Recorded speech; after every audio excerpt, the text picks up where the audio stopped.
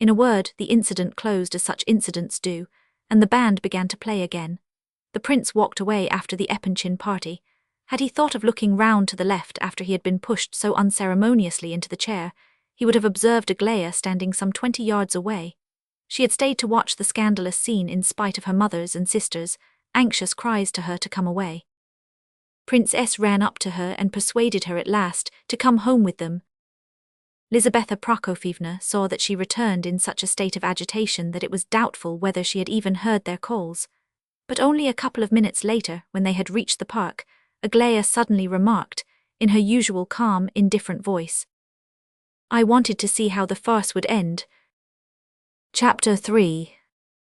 The occurrence at the Vauxhall had filled both mother and daughters with something like horror. In their excitement, Lizaveta Prokofyevna and the girls were nearly running all the way home. In her opinion, there was so much disclosed and laid bare by the episode that, in spite of the chaotic condition of her mind, she was able to feel more or less decided on certain points which, up to now, had been in a cloudy condition. However, one and all of the party realized that something important had happened, and that, perhaps fortunately enough, something which had hitherto been enveloped in the obscurity of guesswork had now begun to come forth a little from the mists. In spite of Prince S.'s assurances and explanations, Evgeny Pavlovitch's real character and position were at last coming to light. He was publicly convicted of intimacy with that creature. So thought Lizaveta Prokofyevna and her 2 elder daughters. But the real upshot of the business was that the number of riddles to be solved was augmented. The 2 girls, though rather irritated at their mother's exaggerated alarm and haste to depart from the scene, had been unwilling to worry her at first with questions. Besides, they could not help thinking that their sister Aglaya probably knew more about the whole matter than both they and their mother put together. Prince S. looked as black as night, and was silent and moody. Mrs. Epanchin did not say a word to him all the way home, and he did not seem to observe the fact. Adelaida tried to pump him a little by asking, who was the uncle they were talking about, and what was it that had happened in Petersburg, but he had merely muttered something disconnected about making inquiries, and that, of course, it was all nonsense. "Oh, of course," replied Adelaida, and asked no more questions. Aglaya, too, was very quiet, and the only remark she made on the way home was that they were walking much too fast to be pleasant. Once she turned and observed the prince hurrying after them. Noticing his anxiety to catch them up, she smiled ironically and then looked back no more. At length, just as they neared the house, General Epanchin came out and met them. He had only just arrived from town. His first word was to inquire after Evgeny Pavlovitch, but Lizaveta stalked past him, and neither looked at him nor answered his question. He immediately judged from the faces of his daughters and Prince S. that there was a thunderstorm brewing, and he himself already bore evidences of unusual perturbation of mind. He immediately buttonholed Prince S., and standing at the front door, engaged in a whispered conversation with him. By the troubled aspect of both of them, when they entered the house and approached Mrs. Epanchin, it was evident that they had been discussing very disturbing news. Little by little the family gathered together upstairs in Lizaveta Prokofyevna's apartments, and Prince Myshkin found himself alone on the veranda when he arrived. He settled himself in a corner and sat waiting, though he knew not what he expected. It never struck him that he had better go away, with all this disturbance in the house. He seemed to have forgotten all the world, and to be ready to sit on where he was for years on end. From upstairs he caught sounds of excited conversation every now and then. He could not say how long he sat there. It grew late and became quite dark. Suddenly Aglaya entered the veranda. She seemed to be quite calm, though a little pale. Observing the prince, whom she evidently did not expect to see there, alone in the corner, she smiled and approached him. "What are you doing there?" she asked. The prince muttered something, blushed and jumped up, but Aglaya immediately sat down beside him, so he reseated himself. She looked suddenly but attentively into his face, then at the window as though thinking of something else, and then again at him. "Perhaps she wants to laugh at me," thought the prince, but no, for if she did she certainly would do so. "Would you like some tea? I'll order some," she said after a minute or two of silence. "No thanks, I don't know." "Don't know? How can you not know? By the by, look here. If someone were to challenge you to a duel, what should you do? I wished to ask you this some time ago." "Why, nobody would ever challenge me to a duel." "But if they were to, would you be dreadfully frightened?" I dare say I should be much alarmed. Seriously, then are you a coward? No, I don't think so. A coward is a man who is afraid and runs away. The man who is frightened but does not run away is not quite a coward, said the prince with a smile after a moment's thought. And you wouldn't run away? No, I don't think I should run away, replied the prince, laughing outright at last at Aglaya's questions. Though I am a woman, I should certainly not run away for anything, said Aglaya in a slightly pained voice. However, I see you are laughing at me and twisting your face up as usual in order to make yourself look more interesting. Now tell me, they generally shoot at 20 paces, don't they? At 10 sometimes. I suppose if at 10 they must be either wounded or killed, mustn't they? I don't think they often kill each other at duels. They killed Pushkin that way. That may have been an accident. Not a bit of it, it was a duel to the death and he was killed. The bullet struck so low down that probably his antagonist would never have aimed at that part of him. People never do. He would have aimed at his chest or head, so that probably the bullet hit him accidentally. I have been told this by competent authorities. Well, a soldier once told me that they were always ordered to aim at the middle of the body. So you see, they don't aim at the chest or head, they aim lower on purpose. I asked some officer about this afterwards, and he said it was perfectly true. That is probably when they fire from a long distance. Can you shoot at all? No, I have never shot in my life. Can't you even load a pistol? No, that is, I understand how it's done, of course, but I have never done it. Then you don't know how, for it is a matter that needs practice. Now listen and learn. In the first place, buy good powder, not damp. They say it mustn't be at all damp, but very dry, some fine kind it is. You must ask for pistol powder, not the stuff they load cannons with. They say one makes the bullets oneself somehow or other. Have you got a pistol? No, and I don't want one, said the prince, laughing. Oh, what nonsense, you must buy one. French or English are the best, they say. Then take a little powder, about a thimbleful or perhaps 2, and pour it into the barrel. Better put plenty, then push in a bit of felt, it must be felt for some reason or other. You can easily get a bit off some old mattress or off a door, it's used to keep the cold out. Well, when you have pushed the felt down, put the bullet in. Do you hear now? The bullet last and the powder first, not the other way, or the pistol won't shoot. What are you laughing at? I wish you to buy a pistol and practice every day, and you must learn to hit a mark for certain, will you? The prince only laughed. Aglaya stamped her foot with annoyance. Her serious air, however, during this conversation had surprised him considerably. He had a feeling that he ought to be asking her something, that there was something he wanted to find out far more important than how to load a pistol. But his thoughts had all scattered, and he was only aware that she was sitting by him and talking to him, and that he was looking at her.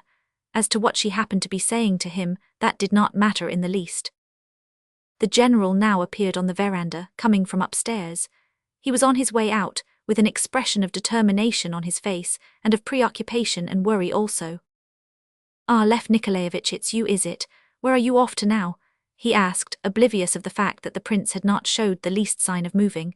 Come along with me, I want to say a word or two to you. Au revoir then, said Aglaya, holding out her hand to the prince.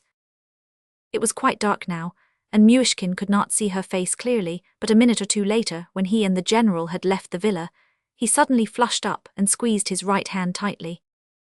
It appeared that he and the general were going in the same direction. In spite of the lateness of the hour, the general was hurrying away to talk to someone upon some important subject. Meanwhile he talked incessantly but disconnectedly to the prince, and continually brought in the name of Lizaveta Prokofyevna. If the prince had been in a condition to pay more attention to what the general was saying, he would have discovered that the latter was desirous of drawing some information out of him, or indeed of asking him some question outright, but that he could not make up his mind to come to the point. Myshkin was so absent that from the very first he could not attend to a word the other was saying, and when the general suddenly stopped before him with some excited question, he was obliged to confess ignominiously that he did not know in the least what he had been talking about. The general shrugged his shoulders. How strange everyone, yourself included, has become of late, said he. I was telling you that I cannot in the least understand Lizaveta Prokofyevna's ideas and agitations. She is in hysterics up there, and moans and says that we have been shamed and disgraced. How, why, when, by whom? I confess that I am very much to blame myself. I do not conceal the fact.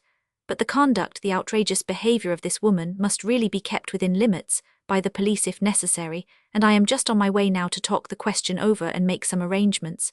It can all be managed quietly and gently, even kindly, and without the slightest fuss or scandal. I foresee that the future is pregnant with events, and that there is much that needs explanation. There is intrigue in the wind, but if on one side nothing is known, on the other side nothing will be explained. If I have heard nothing about it, nor have you, nor he, nor she, who has heard about it, I should like to know. How can all this be explained except by the fact that half of it is mirage or moonshine, or some hallucination of that sort? She is insane, muttered the prince, suddenly recollecting all that had passed with a spasm of pain at his heart. I too had that idea and I slept in peace, but now I see that their opinion is more correct. I do not believe in the theory of madness. The woman has no common sense, but she is not only not insane, she is artful to a degree. Her outburst of this evening about Evgenie's uncle proves that conclusively. It was villainous, simply Jesuitical, and it was all for some special purpose. What about Evgenie's uncle? My goodness, Lev Nikolaevich, why, you can't have heard a single word I said. Look at me, I'm still trembling all over with the dreadful shock. It is that kept me in town so late. Evgenie Pavlovitch's uncle. Well, cried the prince. Shot himself this morning at 7 o'clock. A respected, eminent old man of 70, and exactly point for point as she described it. A sum of money, a considerable sum of government money, missing. Why, how could she? What know of it? Ha ha ha, why there was a whole crowd round her the moment she appeared on the scenes here. You know what sort of people surround her nowadays, and solicit the honour of her acquaintance. Of course she might easily have heard the news from someone coming from town. All Petersburg, if not all Pavlovsk, knows it by now. Look at the slyness of her observation about Evgenie's uniform. I mean, her remark that he had retired just in time. There's a venomous hint for you if you like. No, there's no insanity there. Of course I refuse to believe that Evgenie Pavlovitch could have known beforehand of the catastrophe. That is, that at such and such a day at 7 o'clock and all that. But he might well have had a presentiment of the truth. And all of us, Princess, and everybody believed that he was to inherit a large fortune from this uncle. It's dreadful, horrible. Mind, I don't suspect Evgenie of anything, be quite clear on that point. But the thing is a little suspicious, nevertheless. Prince S can't get over it. Altogether it is a very extraordinary combination of circumstances. What suspicion attaches to Evgenie Pavlovitch? Oh, none at all, he has behaved very well indeed. I didn't mean to drop any sort of hint. His own fortune is intact, I believe. Lizaveta Prokofyevna, of course, refuses to listen to anything. That's the worst of it all, these family catastrophes or quarrels, or whatever you like to call them. You know, Prince, you are a friend of the family, so I don't mind telling you. It now appears that Evgenie Pavlovitch proposed to Aglaya a month ago and was refused. Impossible, cried the prince. Why, do you know anything about it?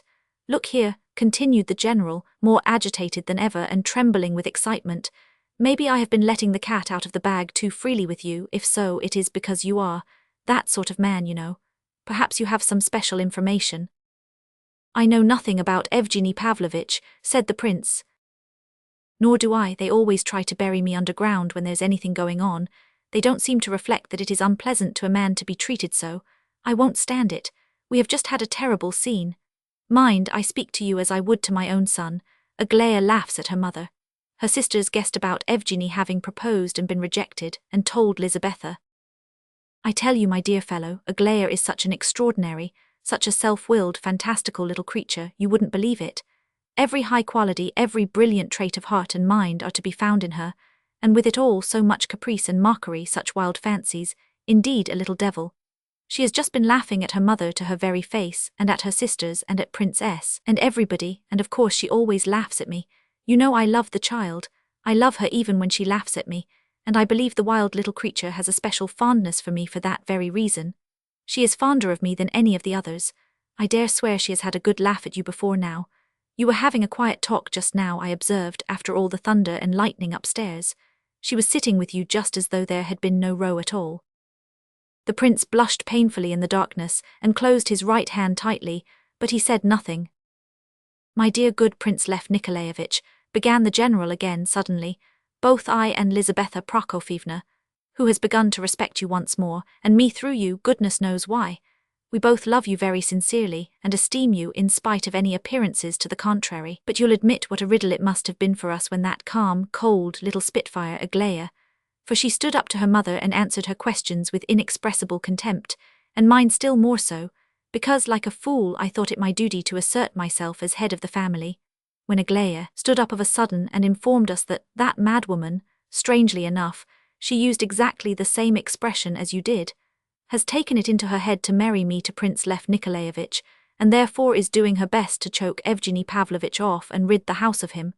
That's what she said. She would not give the slightest explanation. She burst out laughing, banged the door and went away. We all stood there with our mouths open. Well, I was told afterwards of your little passage with Aglaya this afternoon, and dear Prince, you are a good, sensible fellow, don't be angry if I speak out. She is laughing at you, my boy. She is enjoying herself like a child at your expense, and therefore, since she is a child, don't be angry with her, and don't think anything of it. I assure you she is simply making a fool of you, just as she does with one and all of us out of pure lack of something better to do. Well, goodbye. You know our feelings, don't you, our sincere feelings for yourself. They are unalterable, you know, dear boy, under all circumstances, but, well, here we part. I must go down to the right. Rarely have I sat so uncomfortably in my saddle, as they say, as I now sit, and people talk of the charms of a country holiday. Left to himself at the crossroads, the prince glanced around him, quickly crossed the road towards the lighted window of a neighbouring house, and unfolded a tiny scrap of paper which he had held clasped in his right hand during the whole of his conversation with the general. He read the note in the uncertain rays that fell from the window. It was as follows: "Tomorrow morning I shall be at the green bench in the park at 7, and shall wait there for you. I have made up my mind to speak to you about a most important matter which closely concerns yourself. P.S. I trust that you will not show this note to anyone. Though I am ashamed of giving you such instructions, I feel that I must do so, considering what you are. I therefore write the words and blush for your simple character. P.P.S. It is the same green bench that I showed you before. There, aren't you ashamed of yourself? I felt that it was necessary to repeat even that information." The note was written and folded anyhow, evidently in a great hurry, and probably just before Aglaya had come down to the veranda. In inexpressible agitation, amounting almost to fear, the prince slipped quickly away from the window, away from the light like a frightened thief, but as he did so he collided violently with some gentleman who seemed to spring from the earth at his feet. "I was watching for you, Prince," said the individual. "Is that you, Keller?" said the prince in surprise. "Yes, I've been looking for you. I waited for you at the Epanchin's house, but of course I could not come in. I dogged you from behind as you walked along with the general. Well, Prince, here is Keller, absolutely at your service, command him, ready to sacrifice himself, even to die in case of need." "But why?" "Oh, why? Of course you'll be challenged. That was young Lieutenant Malovtsov. I know him, or rather of him, he won't pass an insult. He will take no notice of Rogozhin and myself, and therefore, you are the only one left to account for. You'll have to pay the piper, Prince. He has been asking about you, and undoubtedly his friend will call on you tomorrow. Perhaps he is at your house already. If you would do me the honor to have me for a second, Prince, I should be happy. That's why I have been looking for you now." "Duel, you've come to talk about a duel too?" The prince burst out laughing to the great astonishment of Keller. He laughed unrestrainedly, and Keller, who had been on pins and needles and in a fever of excitement to offer himself as second, was very near being offended. "You caught him by the arms, you know, Prince. No man of proper pride can stand that sort of treatment in public." "Yes, and he gave me a fearful dig in the chest," cried the prince, still laughing. "What are we to fight about? I shall beg his pardon, that's all. But if we must fight, we'll fight. Let him have a shot at me by all means, I should rather like it. Ha ha ha, I know how to load a pistol now. Do you know how to load a pistol, Keller? First you have to buy the powder, you know. It mustn't be wet, and it mustn't be that coarse stuff that they load cannons with. It must be pistol powder. Then you pour the powder in and get hold of a bit of felt from some door, and then shove the bullet in. But don't shove the bullet in before the powder, because the thing wouldn't go off. Do you hear, Keller? The thing wouldn't go off. Ha ha ha, isn't that a grand reason, Keller, my friend, eh? Do you know, my dear fellow, I really must kiss you and embrace you this very moment. Ha ha, how was it you so suddenly popped up in front of me as you did? Come to my house as soon as you can and we'll have some champagne. We'll all get drunk. Do you know I have a dozen of champagne in Lebedeff's cellar? Lebedeff sold them to me the day after I arrived. I took the lot. We'll invite everybody. Are you going to do any sleeping tonight?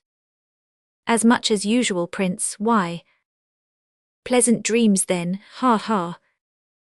The prince crossed the road and disappeared into the park, leaving the astonished Keller in a state of ludicrous wonder. He had never before seen the prince in such a strange condition of mind, and could not have imagined the possibility of it.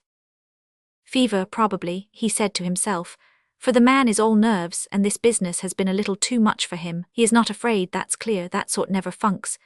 Champagne, that was an interesting item of news at all events. 12 bottles, dear me, that's a very respectable little stock indeed. I bet anything Lebedev lent somebody money on deposit of this dozen of champagne.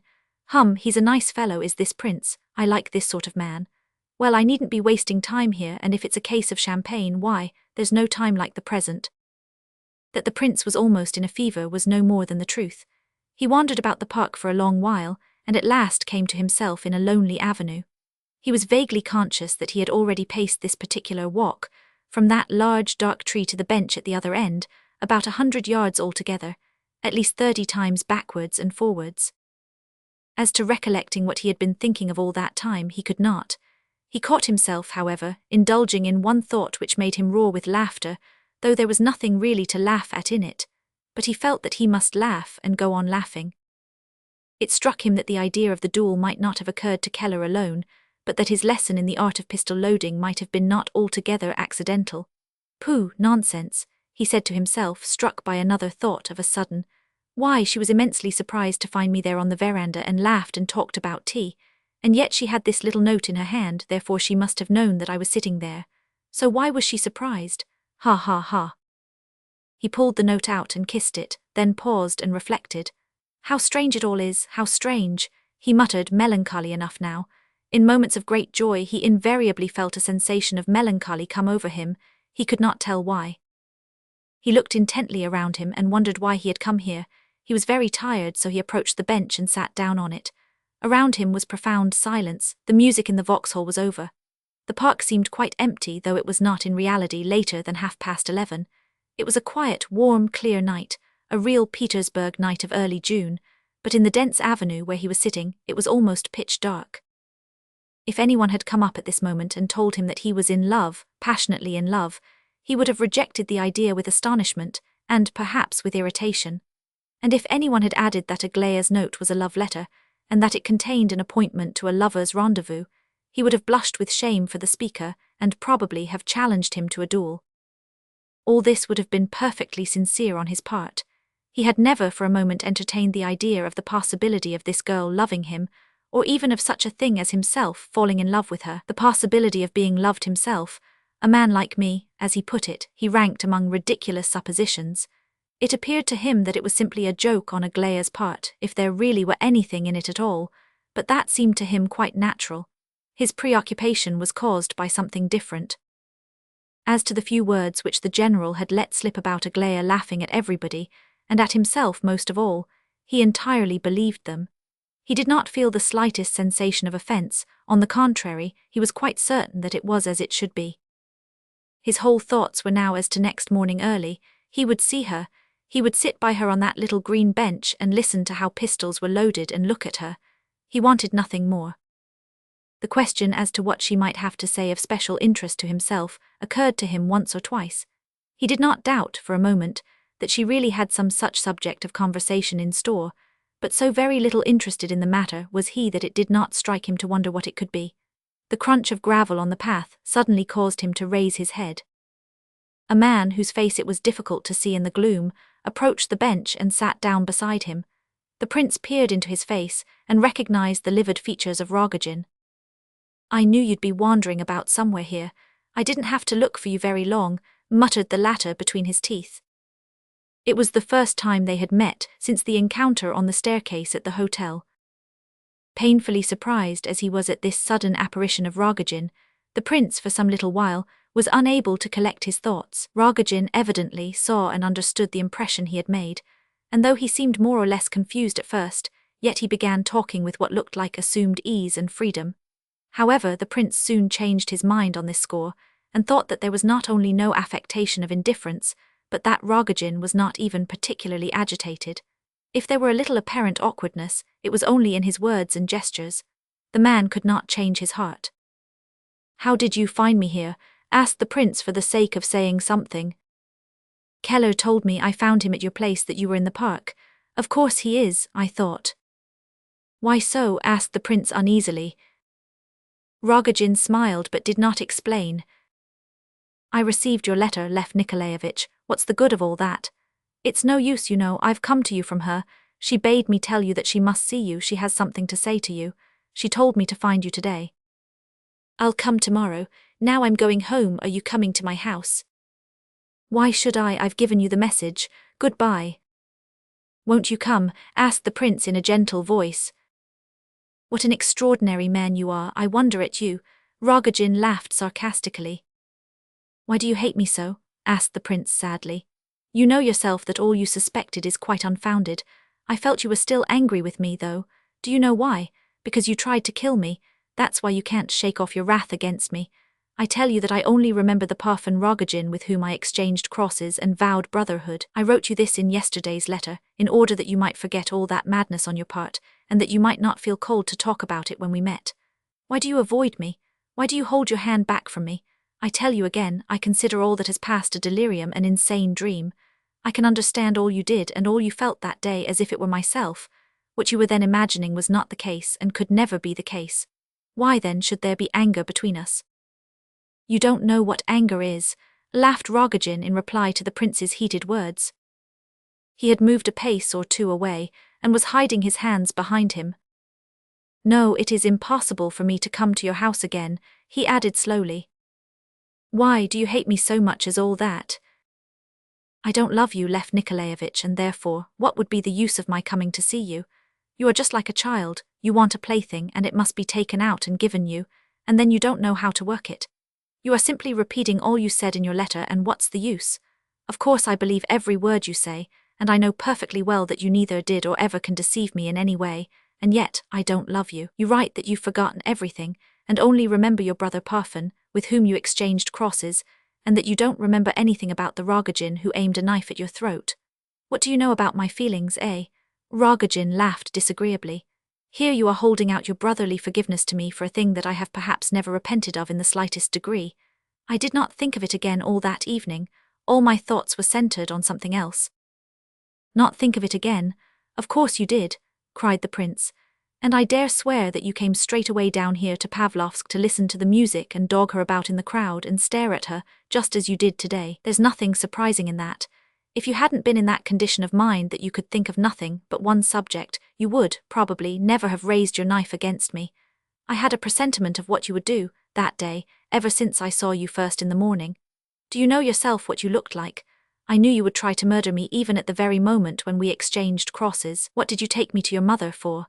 Did you think to stay your hand by doing so? Perhaps you did not put your thoughts into words, but you and I were thinking the same thing, or feeling the same thing looming over us at the same moment. What should you think of me now if you had not raised your knife to me, the knife which God averted from my throat?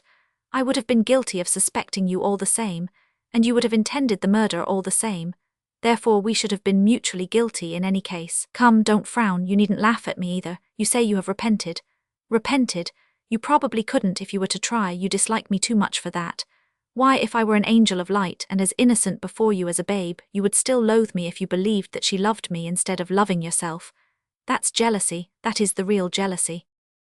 But do you know what I have been thinking out during this last week, Parfen? I'll tell you. What if she loves you now better than anyone? And what if she torments you because she loves you, and in proportion to her love for you, so she torments you the more? She won't tell you this, of course, you must have eyes to see. Why do you suppose she consents to marry you?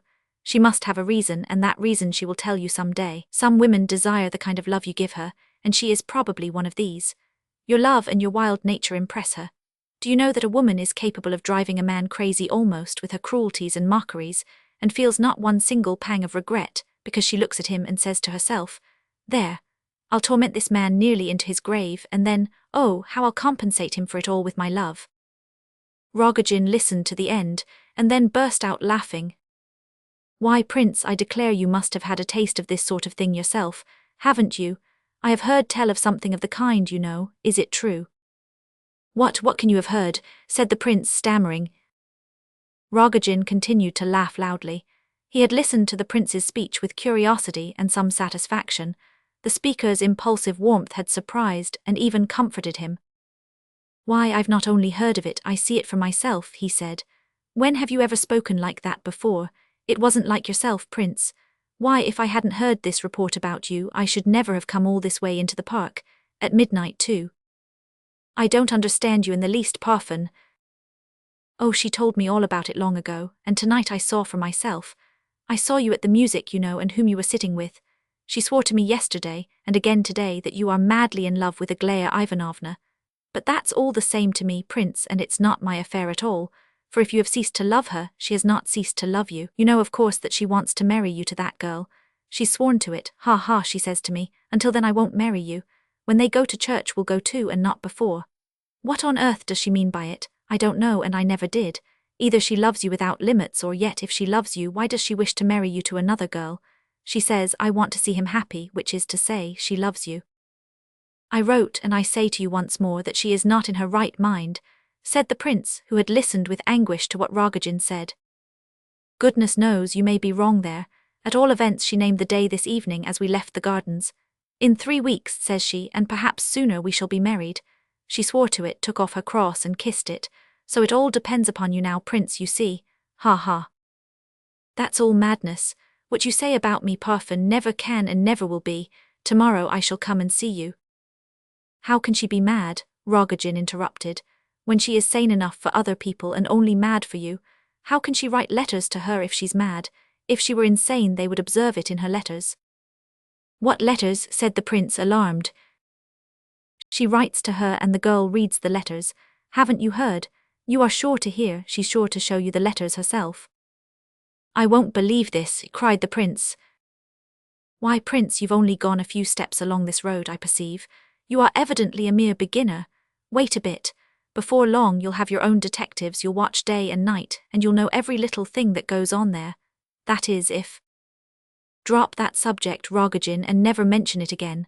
And listen, as I have sat here and talked and listened, it has suddenly struck me that tomorrow is my birthday. It must be about 12 o'clock now. Come home with me, do, and we'll see the day in. We'll have some wine and you shall wish me. I don't know what, but you, especially you, must wish me a good wish, and I shall wish you full happiness in return. Otherwise, hand me my cross back again. You didn't return it to me next day. Haven't you got it on now?" "Yes, I have," said Rogozhin. "Come along then. I don't wish to meet my new year without you. My new life, I should say, for a new life is beginning for me. Did you know, Parfen, that a new life had begun for me?" "I see for myself that it is so, and I shall tell her. But you are not quite yourself, Lev Nikolaevich." "For?" the prince observed with great surprise, as he approached his villa accompanied by Rogozhin, that a large number of people were assembled on his veranda, which was brilliantly lighted up. The company seemed merry and were noisily laughing and talking, even quarrelling, to judge from the sounds. At all events they were clearly enjoying themselves, and the prince observed further on closer investigation that all had been drinking champagne. To judge from the lively condition of some of the party, it was to be supposed that a considerable quantity of champagne had been consumed already. All the guests were known to the prince, but the curious part of the matter was that they had all arrived on the same evening, as though with one accord, although he had only himself recollected the fact that it was his birthday a few moments since. "You must have told somebody you were going to trot out the champagne, and that's why they are all come," muttered Rogozhin as the two entered the veranda. "We know all about that. You've only to whistle and they come up in shoals," he continued, almost angrily. He was doubtless thinking of his own late experiences with his boon companions. All surrounded the prince with exclamations of welcome, and on hearing that it was his birthday, with cries of congratulation and delight. Many of them were very noisy. The presence of certain of those in the room surprised the prince vastly, but the guest whose advent filled him with the greatest wonder, almost amounting to alarm, was Evgeny Pavlovitch. The prince could not believe his eyes when he beheld the latter, and could not help thinking that something was wrong. Lebedeff ran up promptly to explain the arrival of all these gentlemen. He was himself somewhat intoxicated, but the prince gathered from his long-winded periods that the party had assembled quite naturally and accidentally. First of all, Hippolyte had arrived early in the evening, and feeling decidedly better, had determined to await the prince on the veranda. There Lebedev had joined him, and his household had followed, that is, his daughters and General Ivolgin. Burdovsky had brought Hippolyte and stayed on with him. Gania and Titsin had dropped in accidentally later on, then came Keller, and he and Kolya insisted on having champagne. Evgeny Pavlovitch had only dropped in half an hour or so ago. Lebedev had served the champagne readily. "My own though, Prince, my own mind," he said, "and there'll be some supper later on. My daughter is getting it ready now. Come and sit down, Prince, we are all waiting for you, we want you with us. Fancy what we have been discussing, you know the question, to be or not to be, out of Hamlet, a contemporary theme, quite up to date. Mr. Hippolyte has been eloquent to a degree. He won't go to bed, but he has only drunk a little champagne, and that can't do him any harm. Come along, Prince, and settle the question. Everyone is waiting for you, sighing for the light of your luminous intelligence." The prince noticed the sweet, welcoming look on Vera Lebedev's face as she made her way towards him through the crowd. He held out his hand to her. She took it, blushing with delight, and wished him a happy life from that day forward. Then she ran off to the kitchen, where her presence was necessary to help in the preparations for supper. Before the prince's arrival, she had spent some time on the terrace, listening eagerly to the conversation, though the visitors, mostly under the influence of wine, were discussing abstract subjects far beyond her comprehension. In the next room her younger sister lay on a wooden chest, sound asleep, with her mouth wide open. But the boy, Lebedev's son, had taken up his position close beside Kolya and Hippolyte, his face lit up with interest in the conversation of his father and the rest, to which he would willingly have listened for 10 hours at a stretch. "I have waited for you on purpose, and am very glad to see you arrive so happy," said Hippolyte, when the prince came forward to press his hand, immediately after greeting Vera. "And how do you know that I am so happy?" "I can see it by your face. Say, how do you do to the others, and come and sit down here, quick, I've been waiting for you," he added, accentuating the fact that he had waited. On the prince's asking, "Will it not be injurious to you to sit out so late?" he replied that he could not believe that he had thought himself dying 3 days or so ago, for he never had felt better than this evening. Burdovsky next jumped up and explained that he had come in by accident, having escorted Hippolyte from town. He murmured that he was glad he had written nonsense in his letter, and then pressed the prince's hand warmly and sat down again. The prince approached Evgeny Pavlovitch last of all. The latter immediately took his arm. "I have a couple of words to say to you," he began, "and those on a very important matter. Let's go aside for a minute or two." "Just a couple of words," whispered another voice in the prince's other ear, and another hand took his other arm. Myshkin turned, and to his great surprise observed a red, flushed face and a droll-looking figure which he recognized at once as that of Ferdishenko. Goodness knows where he had turned up from. "Do you remember Ferdishenko?" he asked. "Where have you dropped from?" cried the prince. "He is sorry for his sins now, Prince," cried Keller. "He did not want to let you know he was here. He was hidden over there in the corner, but he repents now, he feels his guilt." "Why, what has he done?" "I met him outside and brought him in. He's a gentleman who doesn't often allow his friends to see him of late, but he's sorry now." "Delighted, I'm sure.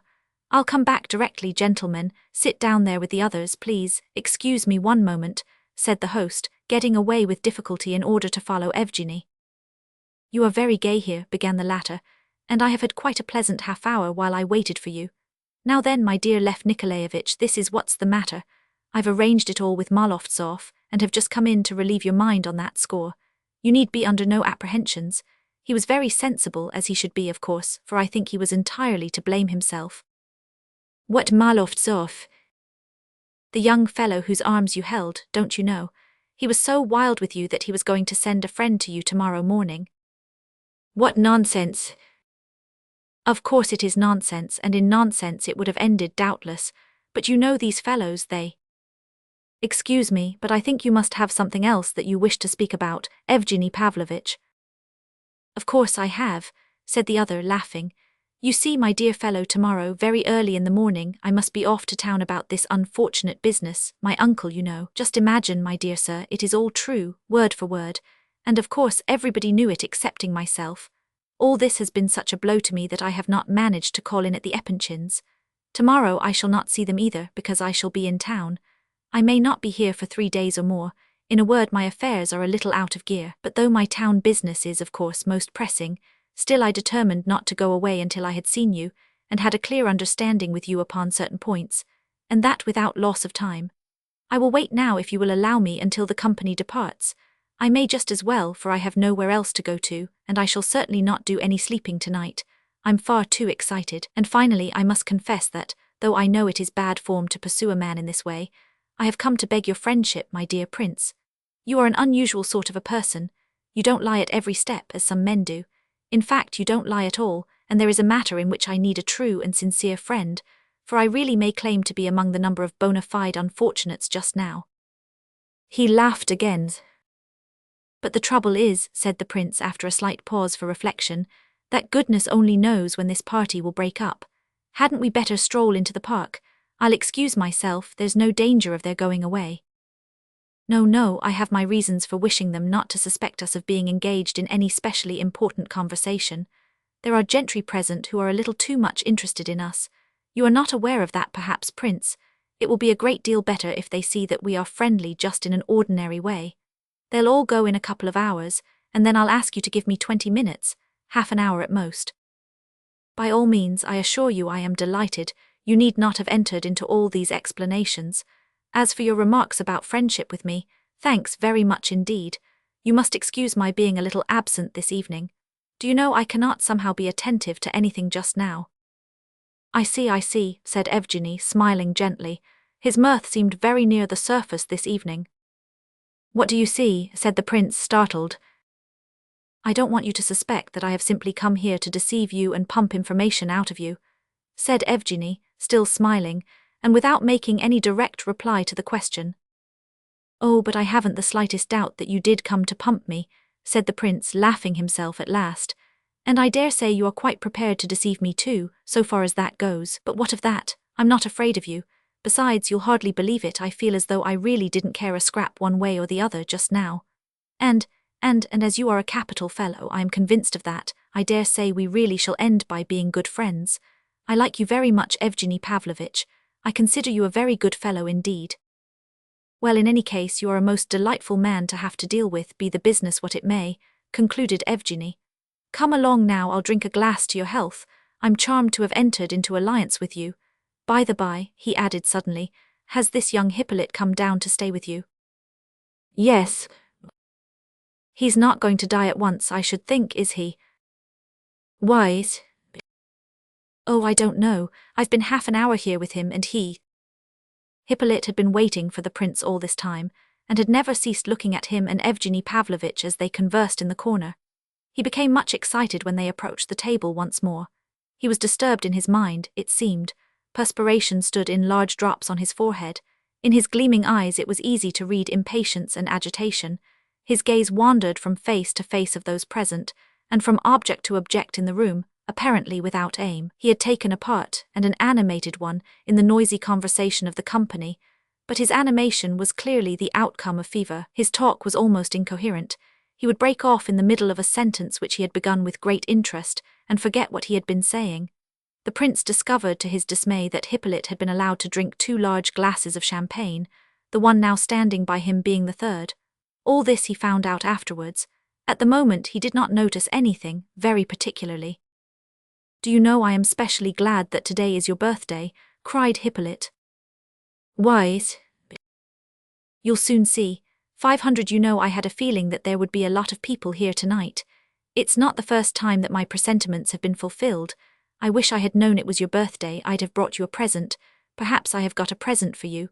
Who knows? Ha, how long is it now before daylight? Not a couple of hours, said Titsin, looking at his watch. What's the good of daylight now? One can read all night in the open air without it, said someone. The good of it? Well, I want just to see a ray of the sun, said Hippolyte. Can one drink to the sun's health, do you think, Prince? Oh, I dare say one can, but you had better be calm and lie down, Hippolyte. That's much more important. You are always preaching about resting. You are a regular nurse to me, Prince. As soon as the sun begins to resound in the sky, what poet said that? The sun resounded in the sky. It is beautiful, though there's no sense in it. Then we will go to bed. Lebedev, tell me, is the sun the source of life? What does the source or spring of life really mean in the apocalypse? You have heard of the star that is called wormhood, Prince. I have heard that Lebedev explains it as the railroads that cover Europe like a net. Everybody laughed, and Lebedev got up abruptly. "No, allow me, that is not what we are discussing," he cried, waving his hand to impose silence. "Allow me, with these gentlemen, all these gentlemen," he added, suddenly addressing the prince on certain points. "That is," he thumped the table repeatedly, and the laughter increased. Lebedev was in his usual evening condition, and had just ended a long and scientific argument, which had left him excited and irritable. On such occasions, he was apt to evince a supreme contempt for his opponents. "It is not right. Half an hour ago, Prince, it was agreed among us that no one should interrupt, no one should laugh, that each person was to express his thoughts freely. And then at the end, when everyone had spoken, objections might be made even by the atheists. We chose the general as president. Now without some such rule and order, anyone might be shouted down, even in the loftiest and most profound thought." Go on, nobody is going to interrupt you," cried several voices. "Speak, but keep to the point." "What is this star?" asked another. "I have no idea," replied General Ivolgin, who presided with much gravity. "I love these arguments, Prince," said Keller, also more than half intoxicated, moving restlessly in his chair. "Scientific and political." Then, turning suddenly towards Evgeny Pavlovitch, who was seated near him, "Do you know, I simply adore reading the accounts of the debates in the English Parliament, not that the discussions themselves interest me. I am not a politician, you know. But it delights me to see how they address each other, the noble lord who agrees with me, my honourable opponent who astonished Europe with his proposal, the noble viscount sitting opposite. All these expressions, all this parliamentarism of a free people, has an enormous attraction for me. It fascinates me, Prince. I have always been an artist in the depths of my soul, I assure you, Evgeny Pavlovitch." "Do you mean to say," cried Gania from the other corner, "do you mean to say that railways are accursed inventions, that they are a source of ruin to humanity, a poison poured upon the earth to corrupt the springs of life?" Gavrila Ardalionovitch was in high spirits that evening, and it seemed to the prince that his gaiety was mingled with triumph. Of course he was only joking with Lebedev, meaning to egg him on, but he grew excited himself at the same time. "Not the railways, oh dear no," replied Lebedev with a mixture of violent anger and extreme enjoyment. "Considered alone, the railways will not pollute the springs of life, but as a whole they are accursed. The whole tendency of our latest centuries, in its scientific and materialistic aspect, is most probably accursed." "Is it certainly accursed, or do you only mean it might be? That is an important point," said Evgeny Pavlovitch. "It is accursed, certainly accursed," replied the clerk vehemently.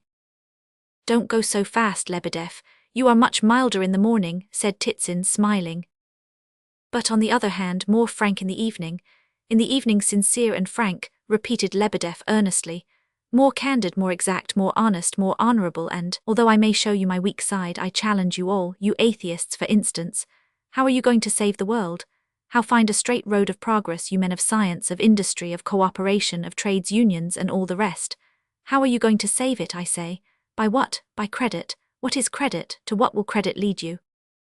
"You are too inquisitive," remarked Evgeny Pavlovitch. "Well, anyone who does not interest himself in questions such as this is, in my opinion, a mere fashionable dummy."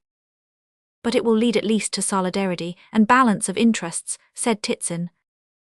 "You will reach that with nothing to help you but credit, without recourse to any moral principle, having for your foundation only individual selfishness and the satisfaction of material desires, universal peace and the happiness of mankind as a whole being the result. Is it really so, that I may understand you, sir? But the universal necessity of living, of drinking, of eating, in short, the whole scientific conviction that this necessity can only be satisfied by universal cooperation and the solidarity of interests is, it seems to me, a strong enough idea to serve as a basis, so to speak, and a spring of life for humanity in future centuries," said Gavrila Ardalionovitch, now thoroughly roused.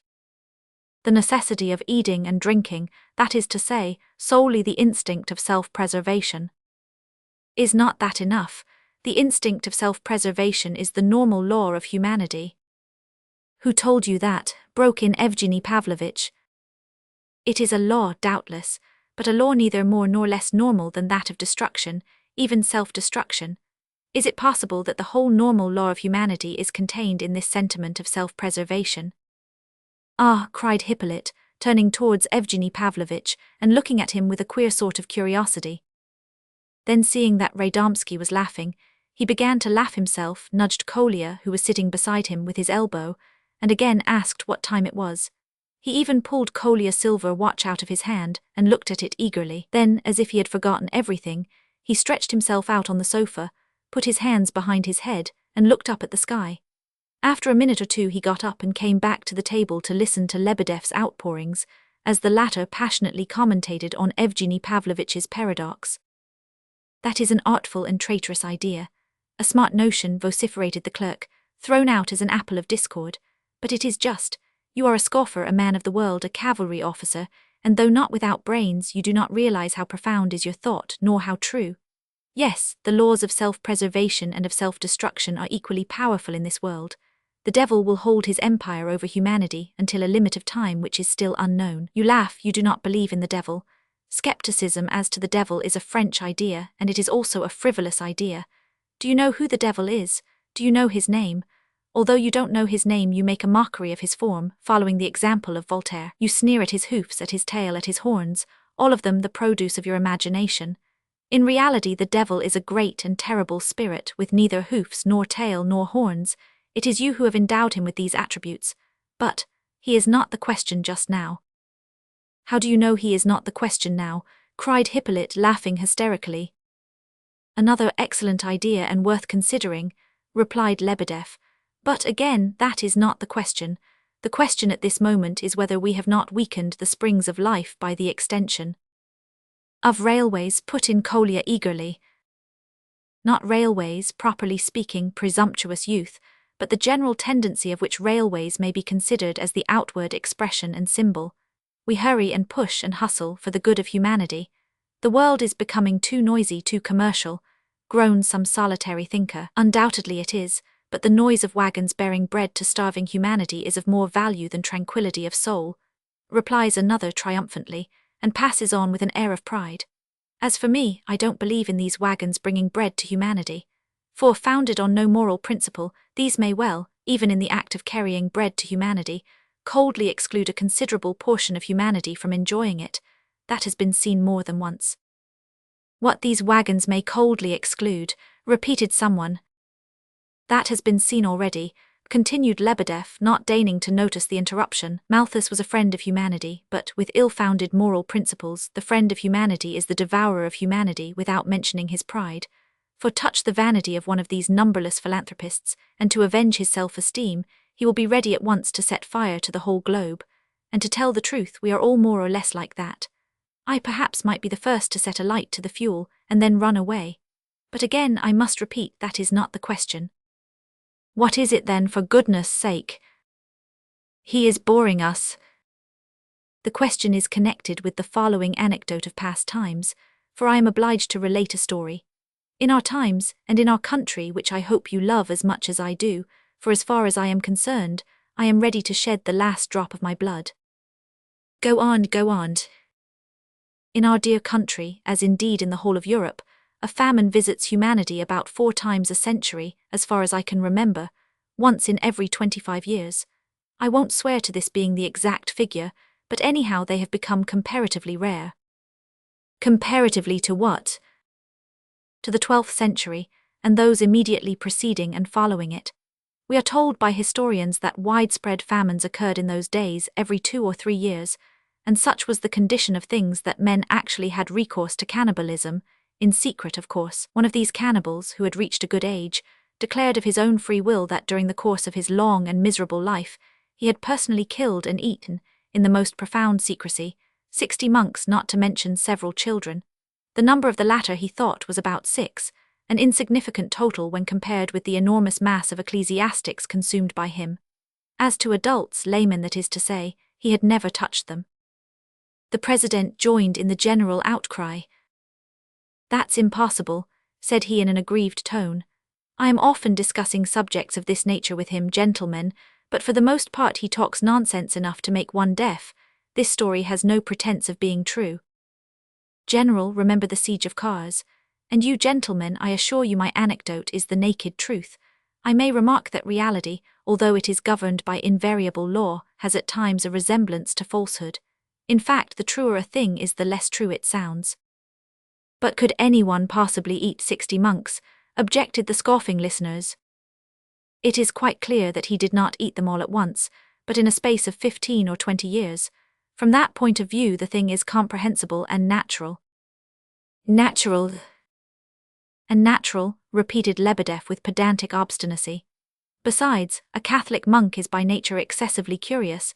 It would be quite easy, therefore, to entice him into a wood or some secret place, on false pretenses, and there to deal with him as said. But I do not dispute in the least that the number of persons consumed appears to denote a spice of greediness. It is perhaps true, gentlemen, said the prince quietly. He had been listening in silence up to that moment without taking part in the conversation, but laughing heartily with the others from time to time. Evidently he was delighted to see that everybody was amused, that everybody was talking at once, and even that everybody was drinking.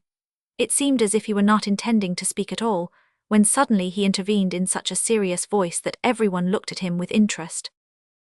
It is true that there were frequent famines at that time, gentlemen. I have often heard of them, though I do not know much history. But it seems to me that it must have been so. When I was in Switzerland, I used to look with astonishment at the many ruins of feudal castles perched on the top of steep and rocky heights, half a mile at least above sea level, so that to reach them one had to climb many miles of stony tracks. A castle, as you know, is a kind of mountain of stones, a dreadful, almost an impossible labor. Doubtless the builders were all poor men, vassals, and had to pay heavy taxes and to keep up the priesthood. How then could they provide for themselves, and when had they time to plough and sow their fields? The greater number must literally have died of starvation. I have sometimes asked myself how it was that these communities were not utterly swept off the face of the earth, and how they could possibly survive. Lebedev is not mistaken, in my opinion, when he says that there were cannibals in those days, perhaps in considerable numbers, but I do not understand why he should have dragged in the monks, nor what he means by that. It is undoubtedly because in the 12th century, monks were the only people one could eat. They were the fat among many lean, said Gavrila Ardalionovitch. A brilliant idea and most true, cried Lebedev, for he never even touched the laity, 60 monks and not a single layman. It is a terrible idea, but it is historic, it is statistic. It is indeed one of those facts which enables an intelligent historian to reconstruct the physiognomy of a special epoch, for it brings out this further point with mathematical accuracy, that the clergy were in those days 60 times richer and more flourishing than the rest of humanity, and perhaps 60 times fatter also. You are exaggerating, Lebedev, cried his hearers amid laughter. I admit that it is an historic thought, but what is your conclusion? Asked the prince. He spoke so seriously in addressing Lebedev that his tone contrasted quite comically with that of the others. They were very nearly laughing at him too, but he did not notice it.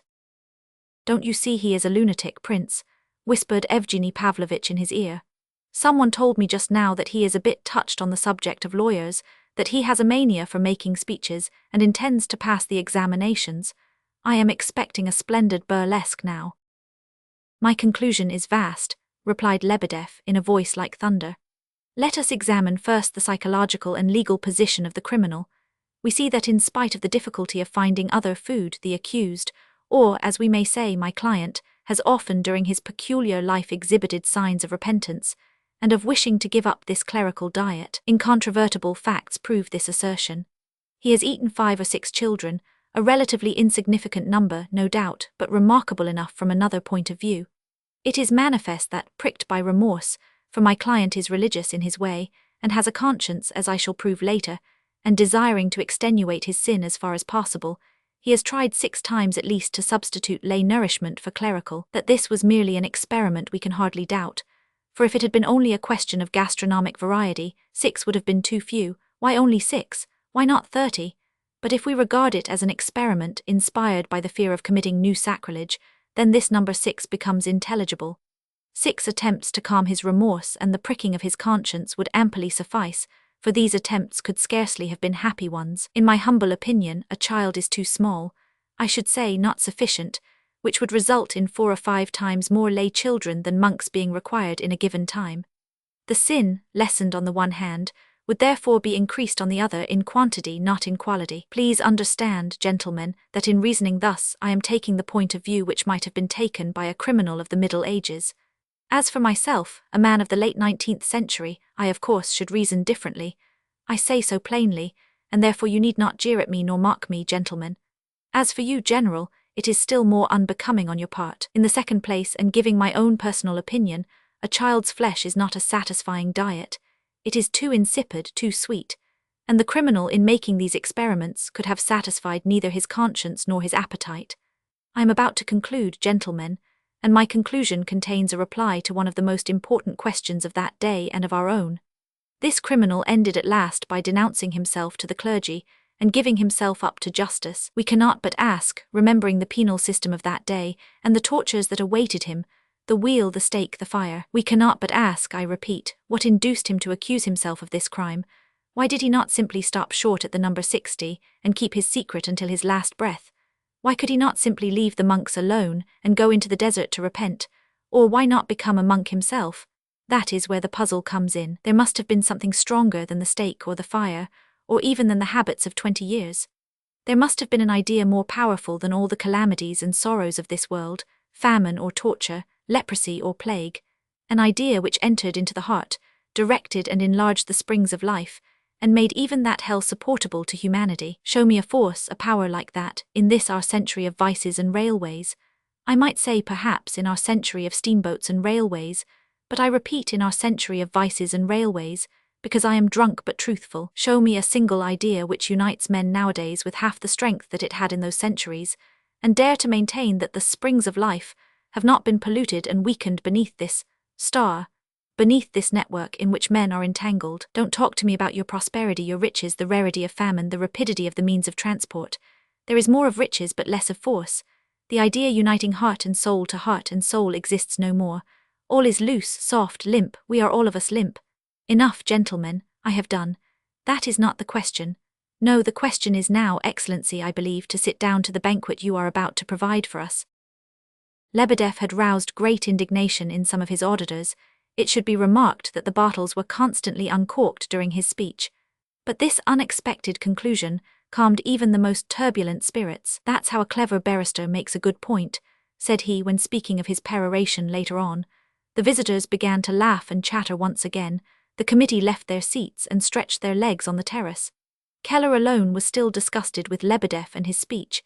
He turned from one to another, saying in a loud voice, "He attacks education, he boasts of the fanaticism of the 12th century, he makes absurd grimaces, and added to that he is by no means the innocent he makes himself out to be. How did he get the money to buy this house, allow me to ask?"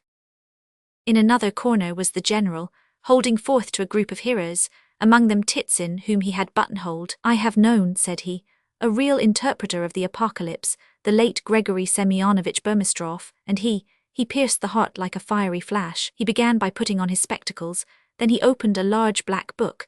His white beard and his 2 medals on his breast, recalling acts of charity, all added to his impressiveness.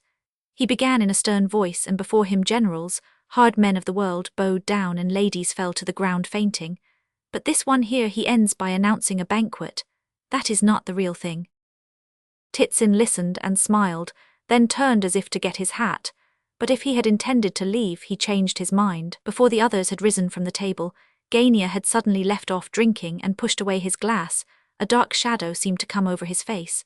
When they all rose, he went and sat down by Rogozhin. It might have been believed that quite friendly relations existed between them. Rogozhin, who had also seemed on the point of going away, now sat motionless, his head bent, seeming to have forgotten his intention. He had drunk no wine, and appeared absorbed in reflection. From time to time he raised his eyes and examined everyone present. One might have imagined that he was expecting something very important to himself, and that he had decided to wait for it. The prince had taken 2 or 3 glasses of champagne and seemed cheerful. As he rose, he noticed Evgeny Pavlovitch, and remembering the appointment he had made with him, smiled pleasantly. Evgeny Pavlovitch made a sign with his head towards Hippolyte, whom he was attentively watching. The invalid was fast asleep, stretched out on the sofa. "Tell me, Prince, why on earth did this boy intrude himself upon you?" he asked, with such annoyance and irritation in his voice that the prince was quite surprised. "I wouldn't mind laying odds that he is up to some mischief." "I have observed," said the prince, "that he seems to be an object of very singular interest to you, Evgeny Pavlovitch. Why is it?" "You may add that I have surely enough to think of, on my own account without him, and therefore it is all the more surprising that I cannot tear my eyes and thoughts away from his detestable physiognomy. Oh come, he has a handsome face. Why, look at him now.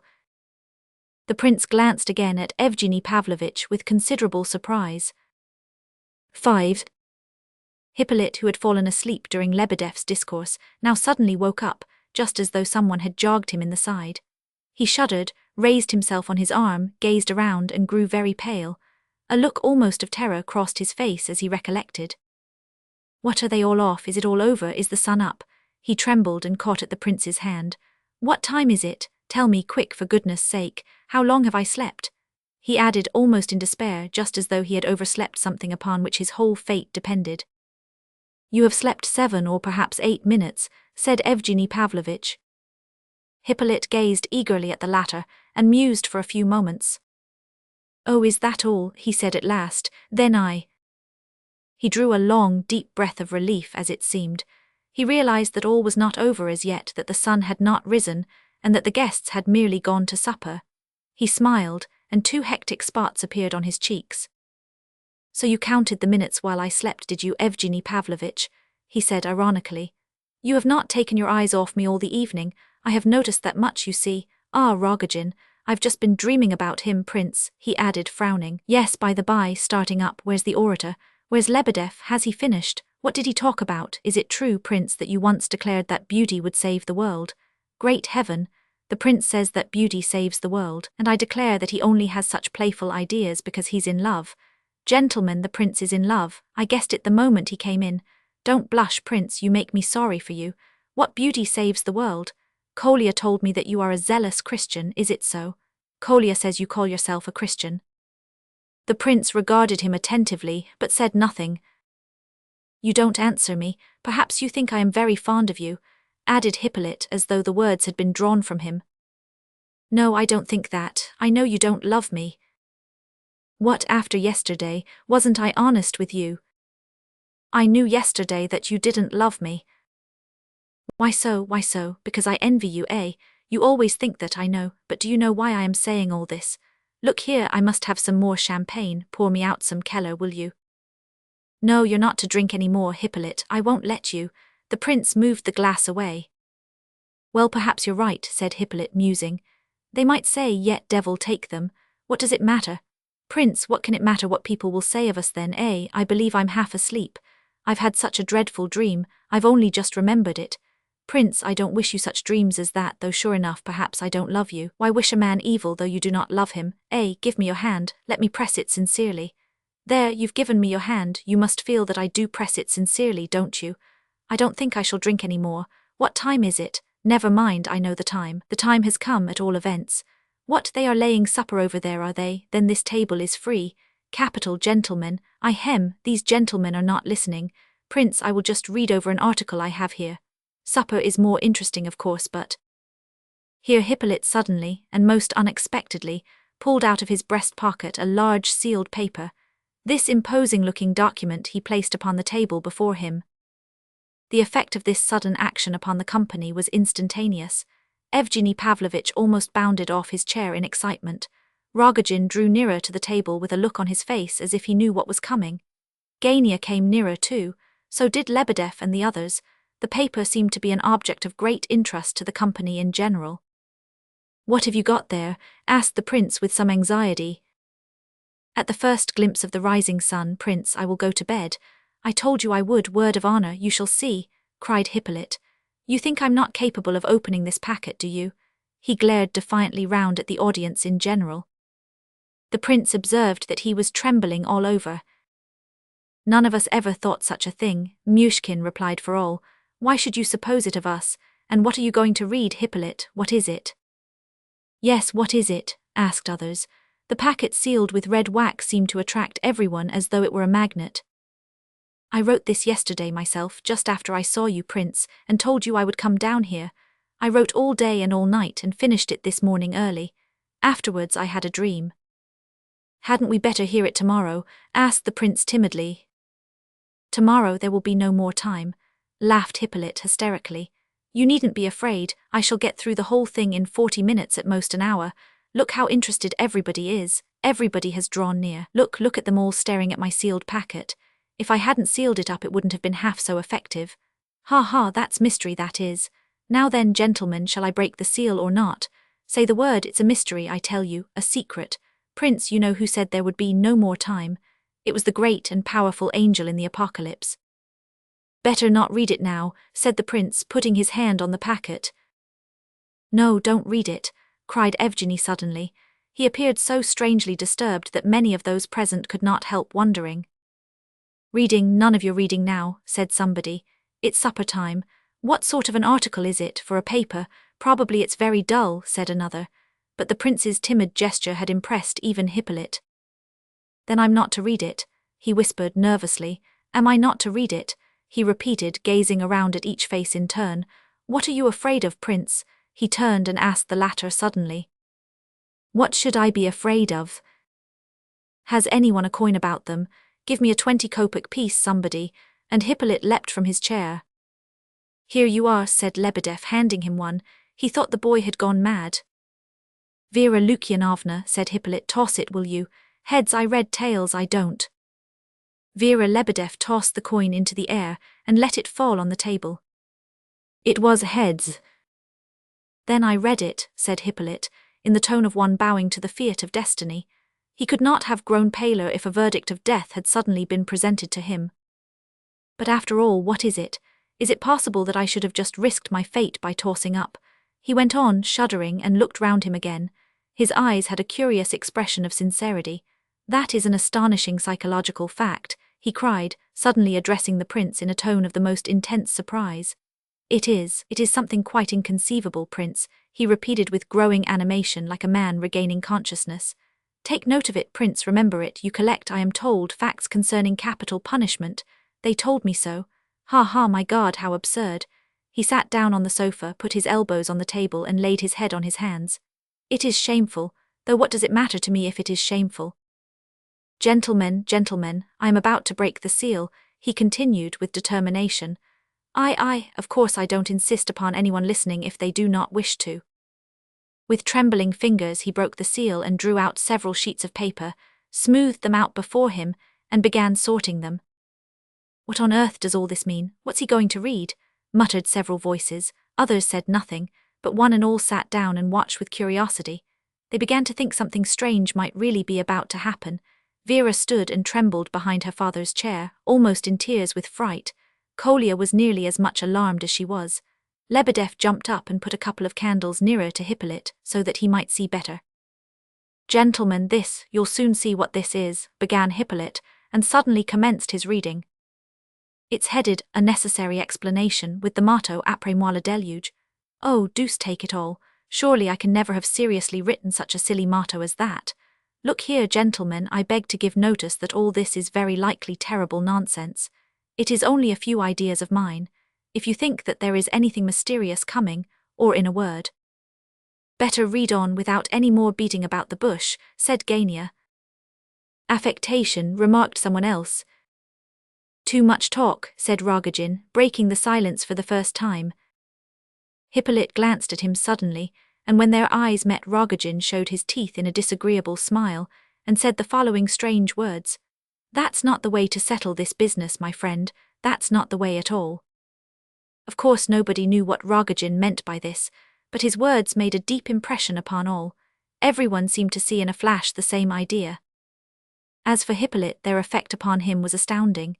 He trembled so that the prince was obliged to support him, and would certainly have cried out, but that his voice seemed to have entirely left him for the moment. For a minute or two he could not speak at all, but panted and stared at Rogozhin. At last he managed to ejaculate. Then it was you who came, you. Came where, what do you mean? Asked Rogozhin, amazed, but Hippolyte, panting and choking with excitement, interrupted him violently.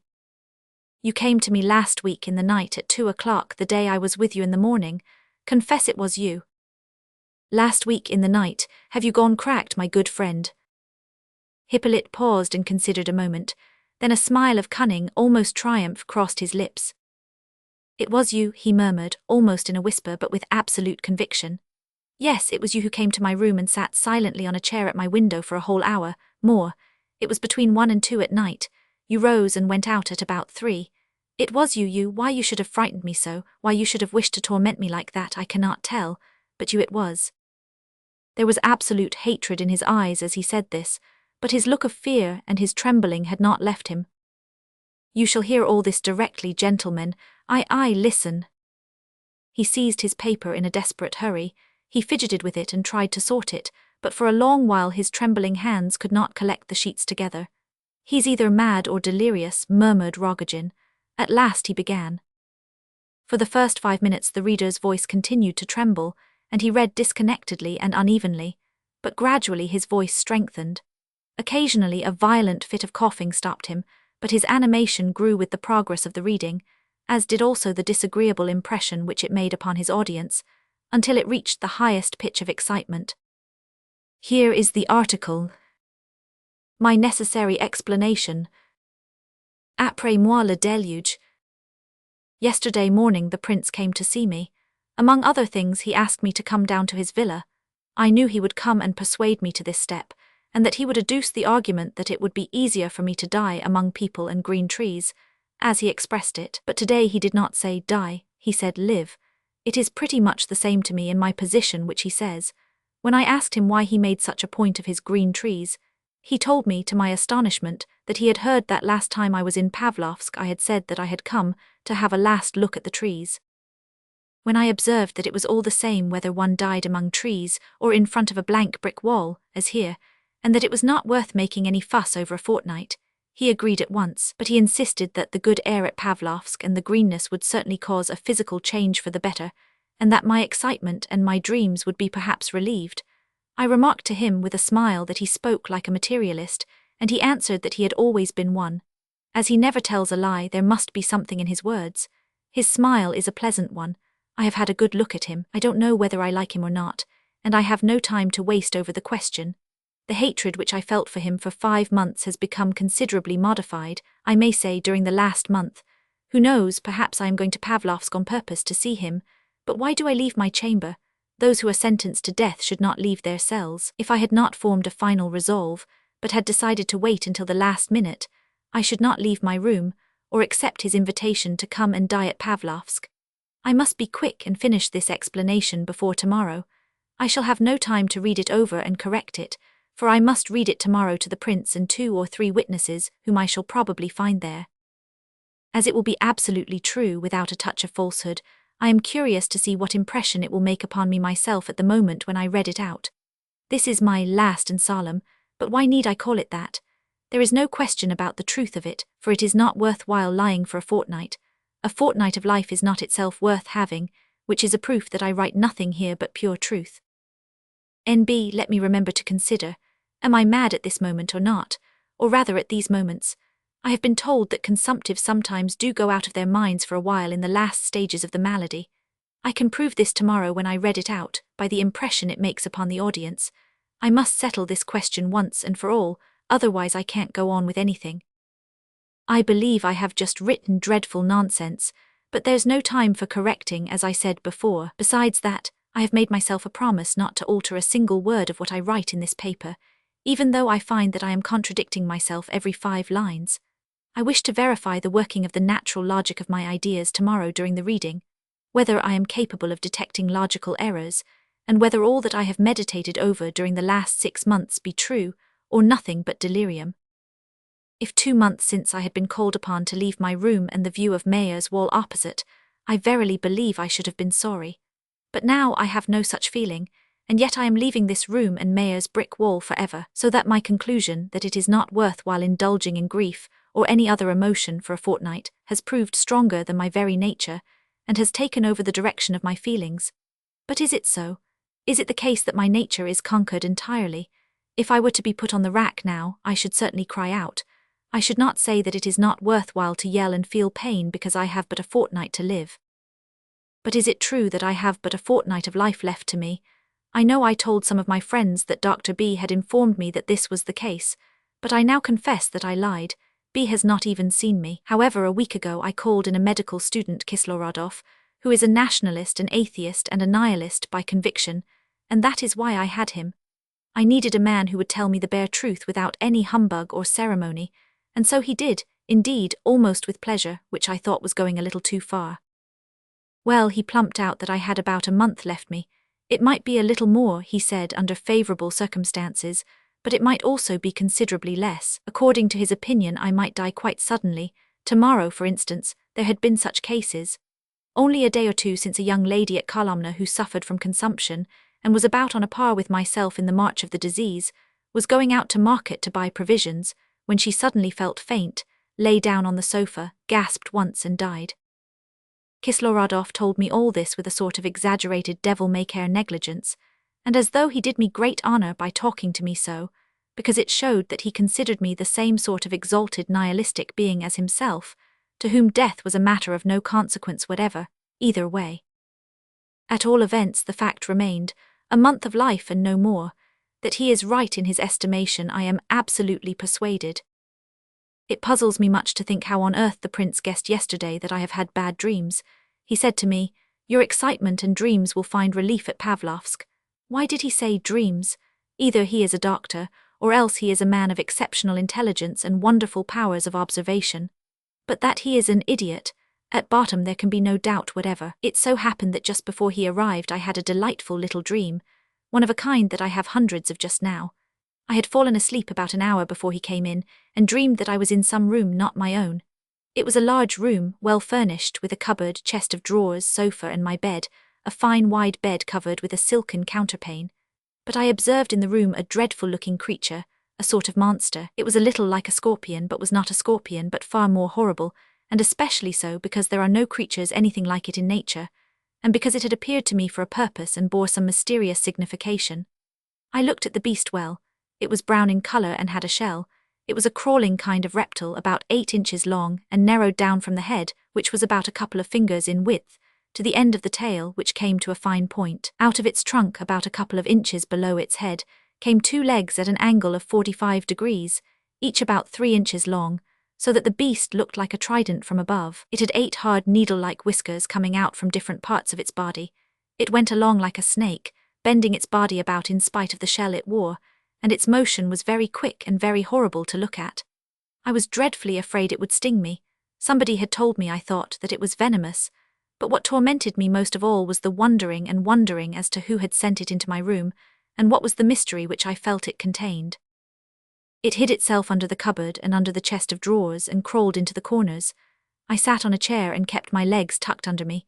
Then the beast crawled quietly across the room and disappeared somewhere near my chair. I looked about for it in terror, but I still hoped that as my feet were safely tucked away, it would not be able to touch me. Suddenly I heard behind me, and about on a level with my head, a sort of rattling sound. I turned sharp round and saw that the brute had crawled up the wall as high as the level of my face, and that its horrible tail, which was moving incredibly fast from side to side, was actually touching my hair. I jumped up, and it disappeared. I did not dare lie down on my bed for fear it should creep under my pillow. My mother came into the room, and some friends of hers. They began to hunt for the reptile and were more composed than I was. They did not seem to be afraid of it, but they did not understand as I did. Suddenly the monster reappeared. It crawled slowly across the room and made for the door, as though with some fixed intention, and with a slow movement that was more horrible than ever. Then my mother opened the door and called my dog, Norma. Norma was a great Newfoundland and died 5 years ago. She sprang forward and stood still in front of the reptile as if she had been turned to stone. The beast stopped too, but its tail and claws still moved about. I believe animals are incapable of feeling supernatural fright, if I have been rightly informed, but at this moment there appeared to me to be something more than ordinary about Norma's terror, as though it must be supernatural, and as though she felt, just as I did myself, that this reptile was connected with some mysterious secret, some fatal omen. Norma backed slowly and carefully away from the brute, which followed her, creeping deliberately after her as though it intended to make a sudden dart and sting her. In spite of Norma's terror, she looked furious, though she trembled in all her limbs. At length she slowly bared her terrible teeth, opened her great red jaws, hesitated, took courage and seized the beast in her mouth. It seemed to try to dart out of her jaws twice, but Norma caught at it and half swallowed it as it was escaping. The shell cracked in her teeth, and the tail and legs stuck out of her mouth and shook about in a horrible manner. Suddenly Norma gave a piteous whine, The reptile had bitten her tongue. She opened her mouth wide with the pain, and I saw the beast lying across her tongue, and out of its body, which was almost bitten in two, came a hideous white-looking substance, oozing out into Norma's mouth. It was of the consistency of a crushed black beetle. Just then I awoke, and the prince entered the room. "Gentlemen," said Hippolyte, breaking off here, "I have not done yet, but it seems to me that I have written down a great deal here that is unnecessary. This dream—" "You have indeed," said Gania. "There is too much about myself, I know, but—" As Hippolyte said this, his face wore a tired, pained look, and he wiped the sweat off his brow. "Yes," said Lebedev, "you certainly think a great deal too much about yourself." "Well, gentlemen, I do not force anyone to listen. If any of you are unwilling to sit it out, please go away by all means." "He turns people out of a house that isn't his own," muttered Rogozhin. "Suppose we all go away," said Ferdishenko suddenly. Hippolyte clutched his manuscript and, gazing at the last speaker with glittering eyes, said, "You don't like me at all." A few laughed at this, but not all. "Hippolyte," said the prince, "give me the papers and go to bed like a sensible fellow. We'll have a good talk tomorrow, but you really mustn't go on with this reading. It is not good for you." How can I, cried Hippolyte, looking at him in amazement. "Gentlemen, I was a fool, I won't break off again. Listen, everyone who wants to." He gulped down some water out of a glass standing near, bent over the table, in order to hide his face from the audience, and recommenced. "The idea that it is not worthwhile living for a few weeks took possession of me a month ago, when I was told that I had 4 weeks to live, but only partially so at that time. The idea quite overmastered me 3 days since, that evening at Pavlovsk. The first time that I felt really impressed with this thought was on the terrace at the Prince's, at the very moment when I had taken it into my head to make a last trial of life. I wanted to see people and trees, I believe I said so myself. I got excited, I maintained Burdovsky's rights, my neighbor. I dreamt that one and all would open their arms and embrace me, that there would be an indescribable exchange of forgiveness between us all. In a word, I behaved like a fool, and then, at that very same instant, I felt my last conviction. I ask myself now how I could have waited 6 months for that conviction. I knew that I had a disease that spares no one, and I really had no illusions. But the more I realized my condition, the more I clung to life. I wanted to live at any price. I confess I might well have resented that blind, deaf fate, which with no apparent reason seemed to have decided to crush me like a fly. But why did I not stop at resentment? Why did I begin to live, knowing that it was not worthwhile to begin? Why did I attempt to do what I knew to be an impossibility? And yet I could not even read a book to the end. I had given up reading. What is the good of reading? What is the good of learning anything for just 6 months? That thought has made me throw aside a book more than once. Yes, that wall of Mayer's could tell a tale if it liked.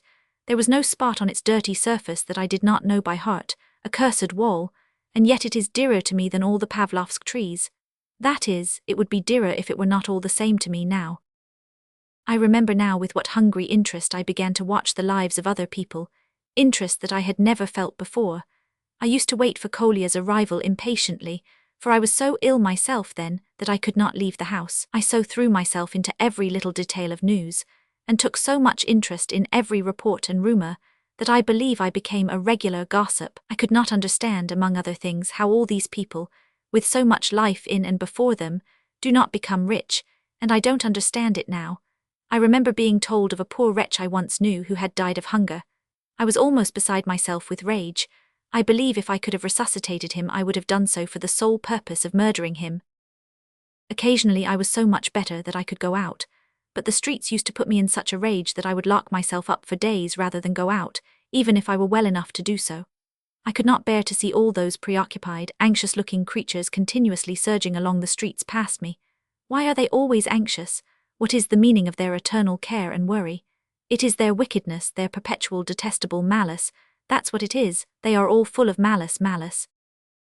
Whose fault is it that they are all miserable, that they don't know how to live, though they have 50 or 60 years of life before them? Why did that fool allow himself to die of hunger, with 60 years of unlived life before him? And every one of them shows his rags, his toil-worn hands, and yells in his wrath. Here are we, working like cattle all our lives, and always as hungry as dogs, and there are others who do not work and are fat and rich. The eternal refrain, and side by side with them trots along some wretched fellow who has known better days, doing light porter's work from morn to night for a living, always blubbering and saying that his wife died because he had no money to buy medicine with, and his children dying of cold and hunger, and his eldest daughter gone to the bad, and so on. Oh, I have no pity and no patience for these fools of people. Why can't they be Rothschilds? Whose fault is it that a man has not got millions of money like Rothschild? If he has life, all this must be in his power. Whose fault is it that he does not know how to live his life? Oh, it's all the same to me now, but at that time I would soak my pillow at night with tears of mortification, and tear at my blanket in my rage and fury. Oh, how I longed at that time to be turned out, me 18 years old, poor, half-clothed, turned out into the street, quite alone, without lodging, without work, without a crust of bread, without relations, without a single acquaintance in some large town, hungry, beaten if you like, but in good health, and then I would show them. What would I show them? Oh, don't think that I have no sense of my own humiliation. I have suffered already in reading so far. Which of you all does not think me a fool at this moment, a young fool who knows nothing of life, forgetting that to live as I have lived these last 6 months is to live longer than grey-haired old men? Well, let them laugh, and say it is all nonsense if they please. They may say it is all fairy tales if they like, and I have spent whole nights telling myself fairy tales. I remember them all, but how can I tell fairy tales now? The time for them is over. They amused me when I found that there was not even time for me to learn the Greek grammar as I wanted to do. I shall die before I get to the syntax, I thought at the first page, and threw the book under the table. It is there still, for I forbade anyone to pick it up. If this explanation gets into anybody's hands, and they have patience to read it through, they may consider me a madman, or a schoolboy, or more likely, a man condemned to die, who thought it only natural to conclude that all men excepting himself esteem life far too lightly, live it far too carelessly and lazily, and are therefore one and all unworthy of it. Well, I affirm that my reader is wrong again, for my convictions have nothing to do with my sentence of death. Ask any one of them, or all of them, what they mean by happiness. Oh, you may be perfectly sure that if Columbus was happy, it was not after he had discovered America, but when he was discovering it. You may be quite sure that he reached the culminating point of his happiness 3 days before he saw the New World with his actual eyes, when his mutinous sailors wanted to tack about and return to Europe. What did the New World matter after all? Columbus had hardly seen it when he died, and in reality he was entirely ignorant of what he had discovered. The important thing is life and nothing else. What is any discovery, whatever compared with the incessant, eternal discovery of life? But what is the use of talking? I'm afraid all this is so commonplace that my confession will be taken for a schoolboy exercise, the work of some ambitious lad writing in the hope of his work seeing the light. Or perhaps my readers will say that I had perhaps something to say, but did not know how to express it. Let me add to this that in every idea emanating from genius, or even in every serious human idea, born in the human brain, there always remains something, some sediment, which cannot be expressed to others, though one wrote volumes and lectured upon it for 35 years. There is always a something, a remnant, which will never come out from your brain, but will remain there with you, and you alone, for ever and ever, and you will die, perhaps, without having imparted what may be the very essence of your idea to a single living soul. So that if I cannot now impart all that has tormented me for the last 6 months, at all events you will understand that, having reached my last convictions, I must have paid a very dear price for them. That is what I wished, for reasons of my own, to make a point of in this my explanation. But let me resume. Chapter 6. I will not deceive you. Reality got me so entrapped in its meshes now and again during the past 6 months that I forgot my sentence, or perhaps I did not wish to think of it, and actually busied myself with affairs. A word as to my circumstances. When 8 months since I became very ill, I threw up all my old connections and dropped all my old companions. As I was always a gloomy, morose sort of individual, my friends easily forgot me. Of course, they would have forgotten me all the same without that excuse. My position at home was solitary enough.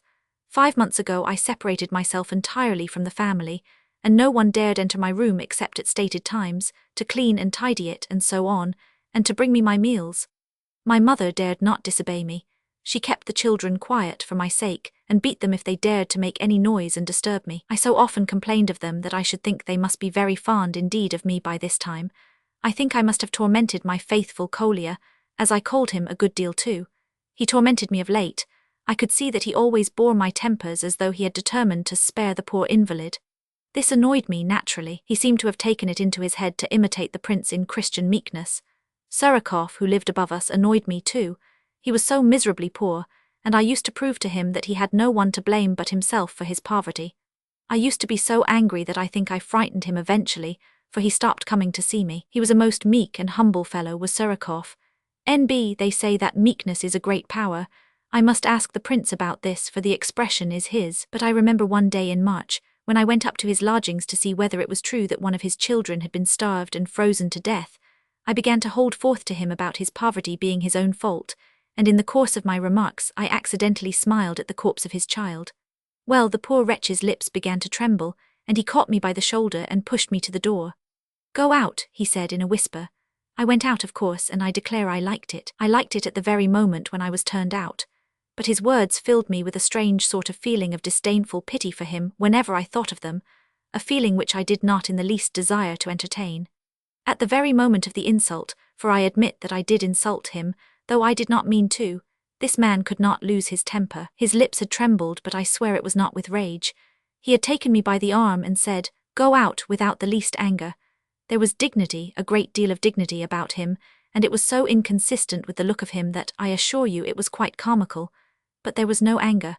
Perhaps he merely began to despise me at that moment. Since that time he has always taken off his hat to me on the stairs, whenever I met him, which is a thing he never did before. But he always gets away from me as quickly as he can, as though he felt confused. If he did despise me, he despised me meekly, after his own fashion. I dare say he only took his hat off out of fear, as it were, to the son of his creditor, for he always owed my mother money. I thought of having an explanation with him, but I knew that if I did, he would begin to apologize in a minute or two, so I decided to let him alone. Just about that time, that is, the middle of March, I suddenly felt very much better. This continued for a couple of weeks. I used to go out at dusk. I like the dusk, especially in March, when the night frost begins to harden the day's puddles, and the gas is burning. Well, one night in the Shestelavichnaya, a man passed me with a paper parcel under his arm. I did not take stock of him very carefully, but he seemed to be dressed in some shabby summer dust coat, much too light for the season. When he was opposite the lamp post, some 10 yards away, I observed something fall out of his pocket. I hurried forward to pick it up, just in time, for an old wretch in a long kaftan rushed up too. He did not dispute the matter, but glanced at what was in my hand and disappeared. It was a large old-fashioned pocket-book, stuffed full, but I guessed at a glance that it had anything in the world inside it, except money. The owner was now some 40 yards ahead of me, and was very soon lost in the crowd. I ran after him and began calling out, but as I knew nothing to say excepting "Hey," he did not turn round. Suddenly he turned into the gate of a house to the left, and when I darted in after him, the gateway was so dark that I could see nothing whatever. It was one of those large houses built in small tenements, of which there must have been at least 100. When I entered the yard, I thought I saw a man going along on the far side of it, but it was so dark I could not make out his figure. I crossed to that corner and found a dirty dark staircase. I heard a man mounting up above me, some way higher than I was, and thinking I should catch him before his door would be opened to him, I rushed after him. I heard a door open and shut on the 5th story as I panted along. The stairs were narrow, and the steps innumerable, but at last I reached the door I thought the right one. Some moments passed before I found the bell and got it to ring. An old peasant woman opened the door. She was busy lighting the samovar in a tiny kitchen. She listened silently to my questions, did not understand a word, of course, and opened another door leading into a little bit of a room, low and scarcely furnished at all, but with a large, wide bed in it, hung with curtains. On this bed lay one Terentich, as the woman called him, drunk, it appeared to me. On the table was an end of candle in an iron candlestick, and a half-bottle of vodka nearly finished. Terentich muttered something to me and signed towards the next room. The old woman had disappeared, so there was nothing for me to do but to open the door indicated. I did so, and entered the next room. This was still smaller than the other, so cramped that I could scarcely turn round. A narrow single bed at one side took up nearly all the room.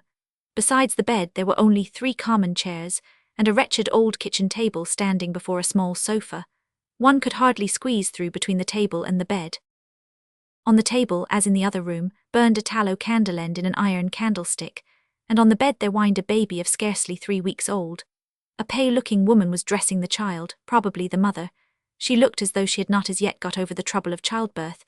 She seemed so weak and was so carelessly dressed. Another child, a little girl of about 3 years old, lay on the sofa, covered over with what looked like a man's old dress coat. At the table stood a man in his shirt sleeves. He had thrown off his coat, it lay upon the bed, and he was unfolding a blue paper parcel in which were a couple of pounds of bread and some little sausages. On the table along with these things were a few old bits of black bread and some tea in a pot. From under the bed there protruded an open portmanteau full of bundles of rags. In a word, the confusion and untidiness of the room were indescribable. It appeared to me at the first glance that both the man and the woman were respectable people, but brought to that pitch of poverty where untidiness seems to get the better of every effort to cope with it, till at last they take a sort of bitter satisfaction in it. When I entered the room, the man who had entered but a moment before me and was still unpacking his parcels was saying something to his wife in an excited manner. The news was apparently bad as usual, for the woman began whimpering. The man's face seemed to me to be refined and even pleasant. He was dark-complexioned and about 28 years of age. He wore black whiskers and his lip and chin were shaved. He looked morose but with a sort of pride of expression. A curious scene followed. There are people who find satisfaction in their own touchy feelings, especially when they have just taken the deepest offence. At such moments they feel that they would rather be offended than not. These easily ignited natures, if they are wise, are always full of remorse afterwards, when they reflect that they have been 10 times as angry as they need have been. The gentleman before me gazed at me for some seconds in amazement, and his wife in terror, as though there was something alarmingly extraordinary in the fact that anyone could come to see them. But suddenly he fell upon me almost with fury. I had had no time to mutter more than a couple of words, but he had doubtless observed that I was decently dressed and therefore took deep offence because I had dared enter his den so unceremoniously and spy out the squalor and untidiness of it. Of course he was delighted to get hold of someone upon whom to vent his rage against things in general. For a moment I thought he would assault me. He grew so pale that he looked like a woman about to have hysterics. His wife was dreadfully alarmed. "How dare you come in so? Be off!"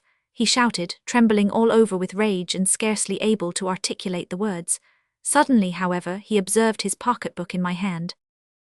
"I think you dropped this," I remarked as quietly and dryly as I could. I thought it best to treat him so.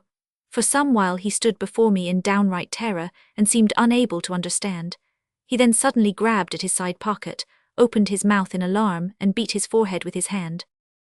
"My God," he cried, "where did you find it? How?" I explained in as few words as I could and as dryly as possible how I had seen it and picked it up, how I had run after him and called out to him, and how I had followed him upstairs and groped my way to his door. "Gracious heaven," he cried, "all our papers are in it. My dear sir, you little know what you have done for us. I should have been lost. I had taken hold of the door handle meanwhile, intending to leave the room without reply. But I was panting with my run upstairs, and my exhaustion came to a climax in a violent fit of coughing, so bad that I could hardly stand.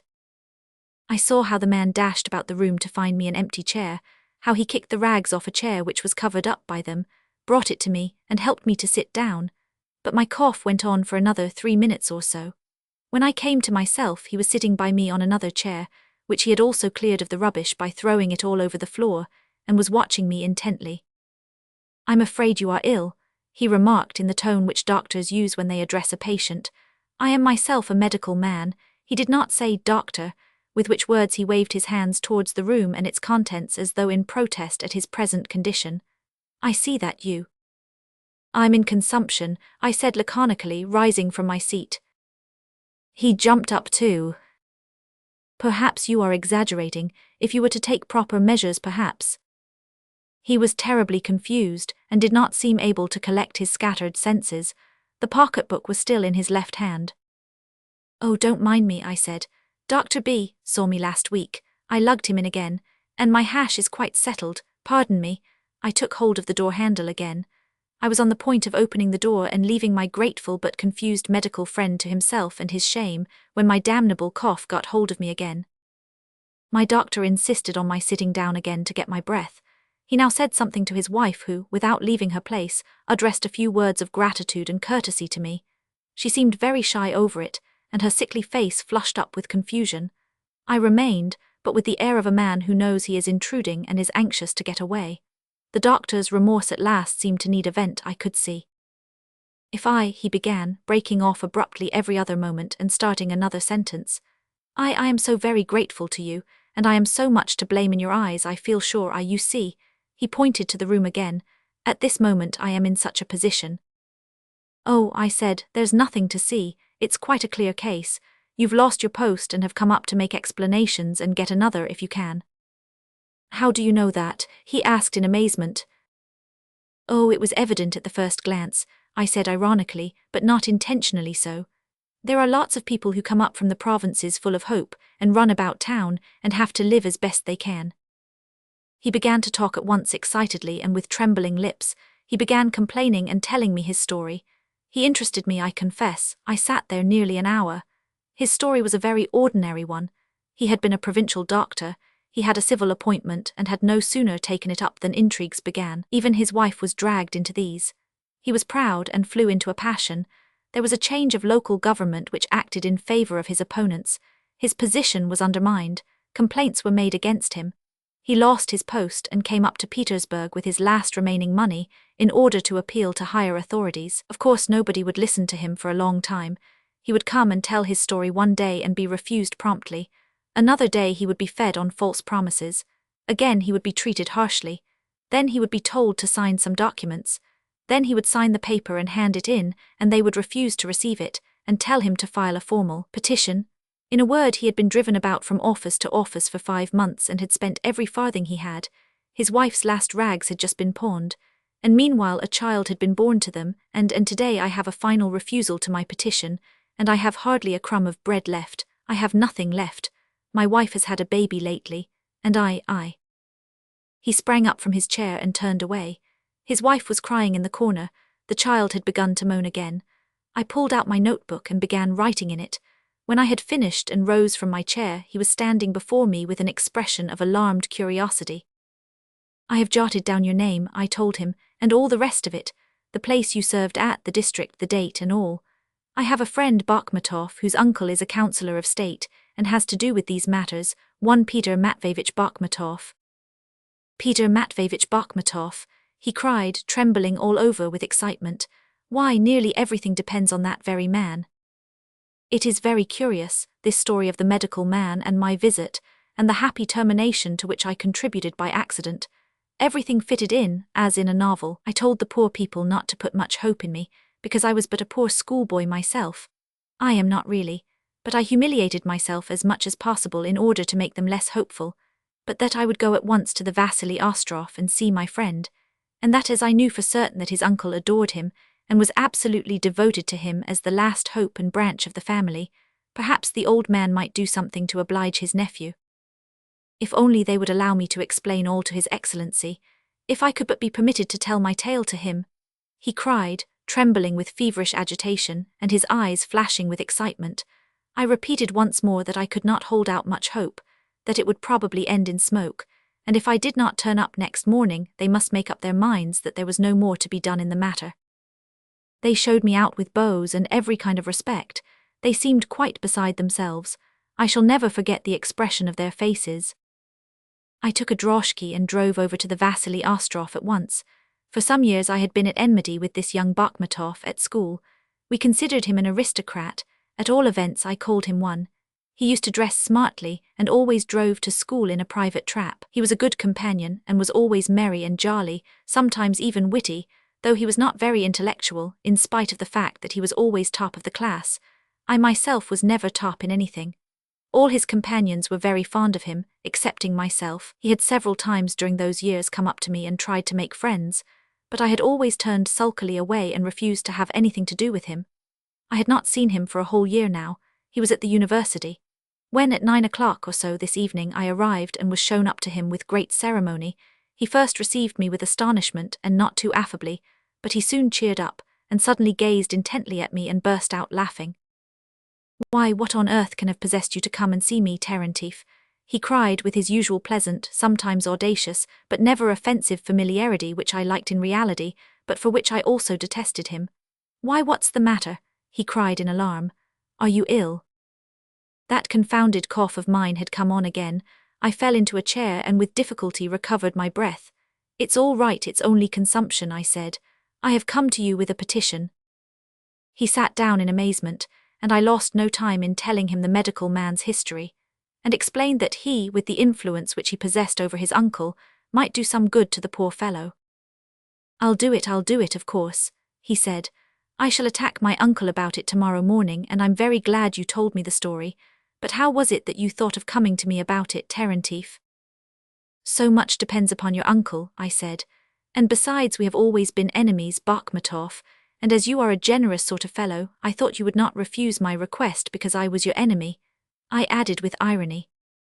"Like Napoleon going to England, eh?" cried he, laughing. "I'll do it though, of course, and at once if I can," he added, seeing that I rose seriously from my chair at this point. And sure enough, the matter ended as satisfactorily as possible. A month or so later, my medical friend was appointed to another post. He got his travelling expenses paid, and something to help him to start life with once more. I think Bakhmatov must have persuaded the doctor to accept a loan from himself. I saw Bakhmatov 2 or 3 times about this period, the third time being when he gave a farewell dinner to the doctor and his wife before their departure, a champagne dinner. Bakhmatov saw me home after the dinner, and we crossed the Nikolai Bridge. We were both a little drunk. He told me of his joy, the joyful feeling of having done a good action. He said that it was all thanks to myself that he could feel this satisfaction, and held forth about the foolishness of the theory that individual charity is useless. I too was burning to have my say. "In Moscow," I said, "there was an old state councillor, a civil general, who, all his life, had been in the habit of visiting the prisons and speaking to criminals. Every party of convicts on its way to Siberia knew beforehand that on the Vorobev Hills the old general would pay them a visit. He did all he undertook seriously and devotedly. He would walk down the rows of the unfortunate prisoners, stop before each individual and ask after his needs. He never sermonized them. He spoke kindly to them. He gave them money. He brought them all sorts of necessaries for the journey and gave them devotional books, choosing those who could read, under the firm conviction that they would read to those who could not, as they went along. He scarcely ever talked about the particular crimes of any of them, but listened if any volunteered information on that point. All the convicts were equal for him, and he made no distinction. He spoke to all as to brothers, and every one of them looked upon him as a father. When he observed among the exiles some poor woman with a child, he would always come forward and fondle the little one, and make it laugh. He continued these acts of mercy up to his very death, and by that time all the criminals, all over Russia and Siberia, knew him. A man I knew who had been to Siberia and returned, told me that he himself had been a witness of how the very most hardened criminals remembered the old general, though, in point of fact, he could never, of course, have distributed more than a few pence to each member of a party. Their recollection of him was not sentimental or particularly devoted. Some wretch, for instance, who had been a murderer, cutting the throat of a dozen fellow creatures, for instance, or stabbing 6 little children for his own amusement, there have been such men, would perhaps without rhyme or reason suddenly give a sigh and say, "I wonder whether that old general is alive still," although perhaps he had not thought of mentioning him for a dozen years before. How can one say what seed of good may have been dropped into his soul, never to die? I continued in that strain for a long while, pointing out to Bakhmatov how impossible it is to follow up the effects of any isolated good deed one may do, in all its influences and subtle workings upon the heart and after actions of others. "And to think that you are to be cut off from life," remarked Bakhmatov in a tone of reproach, as though he would like to find someone to pitch into on my account. We were leaning over the balustrade of the bridge, looking into the Neva at this moment. "Do you know what has suddenly come into my head?" said I, suddenly leaning further and further over the rail. "Surely not to throw yourself into the river," cried Bakhmatov in alarm. Perhaps he read my thought in my face. "No, not yet. At present nothing but the following consideration. You see, I have some 2 or 3 months left me to live, perhaps 4. Well, supposing that when I have but a month or 2 more, I take a fancy for some good deed that needs both trouble and time, like this business of our doctor friend, for instance, why, I shall have to give up the idea of it and take to something else. Some little good deed more within my means, is that an amusing idea?" Poor Bakhmatov was much impressed, painfully so. He took me all the way home, not attempting to console me, but behaving with the greatest delicacy. On taking leave, he pressed my hand warmly and asked permission to come and see me. I replied that if he came to me as a comforter, so to speak, for he would be in that capacity whether he spoke to me in a soothing manner or only kept silence as I pointed out to him. He would but remind me each time of my approaching death. He shrugged his shoulders but quite agreed with me, and we parted better friends than I had expected. But that evening and that night were sown the first seeds of my last conviction. I seized greedily on my new idea. I thirstily drank in all its different aspects. I did not sleep a wink that night, and the deeper I went into it, the more my being seemed to merge itself in it, and the more alarmed I became. A dreadful terror came over me at last, and did not leave me all next day. Sometimes, thinking over this, I became quite numb with the terror of it, and I might well have deduced from this fact that my last conviction was eating into my being too fast and too seriously, and would undoubtedly come to its climax before long. And for the climax I needed greater determination than I yet possessed. However, within 3 weeks my determination was taken, owing to a very strange circumstance. Here on my paper, I make a note of all the figures and dates that come into my explanation. Of course, it is all the same to me, but just now, and perhaps only at this moment, I desire that all those who are to judge of my action should see clearly out of how logical a sequence of deductions has at length preceded my last conviction. I have said above that the determination needed by me for the accomplishment of my final resolve came to hand not through any sequence of causes, but thanks to a certain strange circumstance, which had perhaps no connection whatever with the matter at issue. 10 days ago Rogozhin called upon me about certain business of his own with which I have nothing to do at present. I had never seen Rogozhin before, but had often heard about him. I gave him all the information he needed, and he very soon took his departure, so that, since he only came for the purpose of gaining the information, the matter might have been expected to end there. But he interested me too much, and all that day I was under the influence of strange thoughts connected with him, and I determined to return his visit the next day. Rogozhin was evidently by no means pleased to see me, and hinted delicately that he saw no reason why our acquaintance should continue. For all that, however, I spent a very interesting hour, and so, I dare say, did he. There was so great a contrast between us that I am sure we must both have felt it. Anyhow, I felt it acutely. Here was I with my days numbered, and he a man in the full vigour of life, living in the present without the slightest thought for final convictions, or numbers or days, or in fact for anything but that which he was mad about, if he will excuse me the expression, as a feeble author who cannot express his ideas properly.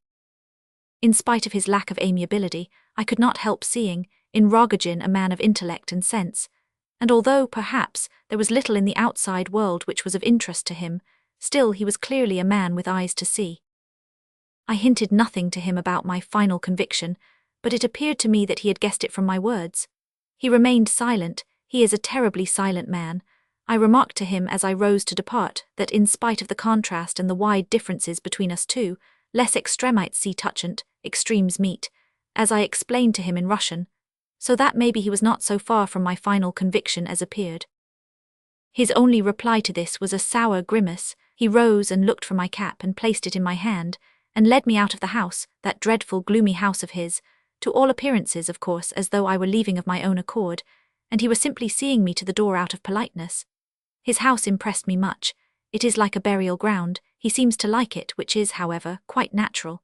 Such a full life as he leads is so overflowing with absorbing interests that he has little need of assistance from his surroundings. The visit to Rogozhin exhausted me terribly.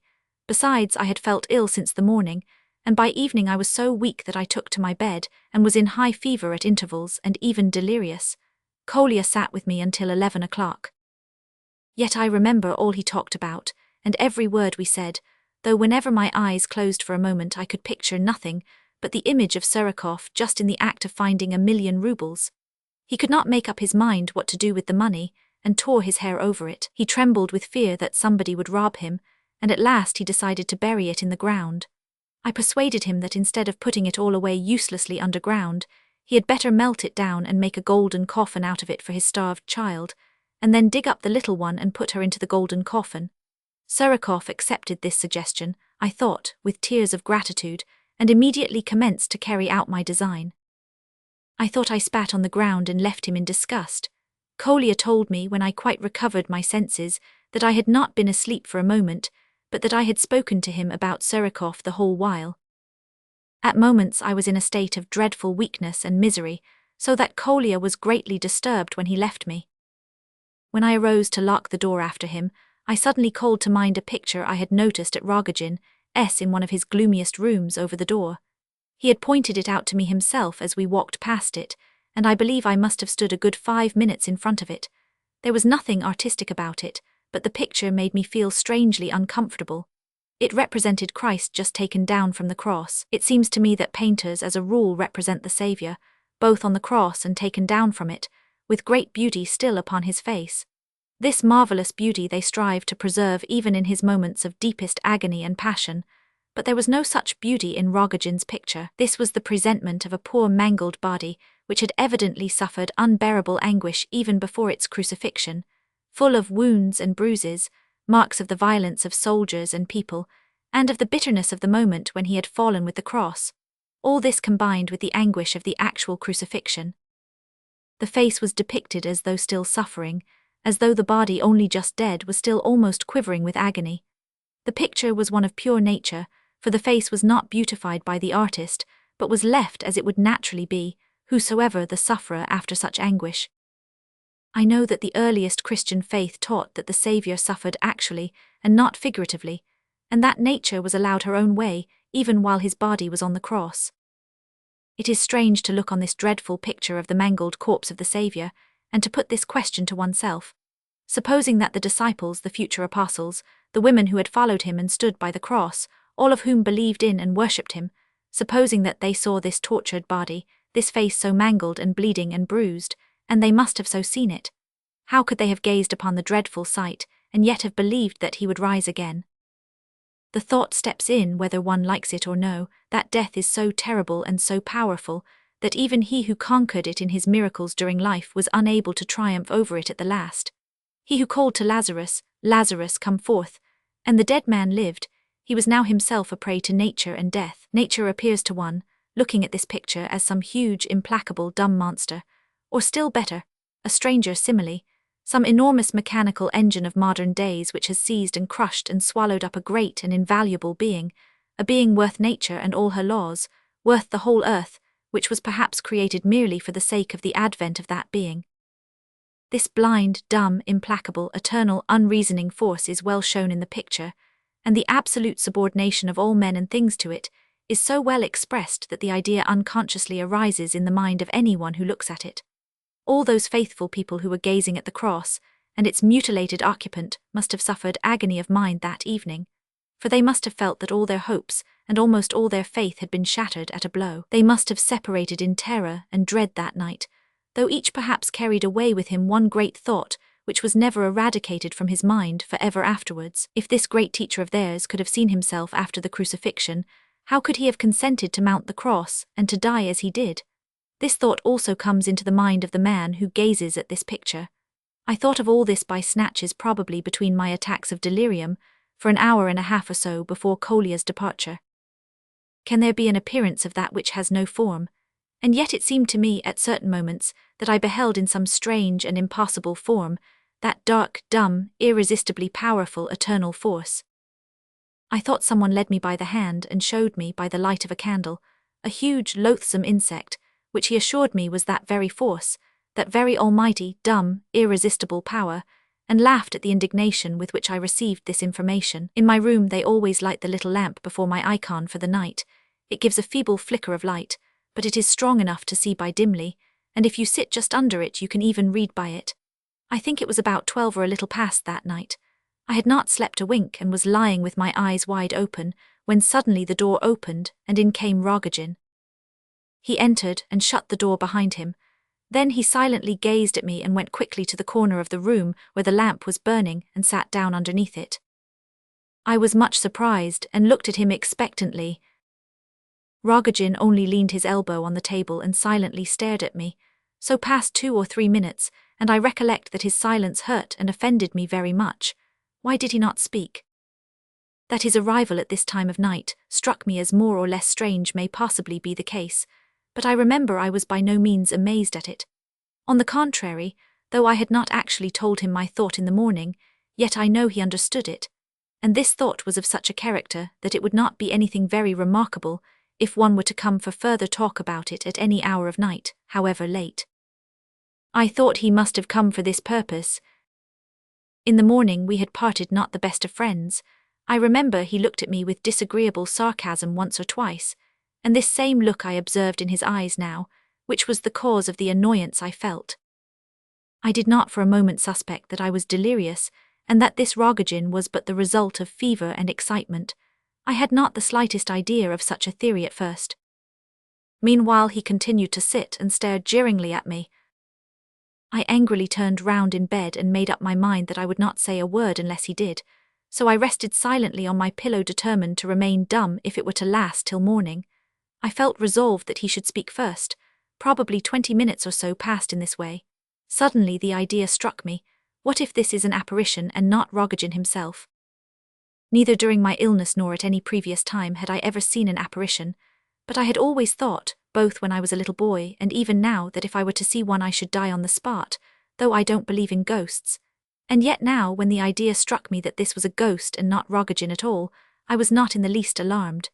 Nay, the thought actually irritated me. Strangely enough, the decision of the question as to whether this were a ghost or Rogozhin did not, for some reason or other, interest me nearly so much as it ought to have done. I think I began to muse about something altogether different. For instance, I began to wonder why Rogozhin, who had been in dressing gown and slippers when I saw him at home, had now put on a dress coat and white waistcoat and tie. I also thought to myself, I remember, if this is a ghost and I am not afraid of it, why don't I approach it and verify my suspicions? Perhaps I am afraid. And no sooner did this last idea enter my head than an icy blast blew over me. I felt a chill down my backbone and my knees shook. At this very moment, as though divining my thoughts, Rogozhin raised his head from his arm and began to part his lips as though he were going to laugh, but he continued to stare at me as persistently as before. I felt so furious with him at this moment that I longed to rush at him, but as I had sworn that he should speak first, I continued to lie still, and the more willingly, as I was still by no means satisfied as to whether it really was Rogozhin or not. I cannot remember how long this lasted. I cannot recollect either whether consciousness forsook me at intervals or not, but at last Rogozhin rose, staring at me as intently as ever but not smiling any longer, and walking very softly, almost on tiptoes, to the door. He opened it, went out and shut it behind him. I did not rise from my bed, and I don't know how long I lay with my eyes open, thinking. I don't know what I thought about, nor how I fell asleep or became insensible, but I awoke next morning after 9 o'clock when they knocked at my door. My general orders are that if I don't open the door and call by 9 o'clock, Matryona is to come and bring my tea. When I now opened the door to her, the thought suddenly struck me, how could he have come in since the door was locked? I made inquiries and found that Rogozhin himself could not possibly have come in, because all our doors were locked for the night. Well, this strange circumstance, which I have described with so much detail, was the ultimate cause which led me to taking my final determination, so that no logic or logical deductions had anything to do with my resolve. It was simply a matter of disgust. It was impossible for me to go on living when life was full of such detestable, strange, tormenting forms. This ghost had humiliated me, nor could I bear to be subordinate to that dark, horrible force which was embodied in the form of the loathsome insect. It was only towards evening, when I had quite made up my mind on this point, that I began to feel easier. Chapter 7. I had a small pocket pistol. I had procured it while still a boy, at that droll age when the stories of duels and highwaymen begin to delight one, and when one imagines oneself nobly standing fire at some future day, in a duel. There were a couple of old bullets in the bag which contained the pistol, and powder enough in an old flask for 2 or 3 charges. The pistol was a wretched thing, very crooked, and wouldn't carry farther than 15 paces at the most. However, it would send your skull flying well enough if you pressed the muzzle of it against your temple. I determined to die at Pavlovsk at sunrise in the park, so as to make no commotion in the house. This explanation will make the matter clear enough to the police. Students of psychology and anyone else who likes may make what they please of it. I should not like this paper, however, to be made public. I request the prince to keep a copy himself, and to give a copy to Aglaya Epanchin. This is my last will and testament. As for my skeleton, I bequeath it to the Medical Academy for the benefit of science. I recognize no jurisdiction over myself, and I know that I am now beyond the power of laws and judges. A little while ago a very amusing idea struck me. What if I were now to commit some terrible crime, murder 10 fellow creatures, for instance, or anything else that is thought most shocking and dreadful in this world. What a dilemma my judges would be in, with a criminal who only has a fortnight to live in any case, now that the rack and other forms of torture are abolished. Why, I should die comfortably in their own hospital, in a warm, clean room with an attentive doctor, probably much more comfortably than I should at home. I don't understand why people in my position do not oftener indulge in such ideas, if only for a joke. Perhaps they do, who knows, there are plenty of merry souls among us. But though I do not recognize any jurisdiction over myself, still I know that I shall be judged when I am nothing but a voiceless lump of clay. Therefore I do not wish to go before I have left a word of reply, the reply of a free man, not one forced to justify himself. Oh no, I have no need to ask forgiveness of anyone. I wish to say a word merely because I happen to desire it of my own free will. Here in the first place comes a strange thought. Who, in the name of what law, would think of disputing my full personal right over the fortnight of life left to me? What jurisdiction can be brought to bear upon the case? Who would wish me not only to be sentenced, but to endure the sentence to the end? Surely there exists no man who would wish such a thing. Why should anyone desire it? For the sake of morality. Well, I can understand that if I were to make an attempt upon my own life while in the enjoyment of full health and vigor, my life which might have been useful, etc., etc., morality might reproach me, according to the old routine, for disposing of my life without permission, or whatever its tenet may be. But now, when my sentence is out and my days numbered, how can morality have need of my last breaths, and why should I die listening to the consolations offered by the prince, who, without doubt, would not omit to demonstrate that death is actually a benefactor to me? Christians like him always end up with that. It is their pet theory. And what do they want with their ridiculous Pavlovsk trees? To sweeten my last hours. Cannot they understand that the more I forget myself, the more I let myself become attached to these last illusions of life and love, by means of which they try to hide from me Mayor's wall, and all that is so plainly written on it, the more unhappy they make me? What is the use of all your nature to me?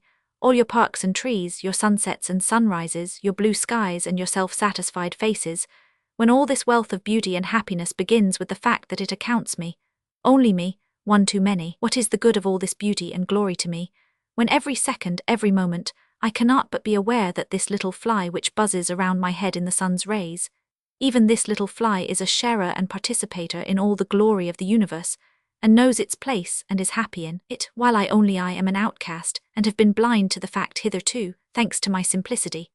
Oh, I know well how the prince and others would like me, instead of indulging in all these wicked words of my own, to sing to the glory and triumph of morality that well-known verse of Gilbert's.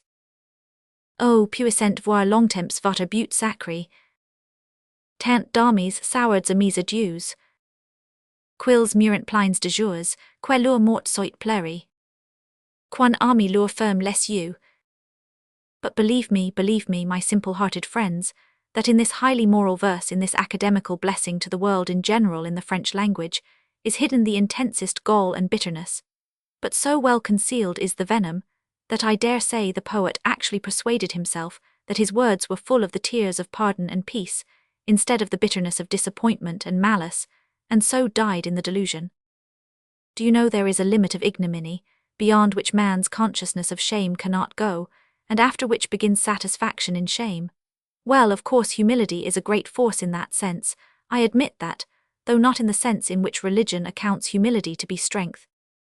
Religion, I admit eternal life, and perhaps I always did admit it. Admitted that consciousness is called into existence by the will of a higher power, admitted that this consciousness looks out upon the world and says, I am, and admitted that the higher power wills that the consciousness so called into existence be suddenly extinguished, for some unexplained reason, it is and must be. Still there comes the eternal question, why must I be humble through all this? Is it not enough that I am devoured without my being expected to bless the power that devours me? Surely I need not suppose that somebody, there, will be offended because I do not wish to live out the fortnight allowed me. I don't believe it.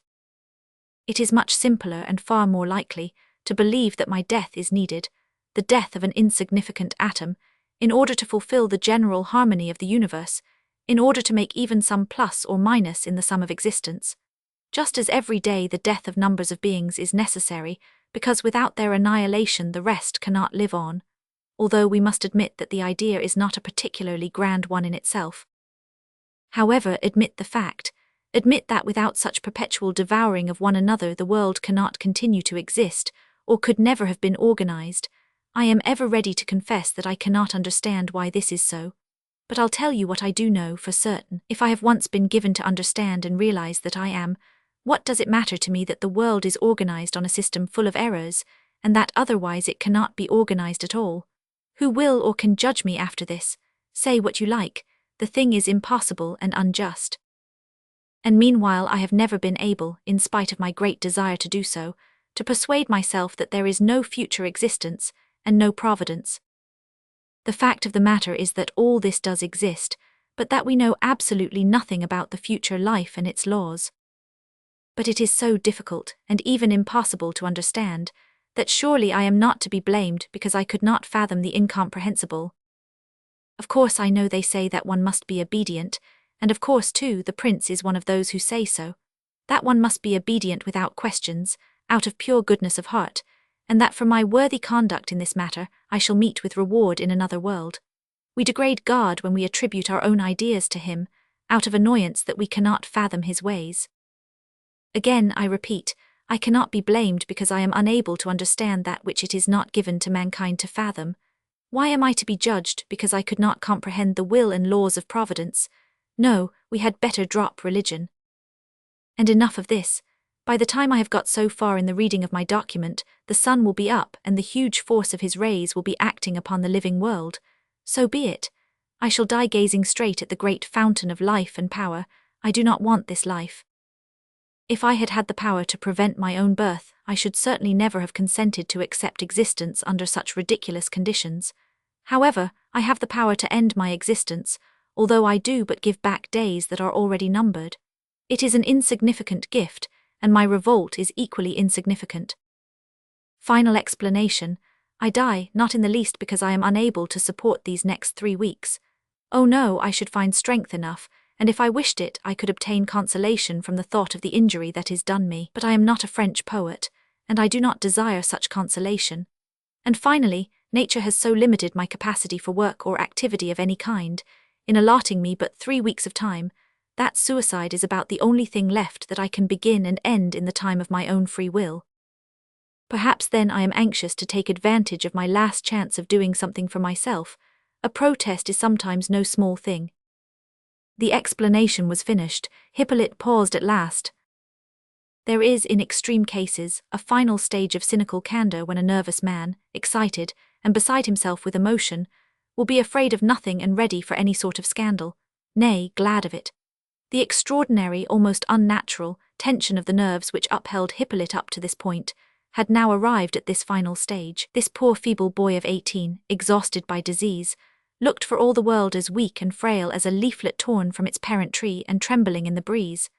But no sooner had his eye swept over his audience, for the first time during the whole of the last hour, than the most contemptuous, the most haughty expression of repugnance lighted up his face. He defied them all, as it were. But his hearers were indignant, too. They rose to their feet with annoyance. Fatigue, the wine consumed, the strain of listening so long, all added to the disagreeable impression which the reading had made upon them. Suddenly Hippolyte jumped up as though he had been shot. "The sun is rising," he cried, seeing the gilded tops of the trees and pointing to them as to a miracle. "See, it is rising now." "Well, what then, did you suppose it wasn't going to rise?" asked Ferdishenko. "It's going to be atrociously hot again all day," said Gania with an air of annoyance, taking his hat. "A month of this? Are you coming home, Titsin?" Hippolyte listened to this in amazement, almost amounting to stupefaction. Suddenly he became deadly pale and shuddered. "You manage your composure too awkwardly. I see you wish to insult me," he cried to Gania. You are a cur." He looked at Gania with an expression of malice. "What on earth is the matter with the boy? What phenomenal feeble-mindedness?" exclaimed Ferdishenko.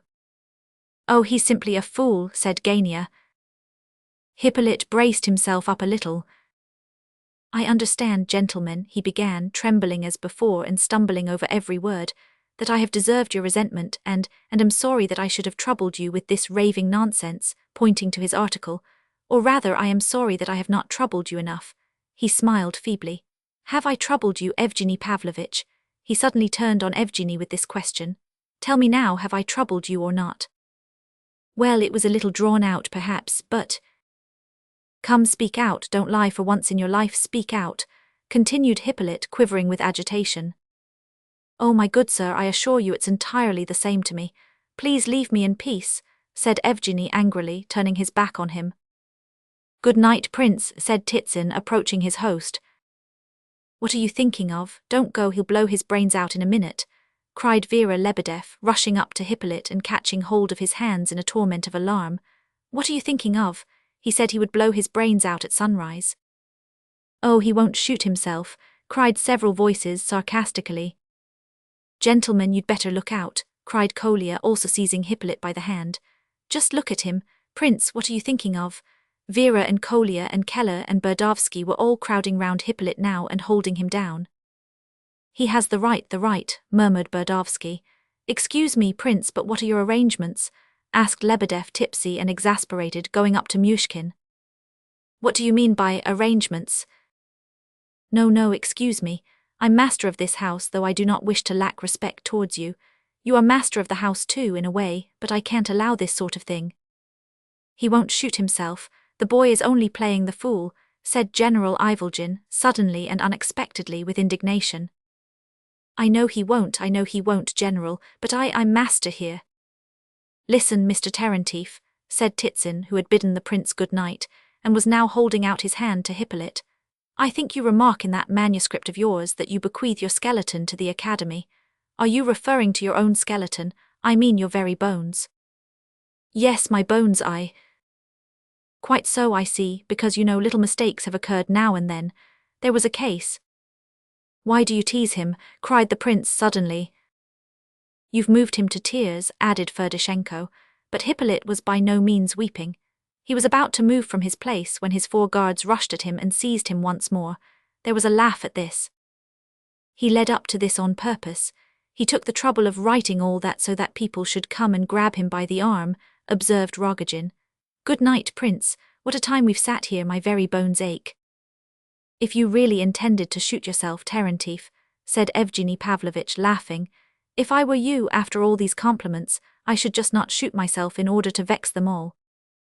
They are very anxious to see me blow my brains out, said Hippolyte bitterly. Yes, they'll be awfully annoyed if they don't see it. Then you think they won't see it? I am not trying to egg you on. On the contrary, I think it very likely that you may shoot yourself, but the principal thing is to keep cool, said Evgeny with a drawl and with great condescension.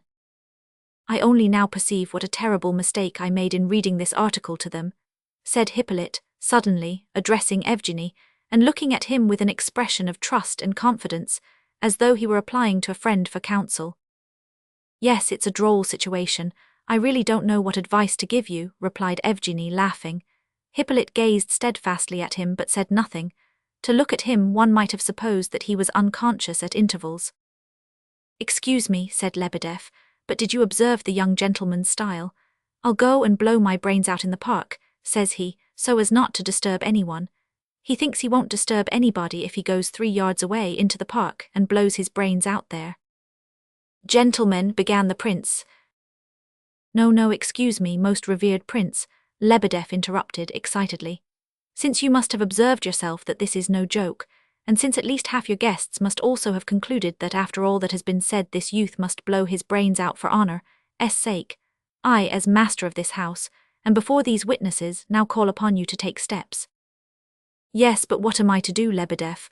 What steps am I to take? I am ready. I'll tell you. In the first place, he must immediately deliver up the pistol which he boasted of, with all its appurtenances. If he does this, I shall consent to his being allowed to spend the night in this house, considering his feeble state of health, and of course conditionally upon his being under proper supervision. But tomorrow he must go elsewhere. Excuse me, Prince, should he refuse to deliver up his weapon, then I shall instantly seize one of his arms and General Ivolgin the other, and we shall hold him until the police arrive and take the matter into their own hands. Mr. Ferdishenko will kindly fetch them. At this there was a dreadful noise. Lebedev danced about in his excitement. Ferdishenko prepared to go for the police. Gania frantically insisted that it was all nonsense, for nobody was going to shoot themselves. Evgeny Pavlovitch said nothing.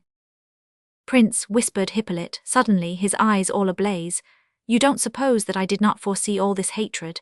He looked at the prince as though he expected him to reply for a moment. Enough, he added at length, and addressing the whole company he cried, it's all my fault, gentlemen.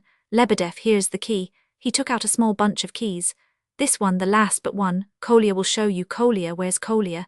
He cried, looking straight at Kolya and not seeing him. Yes, he'll show you. He packed the bag with me this morning. Take him up, Kolya. My bag is upstairs in the prince's study under the table. Here's the key, and in the little case you'll find my pistol and the powder and all. Kolya packed it himself, Mr. Lebedev, he'll show you. But it's on condition that tomorrow morning when I leave for Petersburg, you will give me back my pistol, do you hear? I do this for the prince's sake, not yours. Capital, that's much better, cried Lebedev, and seizing the key he made off in haste. Kolya stopped a moment as though he wished to say something, but Lebedev dragged him away. Hippolyte looked around at the laughing guests. The prince observed that his teeth were chattering as though in a violent attack of ague. What brutes they all are, he whispered to the prince. Whenever he addressed him he lowered his voice. Let them alone, you're too weak now. Yes, directly, I'll go away directly, I'll. Suddenly he embraced Myshkin. Perhaps you think I am mad, eh? He asked him, laughing very strangely. No, but you. Directly. Stand still a moment, I wish to look in your eyes, don't speak. Stand so, let me look at you, I am bidding farewell to mankind. He stood so for 10 seconds, gazing at the prince, motionless, deadly pale, his temples wet with perspiration. He held the prince's hand in a strange grip, as though afraid to let him go. Hippolyte, what is the matter with you? Cried Myshkin. Directly there, that's enough, I'll lie down directly. I must drink to the son's health, I wish to, I insist upon it. Let go. He seized a glass from the table, broke away from the prince, and in a moment had reached the terrace steps. The prince made after him, but it so happened that at this moment Evgeny Pavlovitch stretched out his hand to say good night. The next instant there was a general outcry, and then followed a few moments of indescribable excitement. Reaching the steps, Hippolyte had paused, holding the glass in his left hand while he put his right hand into his coat pocket. Keller insisted afterwards that he had held his right hand in his pocket all the while, when he was speaking to the prince, and that he had held the latter's shoulder with his left hand only. This circumstance, Keller affirmed, had led him to feel some suspicion from the first. However this may be, Keller ran after Hippolyte, but he was too late. He caught sight of something flashing in Hippolyte's right hand, and saw that it was a pistol. He rushed at him, but at that very instant Hippolyte raised the pistol to his temple and pulled the trigger. There followed a sharp metallic click, but no report. When Keller seized the would-be suicide, the latter fell forward into his arms, probably actually believing that he was shot. Keller had hold of the pistol now. Hippolyte was immediately placed in a chair, while the whole company thronged around excitedly, talking and asking each other questions.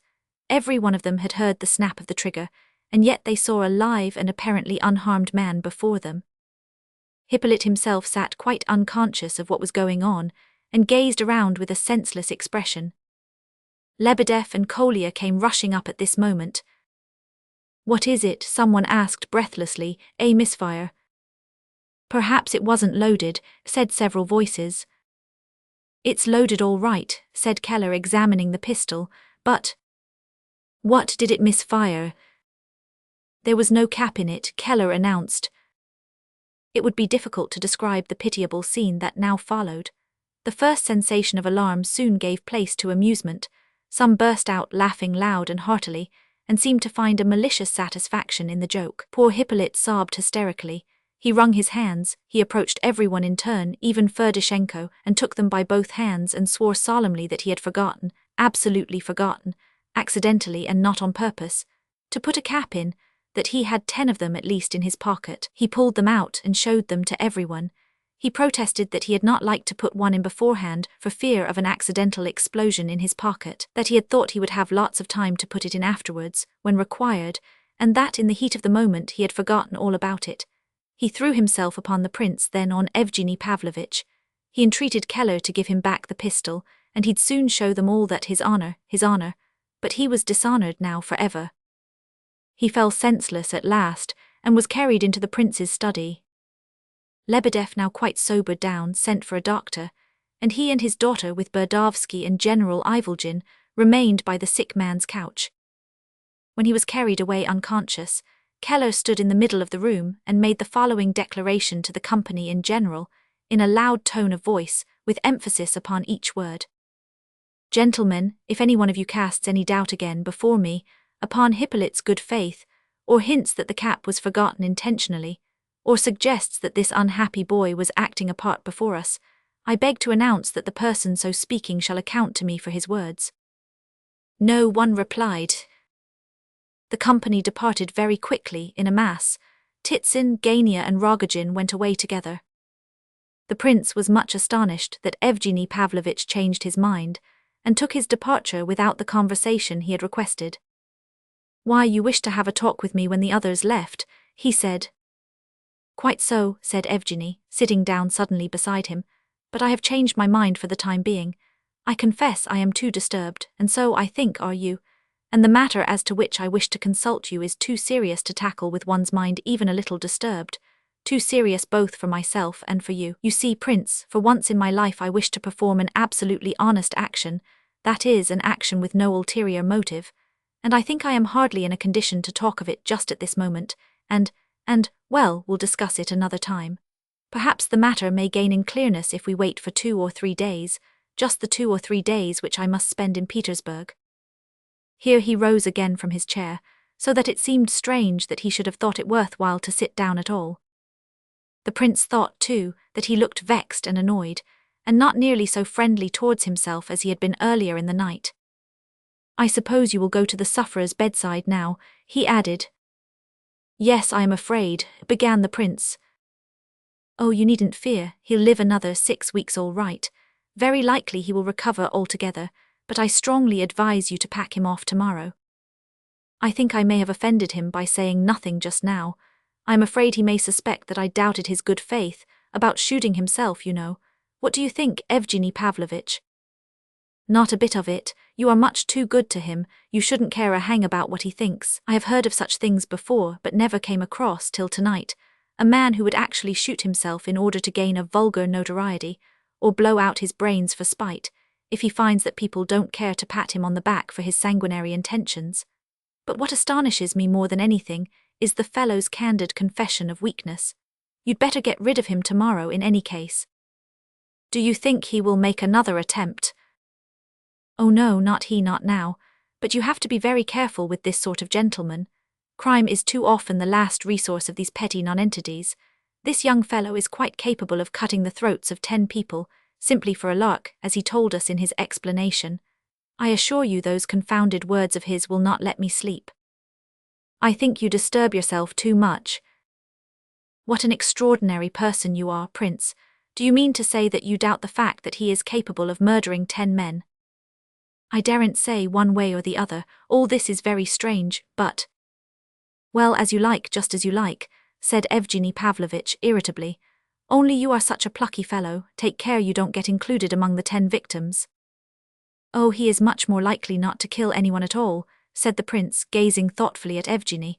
The latter laughed disagreeably. "Well, au revoir.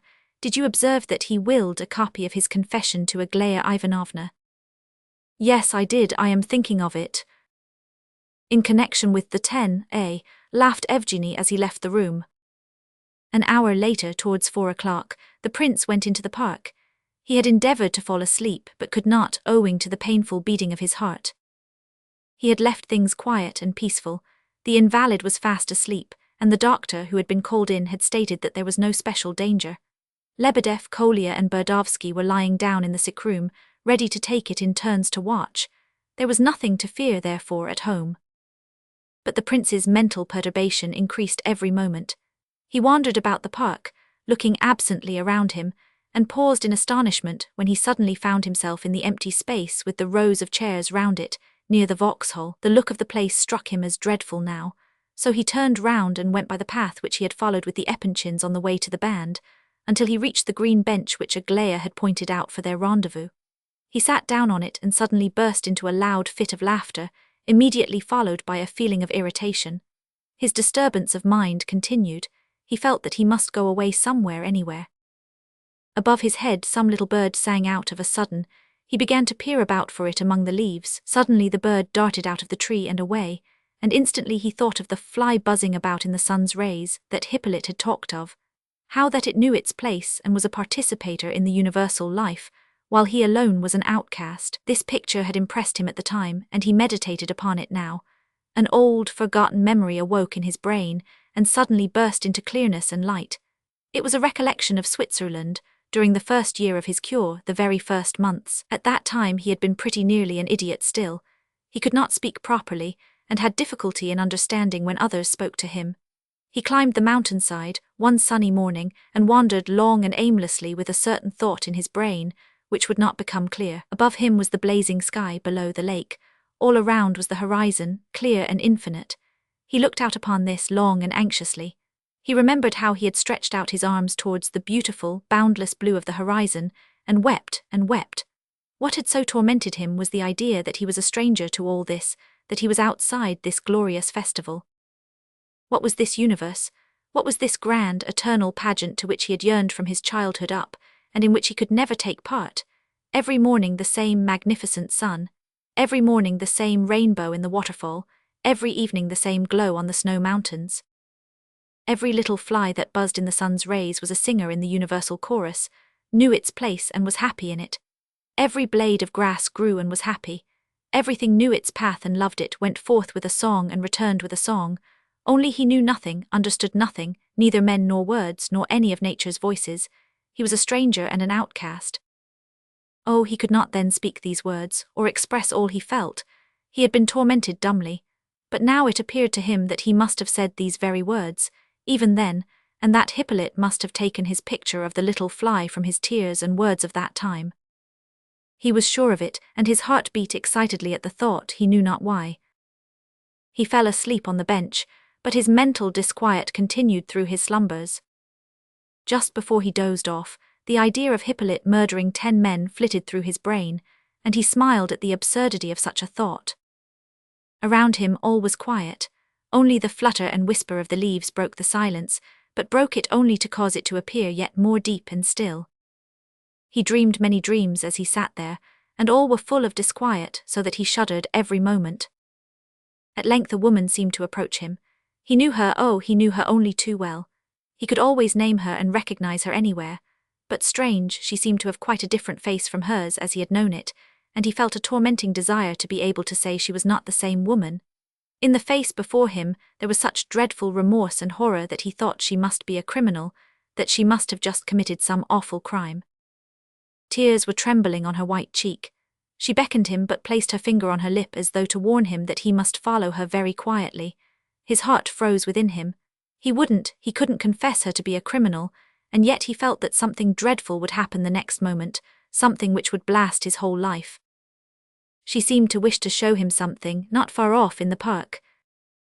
He rose from his seat in order to follow her, when a bright clear peal of laughter rang out by his side. He felt somebody's hand suddenly in his own, seized it, pressed it hard, and awoke. Before him stood Aglaya, laughing aloud. Chapter 8. She laughed, but she was rather angry too. "He's asleep, you were asleep," she said with contemptuous surprise. "Is it really you?" muttered the prince, not quite himself as yet, and recognizing her with a start of amazement. "Oh yes, of course," he added, "this is our rendezvous. I fell asleep here." "So I thought." "Did no one awake me besides yourself? Was there no one else here? I thought there was another woman." "There was another woman here." At last he was wide awake. "It was a dream, of course," he said musingly. "Strange that I should have a dream like that at such a moment. Sit down." He took her hand and seated her on the bench, then sat down beside her and reflected.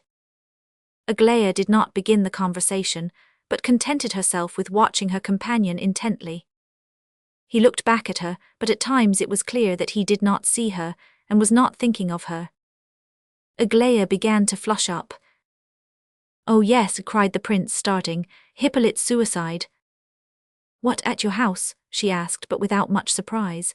"He was alive yesterday evening, wasn't he? How could you sleep here after that?" she cried, growing suddenly animated. "Oh, but he didn't kill himself. The pistol didn't go off." Aglaya insisted on hearing the whole story. She hurried the prince along, but interrupted him with all sorts of questions, nearly all of which were irrelevant. Among other things, she seemed greatly interested in every word that Evgeny Pavlovitch had said, and made the prince repeat that part of the story over and over again. "Well, that'll do, we must be quick," she concluded after hearing all.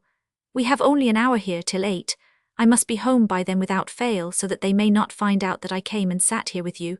But I've come on business. I have a great deal to say to you, but you have bowled me over considerably with your news. As to Hippolyte, I think his pistol was bound not to go off. It was more consistent with the whole affair. Are you sure he really wished to blow his brains out, and that there was no humbug about the matter?" "No humbug at all." "Very likely. So he wrote that you were to bring me a copy of his confession, did he? Why didn't you bring it?" "Why, he didn't die. I'll ask him for it if you like." "Bring it by all means, you needn't ask him. He will be delighted, you may be sure, for in all probability he shot at himself simply in order that I might read his confession. Don't laugh at what I say, please, Lev Nikolaevich, because it may very well be the case." "I'm not laughing. I am convinced myself that that may have been partly the reason." "You are convinced? You don't really mean to say you think that honestly?" asked Aglaya, extremely surprised. She put her questions very quickly and talked fast, every now and then forgetting what she had begun to say and not finishing her sentence. She seemed to be impatient to warn the prince about something or other. She was in a state of unusual excitement, and though she put on a brave and even defiant air, she seemed to be rather alarmed. She was dressed very simply, but this suited her well. She continually trembled and blushed, and she sat on the very edge of the seat. The fact that the prince confirmed her idea, about Hippolyte shooting himself that she might read his confession, surprised her greatly. "Of course," added the prince, "he wished us all to applaud his conduct besides yourself." "How do you mean, applaud?" "Well, how am I to explain? He was very anxious that we should all come around him and say we were so sorry for him, and that we loved him very much and all that, and that we hoped he wouldn't kill himself but remain alive. Very likely he thought more of you than the rest of us, because he mentioned you at such a moment, though perhaps he did not know himself that he had you in his mind's eye." "I don't understand you. How could he have me in view and not be aware of it himself?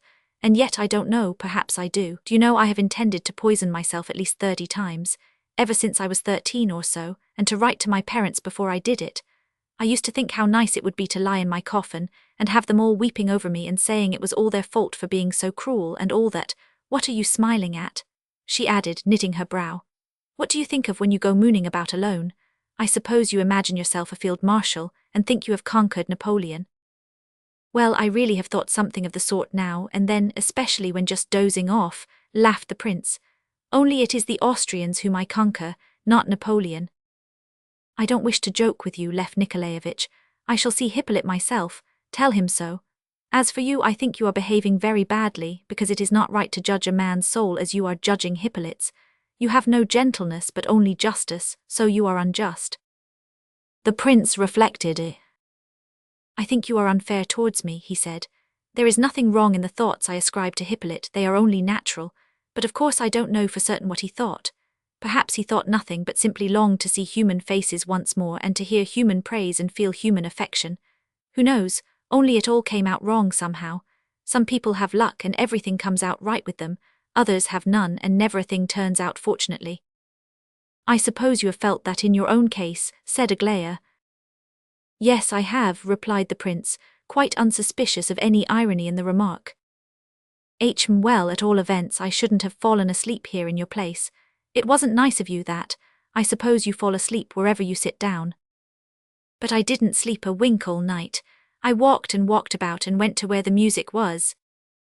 "What music?" "Where they played last night. Then I found this bench and sat down and thought, and at last I fell fast asleep." "Oh, is that it? That makes a difference, perhaps. What did you go to the bandstand for?" "I don't know, "Very well, afterwards. You are always interrupting me. What woman was it you were dreaming about?" "It was about, you saw her." "Quite so, I understand quite well. You are very well. How did she appear to you? What did she look like?" "No, I don't want to know anything about her," said Aglaya angrily. "Don't interrupt me." She paused a moment as though getting breath, or trying to master her feeling of annoyance. "Look here, this is what I called you here for. I wish to make you to ask you to be my friend. What do you stare at me like that for?" she added almost angrily. The prince certainly had darted a rather piercing look at her, and now observed that she had begun to blush violently. At such moments the more Aglaya blushed, the angrier she grew with herself, and this was clearly expressed in her eyes, which flashed like fire. As a rule, she vented her wrath on her unfortunate companion, be it who it might. She was very conscious of her own shyness, and was not nearly so talkative as her sisters for this reason. In fact, at times she was much too quiet. When therefore she was bound to talk, especially at such delicate moments as this, she invariably did so with an air of haughty defiance. She always knew beforehand when she was going to blush, long before the blush came. "Perhaps you do not wish to accept my proposition?" she asked, gazing haughtily at the prince. "Oh yes, I do, but it is so unnecessary. I mean, I did not think you need make such a proposition," said the prince, looking confused. "What did you suppose then? Why did you think I invited you out here? I suppose you think me a little fool, as they all call me at home." "I didn't know they called you a fool. I certainly don't think you one." "You don't think me one? Oh dear me. That's very clever of you. You put it so neatly too. In my opinion, you are far from a fool sometimes. In fact, you are very intelligent. You said a very clever thing just now about my being unjust because I had only justice. I shall remember that and think about it." Aglaya blushed with pleasure. All these changes in her expression came about so naturally and so rapidly, they delighted the prince. He watched her and laughed. "Listen," she began again. "I have long waited to tell you all this, ever since the time when you sent me that letter, even before that. Half of what I have to say you heard yesterday. I consider you the most honest and upright of men, more honest and upright than any other man, and if anybody says that your mind is sometimes affected, you know, it is unfair. I always say so and uphold it, because even if your surface mind be a little affected, of course you will not feel angry with me for talking so. I am speaking from a higher point of view, yet your real mind is far better than all theirs put together. Such a mind as they have never even dreamed of, because really there are two minds, the kind that matters and the kind that doesn't matter. Isn't it so?" Maybe so," said the prince faintly. His heart was beating painfully. "I knew you would not misunderstand me," she said triumphantly. "Princess and Evgeny Pavlovitch and Alexandra don't understand anything about these two kinds of mind, but just fancy Mama does. You are very like Lizaveta Prokofievna." "What, surely not," said Aglaya. "Yes, you are indeed."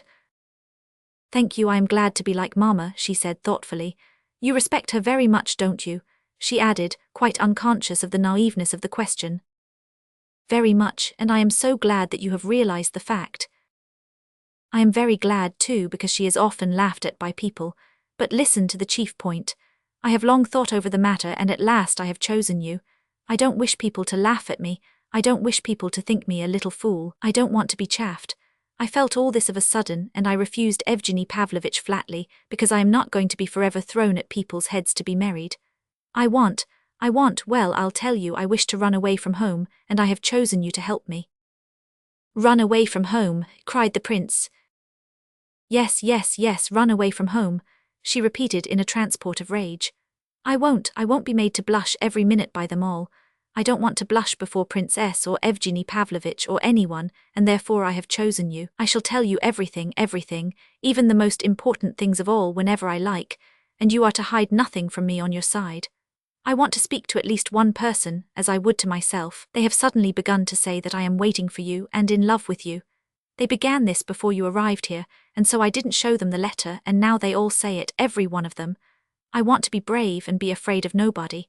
I don't want to go to their balls and things. I want to do good. I have long desired to run away, for I have been kept shut up for 20 years, and they are always trying to marry me off. I wanted to run away when I was 14 years old. I was a little fool then, I know, but now I have worked it all out, and I have waited for you to tell me about foreign countries.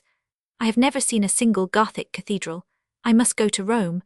I must see all the museums. I must study in Paris. All this last year I have been preparing and reading forbidden books. Alexandra and Adelaida are allowed to read anything they like, but I mayn't. I don't want to quarrel with my sisters, but I told my parents long ago that I wish to change my social position. I have decided to take up teaching, and I count on you because you said you loved children. Can we go in for education together? If not at once, then afterwards. We could do good together. I won't be a general's daughter any more.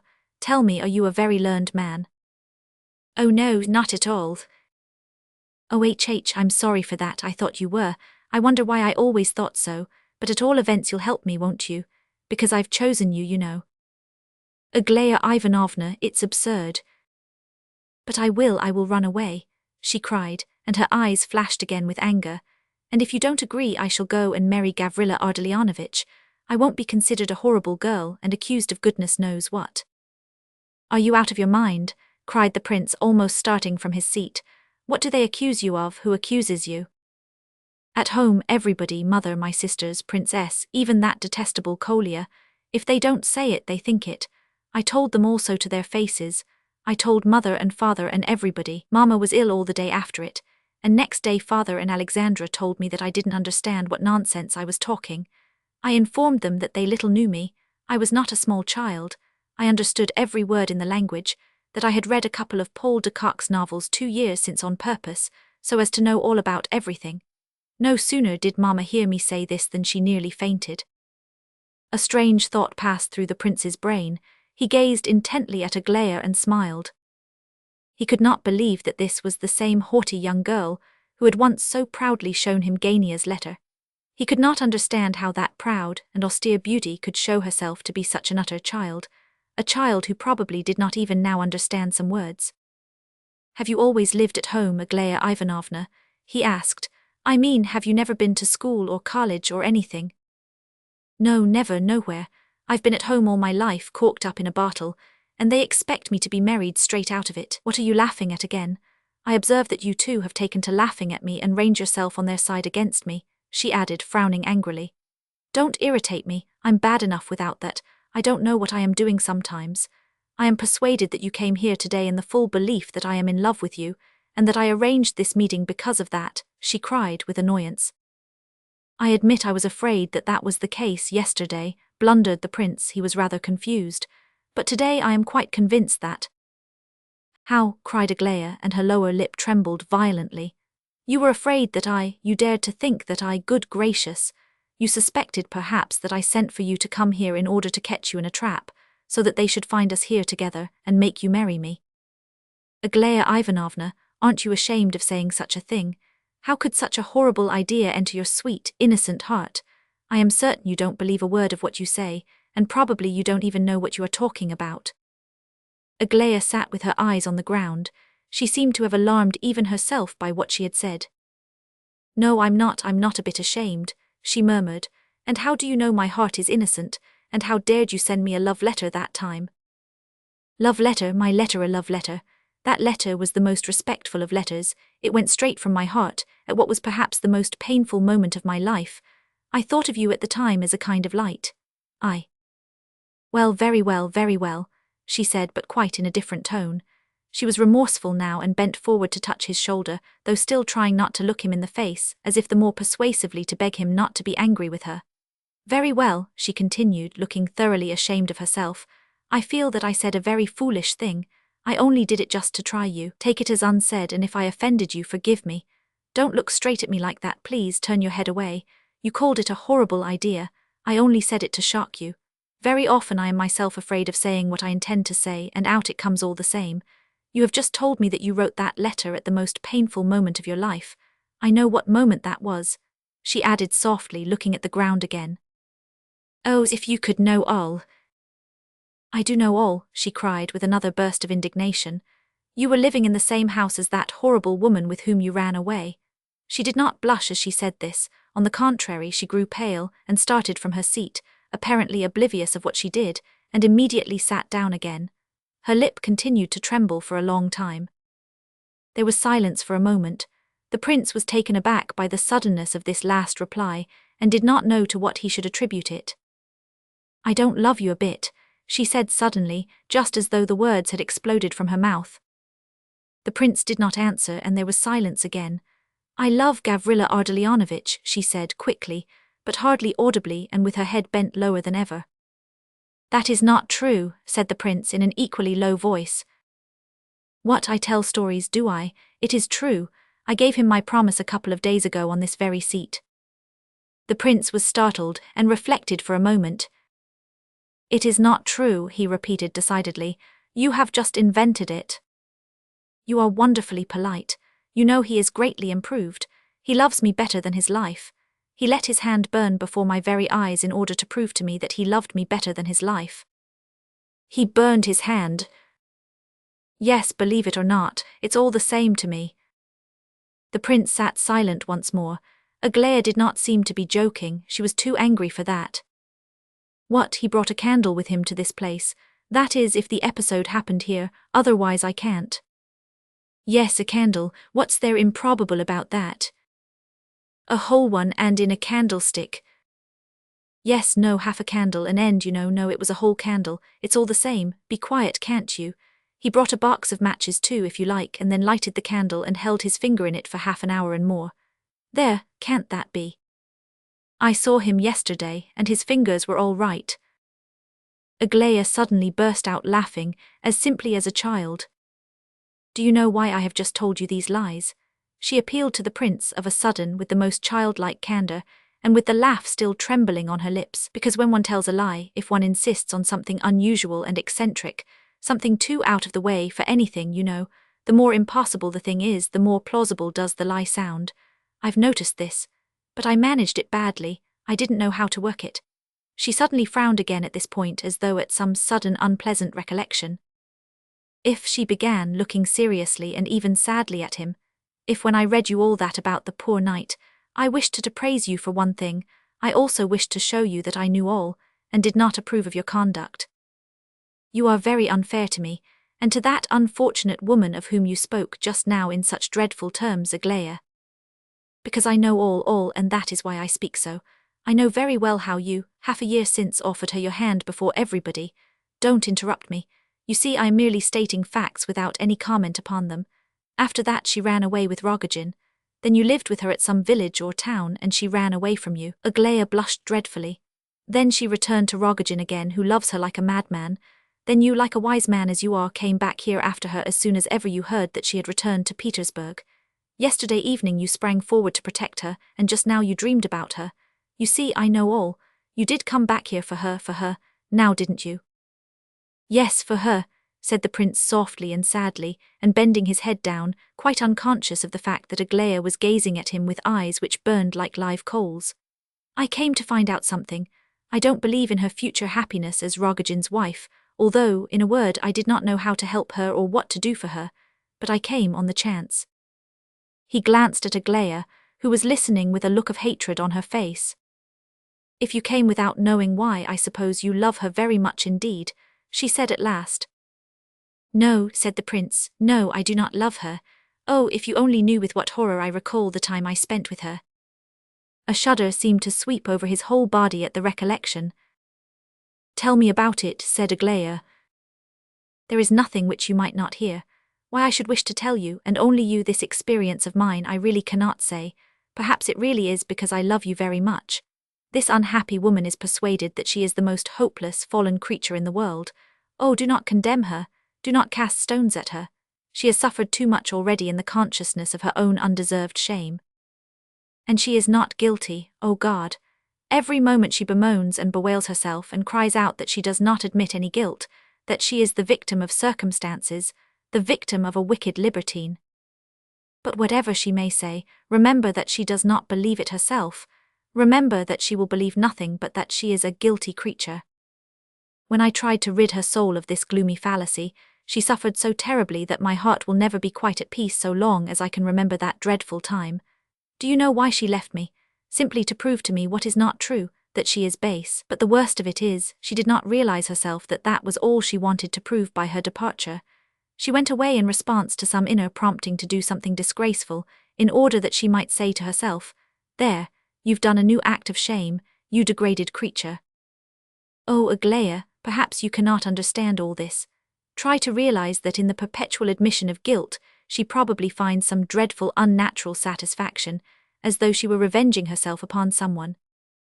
Now and then I was able to persuade her almost to see light around her again, but she would soon fall once more into her old tormenting delusions, and would go so far as to reproach me for placing myself on a pedestal above her. I never had an idea of such a thing, and informed me in reply to my proposal of marriage that she did not want condescending sympathy or help from anybody. You saw her last night. You don't suppose she can be happy among such people as those. You cannot suppose that such society is fit for her. You have no idea how well educated she is and what an intellect she has. She astonished me sometimes. And you preached her sermons there, did you? Oh no, continued the prince thoughtfully, not noticing Aglaya's mocking tone. I was almost always silent there. I often wished to speak, but I really did not know what to say. In some cases it is best to say nothing, I think. I loved her, yes, I loved her very much indeed, but afterwards she guessed all. What did she guess? That I only pitied her, and loved her no longer. How do you know that? How do you know that she is not really in love with that rich cad, the man she eloped with? Oh no, I know she only laughs at him. She has made a fool of him all along. Has she never laughed at you? No, in anger perhaps. Oh yes, she reproached me dreadfully in anger and suffered herself too. But afterwards, oh, don't remind me of that. He hid his face in his hands. Are you aware that she writes to me almost every day? So that is true, is it? Cried the prince, greatly agitated. I had heard a report of it but would not believe it. Whom did you hear it from? Asked Aglaya, alarmed. Rogozhin said something about it yesterday, but nothing definite. Yesterday, morning or evening, before the music or after? After, it was about 12 o'clock. Ah, well, if it was Rogozhin, but do you know what she writes to me about? I should not be surprised by anything. She is mad. There are the letters. Aglaya took 3 letters out of her pocket and threw them down before the prince. For a whole week she has been entreating and worrying and persuading me to marry you. She is clever, though she may be mad, much cleverer than I am, as you say. Well, she writes that she is in love with me herself and tries to see me every day, if only from a distance. She writes that you love me and that she has long known it and seen it, and that you and she talked about me there. She wishes to see you happy, and she says that she is certain only I can ensure you the happiness you deserve. She writes such strange, wild letters. I haven't shown them to anyone. Now, do you know what all this means? Can you guess anything? It is madness. It is merely another proof of her insanity, said the prince, and his lips trembled. You are crying, aren't you? No, Aglaya, no, I'm not crying. The prince looked at her. Well, what am I to do? What do you advise me? I cannot go on receiving these letters, you know. Oh, let her alone, I entreat you, cried the prince. What can you do in this dark, gloomy mystery? Let her alone, and I'll use all my power to prevent her writing you any more letters. If so, you are a heartless man, cried Aglaya. As if you can't see that it is not myself she loves, but you and only you. Surely you have not remarked everything else in her and only not this. Do you know what these letters mean? They mean jealousy, sir, nothing but pure jealousy. Do you think she will ever really marry this Rogozhin, as she says here she will? She would take her own life the day after you and I were married. The prince shuddered. His heart seemed to freeze within him. He gazed at Aglaya in wonderment. It was difficult for him to realize that this child was also a woman. God knows, Aglaya, that to restore her peace of mind and make her happy I would willingly give up my life. But I cannot love her, and she knows that. Oh, make a sacrifice of yourself. That sort of thing becomes you well, you know. Why not do it? And don't call me Aglaya. You have done it several times lately. You are bound, it is your duty to raise her. You must go off somewhere again to soothe and pacify her. Why, you love her, you know. I cannot sacrifice myself so, though I admit I did wish to do so once. Who knows, perhaps I still wish to. But I know for certain that if she married me it would be her ruin.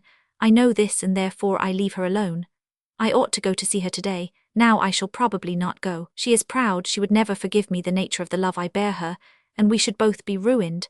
This may be unnatural, I don't know, but everything seems unnatural. You say she loves me as if this were love, as if she could love me after what I have been through. No, it is not love. How pale you have grown, cried Aglaya in alarm. Oh, it's nothing, I haven't slept, that's all, and I'm rather tired. We certainly did talk about you, Aglaya. Oh, indeed, it is true then. You could actually talk about me with her, and how could you have been fond of me when you had only seen me once? I don't know, perhaps it was that I seemed to come upon light in the midst of my gloom. I told you the truth when I said I did not know why I thought of you before all others. Of course it was all a sort of dream. a dream amidst the horrors of reality. Afterwards I began to work. I did not intend to come back here for 2 or 3 years. Then you came for her sake. Aglaya's voice trembled. Yes, I came for her sake. There was a moment or two of gloomy silence. Aglaya rose from her seat. If you say, she began in shaky tones, if you say that this woman of yours is mad, at all events I have nothing to do with her insane fancies. Kindly take these 3 letters, Lev Nikolaevich, and throw them back to her from me. And if she dares, cried Aglaya suddenly, much louder than before, if she dares so much as write me 1 word again, tell her I shall tell my father, and that she shall be taken to a lunatic asylum. The prince jumped up in alarm at Aglaya's sudden wrath, and a mist seemed to come before his eyes. You cannot really feel like that. You don't mean what you say. It is not true, he murmured. It is true, cried Aglaya, almost beside herself with rage. What's true, what's all this, what's true? Said an alarmed voice just beside them. Before them stood Lizaveta Prokofyevna. Why, it's true that I am going to marry Gavrila Ardalionovich, that I love him and intend to elope with him tomorrow, cried Aglaya, turning upon her mother. Do you hear? Is your curiosity satisfied? Are you pleased with what you have heard?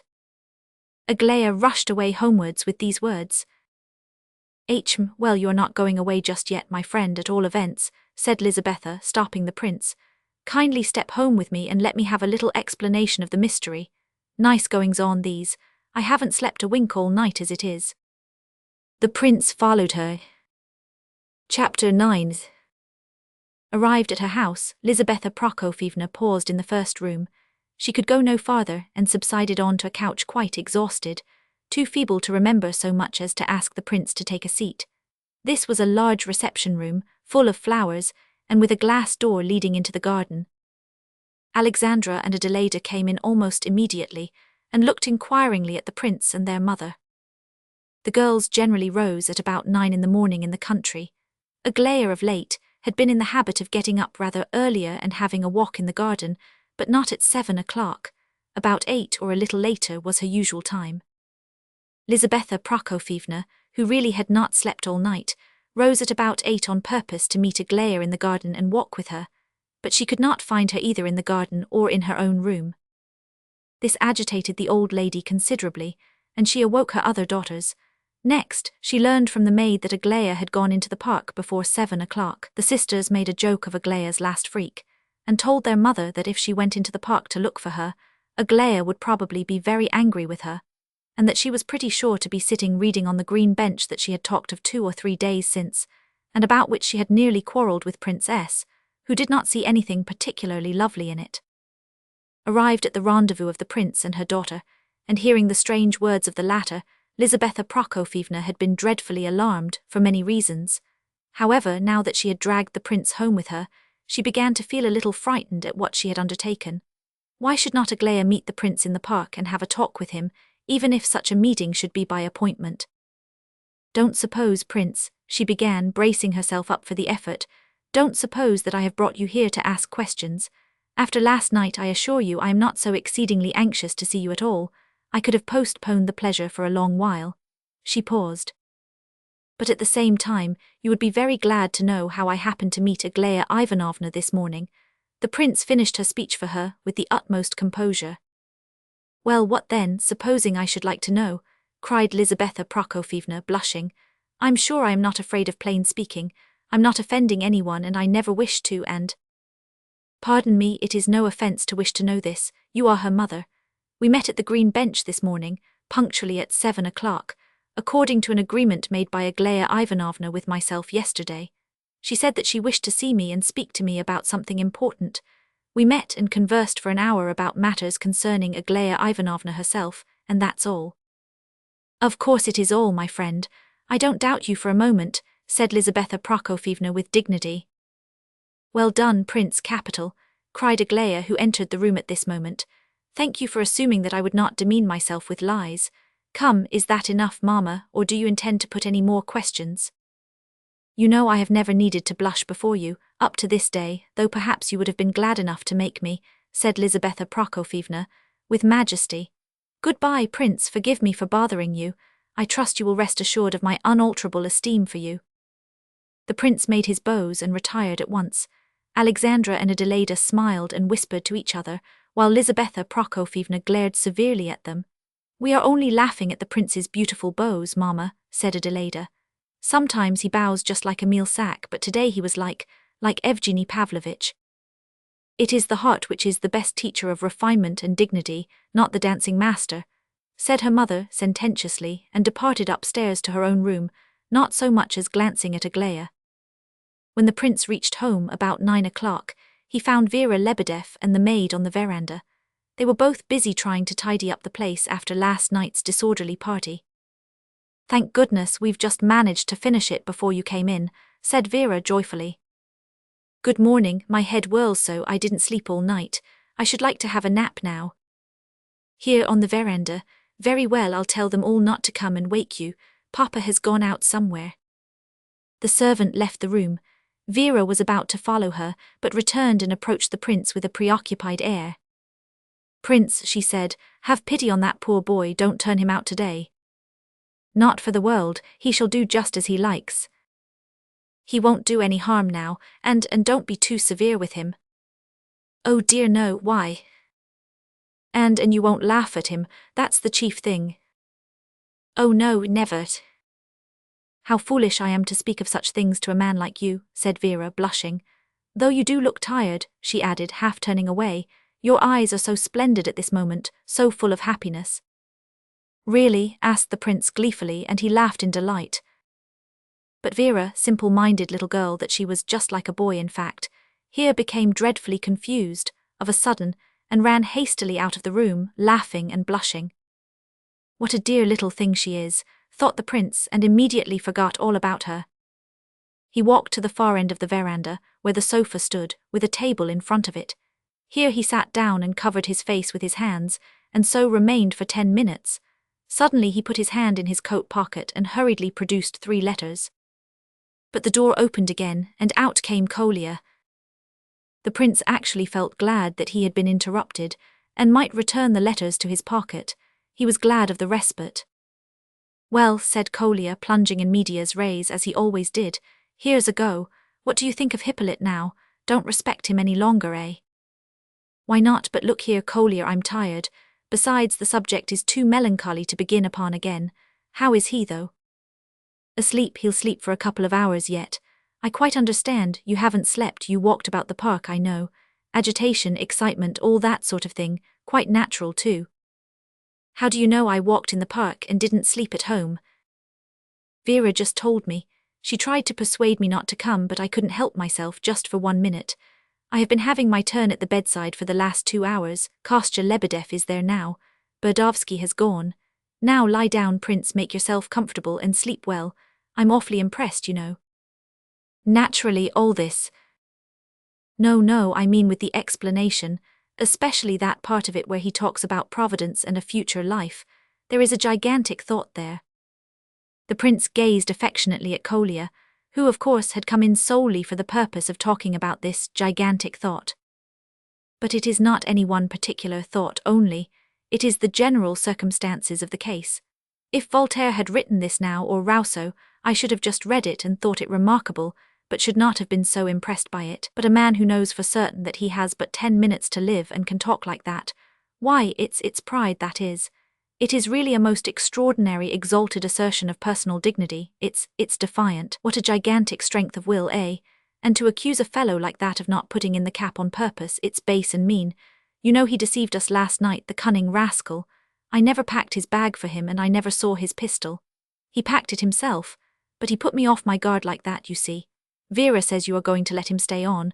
I swear there's no danger, especially as we are always with him." "Who was by him at night?" "I and Burdovsky and Kostya Lebedev. Keller stayed a little while and then went over to Lebedev's to sleep. Ferdishenko slept at Lebedev's too, but he went away at 7 o'clock. My father is always at Lebedev's, but he has gone out just now. I dare say Lebedev will be coming in here directly. He has been looking for you, I don't know what he wants. Shall we let him in or not if you are asleep? I'm going to have a nap too.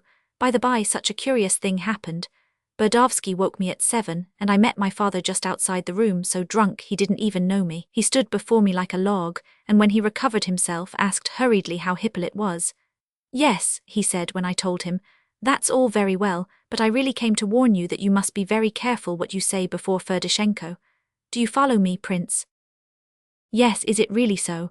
However, it's all the same to us, of course. Of course it is. We are not a secret society, and that being the case, it is all the more curious that the general should have been on his way to wake me up in order to tell me this. Ferdishenko has gone, you say? Yes, he went at 7 o'clock. He came into the room on his way out. I was watching just then. He said he was going to spend the rest of the night at Wilkins. There's a tipsy fellow, a friend of his of that name. Well, I'm off. Oh, here's Lebedev himself. The prince wants to go to sleep, Lukian Timofeyevich, so you may just go away again. One moment, my dear prince, just one. I must absolutely speak to you about something which is most grave, said Lebedev, mysteriously and solemnly, entering the room with a bow and looking extremely important. He had but just returned and carried his hat in his hand. He looked preoccupied and most unusually dignified. The prince begged him to take a chair. I hear you have called twice. I suppose you are still worried about yesterday's affair. What about that boy, you mean? Oh dear no, yesterday my ideas were a little, well, mixed. Today, I assure you, I shall not oppose in the slightest degree any suggestions it may please you to make. What's up with you this morning, Lebedev? You look so important and dignified, and you choose your words so carefully, said the prince, smiling. Nikolai Ardalionovitch, said Lebedev in a most amiable tone of voice, addressing the boy, as I have a communication to make to the prince which concerns only myself. Of course, not my affair. All right, said Kolya, and away he went. I love that boy for his perception, said Lebedev, looking after him. My dear prince, he continued, I have had a terrible misfortune either last night or early this morning. I cannot tell the exact time. What is it? I have lost 400 rubles out of my side pocket. They're gone, said Lebedev with a sour smile. You've lost 400 rubles. Oh, I'm sorry for that.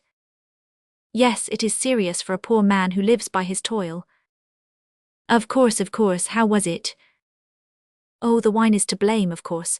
I confess to you, Prince, as I would to Providence itself. Yesterday I received 400 rubles from a debtor at about 5 in the afternoon, and came down here by train.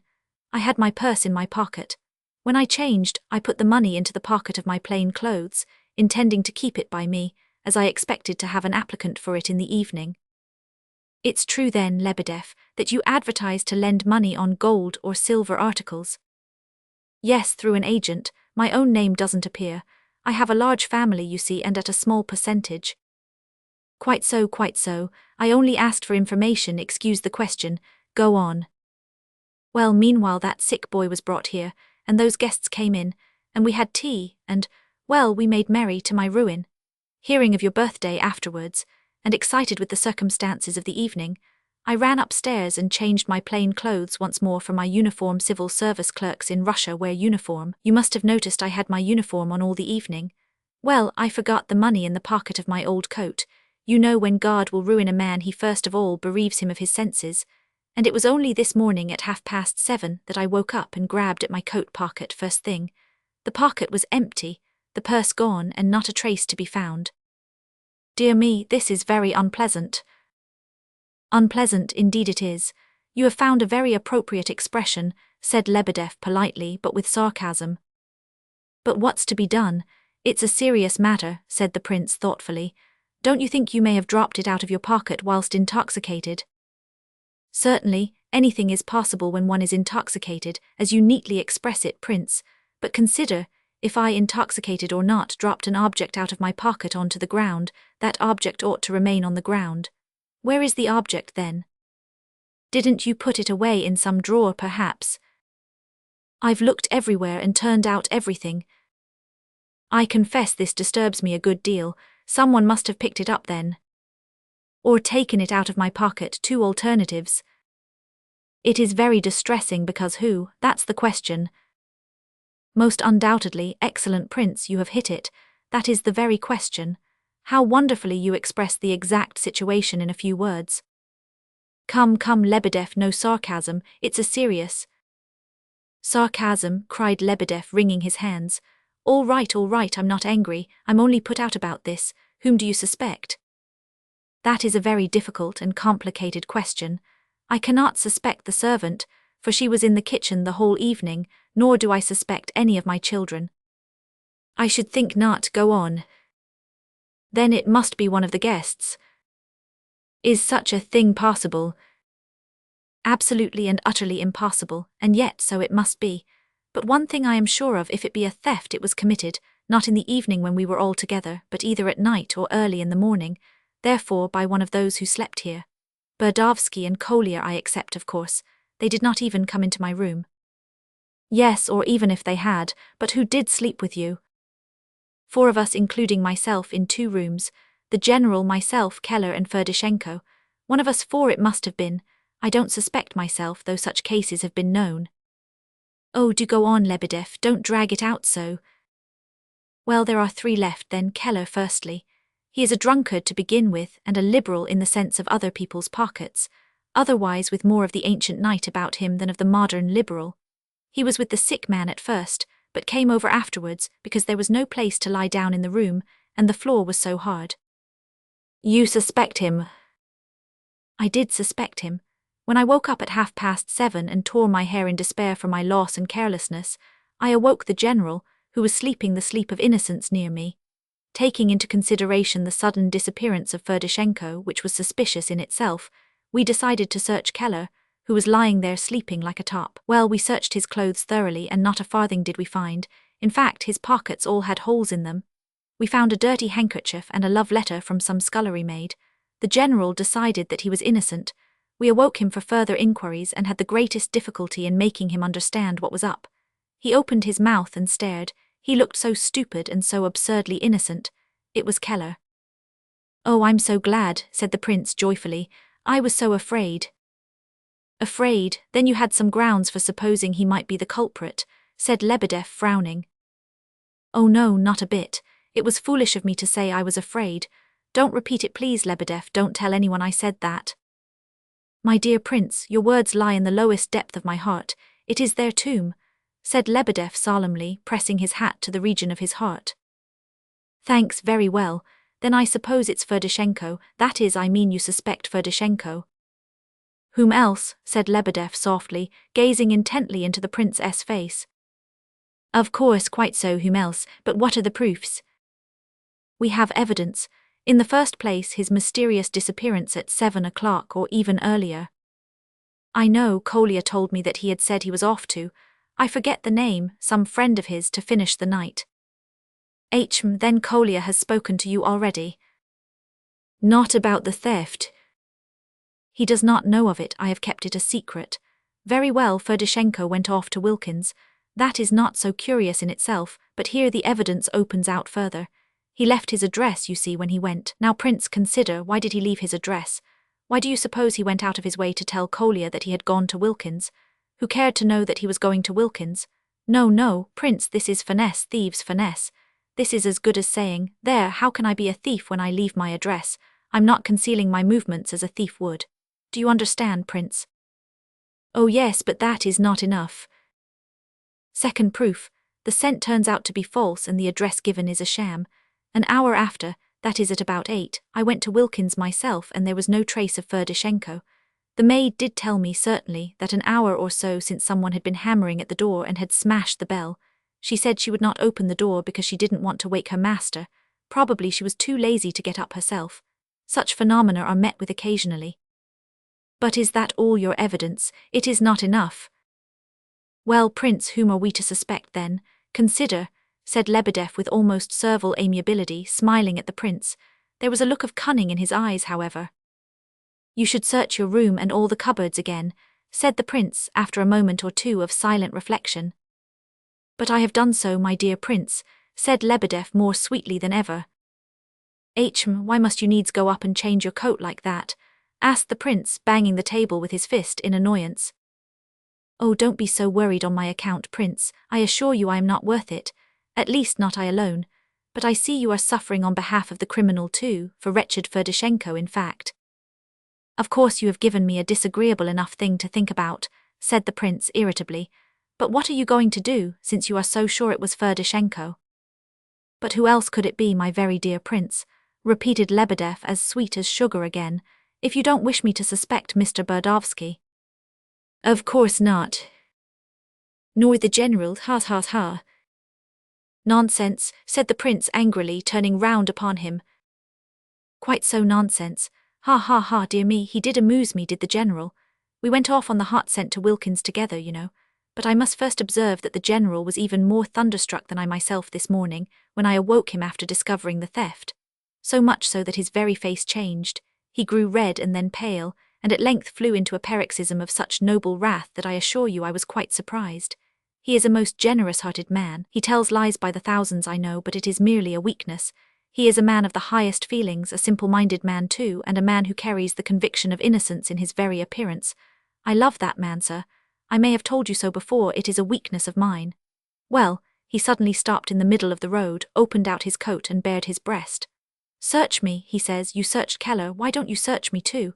It is only fair, says he, and all the while his legs and hands were trembling with anger, and he as white as a sheet all over. So I said to him, nonsense, general. If anybody but yourself had said that to me, I'd have taken my own head, and put it on a large dish and carried it round to anyone who suspected you. And I should have said, there, you see that head? It's my head, and I'll go bail with that head for him, yes, and walk through the fire for him too. There, says I, that's how I'd answer for you, general. Then he embraced me in the middle of the street, and hugged me so tight, crying over me all the while that I coughed fit to choke.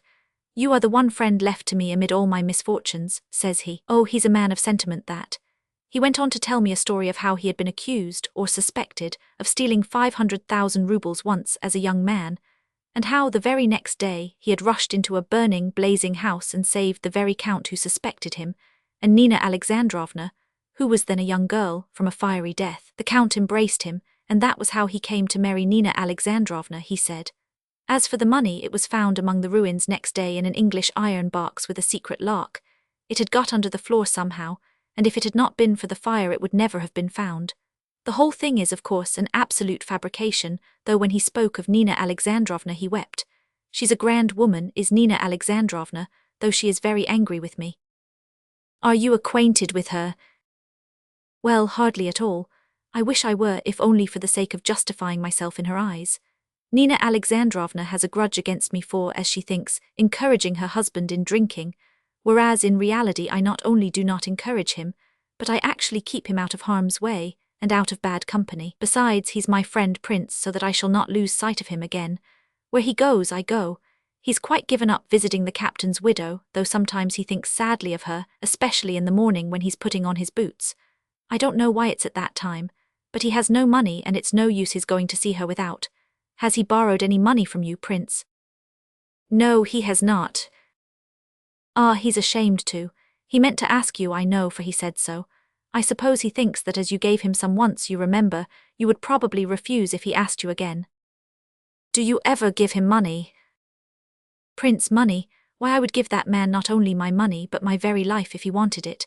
Well, perhaps that's exaggeration, not life, we'll say, but some illness, a boil or a bad cough or anything of that sort, I would stand with pleasure for his sake. For I consider him a great man fallen, money indeed. Then you do give him money? No, I have never given him money, and he knows well that I will never give him any, because I am anxious to keep him out of intemperate ways. He is going to town with me now, for you must know I am off to Petersburg after Ferdishenko while the scent is hot. I'm certain he is there. I shall let the general go one way while I go the other. We have so arranged matters in order to pop out upon Ferdishenko, you see, from different sides. But I am going to follow that naughty old general and catch him, I know where, at a certain widow's house, for I think it will be a good lesson, to put him to shame by catching him with the widow. Oh, Lebedev, don't make any scandal about it, said the prince, much agitated and speaking in a low voice. Not for the world, not for the world. I merely wish to make him ashamed of himself. Oh, Prince, great though this misfortune be to myself, I cannot help thinking of his morals. I have a great favor to ask of you, esteemed Prince. I confess that it is the chief object of my visit. You know the Ivolgins, you have even lived in their house, so if you would lend me your help, honored Prince, in the general's own interest and for his good. Lebedev clasped his hands in supplication. What help do you want from me? You may be certain that I am most anxious to understand you, Lebedev. I felt sure of that, or I should not have come to you. We might manage it with the help of Nina Alexandrovna, so that he might be closely watched in his own house. Unfortunately, I am not on terms, otherwise, but Nikolai Ardalionovitch, who adores you with all his youthful soul, might help too. No, no, heaven forbid that we should bring Nina Alexandrovna into this business, or Kolya either, but perhaps I have not yet quite understood you, Lebedev. Lebedev made an impatient movement. But there is nothing to understand.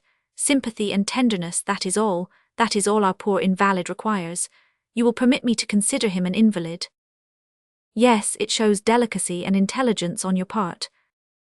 I will explain my idea by a practical example to make it clearer.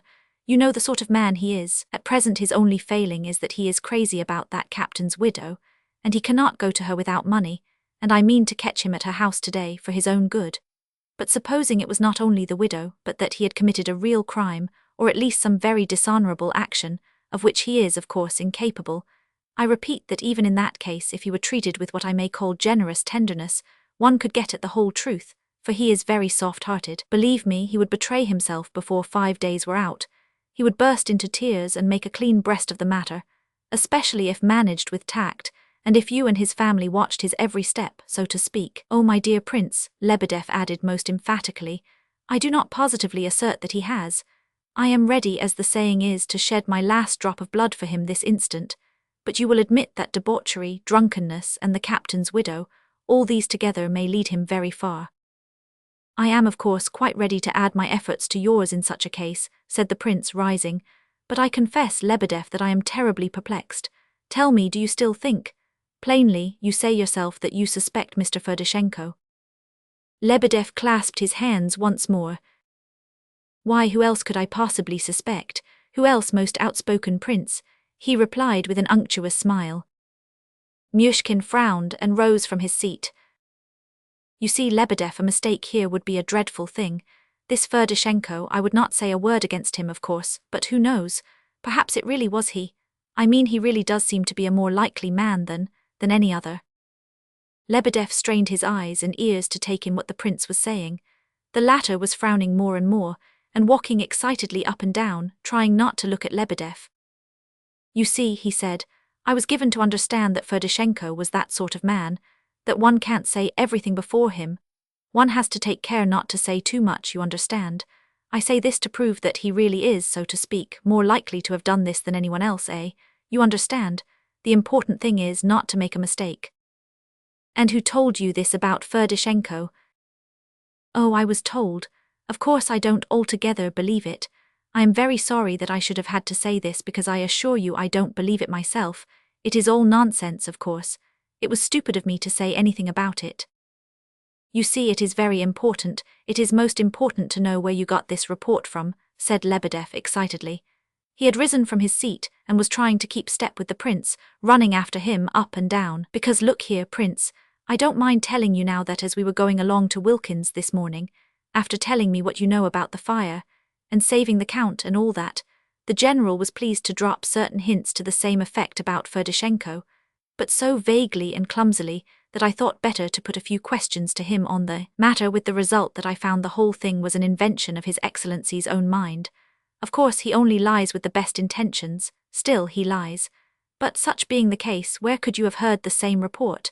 It was the inspiration of the moment with him, you understand, so who could have told you? It is an important question, you see. It was Kolya told me, and his father told him at about 6 this morning. They met at the threshold, when Kolya was leaving the room for something or other. The prince told Lebedev all that Kolya had made known to himself in detail. There now, that's what we may call scent, said Lebedev, rubbing his hands and laughing silently. I thought it must be so, you see. The general interrupted his innocent slumbers at 6 o'clock in order to go and wake his beloved son and warn him of the dreadful danger of companionship with Ferdishenko. Dear me, what a dreadfully dangerous man Ferdishenko must be, and what touching paternal solicitude on the part of His Excellency, ha, ha, ha. Listen, Lebedev, began the prince, quite overwhelmed. Do act quietly, don't make a scandal, Lebedev, I ask you, I entreat you. No one must know, no one mind. In that case only I will help you. Be assured, most honourable, most worthy of princes, be assured that the whole matter shall be buried within my heart, cried Lebedev in a paroxysm of exaltation. I'd give every drop of my blood. Illustrious prince, I am a poor wretch in soul and spirit, but ask the veriest scoundrel whether he would prefer to deal with one like himself, or with a noble-hearted man like you, and there is no doubt as to his choice. He'll answer that he prefers the noble-hearted man, and there you have the triumph of virtue. Au revoir, honored prince, you and I together, softly, softly. 10.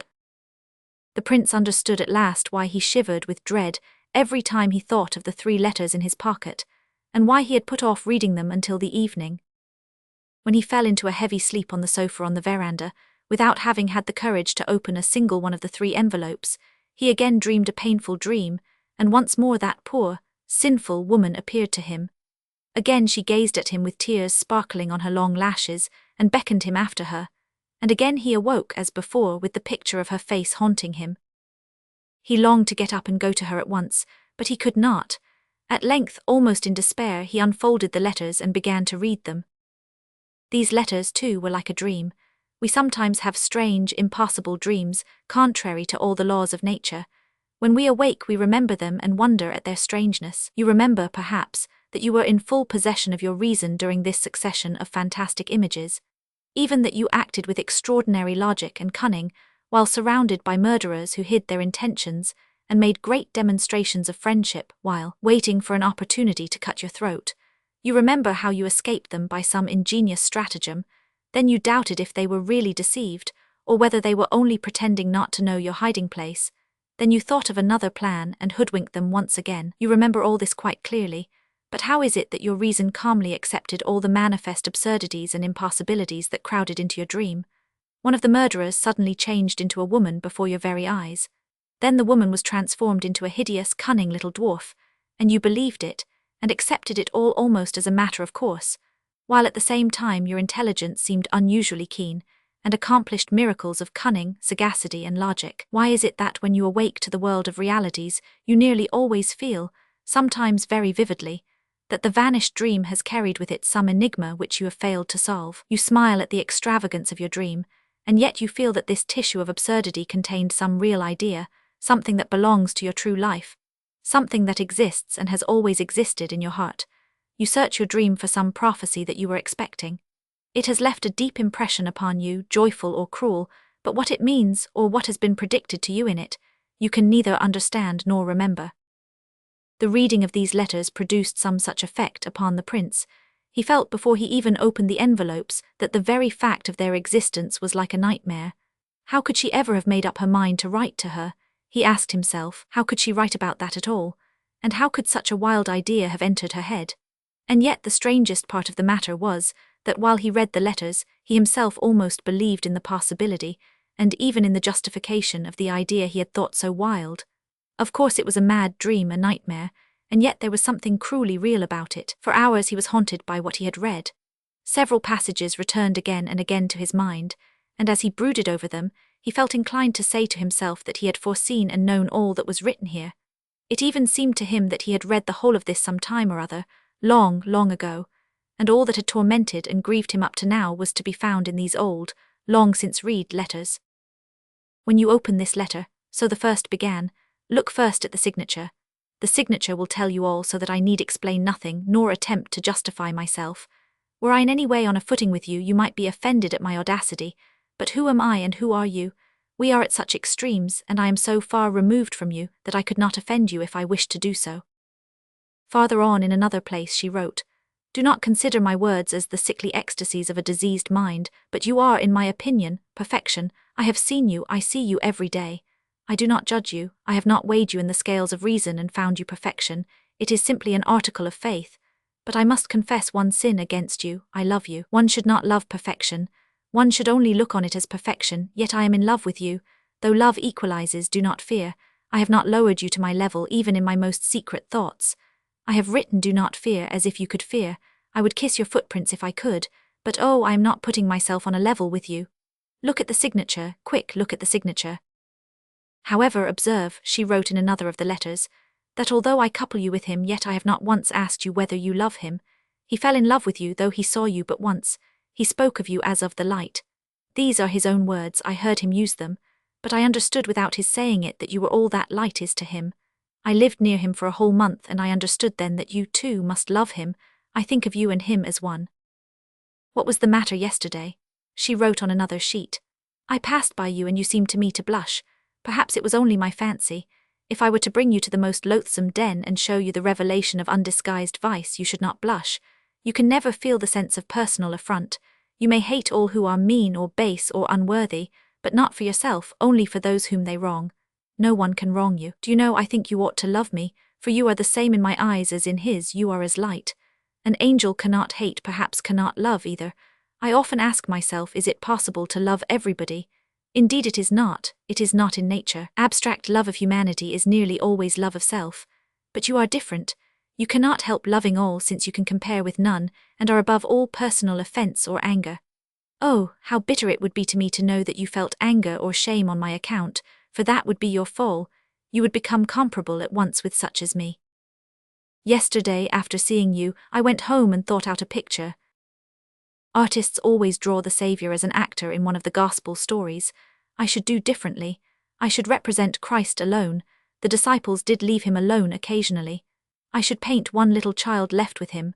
This child has been playing about near him, and had probably just been telling the Saviour something in its pretty baby prattle. Christ had listened to it, but was now musing, one hand reposing on the child's bright head. His eyes have a faraway expression. Thought great as the universe is in them, his face is sad. The little one leans its elbow upon Christ's knee, and with its cheek resting on its hand gazes up at him, pondering as children sometimes do ponder. The sun is setting. There you have my picture. You are innocent, and in your innocence lies all your perfection. Oh, remember that. What is my passion to you? You are mine now, I shall be near you all my life, I shall not live long.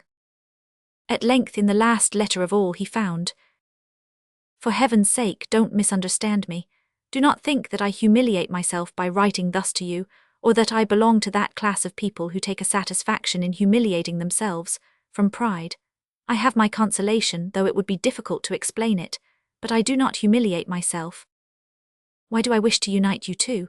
For your sakes or my own? For my own sake, naturally. All the problems of my life would thus be solved. I have thought so for a long time. I know that once when your sister Adelaida saw my portrait she said that such beauty could overthrow the world. But I have renounced the world. You think it strange that I should say so, for you saw me decked with lace and diamonds in the company of drunkards and wastrels. Take no notice of that. I know that I have almost ceased to exist. God knows what it is dwelling within me now. It is not myself. I can see it every day in two dreadful eyes which are always looking at me, even when not present. These eyes are silent now, they say nothing, but I know their secret. His house is gloomy and there is a secret in it. I am convinced that in some box he has a razor hidden, tied round with silk, just like the one that Moscow murderer had. This man also lived with his mother and had a razor hidden away, tied round with white silk, and with this razor he intended to cut a throat. All the while I was in their house I felt sure that somewhere beneath the floor there was hidden away some dreadful corpse, wrapped in all cloth, perhaps buried there by his father, who knows? Just as in the Moscow case. I could have shown you the very spot. He is always silent, but I know well that he loves me so much that he must hate me. My wedding and yours are to be on the same day, so I have arranged with him. I have no secrets from him. I would kill him from very fright, but he will kill me first. He has just burst out laughing and says that I am raving. He knows I am writing to you. There was much more of this delirious wandering in the letters. One of them was very long. At last the prince came out of the dark, gloomy park, in which he had wandered about for hours just as yesterday. The bright night seemed to him to be lighter than ever. It must be quite early, he thought. He had forgotten his watch. There was a sound of distant music somewhere. Ah, he thought, the Vauxhall, they won't be there today, of course. At this moment he noticed that he was close to their house. He had felt that he must gravitate to this spot eventually, and with a beating heart he mounted the veranda steps. No one met him. The veranda was empty and nearly pitch dark. He opened the door into the room, but it too was dark and empty. He stood in the middle of the room in perplexity. Suddenly the door opened, and in came Alexandra, candle in hand. Seeing the prince she stopped before him in surprise, looking at him questioningly. It was clear that she had been merely passing through the room from door to door, and had not had the remotest notion that she would meet anyone. "How did you come here?" she asked at last. I came in. Mama is not very well, nor is Aglaya. Adelaida has gone to bed and I am just going. We were alone the whole evening. Father and Prince S have gone to town. I have come to you now too. Do you know what time it is? No. 12:30. We are always in bed by 1. I thought it was 9:30. Never mind, she laughed, but why didn't you come earlier? Perhaps you were expected. I thought, he stammered, making for the door. Au revoir, I shall amuse them all with this story tomorrow. He walked along the road towards his own house. His heart was beating, his thoughts were confused, everything around seemed to be part of a dream. And suddenly, just as twice already he had awaked from sleep with the same vision, that very apparition now seemed to rise up before him. The woman appeared to step out from the park and stand in the path in front of him, as though she had been waiting for him there. He shuddered and stopped. She seized his hand and pressed it frenziedly. No, this was no apparition. There she stood at last, face to face with him for the first time since their parting. She said something, but he looked silently back at her. His heart ached with anguish. Oh, never would he banish the recollection of this meeting with her, and he never remembered it but with the same pain and agony of mind. She went on her knees before him, there in the open road, like a madwoman. He retreated a step, but she caught his hand and kissed it, and just as in his dream, the tears were sparkling on her long, beautiful lashes. Get up, he said in a frightened whisper, raising her. Get up at once. Are you happy, she asked. Say this one word, are you happy now, today, this moment, have you just been with her? What did she say? She did not rise from her knees. She would not listen to him. She put her questions hurriedly as though she were pursued. I am going away tomorrow as you bade me. I won't write, so that this is the last time I shall see you, the last time. This is really the last time. Oh, be calm, get up, he entreated in despair. She gazed thirstily at him and clutched his hands. Goodbye, she said at last, and rose and left him very quickly. The prince noticed that Rogozhin had suddenly appeared at her side, and had taken her arm and was leading her away. Wait a minute, prince, shouted the latter as he went. I shall be back in 5 minutes. He reappeared in 5 minutes as he had said. The prince was waiting for him. I've put her in the carriage, he said. It has been waiting round the corner there since 10 o'clock. She expected that you would be with them all the evening. I told her exactly what you wrote me. She won't write to the girl any more, she promises, and tomorrow she will be off as you wish. She desired to see you for the last time, although you refused, so we've been sitting and waiting on that bench till you should pass on your way home. Did she bring you with her of her own accord? Of course she did, said Rogozhin, showing his teeth, and I saw for myself what I knew before. You've read her letters, I suppose. Did you read them? Asked the prince, struck by the thought. Of course, she showed them to me herself. You are thinking of the razor, eh? Ha ha ha. Oh, she is mad, cried the prince, wringing his hands. Who knows, perhaps she is not so mad after all, said Rogozhin softly, as though thinking aloud. The prince made no reply. Well, goodbye, said Rogozhin. I'm off tomorrow too, you know, remember me kindly. By the by, he added, turning round sharply again, did you answer her question just now? Are you happy or not? No, cried the prince with unspeakable sadness. Ha ha, I never supposed you would say yes, cried Rogozhin, laughing sardonically. And he disappeared without looking round again. Part 4. 1. A week had elapsed since the rendezvous of our two friends on the green bench in the park, when one fine morning at about 10:30 o'clock, Varvara Ardalionovna, otherwise Mrs. Titsin, who had been out to visit a friend, returned home in a state of considerable mental depression. There are certain people of whom it is difficult to say anything which will at once throw them into relief, in other words, describe them graphically in their typical characteristics. These are they who are generally known as commonplace people, and this class comprises, of course, the immense majority of mankind. Authors, as a rule, attempt to select and portray types rarely met with in their entirety, but these types are nevertheless more real than real life itself. Podkolasin, a character in Gogol's comedy, The Wedding, was perhaps an exaggeration, but he was by no means a non-existent character.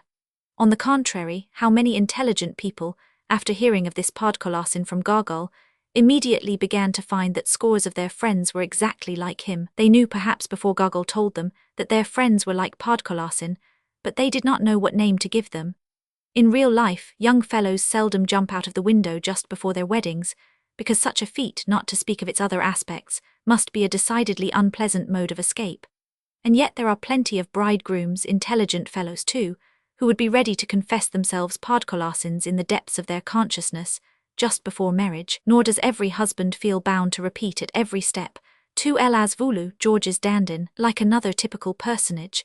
And yet how many millions and billions of Georges Dandins there are in real life who feel inclined to utter this soul-drawn cry after their honeymoon, if not the day after the wedding. Therefore, without entering into any more serious examination of the question, I will content myself with remarking that in real life typical characters are watered down, so to speak, and all these Dandins and podkolasins actually exist among us every day, but in a diluted form. I will just add, however, that Georges Dandin might have existed exactly as Molière presented him, and probably does exist now and then, though rarely. And so I will end this scientific examination, which is beginning to look like a newspaper criticism. But for all this, the question remains, what are the novelists to do with commonplace people, and how are they to be presented to the reader in such a form as to be in the least degree interesting? They cannot be left out altogether, for commonplace people meet one at every turn of life, and to leave them out would be to destroy the whole reality and probability of the story. To fill a novel with typical characters only, or with merely strange and uncommon people, would render the book unreal and improbable, and would very likely destroy the interest. In my opinion, the duty of the novelist is to seek out points of interest and instruction even in the characters of commonplace people. For instance, when the whole essence of an ordinary person's nature lies in his perpetual and unchangeable commonplaceness, and when in spite of all his endeavors to do something out of the common, this person ends, eventually, by remaining in his unbroken line of routine, I think such an individual really does become a type of his own, a type of commonplaceness which will not for the world, if it can help it, be contented, but strains and yearns to be something original and independent, without the slightest possibility of being so. To this class of commonplace people belong several characters in this novel, characters which, I admit, I have not drawn very vividly up to now for my readers' benefit. Such were, for instance, Varvara Ardalionovna Titsin, her husband and her brother Gania. There is nothing so annoying as to be fairly rich, of a fairly good family, pleasing presence, average education, to be not stupid, kind-hearted, and yet to have no talent at all, no originality, not a single idea of one's own, to be, in fact, just like everyone else. Of such people there are countless numbers in this world, far more even than appear. They can be divided into two classes as all men can, that is, those of limited intellect and those who are much cleverer. The former of these classes is the happier. To a commonplace man of limited intellect, for instance, nothing is simpler than to imagine himself an original character, and to revel in that belief without the slightest misgiving. Many of our young women have thought fit to cut their hair short, put on blue spectacles, and call themselves nihilists. By doing this they have been able to persuade themselves, without further trouble, that they have acquired new convictions of their own. Some men have but felt some little qualm of kindness towards their fellow men, and the fact has been quite enough to persuade them that they stand alone in the van of enlightenment, and that no one has such humanitarian feelings as they. Others have but to read an idea of somebody else's, and they can immediately assimilate it and believe that it was a child of their own brain. The impudence of ignorance, if I may use the expression, is developed to a wonderful extent in such cases. Unlikely as it appears, it is met with at every turn. This confidence of a stupid man in his own talents has been wonderfully depicted by Gogol in the amazing character of Pirogov. Pirogov has not the slightest doubt of his own genius, nay, of his superiority of genius, so certain is he of it that he never questions it. How many Pirogovs have there not been among our writers, scholars, propagandists? I say have been, but indeed there are plenty of them at this very day. Our friend Gania belonged to the other class, to the much cleverer persons, though he was from head to foot permeated and saturated with the longing to be original. This class, as I have said above, is far less happy, for the clever commonplace person, though he may possibly imagine himself a man of genius and originality, none the less has within his heart the deathless worm of suspicion and doubt, and this doubt sometimes brings a clever man to despair. As a rule, however, nothing tragic happens. His liver becomes a little damaged in the course of time, nothing more serious. Such men do not give up their aspirations after originality without a severe struggle. And there have been men who, though good fellows in themselves, and even benefactors to humanity, have sunk to the level of base criminals for the sake of originality. Gania was a beginner, as it were, upon this road. A deep and unchangeable consciousness of his own lack of talent, combined with a vast longing to be able to persuade himself that he was original, had rankled in his heart, even from childhood. He seemed to have been born with overwrought nerves, and in his passionate desire to excel, he was often led to the brink of some rash step. And yet, having resolved upon such a step when the moment arrived, he invariably proved too sensible to take it. He was ready in the same way to do a base action in order to obtain his wished-for object, and yet when the moment came to do it, he found that he was too honest for any great baseness. Not that he objected to acts of petty meanness, he was always ready for them. He looked with hate and loathing on the poverty and downfall of his family, and treated his mother with haughty contempt, although he knew that his whole future depended on her character and reputation. Aglaya had simply frightened him, yet he did not give up all thoughts of her, though he never seriously hoped that she would condescend to him. At the time of his adventure with Nastasya Filippovna, he had come to the conclusion that money was his only hope, money should do all for him. At the moment when he lost Aglaya, and after the scene with Nastasya, he had felt so low in his own eyes that he actually brought the money back to the prince.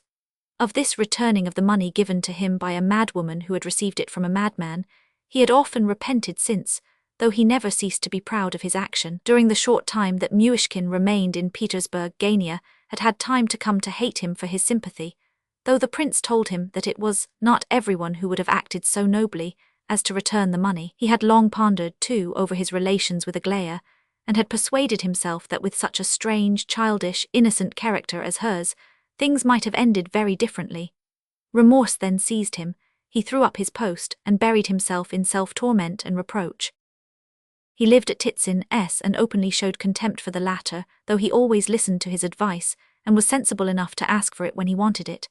Gavrila Ardalionovitch was angry with Titsin because the latter did not care to become a Rothschild. "If you are to be a Jew," he said, "do it properly, squeeze people right and left, show some character, be the king of the Jews while you are about it." Titsin was quiet and not easily offended. He only laughed. But on one occasion he explained seriously to Gania that he was no Jew, that he did nothing dishonest, that he could not help the market price of money, that, thanks to his accurate habits, he had already a good footing and was respected, and that his business was flourishing. "I shan't ever be a Rothschild, and there is no reason why I should," he added, smiling, "but I shall have a house in the Litanea, perhaps 2, and that will be enough for me. Who knows but what I may have 3, he concluded to himself, but this dream, cherished inwardly, he never confided to a soul. Nature loves and favors such people. Titsin will certainly have his reward, not 3 houses but 4, precisely because from childhood up he had realized that he would never be a Rothschild. That will be the limit of Titsin's fortune, and come what may, he will never have more than 4 houses. Varvara Ardalionovna was not like her brother. She too had passionate desires, but they were persistent rather than impetuous. Her plans were as wise as her methods of carrying them out. No doubt she also belonged to the category of ordinary people who dream of being original, but she soon discovered that she had not a grain of true originality, and she did not let it trouble her too much.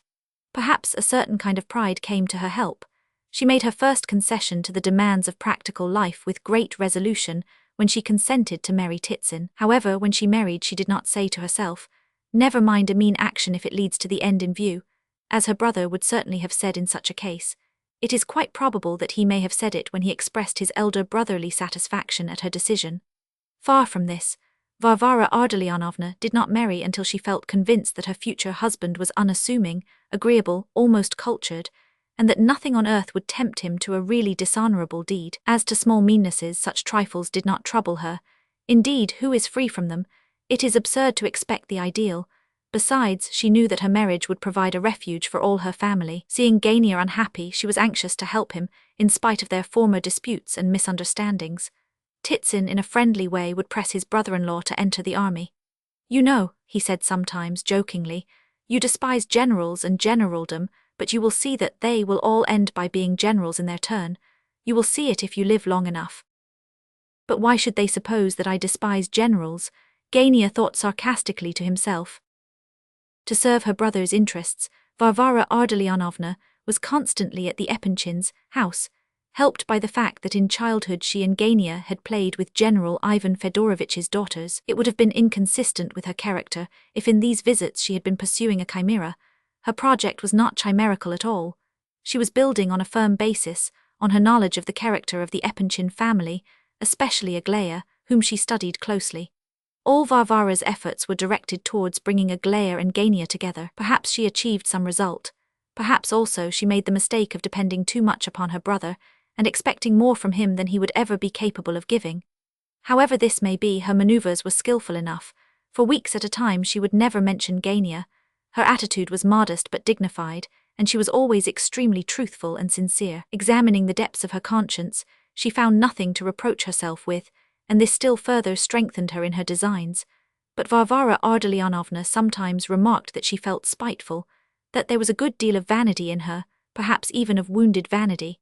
She noticed this at certain times more than at others, and especially after her visits to the Epanchins. Today, as I have said, she returned from their house with a heavy feeling of dejection. There was a sensation of bitterness, a sort of mocking contempt, mingled with it. Arrived at her own house, Veria heard a considerable commotion going on in the upper story, and distinguished the voices of her father and brother. On entering the salon she found Gania pacing up and down at frantic speed, pale with rage and almost tearing his hair. She frowned and subsided onto the sofa with a tired air, and without taking the trouble to remove her hat. She very well knew that if she kept quiet and asked her brother nothing about his reason for tearing up and down the room, his wrath would fall upon her head. So she hastened to put the question. "The old story, eh?" "Old story? No, heaven knows what's up now, I do. Father has simply gone mad, mother is in floods of tears. Upon my word, Veria, I must kick him out of the house, or else go myself," he added, probably remembering that he could not well turn people out of a house which was not his own. "You must make allowances," murmured Veria. "Make allowances for whom? Him, the old blackguard. No, no, Veria, that won't do, it won't do, I tell you. And look at the swagger of the man. He's all to blame himself, and yet he puts on so much side that you'd think, my word, it's too much trouble to go through the gate, you must break the fence for me. That's the sort of air he puts on. But what's the matter with you, Veria? What a curious expression you have." "I'm all right," said Veria, in a tone that sounded as though she were all wrong. Gania looked more intently at her. "You've been there?" he asked suddenly. "Yes." "Did you find out anything?" "Nothing unexpected. I discovered that it's all true. My husband was wiser than either of us, just as he suspected from the beginning, so it has fallen out. Where is he?" "Out. Well, what has happened? Go on." "The prince is formally engaged to her, that's settled. The elder sisters told me about it. Aglaya has agreed. They don't attempt to conceal it any longer. You know how mysterious and secret they have all been up to now. Adelaida's wedding is put off again so that both can be married on one day. Isn't that delightfully romantic? Somebody ought to write a poem on it. Sit down and write an ode instead of tearing up and down like that. This evening Princess Bilokansky is to arrive. She comes just in time. They have a party tonight. He is to be presented to old Bilokansky, though I believe he knows her already. Probably the engagement will be openly announced. They are only afraid that he may knock something down or trip over something when he comes into the room. It would be just like him." Gania listened attentively, but to his sister's astonishment he was by no means so impressed by this news, which should, she thought, have been so important to him, as she had expected. "Well, it was clear enough all along," he said after a moment's reflection. "So that's the end," he added with a disagreeable smile, continuing to walk up and down the room, but much slower than before, and glancing slyly into his sister's face. "It's a good thing that you take it philosophically at all events," said Veria. "I'm really very glad of it." "Yes, it's off our hands, off yours I should say. I think I have served you faithfully. I never even asked you what happiness you expected to find with Aglaya." "Did I ever expect to find happiness with Aglaya?" Come, don't overdo your philosophy. Of course you did. Now it's all over, and a good thing too, pair of fools that we have been. I confess I have never been able to look at it seriously. I busied myself in it for your sake, thinking that there was no knowing what might happen with a funny girl like that to deal with. There were 90 to 1 chances against it. To this moment I can't make out why you wished for it. Now I suppose you and your husband will never weary of egging me on to work again. You'll begin your lectures about perseverance and strength of will and all that. I know it all by heart, said Gania, laughing. He's got some new idea in his head, thought Veria. Are they pleased over there, the parents? Asked Gania suddenly. No, I don't think they are. You can judge for yourself. I think the general is pleased enough. Her mother is a little uneasy. She always loathed the idea of the prince as a husband. Everybody knows that. Of course, naturally. The bridegroom is an impossible and ridiculous one. I mean, has she given her formal consent? She has not said no up to now, and that's all. It was sure to be so with her. You know what she is like. You know how absurdly shy she is. You remember how she used to hide in a cupboard as a child so as to avoid seeing visitors for hours at a time. She is just the same now, but do you know, I think there is something serious in the matter, even from her side. I feel it somehow. She laughs at the prince, they say, from morn to night in order to hide her real feelings. But you may be sure she finds occasion to say something or other to him on the sly, for he himself is in a state of radiant happiness. He walks in the clouds. They say he is extremely funny just now. I heard it from themselves. They seem to be laughing at me in their sleeves, those elder girls, I don't know why. Gania had begun to frown, and probably Veria added this last sentence in order to probe his thought. However, at this moment, the noise began again upstairs. I'll turn him out, shouted Gania, glad of the opportunity of venting his vexation. I shall just turn him out, we can't have this. Yes, and then he'll go about the place and disgrace us as he did yesterday. How as he did yesterday? What do you mean? What did he do yesterday? Asked Gania in alarm. Why, goodness me, don't you know? Veria stopped short. What, you don't mean to say that he went there yesterday? Cried Gania, flushing red with shame and anger. Good heavens, Veria, speak, you have just been there, was he there or not? Quick! And Gania rushed for the door. Veria followed and caught him by both hands. What are you doing? Where are you going to? You can't let him go now. If you do, he'll go and do something worse. What did he do there? What did he say? They couldn't tell me themselves, they couldn't make head or tail of it, but he frightened them all. He came to see the general who was not at home, so he asked for Lizaveta Prokofievna. First of all, he begged her for some place or situation for work of some kind, and then he began to complain about us, about me and my husband, and you, especially you. He said a lot of things. Oh, couldn't you find out? Muttered Gania, trembling hysterically. No, nothing more than that. Why, they couldn't understand him themselves, and very likely didn't tell me all. Gania seized his head with both hands and tottered to the window. Veria sat down at the other window. Funny girl Aglaya, she observed after a pause. When she left me, she said, give my special and personal respects to your parents. I shall certainly find an opportunity to see your father one day, and so serious over it. She's a strange creature. Wasn't she joking? She was speaking sarcastically. Not a bit of it, that's just the strange part of it. Does she know about father, do you think, or not? That they do not know about it in the house is quite certain, the rest of them, I mean, but you have given me an idea. Aglaya perhaps knows. She alone, though, if anyone, for the sisters were as astonished as I was to hear her speak so seriously. If she knows, the prince must have told her. Oh, it's not a great matter to guess who told her. A thief in our family, and the head of the family too. Oh, nonsense, cried Veria angrily.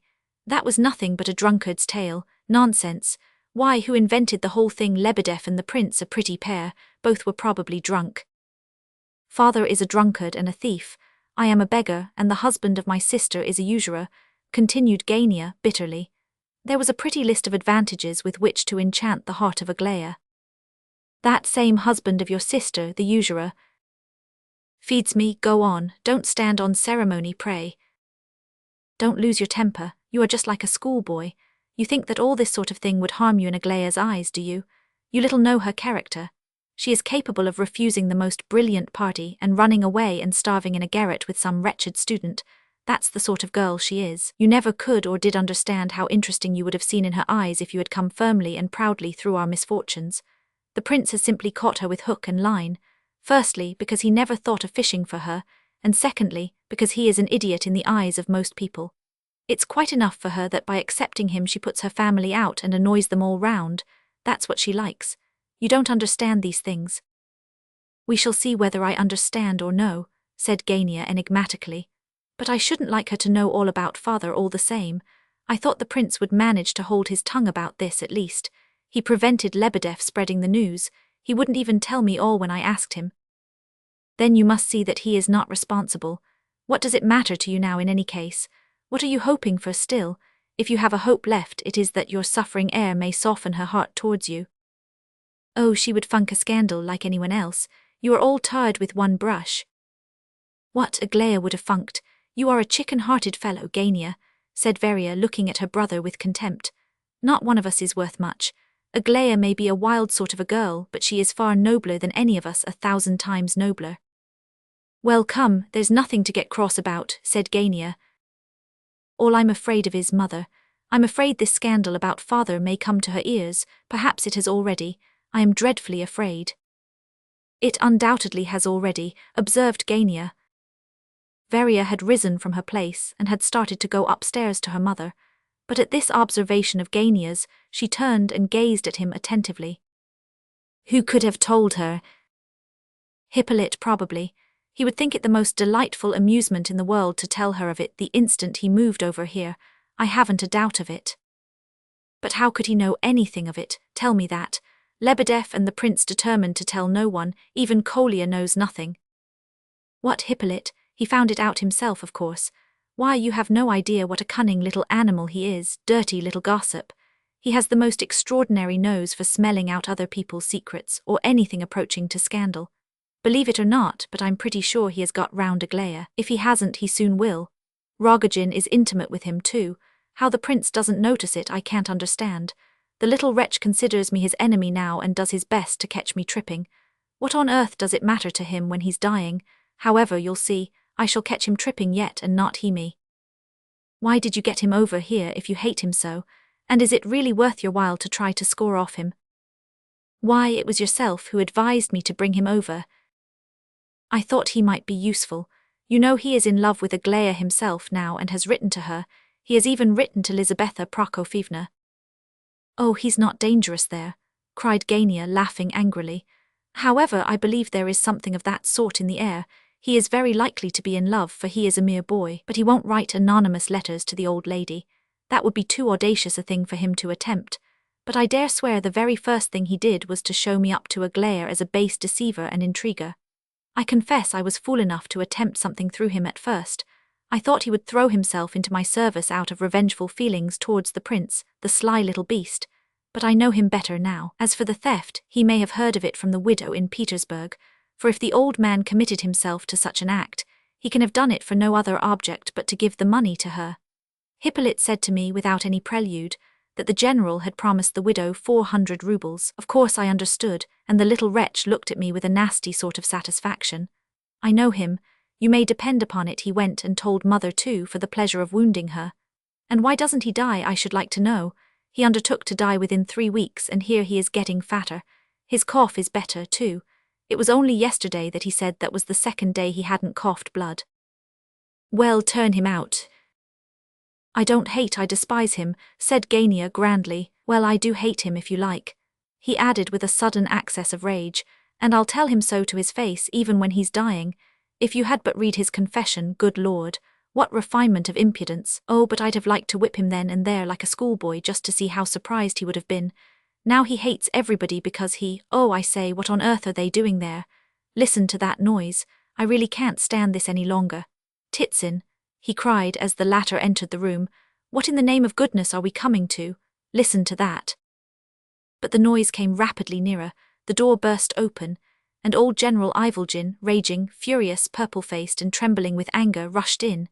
He was followed by Nina Alexandrovna, Kolya, and behind the rest Hippolyte. Chapter 2. Hippolyte had now been 5 days at the Titsins. His flitting from the prince's to these new quarters had been brought about quite naturally and without many words. He did not quarrel with the prince. In fact, they seemed to part as friends. Gania, who had been hostile enough on that eventful evening, had himself come to see him a couple of days later, probably in obedience to some sudden impulse. For some reason or other, Rogozhin too had begun to visit the sick boy. The prince thought it might be better for him to move away from the prince's house. Hippolyte informed him as he took his leave that Titsin had been kind enough to offer him a corner, and did not say a word about Gania, though Gania had procured his invitation, and himself came to fetch him away. Gania noticed this at the time, and put it to Hippolyte's debit on account. Gania was right when he told his sister that Hippolyte was getting better. That he was better was clear at the first glance. He entered the room now last of all deliberately, and with a disagreeable smile on his lips. Nina Alexandrovna came in looking frightened. She had changed much since we last saw her half a year ago and had grown thin and pale. Kolya looked worried and perplexed. He could not understand the vagaries of the general, and knew nothing of the last achievement of that worthy, which had caused so much commotion in the house, but he could see that his father had of late changed very much, and that he had begun to behave in so extraordinary a fashion both at home and abroad that he was not like the same man. What perplexed and disturbed him as much as anything was that his father had entirely given up drinking during the last few days. Kolya knew that he had quarrelled with both Lebedev and the prince, and had just bought a small bottle of vodka and brought it home for his father. Really, mother, he had assured Nina Alexandrovna upstairs, really you had better let him drink. He has not had a drop for 3 days, he must be suffering agonies. The general now entered the room, threw the door wide open, and stood on the threshold trembling with indignation. Look here, my dear sir, he began, addressing Titsin in a very loud tone of voice.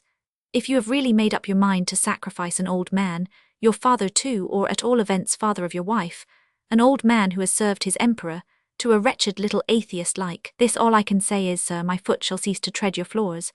Make your choice, sir, make your choice quickly if you please, me or this screw. Yes, screw, sir. I said it accidentally, but let the word stand, this screw, for he screws and drills himself into my soul. Hadn't you better say corkscrew, said Hippolyte. No, sir, not corkscrew. I am a general, not a bottle, sir. Make your choice, sir, me or him. Here Kolya handed him a chair, and he subsided into it, breathless with rage. Hadn't you better take a nap, murmured the stupefied Titsin. A nap, shrieked the general. I am not drunk, sir, you insult me. I see, he continued, rising, I see that all are against me here. Enough, I go, but no, sirs, know that. He was not allowed to finish his sentence. Somebody pushed him back into his chair and begged him to be calm.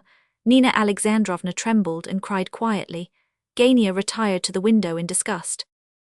But what have I done? What is his grievance? Asked Hippolyte, grinning. What have you done, indeed? Put in Nina Alexandrovna. You ought to be ashamed of yourself, teasing an old man like that, and in your position too. And pray, what is my position, madame?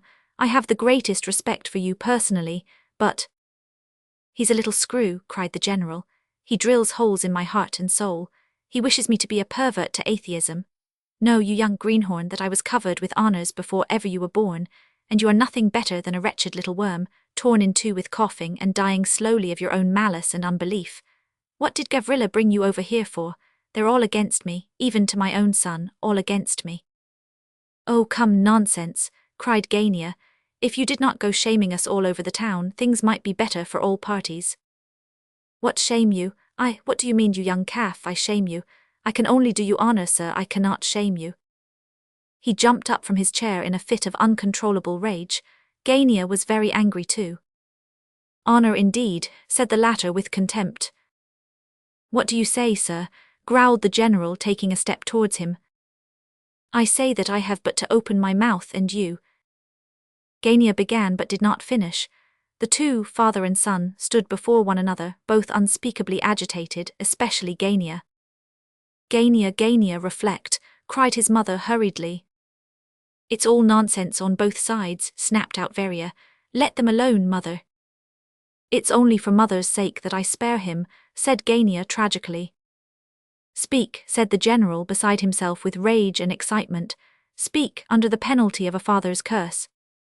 Oh, father's curse be hanged, you don't frighten me that way, said Gania. Whose fault is it that you have been as mad as a March hare all this week? It is just a week, you see, I count the days. Take care now, don't provoke me too much or I'll tell all. Why did you go to the Epanchins yesterday, tell me that? And you call yourself an old man too, with grey hair and father of a family. Nice sort of a father. Be quiet, Gania, cried Kolya. Shut up, you fool. Yes, but how have I offended him? Repeated Hippolyte, still in the same jeering voice. Why does he call me a screw? You all heard it. He came to me himself and began telling me about some Captain Eropgoff. I don't wish for your company, General. I always avoided you, you know that. What have I to do with Captain Eropkov? All I did was to express my opinion that probably Captain Eropkov never existed at all. Of course he never existed, Gania interrupted. But the general only stood stupefied and gazed around in a dazed way. Gania's speech had impressed him, with its terrible candor. For the first moment or two he could find no words to answer him, and it was only when Hippolyte burst out laughing and said, "There, you see, even your own son supports my statement that there never was such a person as Captain Eropkov," that the old fellow muttered confusedly. "Captain Eropkov, not Captain Eropkov, Captain Major retired Eropkov Captain."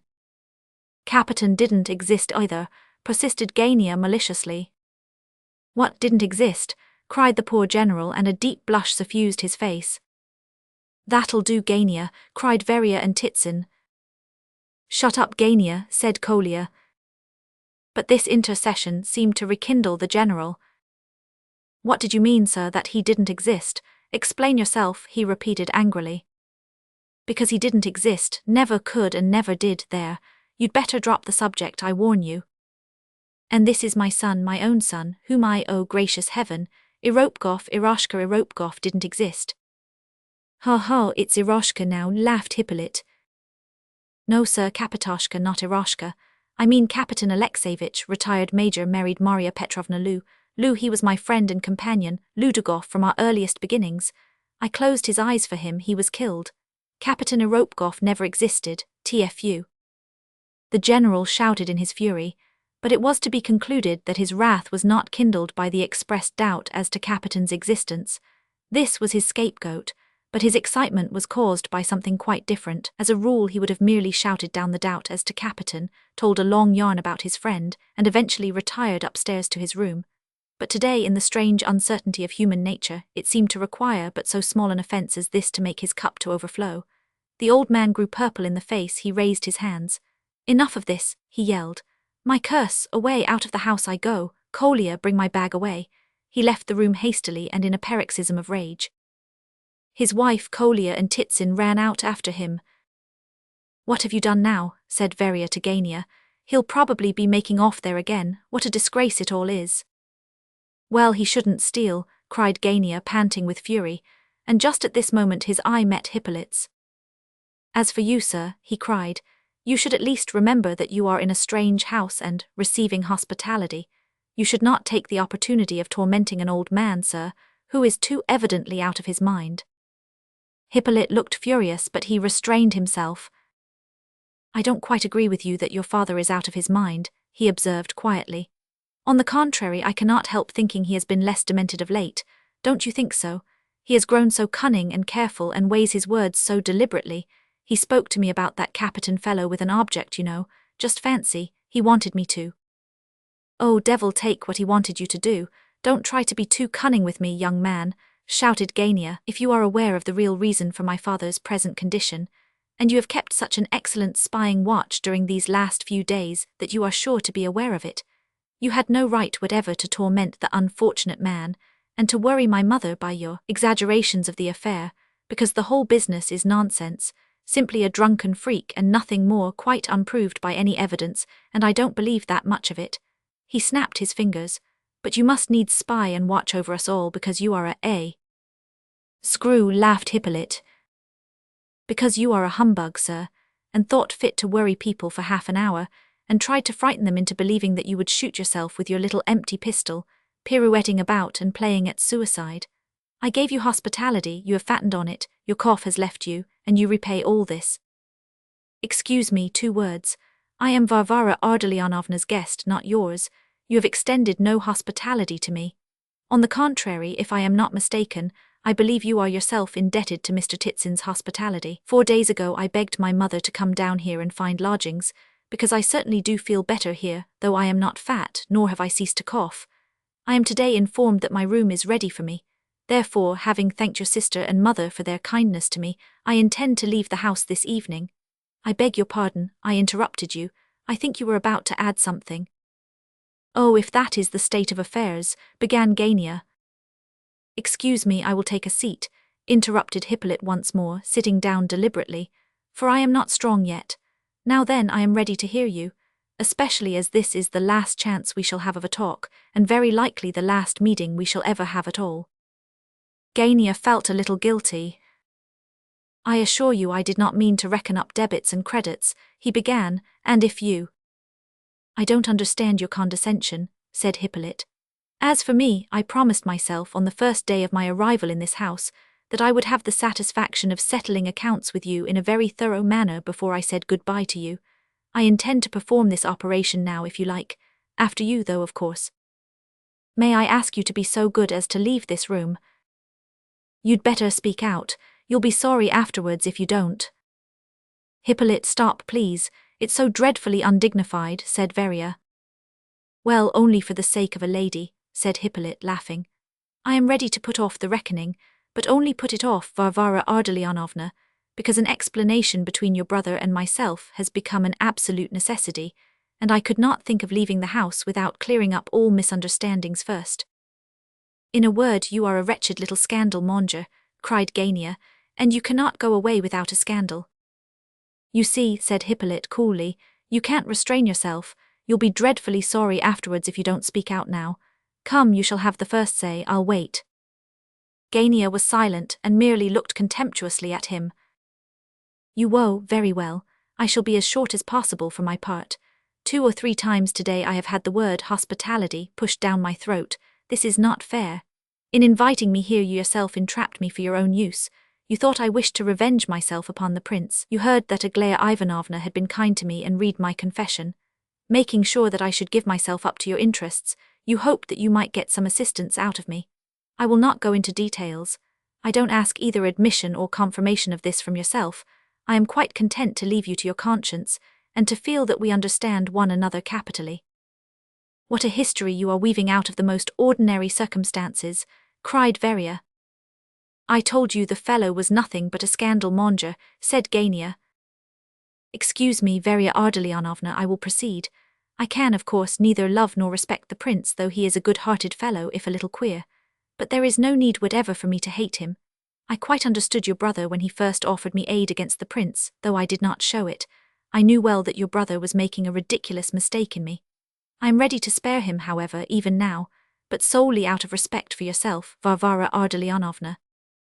Having now shown you that I am not quite such a fool as I look, and that I have to be fished for with a rod and line for a good long while before I am caught, I will proceed to explain why I specially wish to make your brother look a fool. That my motive power is hate, I do not attempt to conceal. I have felt that before dying, and I am dying, however much fatter I may appear to you. I must absolutely make a fool of, at least, one of that class of men which has dogged me all my life, which I hate so cordially, and which is so prominently represented by your much-esteemed brother. I should not enjoy paradise nearly so much without having done this first. I hate you, Gavrila Ardalionovitch, solely. This may seem curious to you, but I repeat, solely because you are the type and incarnation and head and crown of the most impudent, the most self-satisfied, the most vulgar and detestable form of commonplaceness. You are ordinary of the ordinary. You have no chance of ever fathering the pettiest idea of your own, and yet you are as jealous and conceited as you can possibly be. You consider yourself a great genius. Of this you are persuaded, although there are dark moments of doubt and rage, when even this fact seems uncertain. There are spots of darkness on your horizon, though they will disappear when you become completely stupid. But a long and checkered path lies before you, and of this I am glad. In the first place, you will never gain a certain person. Come, this is intolerable. You had better stop, you little mischief-making wretch," cried Veria. Gania had grown very pale. He trembled but said nothing. Hippolyte paused and looked at him intently and with great gratification. He then turned his gaze upon Veria, bowed, and went out, without adding another word. Gania might justly complain of the hardness with which fate treated him. Veria dared not speak to him for a long while, as he strode past her, backwards and forwards. At last he went and stood at the window, looking out with his back turned towards her. There was a fearful row going on upstairs again. "Are you off?" said Gania suddenly, remarking that she had risen and was about to leave the room. "Wait a moment, look at this." He approached the table and laid a small sheet of paper before her. It looked like a little note. "Good heavens!" cried Veria, raising her hands. This was the note. "Gavrila Ardalionovitch, persuaded of your kindness of heart, I have determined to ask your advice on a matter of great importance to myself. I should like to meet you tomorrow morning at 7 o'clock by the green bench in the park. It is not far from our house. Varvara Ardalyanovna, who must accompany you, knows the place well. What on earth is one to make of a girl like that? Said Veria. Gania, little as he felt inclined for swagger at this moment, could not avoid showing his triumph, especially just after such humiliating remarks as those of Hippolyte. A smile of self-satisfaction beamed on his face, and Veria too was brimming over with delight. And this is the very day that they were to announce the engagement. What will she do next? What do you suppose she wants to talk about tomorrow? Asked Gania. Oh, that's all the same. The chief thing is that she wants to see you after 6 months' absence. Look here, Gania, this is a serious business. Don't swagger again and lose the game. Play carefully but don't funk, do you understand? As if she could possibly avoid seeing what I have been working for all this last 6 months. And just imagine I was there this morning and not a word of this. I was there, you know, on the sly. The old lady did not know or she would have kicked me out. I ran some risk for you, you see. I did so want to find out at all hazards. Here there was a frantic noise upstairs once more. Several people seemed to be rushing downstairs at once. Now, Gania, cried Veria, frightened, we can't let him go out. We can't afford to have a breath of scandal about the town at this moment. Run after him and beg his pardon, quick. But the father of the family was out in the road already. Kolya was carrying his bag for him. Nina Alexandrovna stood and cried on the doorstep. She wanted to run after the general, but Titsin kept her back. You will only excite him more, he said. He has nowhere else to go to, he'll be back here in half an hour. I've talked it all over with Kolya. Let him play the fool a bit, it will do him good. What are you up to? Where are you off to? You've nowhere to go to, you know, cried Gania out of the window. Come back, father, the neighbours will hear, cried Veria. The general stopped, turned round, raised his hands and remarked, My curse be upon this house. Which observation should always be made in as theatrical a tone as possible, muttered Gania, shutting the window with a bang. The neighbours undoubtedly did hear. Veria rushed out of the room. No sooner had his sister left him alone than Gania took the note out of his pocket, kissed it and pirouetted around. Chapter 3. As a general rule, old General Ivolgin's paroxysms ended in smoke. He had before this experienced fits of sudden fury, but not very often, because he was really a man of peaceful and kindly disposition. He had tried hundreds of times to overcome the dissolute habits which he had contracted of late years. He would suddenly remember that he was a father, would be reconciled with his wife, and shed genuine tears. His feeling for Nina Alexandrovna amounted almost to adoration. She had pardoned so much in silence, and loved him still in spite of the state of degradation into which he had fallen. But the general's struggles with his own weakness never lasted very long. He was, in his way, an impetuous man, and a quiet life of repentance in the bosom of his family soon became insupportable to him. In the end he rebelled, and flew into rages which he regretted perhaps even as he gave way to them, but which were beyond his control. He picked quarrels with everyone, began to hold forth eloquently, exacted unlimited respect, and at last disappeared from the house, and sometimes did not return for a long time. He had given up interfering in the affairs of his family for 2 years now, and knew nothing about them but what he gathered from hearsay. But on this occasion there was something more serious than usual. Everyone seemed to know something, but to be afraid to talk about it. The general had turned up in the bosom of his family 2 or 3 days before, but not, as usual, with the olive branch of peace in his hand, not in the garb of penitence, in which he was usually clad on such occasions, but, on the contrary, in an uncommonly bad temper. He had arrived in a quarrelsome mood, pitching into everyone he came across, and talking about all sorts and kinds of subjects in the most unexpected manner, so that it was impossible to discover what it was that was really putting him out. At moments he would be apparently quite bright and happy, but as a rule he would sit moody and thoughtful. He would abruptly commence to hold forth about the Epanchins, about Lebedev or the prince, and equally abruptly would stop short and refuse to speak another word, answering all further questions with a stupid smile, unconscious that he was smiling, or that he had been asked a question. The whole of the previous night he had spent tossing about and groaning, and poor Nina Alexandrovna had been busy making cold compresses and warm fomentations, and so on, without being very clear how to apply them. He had fallen asleep after a while, but not for long, and had awaked in a state of violent hypochondria which had ended in his quarrel with Hippolyte, and the solemn cursing of Titsin's establishment generally. It was also observed during those 2 or 3 days that he was in a state of morbid self-esteem, and was specially touchy on all points of honor. Kolya insisted, in discussing the matter with his mother, that all this was but the outcome of abstinence from drink, or perhaps of pining after Lebedev, with whom up to this time the general had been upon terms of the greatest friendship, but with whom, for some reason or other, he had quarrelled a few days since, parting from him in great wrath. There had also been a scene with the prince. Kolya had asked an explanation of the latter, but had been forced to conclude that he was not told the whole truth. If Hippolyte and Nina Alexandrovna had, as Gania suspected, had some special conversation about the general's actions, it was strange that the malicious youth, whom Gania had called a scandal-monger to his face, had not allowed himself a similar satisfaction with Kolya. The fact is that probably Hippolyte was not quite so black as Gania painted him, and it was hardly likely that he had informed Nina Alexandrovna of certain events, of which we know, for the mere pleasure of giving her pain. We must never forget that human motives are generally far more complicated than we are apt to suppose, and that we can very rarely accurately describe the motives of another. It is much better for the writer, as a rule, to content himself with the bare statement of events, and we shall take this line with regard to the catastrophe recorded above, and shall state the remaining events connected with the general's trouble shortly, because we feel that we have already given to this secondary character in our story more attention than we originally intended. The course of events had marched in the following order. When Lebedev returned, in company with the general, after their expedition to town a few days since, for the purpose of investigation, he brought the prince no information whatever. If the latter had not himself been occupied with other thoughts and impressions at the time, he must have observed that Lebedev not only was very uncommunicative, but even appeared anxious to avoid him. When the prince did give the matter a little attention, he recalled the fact that during these days he had always found Lebedev to be in radiantly good spirits when they happened to meet, and further, that the general and Lebedev were always together. The two friends did not seem ever to be parted for a moment.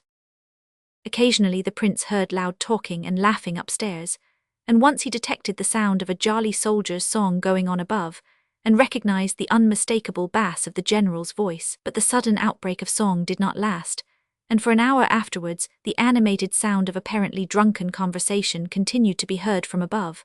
At length there was the clearest evidence of a grand mutual embracing, and someone burst into tears. Shortly after this, however, there was a violent but short-lived quarrel, with loud talking on both sides. All these days Kolya had been in a state of great mental preoccupation. Myshkin was usually out all day, and only came home late at night. On his return he was invariably informed that Kolya had been looking for him. However, when they did meet, Kolya never had anything particular to tell him, excepting that he was highly dissatisfied with the general and his present condition of mind and behavior. "They drag each other about the place," he said, "and get drunk together at the pub close by here, and quarrel in the street on the way home, and embrace one another after it, and don't seem to part for a moment." When the prince pointed out that there was nothing new about that, for that they had always behaved in this manner together, Kolya did not know what to say. In fact, he could not explain what it was that specially worried him just now about his father. On the morning following the Bacchanalian songs and quarrels recorded above, as the prince stepped out of the house at about 11 o'clock, the general suddenly appeared before him, much agitated. "I have long sought the honor and opportunity of meeting you, much esteemed Lev Nikolaevich," he murmured, pressing the prince's hand very hard, almost painfully so. "Long, very long." The prince begged him to step in and sit down. "No, I will not sit down. I am keeping you, I see, another time. I think I may be permitted to congratulate you upon the realization of your heart's best wishes, is it not so?" "What best wishes?" The prince blushed. He thought, as so many in his position do, that nobody had seen, heard, noticed, or understood anything. "Oh, be easy, sir, be easy. I shall not wound your tenderest feelings. I've been through it all myself, and I know well how unpleasant it is when an outsider sticks his nose in where he is not wanted. I experience this every morning. I came to speak to you about another matter, though an important matter. A very important matter, Prince." The latter requested him to take a seat once more, and sat down himself. "Well, just for 1 second then. The fact is, I came for advice.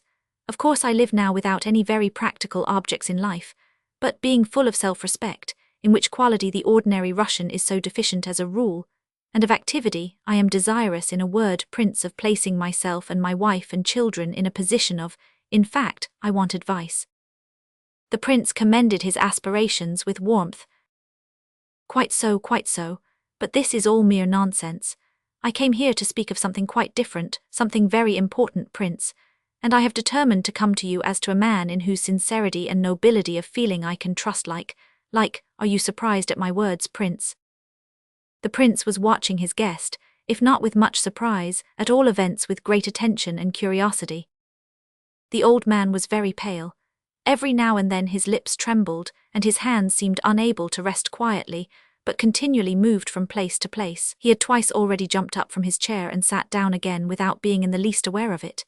He would take up a book from the table and open it, talking all the while, look at the heading of a chapter, shut it and put it back again, seizing another immediately, but holding it unopened in his hand, and waving it in the air as he spoke. But enough, he cried suddenly, I see I have been boring you with my... Not in the least, I assure you. On the contrary, I am listening most attentively, and am anxious to guess. Prince, I wish to place myself in a respectable position, I wish to esteem myself, and to... My dear sir, a man of such noble aspirations is worthy of all esteem by virtue of those aspirations alone. The prince brought out his copybook sentence, in the firm belief that it would produce a good effect. He felt instinctively that some such well-sounding humbug, brought out at the proper moment, would soothe the old man's feelings, and would be specially acceptable to such a man in such a position. At all hazards, his guest must be dispatched with heart relieved and spirit comforted. That was the problem before the prince at this moment. The phrase flattered the general, touched him and pleased him mightily. He immediately changed his tone and started off on a long and solemn explanation, but listen as he would, the prince could make neither head nor tail of it. The general spoke hotly and quickly for 10 minutes. He spoke as though his words could not keep pace with his crowding thoughts.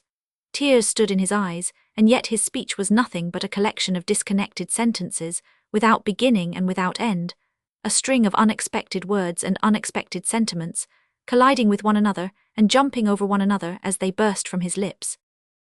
Enough, he concluded at last, you understand me, and that is the great thing. A heart like yours cannot help understanding the sufferings of another. Prince, you are the ideal of generosity. What are other men beside yourself? But you are young, accept my blessing. My principal object is to beg you to fix an hour for a most important conversation. That is my great hope, Prince. My heart needs but a little friendship and sympathy, and yet I cannot always find means to satisfy it. But why not now? I am ready to listen and... No, Prince, not now. Now is a dream, and it is too important. It is to be the hour of fate to me, my own hour. Our interview is not to be broken in upon by every chance comer, every impertinent guest, and there are plenty of such stupid, impertinent fellows. He bent over and whispered mysteriously, with a funny, frightened look on his face, who are unworthy to tie your shoe, Prince. I don't say mine, mind, you will understand me, Prince. Only you understand me, Prince, no one else.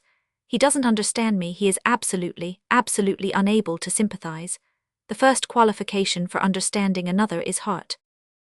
The prince was rather alarmed at all this, and was obliged to end by appointing the same hour of the following day for the interview desired.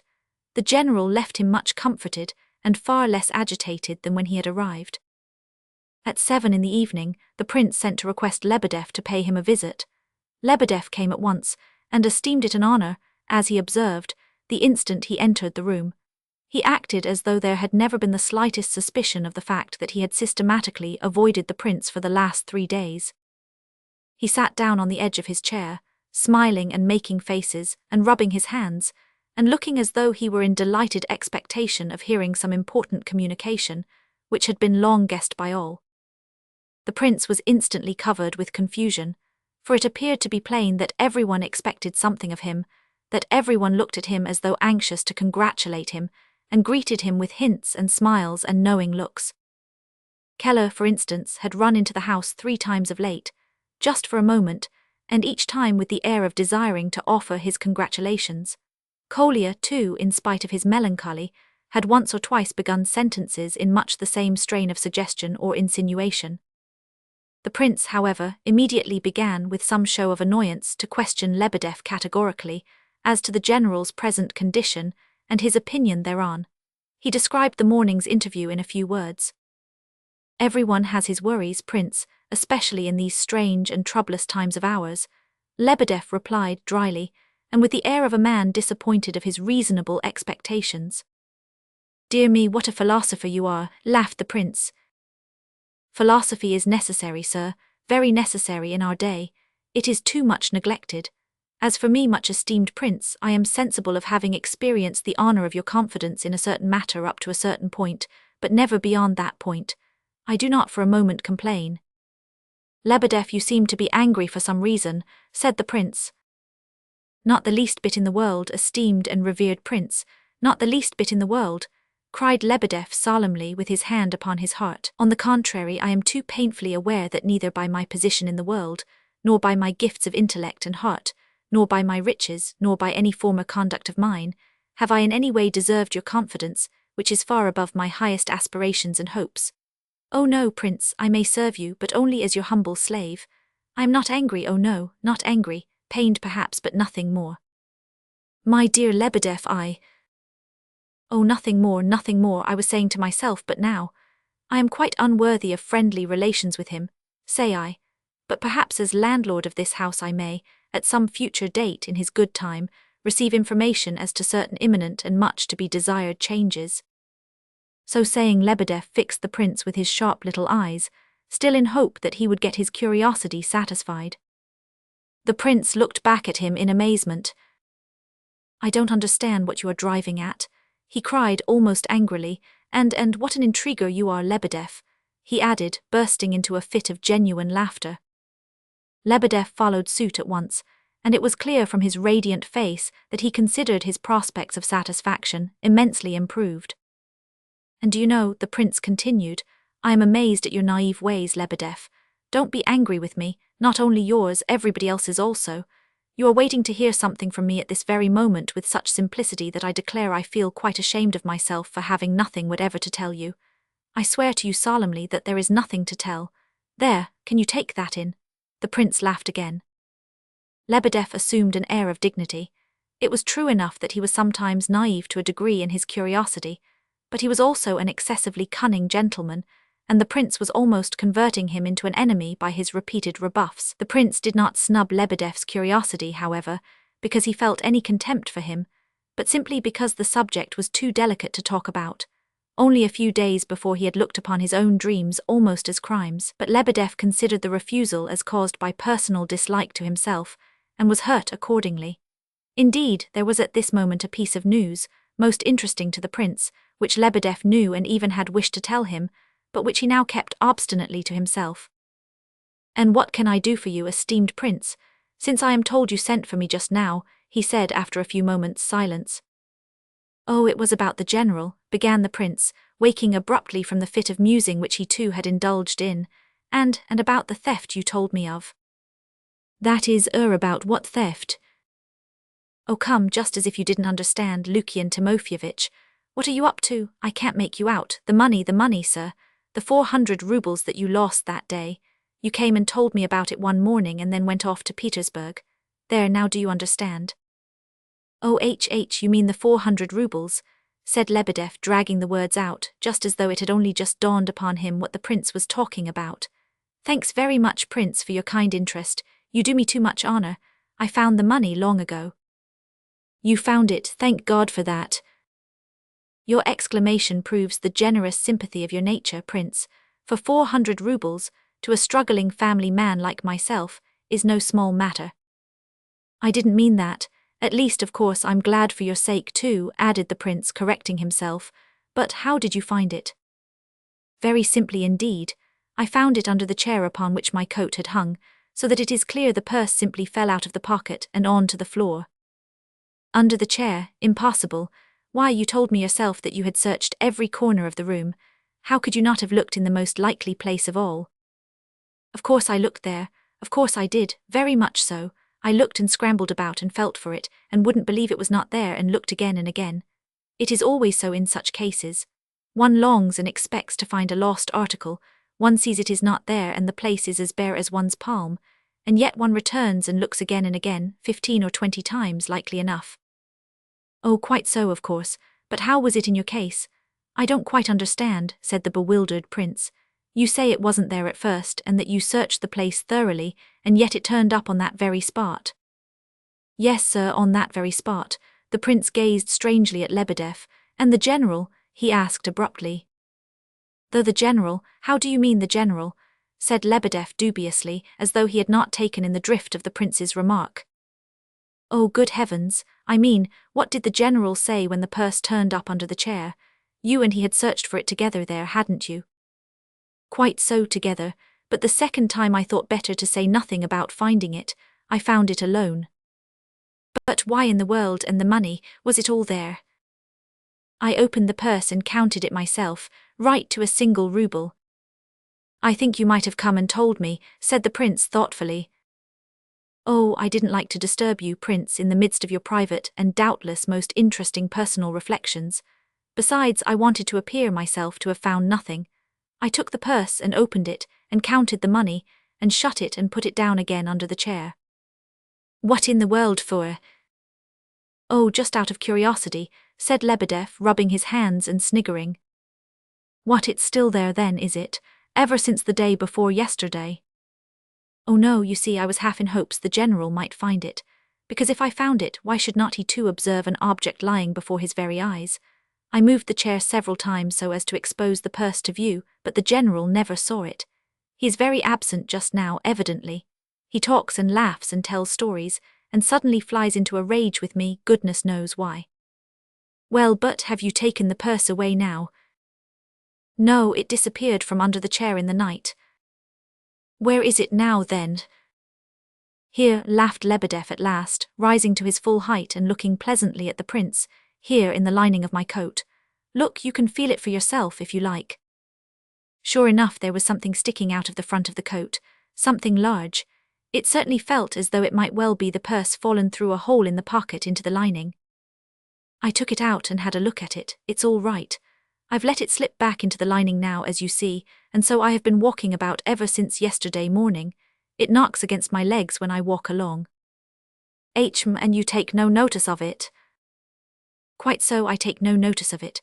Ha ha, and think of this, prince, my pockets are always strong and whole, and yet here in one night is a huge hole. I know the phenomenon is unworthy of your notice, but such is the case. I examined the hole, and I declare it actually looks as though it had been made with a penknife, a most improbable contingency. And the general? Ah, very angry all day, sir, all yesterday and all today. He shows decided bacchanalian predilections at one time, and at another is tearful and sensitive, but at any moment he is liable to paroxysms of such rage that I assure you, prince, I am quite alarmed. I am not a military man, you know. Yesterday we were sitting together in the tavern, and the lining of my coat was, quite accidentally of course, sticking out right in front. The general squinted at it and flew into a rage. He never looks me quite in the face now unless he is very drunk or maudlin, but yesterday he looked at me in such a way that a shiver went all down my back. I intend to find the purse tomorrow, but till then I am going to have another night of it with him. What's the good of tormenting him like this? Cried the prince. I don't torment him, prince, I don't indeed, cried Lebedev hotly. I love him, my dear sir, I esteem him, and believe it or not, I love him all the better for this business, yes, and value him more. Lebedev said this so seriously that the prince quite lost his temper with him. Nonsense, love him and torment him so. Why, by the very fact that he put the purse prominently before you, first under the chair and then in your lining, he shows that he does not wish to deceive you but is anxious to beg your forgiveness in this artless way. Do you hear? He is asking your pardon. He confides in the delicacy of your feelings and in your friendship for him, and you can allow yourself to humiliate so thoroughly honest a man. Thoroughly honest, quite so, prince, thoroughly honest, said Lebedev with flashing eyes, and only you, prince, could have found so very appropriate an expression. I honor you for it, prince. Very well, that's settled. I shall find the purse now and not tomorrow. Here, I find it and take it out before your eyes. And the money is all right. Take it, prince, and keep it till tomorrow, will you? Tomorrow or next day I'll take it back again. I think, prince, that the night after its disappearance it was buried under a bush in the garden. So I believe. What do you think of that? Well, take care you don't tell him to his face that you have found the purse. Simply let him see that it is no longer in the lining of your coat, and form his own conclusions. Do you think so? Had I not just better tell him I have found it and pretend I never guessed where it was? No, I don't think so, said the prince thoughtfully. It's too late for that, that would be dangerous now. No, better say nothing about it. Be nice with him, but don't show him. Oh, you know well enough. I know, Prince, of course I know, but I'm afraid I shall not carry it out, for to do so one needs a heart like your own. He is so very irritable just now and so proud. At one moment he will embrace me, and the next he flies out at me and sneers at me, and then I stick the lining forward on purpose. Well, au revoir, Prince, I see I am keeping you and boring you too, interfering with your most interesting private reflections. Now do be careful, secrecy as before. Oh, silence isn't the word, softly, softly. But in spite of this conclusion to the episode, the prince remained as puzzled as ever, if not more so. He awaited next morning's interview with the general most impatiently. 4. The time appointed was 12 o'clock, and the prince, returning home unexpectedly late, found the general waiting for him. At the first glance he saw that the latter was displeased, perhaps because he had been kept waiting. The prince apologized and quickly took a seat. He seemed strangely timid before the general this morning, for some reason, and felt as though his visitor were some piece of china which he was afraid of breaking. On scrutinizing him, the prince soon saw that the general was quite a different man from what he had been the day before. He looked like one who had come to some momentous resolve. His calmness, however, was more apparent than real. He was courteous, but there was a suggestion of injured innocence in his manner. I've brought your book back, he began, indicating a book lying on the table. Much obliged to you for lending it to me. Ah yes, well, did you read it, General? It's curious, isn't it? Said the prince, delighted to be able to open up conversation upon an outside subject. Curious enough, yes, but crude and of course dreadful nonsense. Probably the man lies in every other sentence. The general spoke with considerable confidence and dragged his words out with a conceited drawl. Oh, but it's only the simple tale of an old soldier who saw the French enter Moscow. Some of his remarks were wonderfully interesting. Remarks of an eyewitness are always valuable, whoever he be, don't you think so? Had I been the publisher, I should not have printed it. As to the evidence of eyewitnesses, in these days people prefer impudent lies to the stories of men of worth and long service. I know of some notes of the year 1812, which, I have determined, Prince, to leave this house, Mr. Lebedeff's house. The general looked significantly at his host. Of course you have your own lodging at Pavlovsky at your daughter's house, began the prince, quite at a loss what to say. He suddenly recollected that the general had come for advice on a most important matter, affecting his destiny. At my wife's, in other words at my own place, my daughter's house.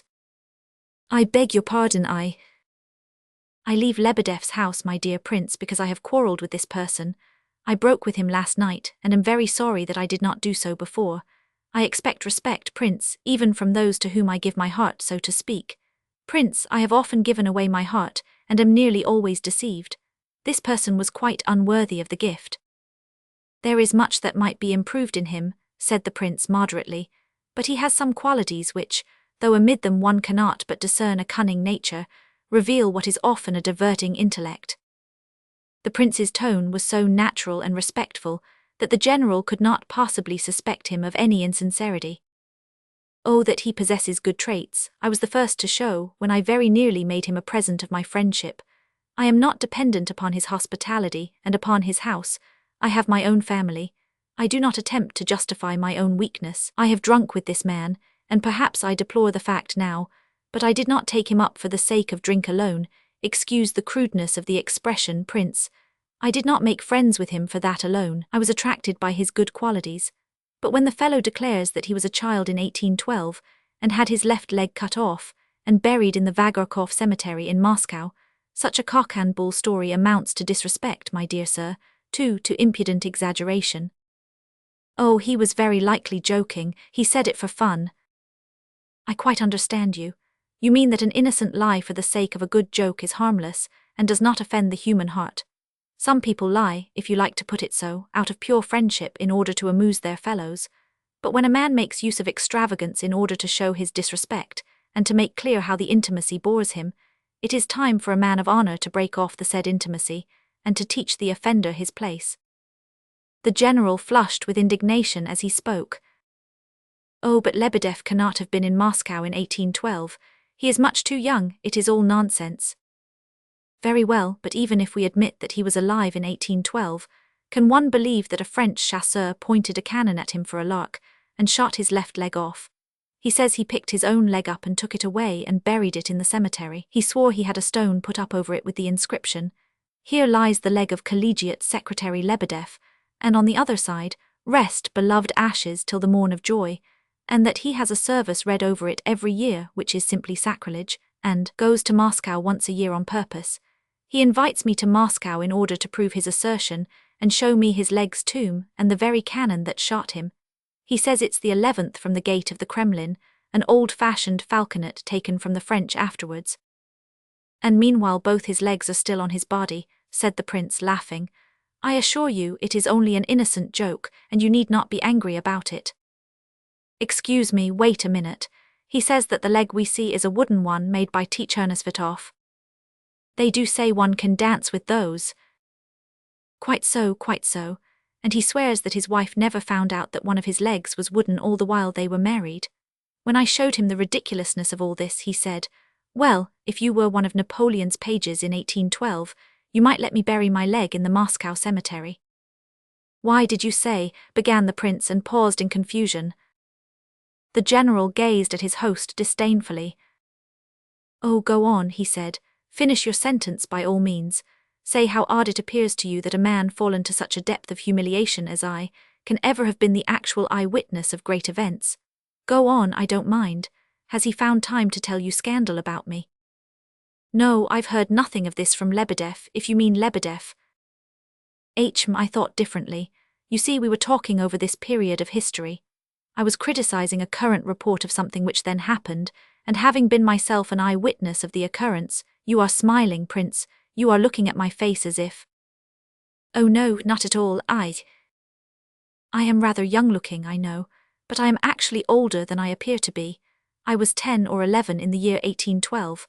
I don't know my age exactly, but it has always been a weakness of mine to make it out less than it really is. I assure you, General, I do not in the least doubt your statement. One of our living autobiographers states that, when he was a small baby in Moscow in 1812, the French soldiers fed him with bread. Well, there you see, said the general condescendingly. There is nothing whatever unusual about my tale. Truth very often appears to be impossible. I was a page. It sounds strange, I dare say. Had I been 15 years old, I should probably have been terribly frightened when the French arrived, as my mother was, who had been too slow about clearing out of Moscow. But as I was only just 10, I was not in the least alarmed, and rushed through the crowd to the very door of the palace when Napoleon alighted from his horse. Undoubtedly, at 10 years old you would not have felt the sense of fear, as you say, blurted out the prince, horribly uncomfortable in the sensation that he was just about to blush. Of course, and it all happened so easily and naturally. And yet, were a novelist to describe the episode, he would put in all kinds of impossible and incredible details. Oh, cried the prince, I have often thought that. Why, I know of a murder for the sake of a watch, it's in all the papers now. But if some writer had invented it, all the critics would have jumped down his throat and said the thing was too improbable for anything, and yet you read it in the paper, and you can't help thinking that out of these strange disclosures is to be gained the full knowledge of Russian life and character. You said that well, General. It is so true, concluded the prince, warmly, delighted to have found a refuge from the fiery blushes which had covered his face. Yes, it's quite true, isn't it? Cried the general, his eyes sparkling with gratification. A small boy, a child, would naturally realize no danger. He would shove his way through the crowds to see the shine and glitter of the uniforms, and especially the great man of whom everyone was speaking, for at that time all the world had been talking of no one but this man for some years past. The world was full of his name. I, so to speak, drew it in with my mother's milk. Napoleon, passing a couple of paces from me, caught sight of me accidentally. I was very well dressed, and being all alone in that crowd, as you will easily imagine. Oh, of course, naturally the sight impressed him, and proved to him that not all the aristocracy had left Moscow, that at least some nobles and their children had remained behind. Just so, he wanted to win over the aristocracy. When his eagle eye fell on me, mine probably flashed back in response. Voilà un garçon bien evil, qui est ton père. I immediately replied, almost panting with excitement, a general who died on the battlefields of his country. Le fils d'un boyard et d'un brave pardessus le marqué, j'aime les boyards, 1000 aimes du petty. To this keen question I replied as keenly, the Russian heart can recognize a great man even in the bitter enemy of his country. At least, I don't remember the exact words, but the idea was as I say. Napoleon was struck. He thought a minute and then said to his suite, I like that boy's pride. If all Russians think like this child then. He didn't finish but went on and entered the palace. I instantly mixed with his suite and followed him. I was already in high favor. I remember when he came into the first hall the emperor stopped before a portrait of the Empress Catherine and after a thoughtful glance remarked, that was a great woman, and passed on. Well, in a couple of days I was known all over the palace and the Kremlin as Le Petit Boyard. I only went home to sleep. They were nearly out of their minds about me at home. A couple of days after this Napoleon's page de Bazanka died. He had not been able to stand the trials of the campaign. Napoleon remembered me. I was taken away without explanation. The dead page's uniform was tried on me, and when I was taken before the emperor dressed in it, he nodded his head to me, and I was told that I was appointed to the vacant post of page. Well, I was glad enough, for I had long felt the greatest sympathy for this man, and then the pretty uniform and all that, only a child, and so on. It was a dark green dress coat with gold buttons, red facings, white trousers and a white silk waistcoat, silk stockings, shoes with buckles, and top boots if I were riding out with His Majesty or with the suite. Though the position of all of us at that time was not particularly brilliant, and the poverty was dreadful all round, yet the etiquette at court was strictly preserved, and the more strictly in proportion to the growth of the forebodings of disaster. Quite so, of course, murmured the poor prince who didn't know where to look. Your memoirs would be most interesting. The general was, of course, repeating what he had told Lebedev the night before, and thus brought it out glibly enough, but here he looked suspiciously at the prince out of the corners of his eyes. My memoirs, he began with redoubled pride and dignity. Write my memoirs, the idea has not tempted me, and yet, if you please, my memoirs have long been written, but they shall not see the light until dust returns to dust. Then, I doubt not, they will be translated into all languages, not of course on account of their actual literary merit, but because of the great events of which I was the actual witness, though but a child at the time. As a child, I was able to penetrate into the secrecy of the great man's private room. At nights I have heard the groans and wailings of this giant in distress. He could feel no shame in weeping before such a mere child as I was, though I understood even then that the reason for his suffering was the silence of the Emperor Alexander. Yes, of course, he had written letters to the latter with proposals of peace, had he not? Put in the prince. We did not know the details of his proposals, but he wrote letter after letter, all day and every day. He was dreadfully agitated. Sometimes at night I would throw myself upon his breast with tears. Oh, how I loved that man! Ask forgiveness, oh, ask forgiveness of the Emperor Alexander. I would cry. I should have said, of course, make peace with Alexander, but as a child I expressed my idea in the naive way recorded. Oh, my child, he would say, he loved to talk to me and seemed to forget my tender years. Oh, my child, I am ready to kiss Alexander's feet, but I hate and abominate the King of Prussia and the Austrian Emperor, but you know nothing of politics, my child. He would pull up, remembering whom he was speaking to, but his eyes would sparkle for a long while after this.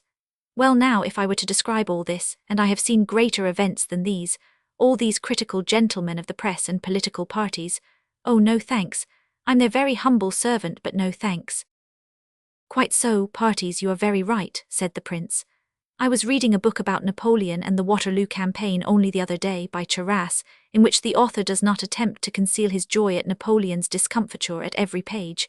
Well, now, I don't like that. It smells of party, you know. You are quite right. And were you much occupied with your service under Napoleon? The general was in ecstasies, for the prince's remarks, made, as they evidently were, in all seriousness and simplicity, quite dissipated the last relics of his suspicion.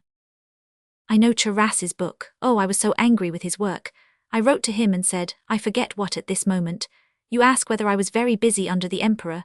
Oh no, I was called page, but hardly took my duty seriously. Besides, Napoleon very soon lost hope of conciliating the Russians, and he would have forgotten all about me had he not loved me. For personal reasons, I don't mind saying so now. My heart was greatly drawn to him too. My duties were light. I merely had to be at the palace occasionally to escort the emperor out riding, and that was about all. I rode very fairly well. He used to have a ride before dinner, and his suite on those occasions were generally Devoust, myself, and Rouston. Constant, said the prince suddenly and quite involuntarily. No, Constant was away then, taking a letter to the Empress Josephine. Instead of him there were always a couple of orderlies, and that was all, excepting, of course, the generals and marshals whom Napoleon always took with him for the inspection of various localities, and for the sake of consultation generally. I remember there was one, Devoust, nearly always with him, a big man with spectacles. They used to argue and quarrel sometimes. Once they were in the Emperor's study together, just those two and myself. I was unobserved, and they argued, and the Emperor seemed to be agreeing to something under protest. Suddenly his eye fell on me, and an idea seemed to flash across him. Child, he said abruptly, if I were to recognize the Russian Orthodox religion and emancipate the serfs, do you think Russia would come over to me? Never, I cried indignantly. The Emperor was much struck. In the flashing eyes of this patriotic child I read and accept the fiat of the Russian people. Enough, Devoust, it is mere fantasy on our part. Come, let's hear your other project. Yes, but that was a great idea, said the prince, clearly interested. You ascribe it to Devoust, do you? Well, at all events, they were consulting together at the time. Of course it was the idea of an eagle and must have originated with Napoleon, but the other project was good too. It was the Conseil du Lion, as Napoleon called it. This project consisted in a proposal to occupy the Kremlin with the whole army, to arm and fortify it scientifically, to kill as many horses as could be got, and salt their flesh, and spend the winter there, and in spring to fight their way out. Napoleon liked the idea, it attracted him. We rode round the Kremlin walls every day, and Napoleon used to give orders where they were to be patched, where built up, where pulled down, and so on. All was decided at last. They were alone together, those two and myself. Napoleon was walking up and down with folded arms. I could not take my eyes off his face. My heart beat loudly and painfully. I'm off, said Devoust. Where to? Asked Napoleon. To salt horse flesh, said Devoust. Napoleon shuddered, his fate was being decided. Child, he addressed me suddenly, what do you think of our plan? Of course he only applied to me as a sort of toss-up, you know. I turned to Devoust and addressed my reply to him. I said as though inspired. Escape, General, go home. The project was abandoned. Devoust shrugged his shoulders and went out, whispering to himself, Bah, il deviant superstitia. Next morning the order to retreat was given. All this is most interesting, said the prince very softly. If it really was so, that is, I mean, he hastened to correct himself. Oh, my dear prince, cried the general, who was now so intoxicated with his own narrative that he probably could not have pulled up at the most patent indiscretion. You say, if it really was so. There was more, much more, I assure you. These are merely a few little political acts. I tell you I was the eyewitness of the nightly sorrow and groanings of the great man, and of that no one can speak but myself. Towards the end he wept no more, though he continued to emit an occasional groan, but his face grew more overcast day by day, as though eternity were wrapping its gloomy mantle about him. Occasionally we passed whole hours of silence together at night, Rouston snoring in the next room. That fellow slept like a pig. But he's loyal to me and my dynasty, said Napoleon of him. Sometimes it was very painful to me, and once he caught me with tears in my eyes. He looked at me kindly. You are sorry for me, he said. You, my child, and perhaps one other child, my son, the King of Rome, may grieve for me. All the rest hate me, and my brothers are the first to betray me in misfortune. I sobbed and threw myself into his arms. He could not resist me. He burst into tears, and our tears mingled as we folded each other in a close embrace. Write a letter to the Empress Josephine, I cried, sobbing. Napoleon started, reflected, and said, You remind me of a third heart which loves me. Thank you, my friend. And then and there he sat down and wrote that letter to Josephine, with which Constant was sent off next day. You did a good action, said the prince, for in the midst of his angry feelings you insinuated a kind thought into his heart. Just so, prince, just so. How well you bring out that fact, because your own heart is good, cried the ecstatic old gentleman, and strangely enough real tears glistened in his eyes. Yes, prince, it was a wonderful spectacle, and do you know I all but went off to Paris, and should assuredly have shared his solitary exile with him. But alas, our destinies were otherwise ordered. We parted, he to his island, where I am sure he thought of the weeping child who had embraced him so affectionately at parting in Moscow, and I was sent off to the cadet corps, where I found nothing but roughness and harsh discipline. Alas, my happy days were done. I do not wish to deprive your mother of you, and therefore I will not ask you to go with me, he said the morning of his departure, but I should like to do something for you. He was mounting his horse as he spoke. Write something in my sister's album for me, I said rather timidly, for he was in a state of great dejection at the moment. He turned, called for a pen, took the album. How old is your sister? He asked, holding the pen in his hand. 3 years old, I said. Ah, petite fille alors, and he wrote in the album. Ni mentes jamais, Napoleon votre ami sincere. Such advice, and at such a moment you must allow, Prince, was. Yes, quite so, very remarkable. This page of the album, framed in gold, hung on the wall of my sister's drawing-room all her life in the most conspicuous place till the day of her death. Where it is now I really don't know. Heavens, it's 2 o'clock. How I have kept you, Prince, it is really most unpardonable of me. The general rose. Oh, not in the least, said the Prince. On the contrary, I have been so much interested, I'm really very much obliged to you. Prince, said the general, pressing his hand and looking at him with flashing eyes and an expression as though he were under the influence of a sudden thought which had come upon him with stunning force. Prince, you are so kind, so simple-minded, that sometimes I really feel sorry for you. I gaze at you with a feeling of real affection. Oh, heaven bless you. May your life blossom and fructify in love. Mine is over. Forgive me, forgive me. He left the room quickly, covering his face with his hands. The Prince could not doubt the sincerity of his agitation. He understood, too, that the old man had left the room intoxicated with his own success. The general belonged to that class of liars, who, in spite of their transports of lying, invariably suspect that they are not believed. On this occasion, when he recovered from his exaltation, he would probably suspect Myshkin of pitying him and feel insulted. Have I been acting rightly in allowing him to develop such vast resources of imagination?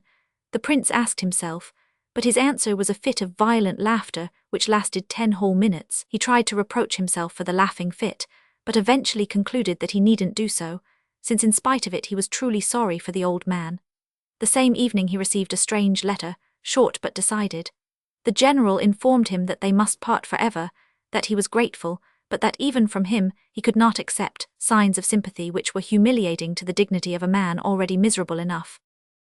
When the Prince heard that the old man had gone to Nina Alexandrovna, though, he felt almost easy on his account.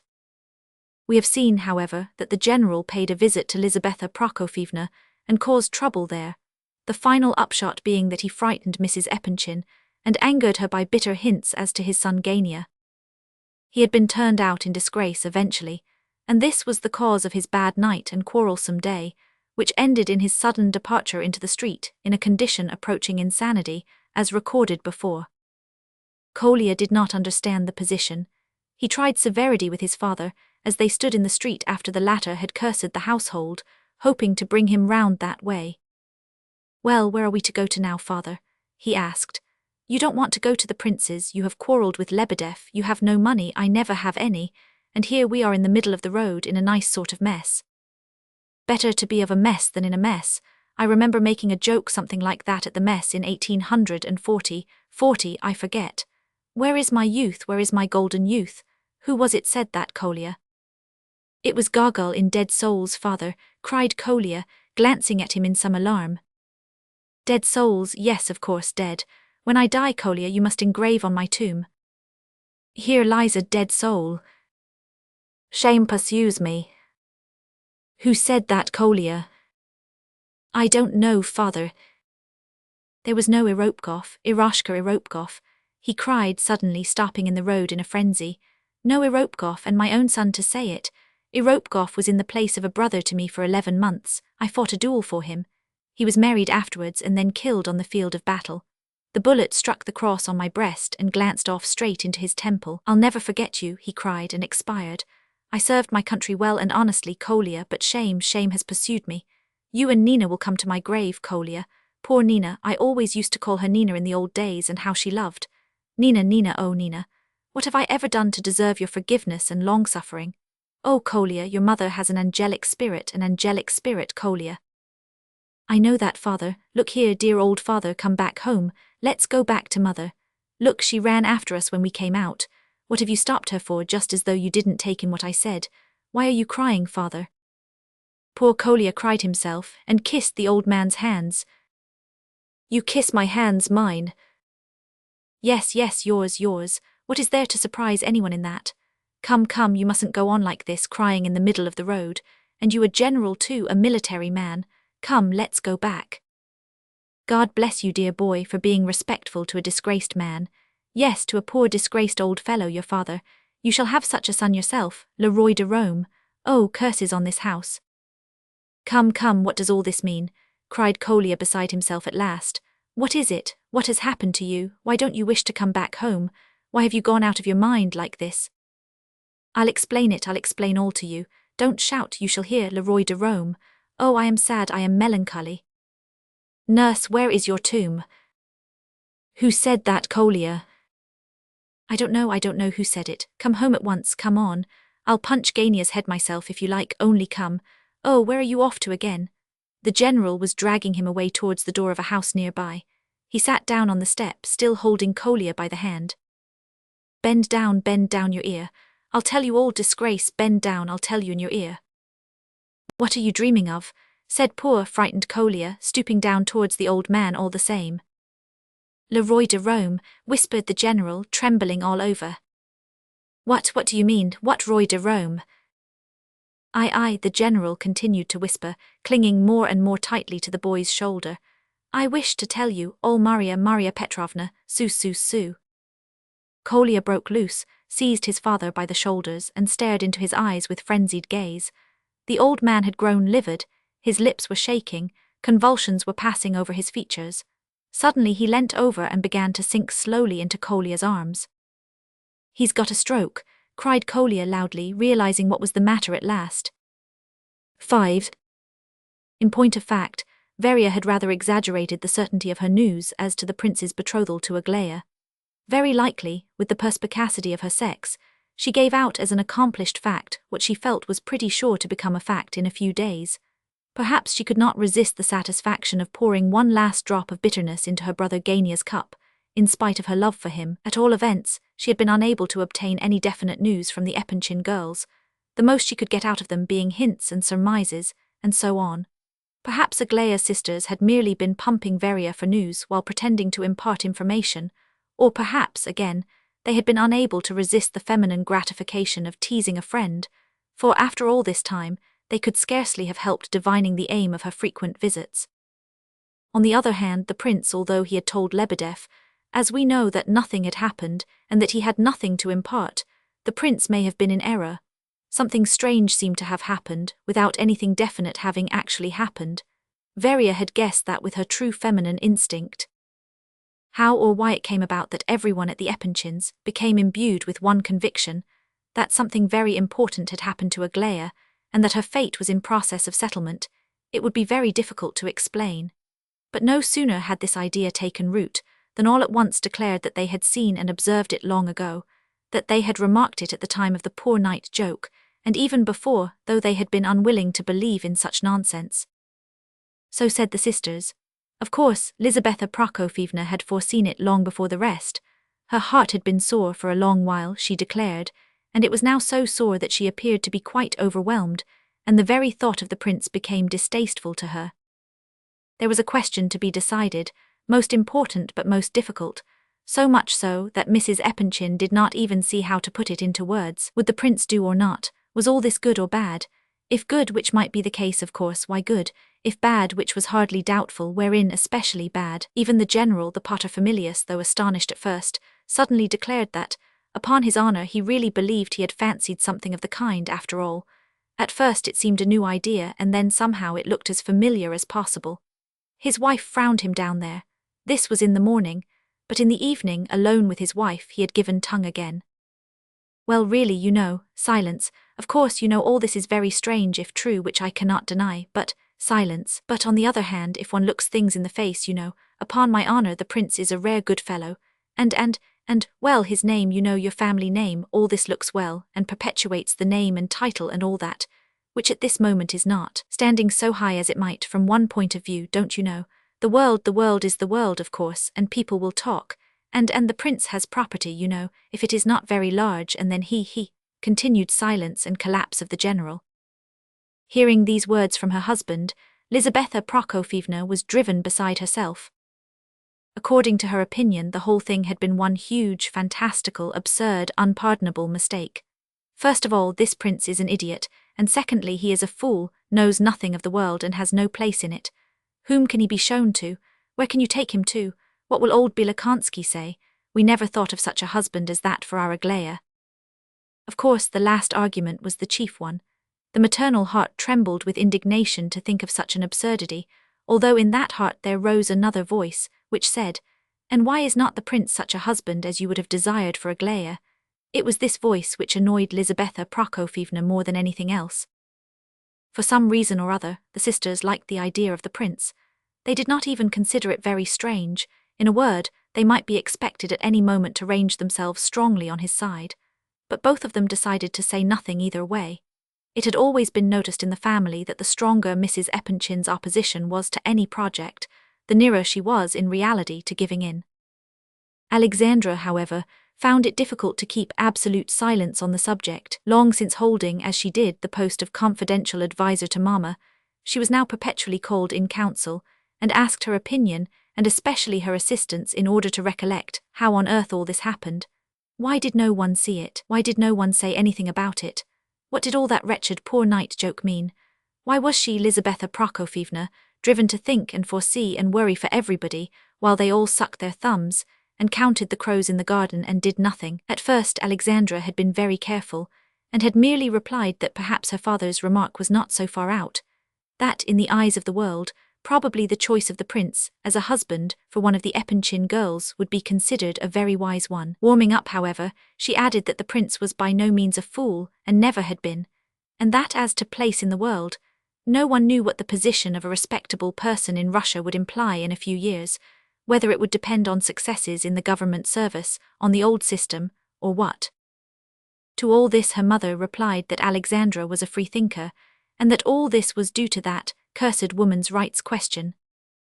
Half an hour after this conversation she went off to town, and thence to the Kameny Ostrov, Stone Island, a suburban park of St. Petersburg, to see Princess Bilakonski, who had just arrived from Moscow on a short visit.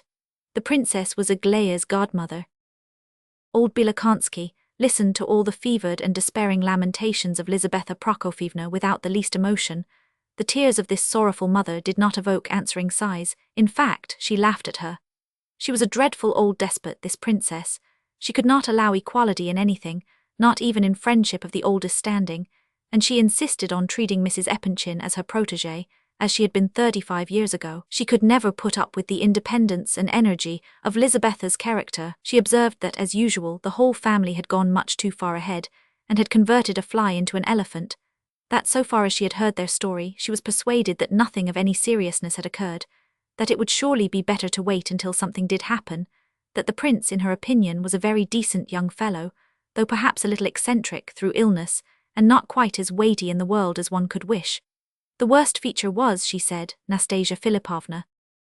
Lizaveta Prokofyevna well understood that the old lady was angry at the failure of Evgeny Pavlovitch, her own recommendation. She returned home to Pavlovsk in a worse humor than when she left, and of course everybody in the house suffered. She pitched into everyone because she declared they had gone mad. Why were things always mismanaged in her house? Why had everybody been in such a frantic hurry in this matter? So far as she could see, nothing whatever had happened. Surely they had better wait and see what was to happen instead of making mountains out of molehills. And so the conclusion of the matter was that it would be far better to take it quietly, and wait coolly to see what would turn up. But alas, peace did not reign for more than 10 minutes. The first blow dealt to its power was in certain news communicated to Lizaveta Prokofyevna as to events which had happened during her trip to see the princess. This trip had taken place the day after that on which the prince had turned up at the Epanchins at nearly 1 o'clock at night, thinking it was 9. The sisters replied candidly and fully enough to their mother's impatient questions on her return. They said in the first place that nothing particular had happened since her departure, that the prince had been, and that Aglaya had kept him waiting a long while before she appeared, half an hour at least, that she had then come in and immediately asked the prince to have a game of chess, that the prince did not know the game, and Aglaya had beaten him easily, that she had been in a wonderfully merry mood, and had laughed at the prince, and chaffed him so unmercifully that one was quite sorry to see his wretched expression. She had then asked him to play cards, the game called Little Fools. At this game the tables were turned completely, for the prince had shown himself a master at it. Aglaya had cheated and changed cards, and stolen others in the most barefaced way, but in spite of everything the prince had beaten her hopelessly 5 times running, and she had been left little fool each time. Aglaya then lost her temper, and began to say such awful things to the prince that he laughed no more, but grew dreadfully pale, especially when she said that she should not remain in the house with him, and that he ought to be ashamed of coming to their house at all, especially at night, after all that had happened. So saying, she had left the room, banging the door after her, and the prince went off, looking as though he were on his way to a funeral, in spite of all their attempts at consolation. Suddenly, a quarter of an hour after the prince's departure, Aglaya had rushed out of her room in such a hurry that she had not even wiped her eyes, which were full of tears. She came back because Kolya had brought a hedgehog. Everybody came in to see the hedgehog. In answer to their questions, Kolya explained that the hedgehog was not his, and that he had left another boy, Kostya Lebedev, waiting for him outside. Kostya was too shy to come in because he was carrying a hatchet. They had bought the hedgehog and the hatchet from a peasant whom they had met on the road. He had offered to sell them the hedgehog, and they had paid 50 kopecks for it, and the hatchet had so taken their fancy that they had made up their minds to buy it of their own accord. On hearing this, Aglaya urged Kolya to sell her the hedgehog. She even called him Dear Kolya, in trying to coax him. He refused for a long time, but at last he could hold out no more and went to fetch Kostya Lebedev. The latter appeared, carrying his hatchet and covered with confusion. Then it came out that the hedgehog was not theirs, but the property of a schoolmate, one Petrov, who had given them some money to buy Schlosser's history for him, from another schoolfellow who at that moment was driven to raising money by the sale of his books. Kolya and Kostya were about to make this purchase for their friend when chance brought the hedgehog to their notice, and they had succumbed to the temptation of buying it. They were now taking Petrov the hedgehog and hatchet which they had bought with his money, instead of Schlosser's history. But Aglaya so entreated them that at last they consented to sell her the hedgehog. As soon as she had got possession of it, she put it in a wicker basket with Kolya's help, and covered it with a napkin. Then she said to Kolya, "Go and take this hedgehog to the prince from me, and ask him to accept it as a token of my profound respect." Kolya joyfully promised to do the errand, but he demanded explanations. "What does the hedgehog mean? What is the meaning of such a present?" Aglaya replied that it was none of his business. "I am sure that there is some allegory about it," Kolya persisted. Aglaya grew angry and called him a silly boy. "If I did not respect all women in your person," replied Kolya, "and if my own principles would permit it, I would soon prove to you that I know how to answer such an insult." But in the end, Kolya went off with the hedgehog in great delight, followed by Kostya Lebedev. Aglaya's annoyance was soon over, and seeing that Kolya was swinging the hedgehog's basket violently to and fro, she called out to him from the veranda, as if they had never quarrelled. "Kolya, dear, please take care not to drop him." Kolya appeared to have no grudge against her either, for he stopped and answered most cordially, "No, I will not drop him, don't be afraid, Aglaya Ivanovna," after which he went on his way.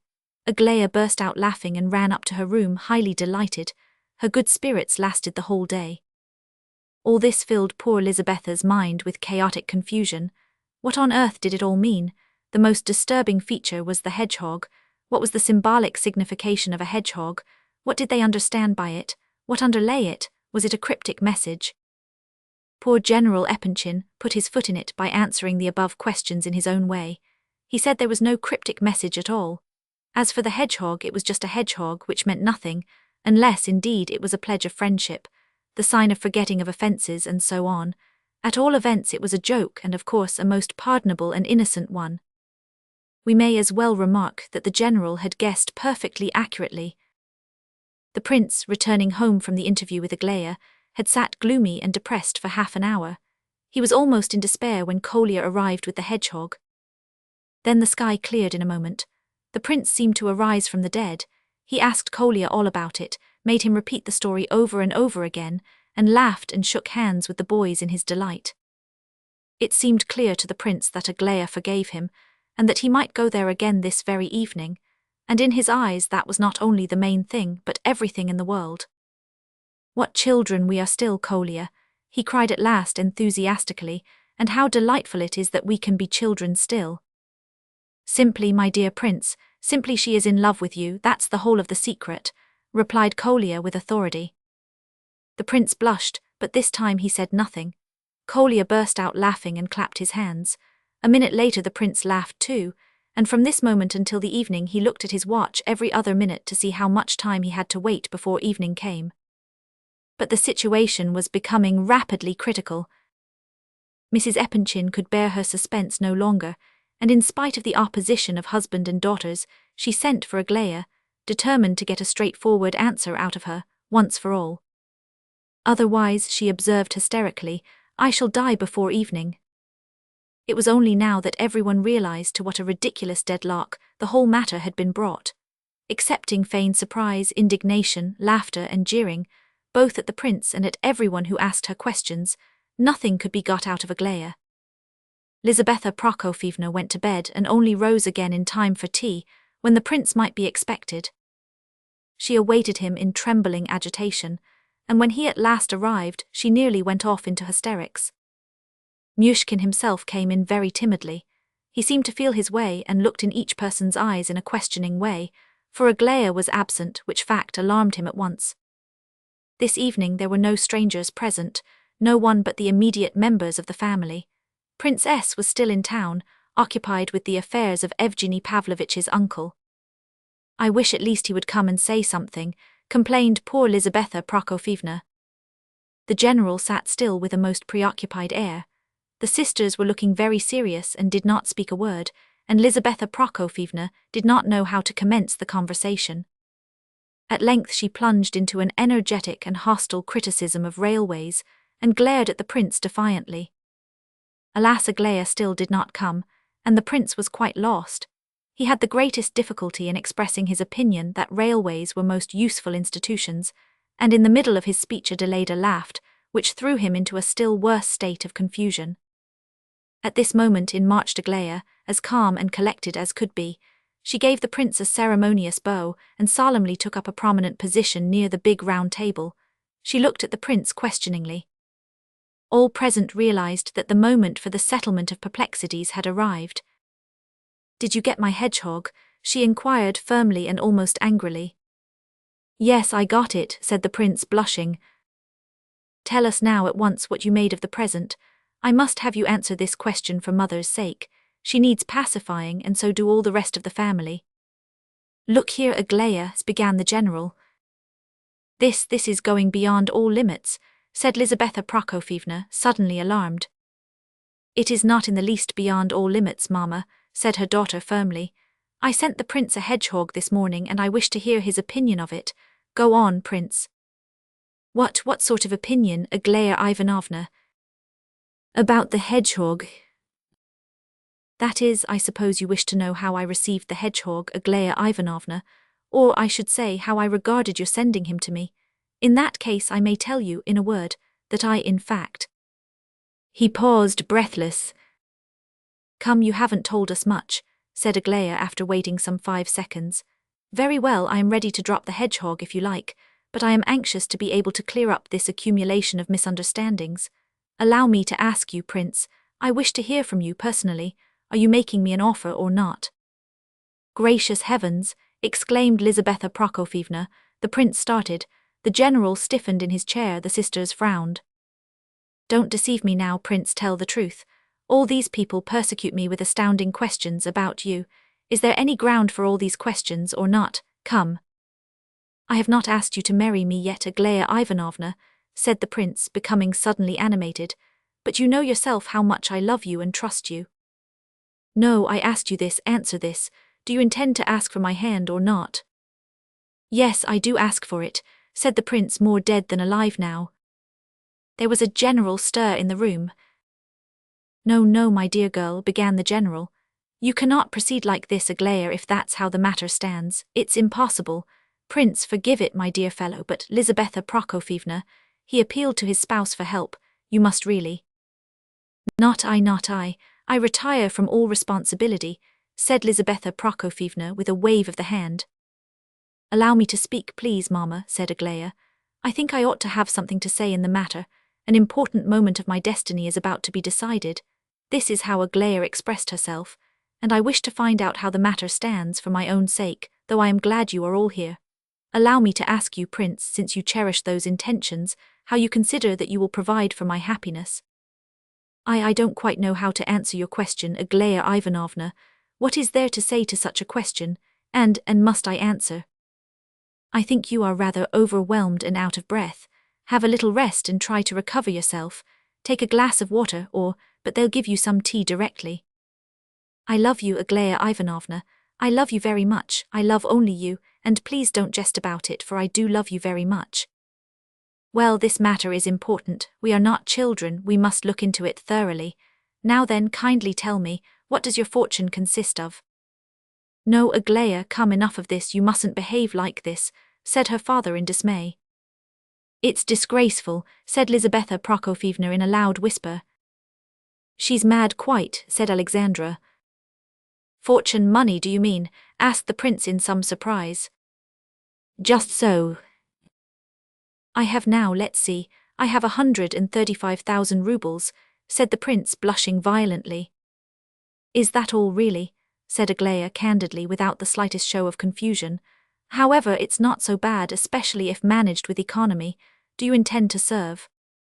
I intended to try for a certificate as private tutor. Very good, that would increase our income nicely. Have you any intention of being a kammerjunker?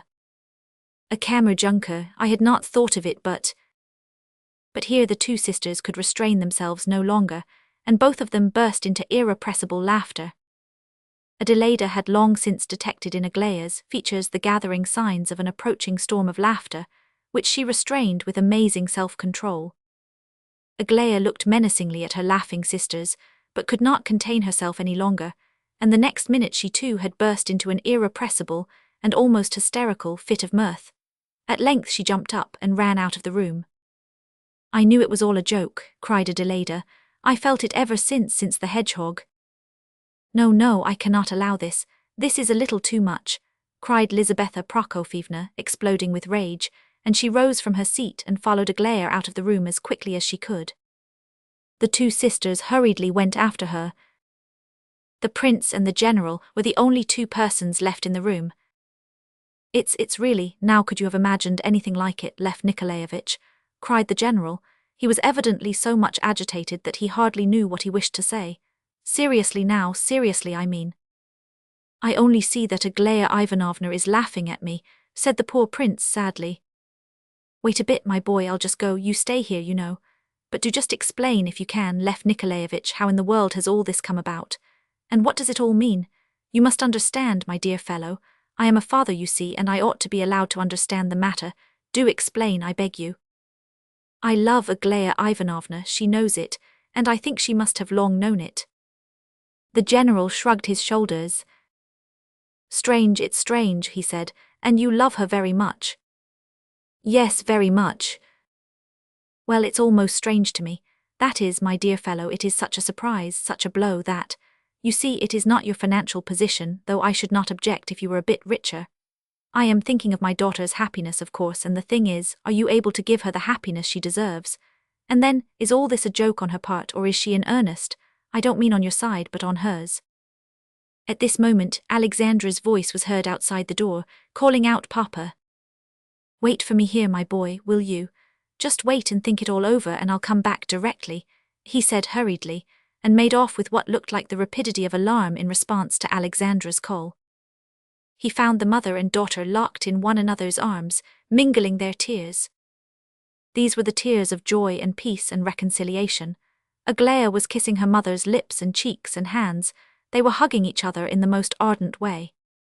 There, look at her now, Ivan Fedorovitch. Here she is, all of her. This is our real Aglaya at last, said Lizaveta Prokofyevna. Aglaya raised her happy, tearful face from her mother's breast, glanced at her father and burst out laughing. She sprang at him and hugged him too, and kissed him over and over again. She then rushed back to her mother and hid her face in the maternal bosom, and there indulged in more tears. Her mother covered her with a corner of her shawl. Oh, you cruel little girl, how will you treat us all next, I wonder? She said, but she spoke with a ring of joy in her voice, and as though she breathed at last without the oppression which she had felt so long. Cruel, sobbed Aglaya. Yes, I am cruel and worthless and spoiled, tell father so. Oh, here he is, I forgot, father, listen. She laughed through her tears. My darling, my little idol, cried the general, kissing and fondling her hands. Aglaya did not draw them away. So you love this young man, do you? No, no, no, can't bear him, I can't bear your young man, cried Aglaya, raising her head. And if you dare say that once more, Papa, I'm serious, you know do you hear me, I'm serious. She certainly did seem to be serious enough. She had flushed up all over and her eyes were blazing. The general felt troubled and remained silent, while Lizaveta Prokofyevna telegraphed to him from behind Aglaya to ask no questions. If that's the case, darling, then of course you shall do exactly as you like. He is waiting alone downstairs. Hadn't I better hint to him gently that he can go? The general telegraphed to Lizaveta Prokofyevna in his turn. No, no, you needn't do anything of the sort. You mustn't hint gently at all. I'll go down myself directly. I wish to apologize to this young man because I hurt his feelings. Yes, seriously, said the general gravely. Well, you'd better stay here, all of you, for a little, and I'll go down to him alone to begin with. I'll just go in and then you can follow me almost at once. That's the best way. She had almost reached the door when she turned round again. I shall laugh, I know I shall die of laughing, she said lugubriously. However, she turned and ran down to the prince as fast as her feet could carry her. Well, what does it all mean? What do you make of it? Asked the general of his spouse hurriedly. I hardly dare say, said Lizaveta as hurriedly, but I think it's as plain as anything can be. I think so too, as clear as day. She loves him. Loves him, she is head over ears in love, that's what she is, put in Alexandra. Well, God bless her, if such is her destiny, said Lizaveta, crossing herself devoutly. Destiny it is, said the general, and there's no getting out of destiny. With these words they all moved off towards the drawing-room, where another surprise awaited them.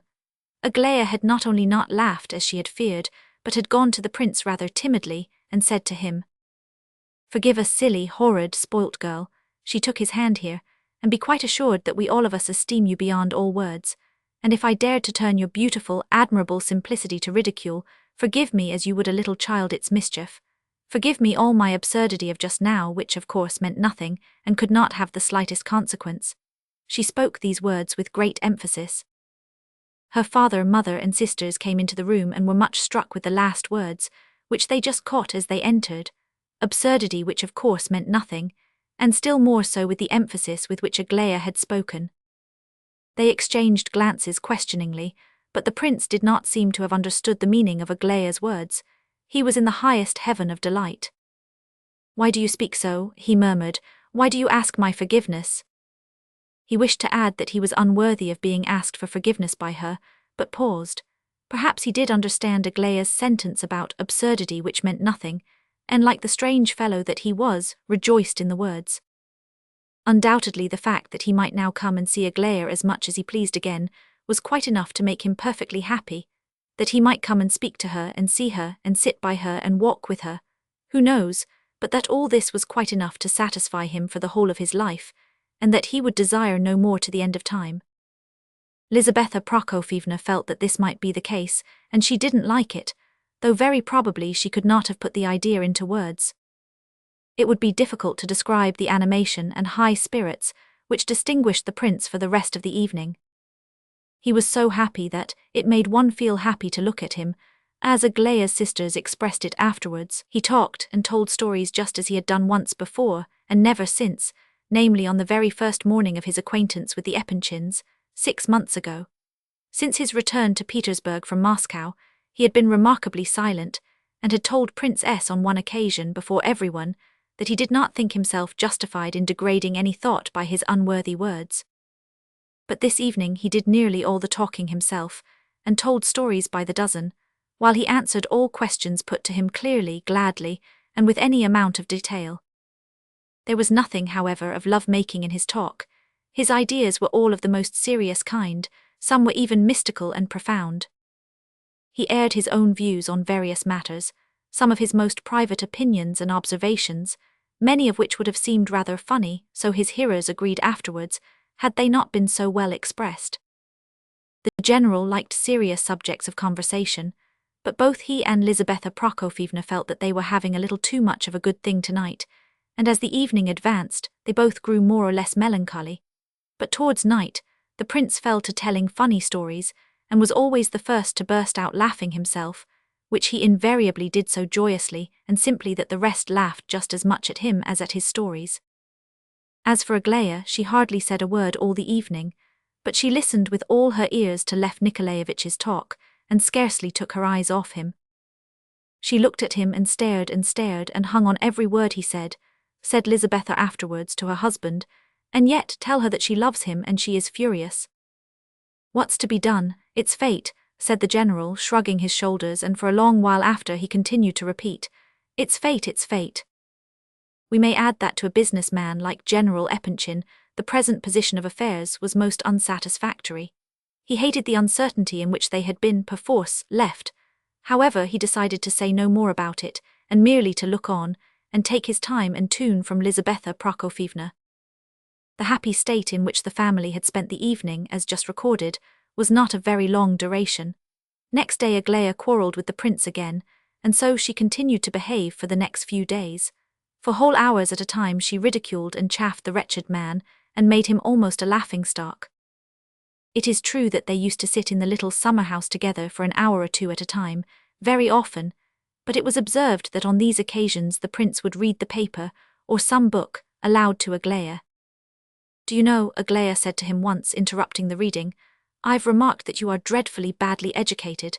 You never know anything thoroughly if one asks you, neither anyone's name nor dates nor about treaties and so on. It's a great pity, you know."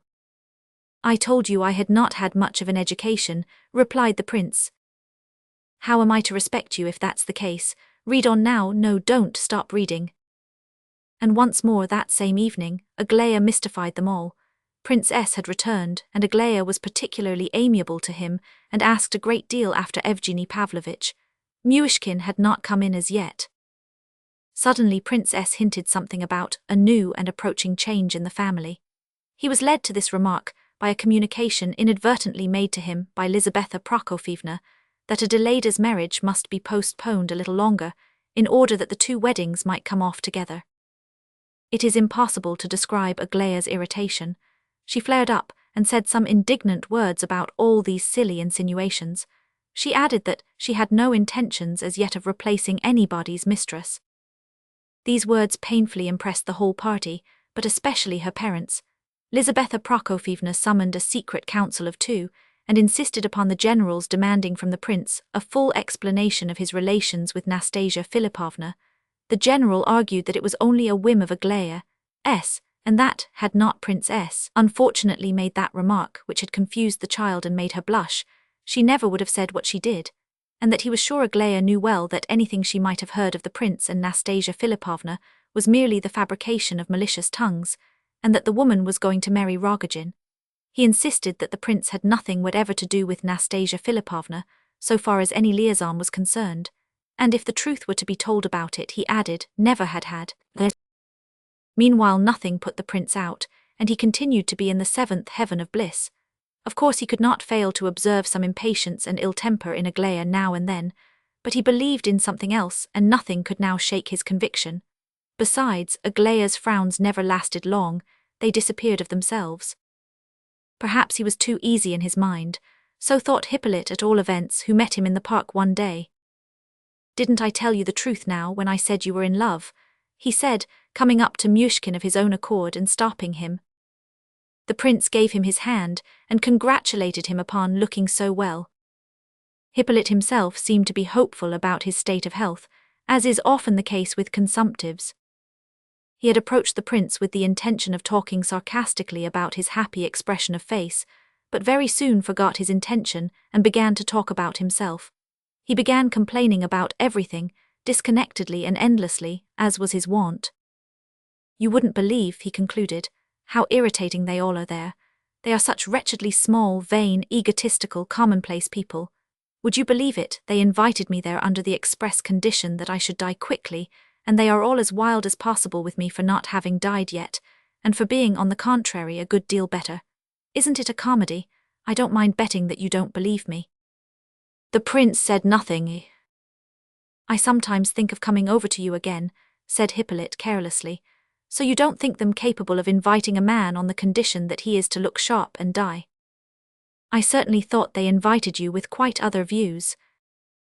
Ho ho, you're not nearly so simple as they try to make you out.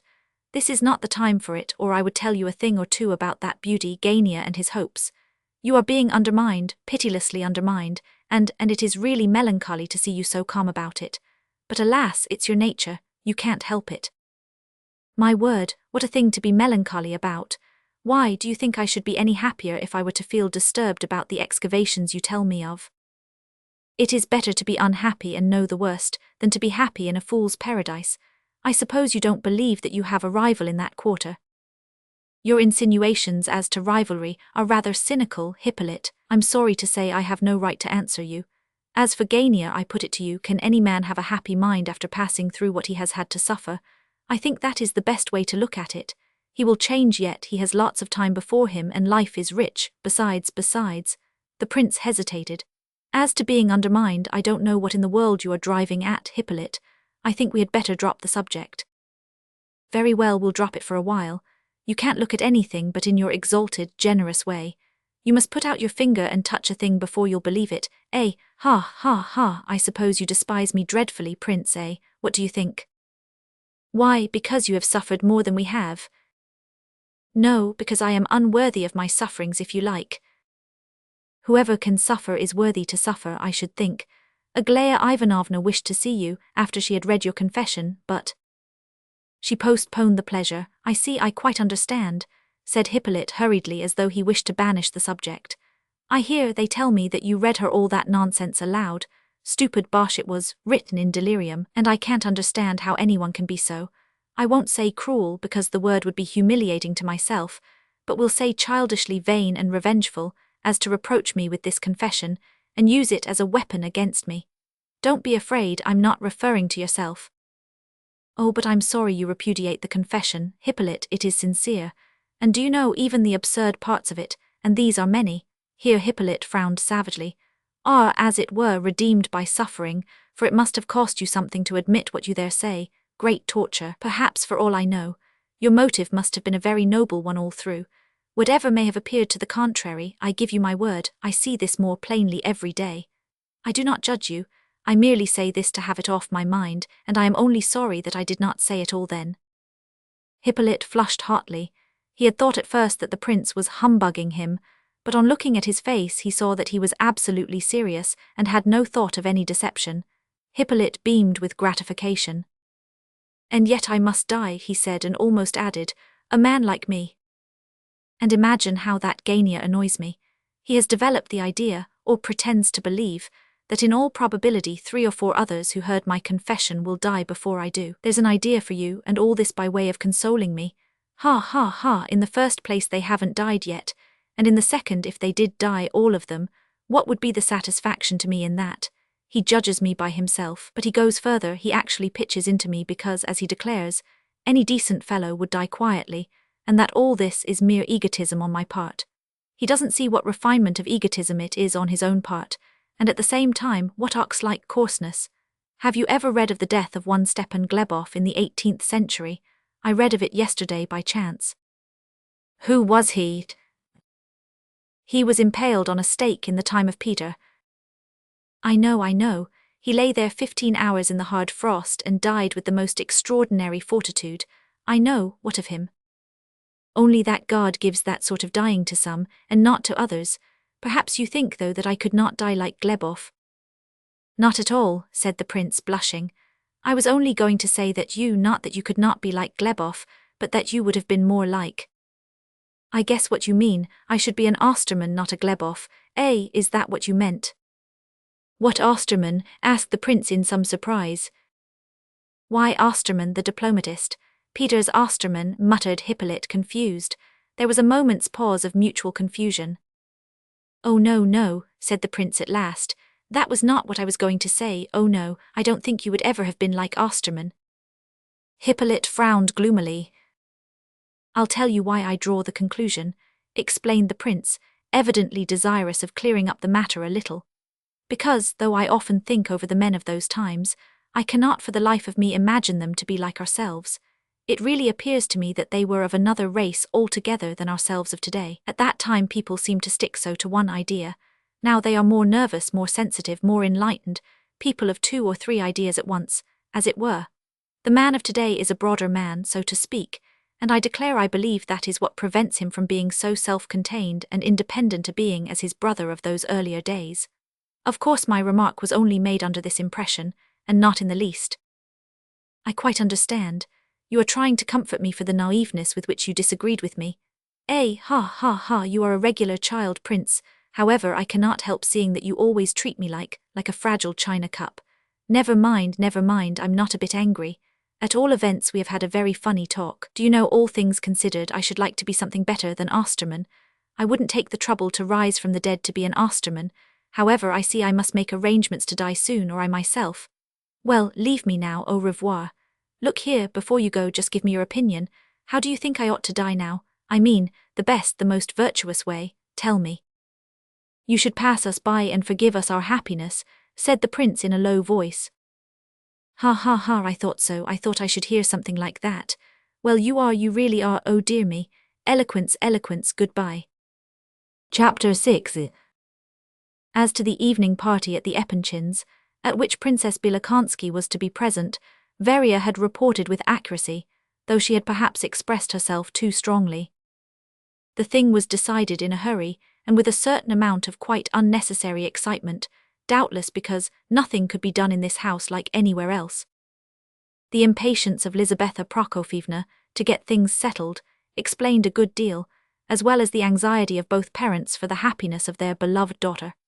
Besides, Princess Bilokonski was going away soon, and they hoped that she would take an interest in the prince.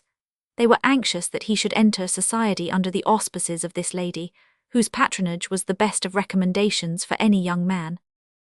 Even if there seemed something strange about the match, the general and his wife said to each other, "The world will accept Aglaya's fiancé without any question if he is under the patronage of the princess. In any case, the prince would have to be shown sooner or later, that is, introduced into society of which he had so far not the least idea.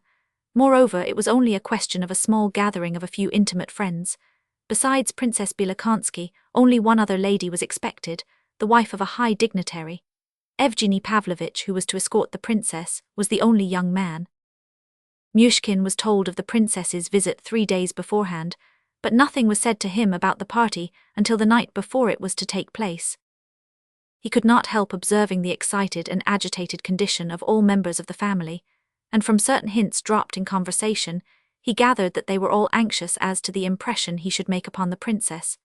But the Epanchins, one and all, believed that Myshkin, in his simplicity of mind, was quite incapable of realizing that they could be feeling any anxiety on his account, and for this reason they all looked at him with dread and uneasiness. In point of fact, he did attach marvelously little importance to the approaching event. He was occupied with altogether different thoughts. Aglaya was growing hourly more capricious and gloomy, and this distressed him. When they told him that Evgeny Pavlovitch was expected, he evinced great delight and said that he had long wished to see him, and somehow these words did not please anyone. Aglaya left the room in a fit of irritation, and it was not until late in the evening, past 11, when the prince was taking his departure, that she said a word or two to him privately as she accompanied him as far as the front door. "I should like you," she said, "not to come here tomorrow until evening when the guests are all assembled. You know there are to be guests, don't you?" She spoke impatiently and with severity. This was the first allusion she had made to the party of tomorrow. She hated the idea of it, everyone saw that, and she would probably have liked to quarrel about it with her parents, but pride and modesty prevented her from broaching the subject. The prince jumped to the conclusion that Aglaya, too, was nervous about him, and the impression he would make, and that she did not like to admit her anxiety, and this thought alarmed him. "Yes, I am invited," he replied. She was evidently in difficulties as to how best to go on. "May I speak of something serious to you for once in my life?" she asked angrily. She was irritated at she knew not what and could not restrain her wrath. "Of course you may, I am very glad to listen," replied Myshkin. Aglaya was silent a moment, and then began again with evident dislike of her subject. "I do not wish to quarrel with them about this. In some things they won't be reasonable. I always did feel a loathing for the laws which seem to guide Mamma's conduct at times. I don't speak of father, for he cannot be expected to be anything but what he is. Mother is a noble-minded woman, I know. You try to suggest anything mean to her and you'll see. But she is such a slave to these miserable creatures. I don't mean old Bilakansky alone. She is a contemptible old thing, but she is able to twist people round her little finger, and I admire that in her at all events. How mean it all is and how foolish. We were always middle-class, thoroughly middle-class people. Why should we attempt to climb into the giddy heights of the fashionable world? My sisters are all for it. It's Princess they have to thank for poisoning their minds. Why are you so glad that Evgeny Pavlovitch is coming? Listen to me, Aglaya, said the prince. I do believe you are nervous lest I shall make a fool of myself tomorrow at your party. Nervous about you? Aglaya blushed. Why should I be nervous about you? What would it matter to me if you were to make ever such a fool of yourself? How can you say such a thing? What do you mean by making a fool of yourself? What a vulgar expression. I suppose you intend to talk in that sort of way tomorrow evening. Look up a few more such expressions in your dictionary. You'll make a grand effect. I'm sorry that you seem to be able to come into a room as gracefully as you do. Where did you learn the art? Do you think you can drink a cup of tea decently, when you know everybody is looking at you on purpose to see how you do it? Yes, I think I can. Can you? I'm sorry for it then, for I should have had a good laugh at you otherwise. Do break something at least in the drawing room. Upset the Chinese vase, won't you? It's a valuable one, do break it. Mama values it and she'll go out of her mind, it was a present. She'll cry before everyone, you'll see. Wave your hand about, as you always do, and just smash it. Sit down near it on purpose. On the contrary, I shall sit as far from it as I can. Thanks for the hint. Ha ha, then you are afraid you will wave your arms about. I wouldn't mind betting that you'll talk about some lofty subject, something serious and learned. How delightful, how tactful that will be. I should think it would be very foolish indeed, unless it happened to come in appropriately. Look here once for all, cried Aglaya, boiling over. If I hear you talking about capital punishment, or the economical condition of Russia, or about beauty redeeming the world, or anything of that sort, well, of course I shall laugh and seem very pleased. But I warn you beforehand, do look me in the face again. I'm serious now, mind, this time I am really serious. She certainly did say this very seriously, so much so, that she looked quite different from what she usually was, and the prince could not help noticing the fact. She did not seem to be joking in the slightest degree. Well, you've put me into such a fright that I shall certainly make a fool of myself, and very likely break something too. I wasn't a bit alarmed before, but now I'm as nervous as can be. Then don't speak at all, sit still and don't talk. Oh, I can't do that, I shall say something foolish out of pure funk, and break something for the same excellent reason, I know I shall. Perhaps I shall slip and fall on the slippery floor, I've done that before now, I shall dream of it all night now. Why did you say anything about it? Aglaya looked blackly at him. Do you know what, I had better not come at all tomorrow. I'll plead sick list and stay away, said the prince with decision. Aglaya stamped her foot and grew quite pale with anger. Oh my goodness, just listen to that. Better not come when the party is on purpose for him. Good Lord, what a delightful thing it is to have to do with such a stupid as you are. Well, I'll come, interrupted the prince hastily, and I'll give you my word of honor that I will sit the whole evening and not say a word. I believe that's the best thing you can do. You said you plead sick list just now. Where in the world do you get hold of such expressions? Why do you talk to me like this? Are you trying to irritate me or what? Forgive me, it's a schoolboy expression. I won't do it again. I know quite well I see it that you are anxious on my account now, don't be angry, and it makes me very happy to see it. You wouldn't believe how frightened I am of misbehaving somehow and how glad I am of your instructions. But all this panic is simply nonsense, Aglaya. I give you my word it is. I am so pleased that you are such a child, such a dear good child. How charming you can be if you like, Aglaya. Aglaya wanted to be angry, of course, but suddenly some quite unexpected feeling seized upon her heart, all in a moment. And you won't reproach me for all these rude words of mine, some day afterwards? She asked of a sudden. What an idea, of course not. And what are you blushing for again? And there comes that frown once more. You've taken to looking too gloomy sometimes, Aglaya, much more than you used to. I know why it is. Be quiet, do be quiet.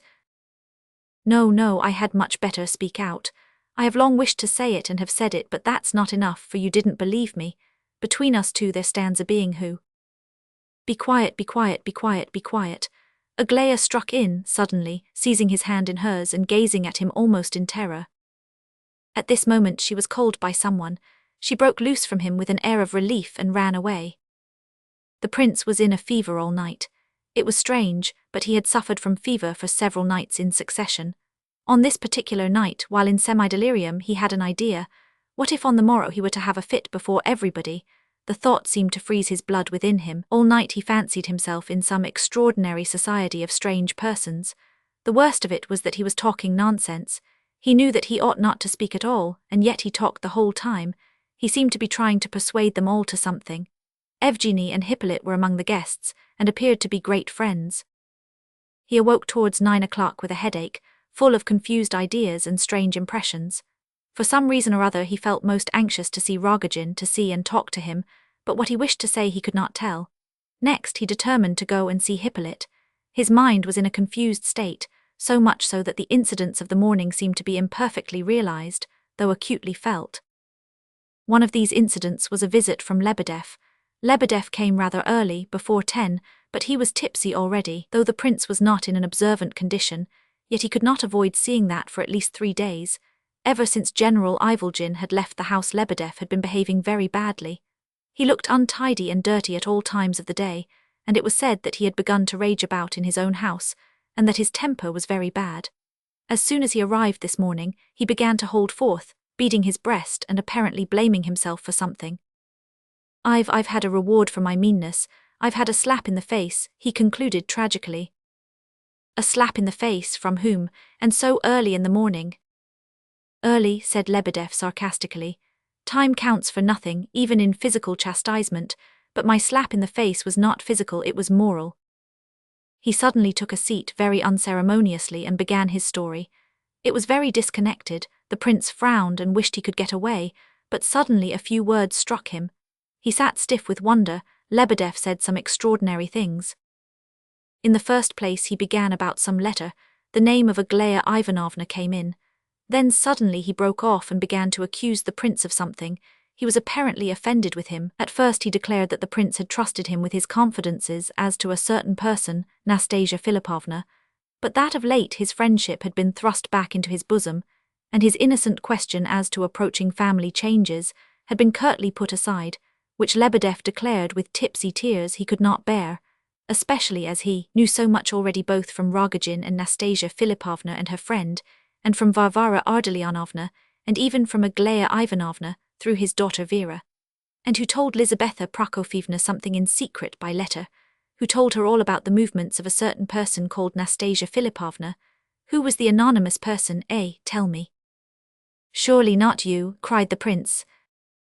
Just so, said Lebedev with dignity, and only this very morning I have sent up a letter to the noble lady, stating that I have a matter of great importance to communicate. She received the letter, I know she got it, and she received me too. Have you just seen Lizaveta Prokofyevna? Asked the prince, scarcely believing his ears. Yes, I saw her, and got the said slap in the face as mentioned. She chucked the letter back to me unopened, and kicked me out of the house morally, not physically, although not far off it. What letter do you mean she returned unopened? What did I tell you? Ha ha ha, I thought I had. Why, I received a letter, you know, to be handed over. From whom to whom? But it was difficult, if not impossible, to extract anything from Lebedev. All the prince could gather was that the letter had been received very early, and had a request written on the outside that it might be sent on to the address given. Just as before, sir, just as before, to a certain person and from a certain hand. The individual's name who wrote the letter is to be represented by the letter A. What, impossible to Nastasya Filippovna? Nonsense, cried the prince. It was, I assure you, and if not to her then to Rogozhin, which is the same thing. Mr. Hippolyte has had letters too, and all from the individual whose name begins with an A, smirked Lebedev with a hideous grin. As he kept jumping from subject to subject, and forgetting what he had begun to talk about, the prince said nothing, but waited to give him time. It was all very vague. Who had taken the letters, if letters there were? Probably Vera, and how could Lebedev have got them? In all probability he had managed to steal the present letter from Vera, and had himself gone over to Lizaveta Prokofyevna with some idea in his head. So the prince concluded at last. You are mad, he cried indignantly. Not quite, esteemed prince. replied Lebedev with some acerbity. I confess I thought of doing you the service of handing the letter over to yourself, but I decided that it would pay me better to deliver it up to the noble lady aforesaid, as I had informed her of everything hitherto by anonymous letters. So when I sent her up a note from myself, with the letter, in order to fix a meeting for 8 o'clock this morning, I signed it your secret correspondent. They let me in at once, very quickly, by the back door, and the noble lady received me. Wells, go on. Oh well, when I saw her she almost punched my head, as I say. In fact, so nearly that one might almost say she did punch my head. She threw the letter in my face. She seemed to reflect first as if she would have liked to keep it, but thought better of it and threw it in my face instead. If anybody can have been such a fool as to trust a man like you to deliver the letter, says she, take it and deliver it. Hey, she was grandly indignant. A fierce, fiery lady that, sir. Where's the letter now? Oh, I've still got it here. And he handed the prince the very letter from Aglaya to Gania, which the latter showed with so much triumph to his sister at a later hour. This letter cannot be allowed to remain in your hands. It's for you, I've brought it you on purpose, cried Lebedev excitedly. Why, I'm yours again now, heart and hand your slave. There was but a momentary pause in the flow of my love and esteem for you. Me culpa, as the Pope of Rome says. This letter should be sent on at once, said the prince, disturbed. I'll hand it over myself. Wouldn't it be better, esteemed prince, wouldn't it be better, too, don't you know? Lebedev made a strange and very expressive grimace. He twisted about in his chair and did something, apparently symbolical, with his hands. What do you mean? Said the prince. Why, open it for the time being, don't you know? He said most confidentially and mysteriously. The prince jumped up so furiously that Lebedev ran towards the door. Having gained which strategic position, however, he stopped and looked back to see if he might hope for pardon. Oh, Lebedev, can a man really sink to such depths of meanness? Said the prince sadly. Lebedev's face brightened. Oh, I'm a mean wretch, he said, approaching the prince once more and beating his breast with tears in his eyes. It's abominable dishonesty, you know. Dishonesty, it is, that's the very word. What in the world induces you to act so? You are nothing but a spy. Why did you write anonymously to worry so noble and generous a lady? Why should not Aglaya Ivanovna write a note to whomever she pleases? What did you mean to complain of today? What did you expect to get by it? What made you go at all? Pure amiable curiosity, I assure you, desire to do a service, that's all. Now I'm entirely yours again, your slave, hang me if you like. Did you go before Lizabetha Prokofyevna in your present condition? Inquired the prince. No, oh no, fresher, more the correct card. I only became this like after the humiliation I suffered there. Well, that'll do, now leave me. This injunction had to be repeated several times before the man could be persuaded to move. Even then he turned back at the door, came as far as the middle of the room, and there went through his mysterious motions designed to convey the suggestion that the prince should open the letter. He did not dare put his suggestion into words again. After this performance, he smiled sweetly and left the room on tiptoe. All this had been very painful to listen to. One fact stood out certain and clear, and that was that poor Aglaya must be in a state of great distress and indecision and mental torment, from jealousy. The prince whispered to himself, undoubtedly in this inexperienced but hot and proud little head, there were all sorts of plans forming, wild and impossible plans, maybe, and the idea of this so frightened the prince that he could not make up his mind what to do. Something must be done, that was clear. He looked at the address on the letter once more. Oh, he was not in the least degree alarmed about Aglaya writing such a letter. He could trust her. What he did not like about it was that he could not trust Gania. However, he made up his mind that he would himself take the note and deliver it. Indeed, he went so far as to leave the house and walk up the road, but changed his mind when he had nearly reached Titsin's door. However, he there luckily met Kolya, and commissioned him to deliver the letter to his brother as if direct from Aglaya. Kolya asked no questions but simply delivered it, and Gania consequently had no suspicion that it had passed through so many hands. Arrived home again, the prince sent for Vera Lebedev, and told her as much as was necessary, in order to relieve her mind, for she had been in a dreadful state of anxiety since she had missed the letter. She heard with horror that her father had taken it. Myshkin learned from her that she had on several occasions performed secret missions both for Aglaya and for Rogozhin, without, however, having had the slightest idea that in so doing she might injure the prince in any way.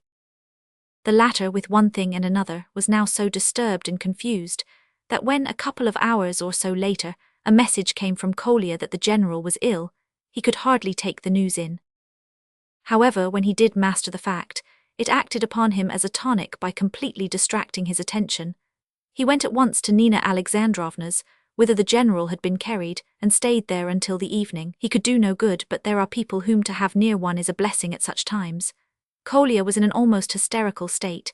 He cried continuously, but was running about all day, all the same, fetching doctors, of whom he collected 3, going to the chemist and so on. The general was brought round to some extent, but the doctors declared that he could not be said to be out of danger. Varya and Nina Alexandrovna never left the sick man's bedside. Gania was excited and distressed, but would not go upstairs, and seemed afraid to look at the patient.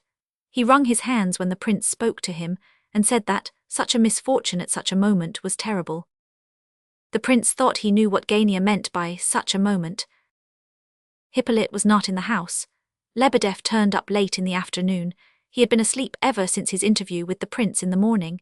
He was quite sober now, and cried with real sincerity over the sick general, mourning for him as though he were his own brother. He blamed himself aloud, but did not explain why.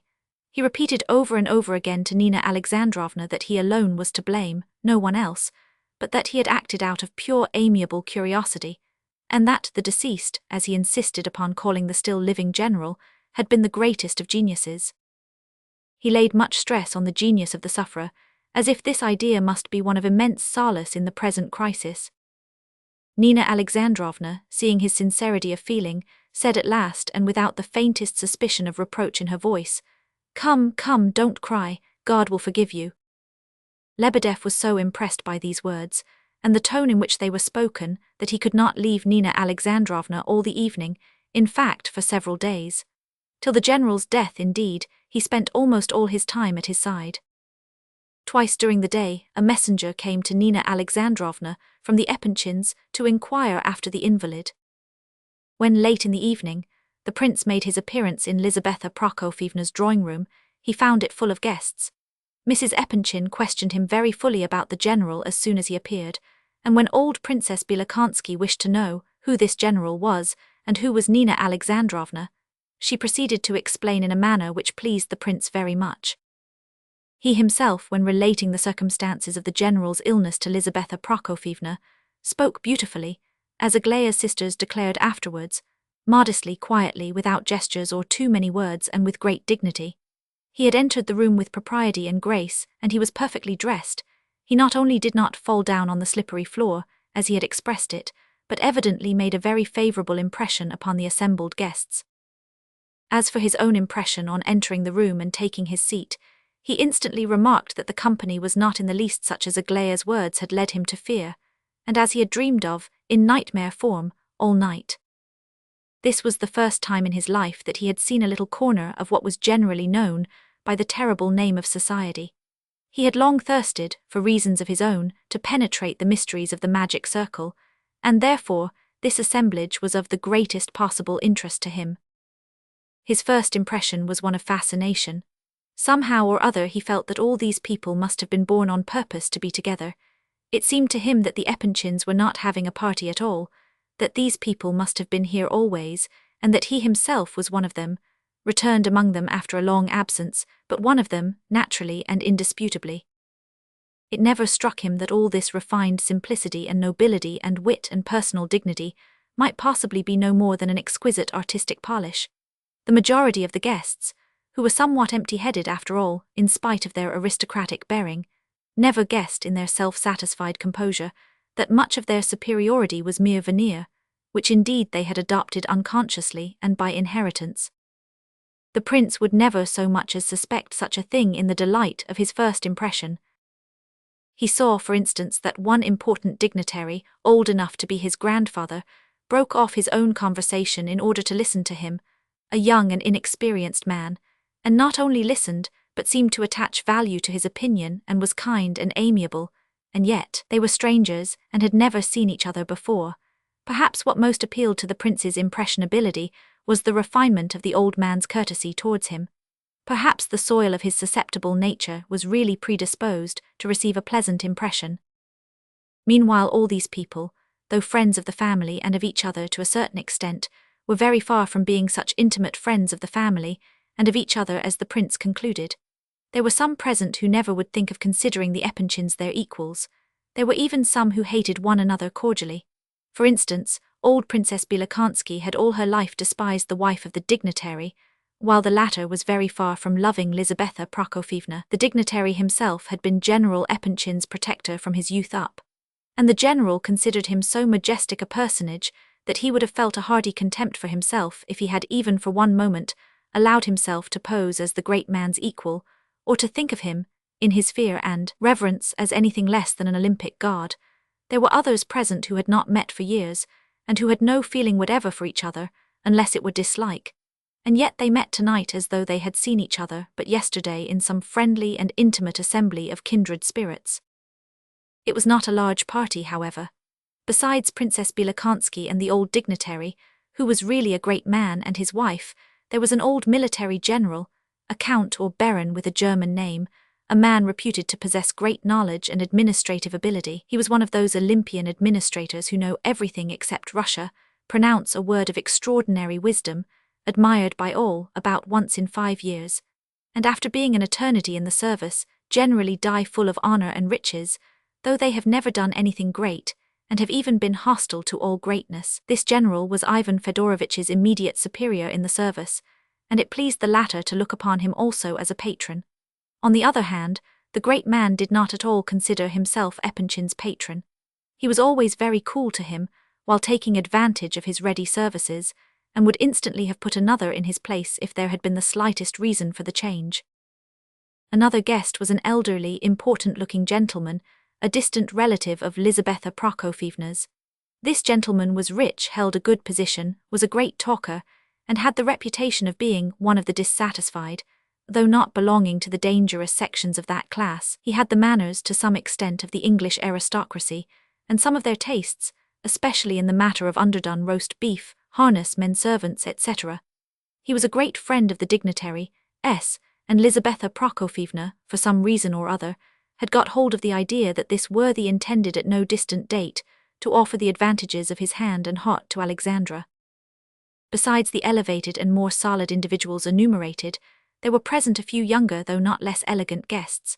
Besides Prince S and Evgeny Pavlovitch, we must name the eminent and fascinating Prince N, once the vanquisher of female hearts all over Europe. This gentleman was no longer in the first bloom of youth, he was 45, but still very handsome. He was well off and lived as a rule abroad, and was noted as a good teller of stories. Then came a few guests belonging to a lower stratum of society, people who, like the Epanchins themselves, moved only occasionally in this exalted sphere. The Epanchins liked to draft among their more elevated guests a few picked representatives of this lower stratum, and Lizaveta Prokofyevna received much praise for this practice, which proved, her friends said, that she was a woman of tact. The Epanchins prided themselves upon the good opinion people held of them. One of the representatives of the middle class present today was a colonel of engineers, a very serious man and a great friend of Prince S, who had introduced him to the Epanchins. He was extremely silent in society, and displayed on the forefinger of his right hand a large ring, probably bestowed upon him for services of some sort. There was also a poet, German by name, but a Russian poet, very presentable and even handsome, the sort of man one could bring into society with impunity. This gentleman belonged to a German family of decidedly bourgeois origin, but he had a knack of acquiring the patronage of bigwigs, and of retaining their favor. He had translated some great German poem into Russian verse, and claimed to have been a friend of a famous Russian poet since dead. It is strange how great a multitude of literary people there are who have had the advantages of friendship with some great man of their own profession who is, unfortunately, dead. The dignitary's wife had introduced this worthy to the Epanchins. This lady posed as the patroness of literary people, and she certainly had succeeded in obtaining pensions for a few of them, thanks to her influence with those in authority on such matters. She was a lady of weight in her own way. Her age was about 45, so that she was a very young wife for such an elderly husband as the dignitary. She had been a beauty in her day and still loved, as many ladies of 45 do love, to dress a little too smartly. Her intellect was nothing to boast of, and her literary knowledge very doubtful. Literary patronage was, however, with her as much a mania as was the love of gorgeous clothes. Many books and translations were dedicated to her by her protégés, and a few of these talented individuals had published some of their own letters to her, upon very weighty subjects. This, then, was the society that the prince accepted at once as true coin, as pure gold without alloy. It so happened, however, that on this particular evening all these good people were in excellent humour and highly pleased with themselves. Every one of them felt that they were doing the Epanchins the greatest possible honour by their presence. But alas, the prince never suspected any such subtleties. For instance, he had no suspicion of the fact that the Epanchins, having in their mind so important a step as the marriage of their daughter, would never think of presuming to take it without having previously shown off the proposed husband to the dignitary, the recognized patron of the family. The latter, too, though he would probably have received news of a great disaster to the Epanchin family with perfect composure, would nevertheless have considered it a personal offence if they had dared to marry their daughter without his advice, or we might almost say, his leave. The amiable and undoubtedly witty Prince N could not but feel that he was as a sun, risen for one night only to shine upon the Epanchin drawing-room. He accounted them immeasurably his inferiors, and it was this feeling which caused his special amiability and delightful ease and grace towards them. He knew very well that he must tell some story this evening for the edification of the company, and led up to it with the inspiration of anticipatory triumph. The prince, when he heard the story afterwards, felt that he had never yet come across so wonderful a humorist or such remarkable brilliancy as was shown by this man, and yet if he had only known it, this story was the oldest, stalest and most worn-out yarn, and every drawing-room in town was sick to death of it. It was only in the innocent Epanchin household that it passed for a new and brilliant tale, as a sudden and striking reminiscence of a splendid and talented man. Even the German poet, though as amiable as possible, felt that he was doing the house the greatest of honours by his presence in it. But the prince only looked at the bright side. He did not turn the coat and see the shabby lining.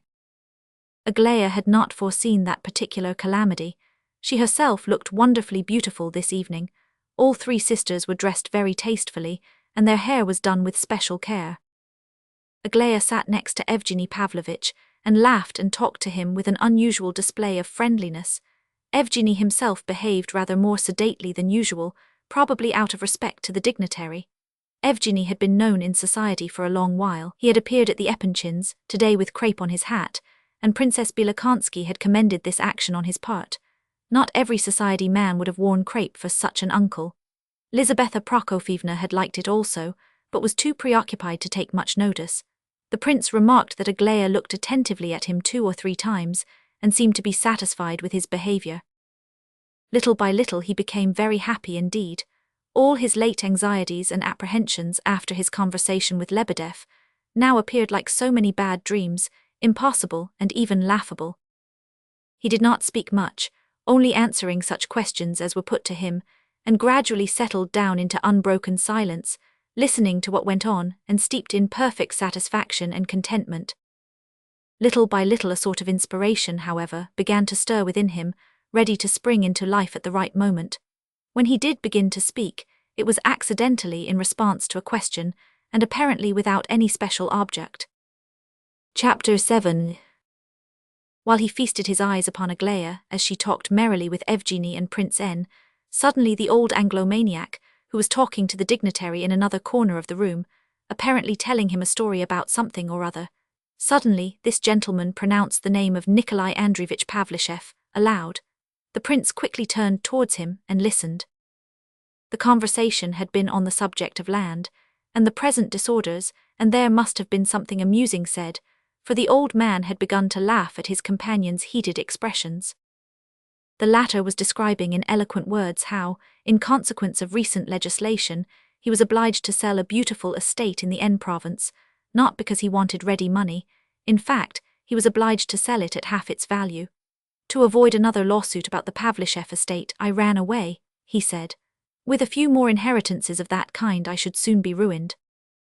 At this point General Epanchin, noticing how interested Myshkin had become in the conversation, said to him in a low tone, "That gentleman, Ivan Petrovitch, is a relation of your late friend, Mr. Pavlishev.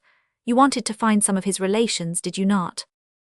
The general, who had been talking to his chief up to this moment, had observed the prince's solitude and silence, and was anxious to draw him into the conversation, and so introduce him again to the notice of some of the important personages. Lev Nikolaevich was a ward of Nikolai Andreevich Pavlishev after the death of his own parents, he remarked, meeting Ivan Petrovitch's eye. "Very happy to meet him, I'm sure," remarked the latter. "I remember Lev Nikolaevich well. When General Epanchin introduced us just now, I recognized you at once, Prince. You are very little changed, though I saw you last as a child of some 10 or 11 years old.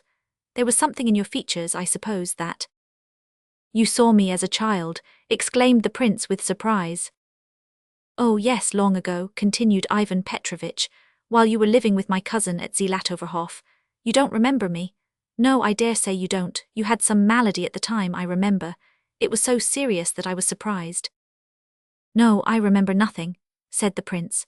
A few more words of explanation followed, words which were spoken without the smallest excitement by his companion, but which evoked the greatest agitation in the prince, and it was discovered that 2 old ladies to whose care the prince had been left by Pavlishev, and who lived at Zlatoverhof, were also relations of Ivan Petrovitch.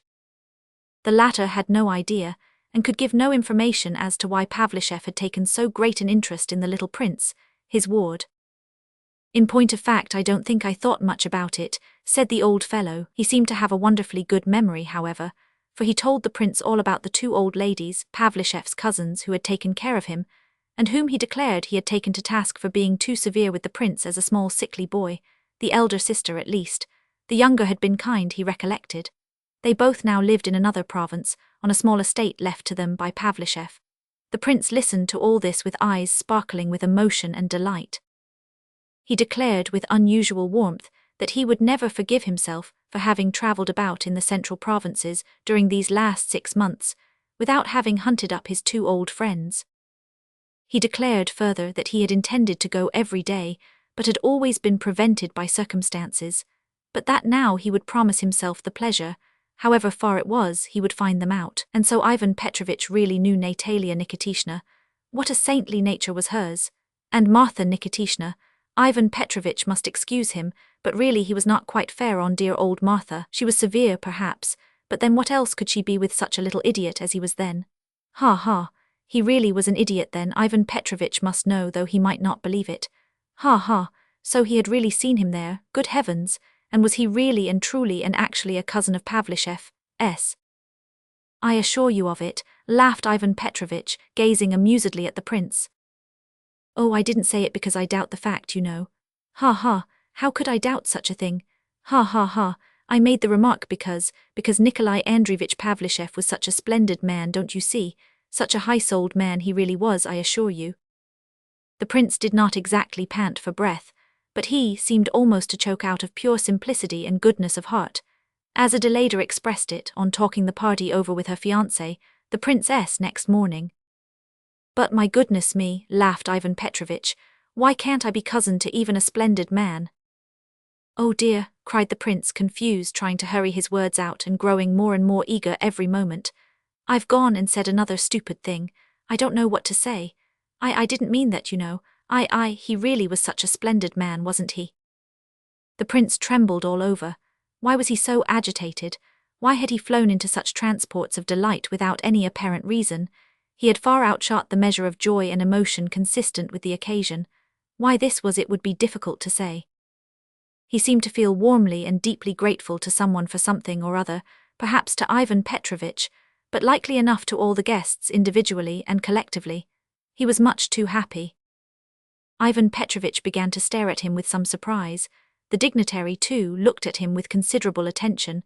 Princess Bilokonski glared at him angrily and compressed her lips. Prince N, Evgeny, Princess, and the girls all broke off their own conversations and listened. Aglaya seemed a little startled. As for Lizabetha Prokofyevna, her heart sank within her. This was odd of Lizabetha Prokofyevna and her daughters. They had themselves decided that it would be better if the prince did not talk all the evening. Yet seeing him sitting silent and alone, but perfectly happy, they had been on the point of exerting themselves to draw him into one of the groups of talkers around the room. Now that he was in the midst of a talk, they became more than ever anxious and perturbed. That he was a splendid man is perfectly true, you are quite right, repeated Ivan Petrovitch, but seriously this time. He was a fine and a worthy fellow, worthy, one may say, of the highest respect, he added, more and more seriously at each pause, and it is agreeable to see on your part such. Wasn't it this same Pavlishev about whom there was a strange story in connection with some abbot? I don't remember who the abbot was, but I remember at one time everybody was talking about it, remarked the old dignitary. Yes, Abbot Gurot, a Jesuit, said Ivan Petrovitch. Yes, that's the sort of thing our best men are apt to do. A man of rank, too, and rich, a man who, if he had continued to serve, might have done anything, and then to throw up the service and everything else in order to go over to Roman Catholicism and turn Jesuit, openly, too, almost triumphantly. By Jove, it was positively a mercy that he died when he did, it was indeed, everyone said so at the time. The prince was beside himself. Pavlishev turned Roman Catholic, impossible, he cried in horror. Impossible is rather a strong word, said Ivan Petrovitch. You must allow, my dear prince. However, of course you value the memory of the deceased so very highly, and he certainly was the kindest of men, to which fact, by the way, I ascribe, more than to anything else, the success of the abbot in influencing his religious convictions. But you may ask me, if you please, how much trouble and worry I personally had over that business, and especially with this same Gurot. Would you believe it? He continued, addressing the dignitary. They actually tried to put in a claim under the deceased's will, and I had to resort to the very strongest measures in order to bring them to their senses. I assure you they knew their cue, did these gentlemen. Wonderful. Thank goodness all this was in Moscow, and I got the court, to help me, and we soon brought them to their senses. You wouldn't believe how you have pained and astonished me, cried the prince. Very sorry, but in point of fact, it was all nonsense and would have ended in smoke, as usual, I'm sure of that.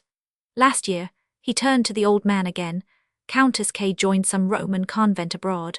Our people never seem to be able to offer any resistance so soon as they get into the hands of these intriguers, especially abroad. That is all thanks to our lassitude, I think, replied the old man with authority.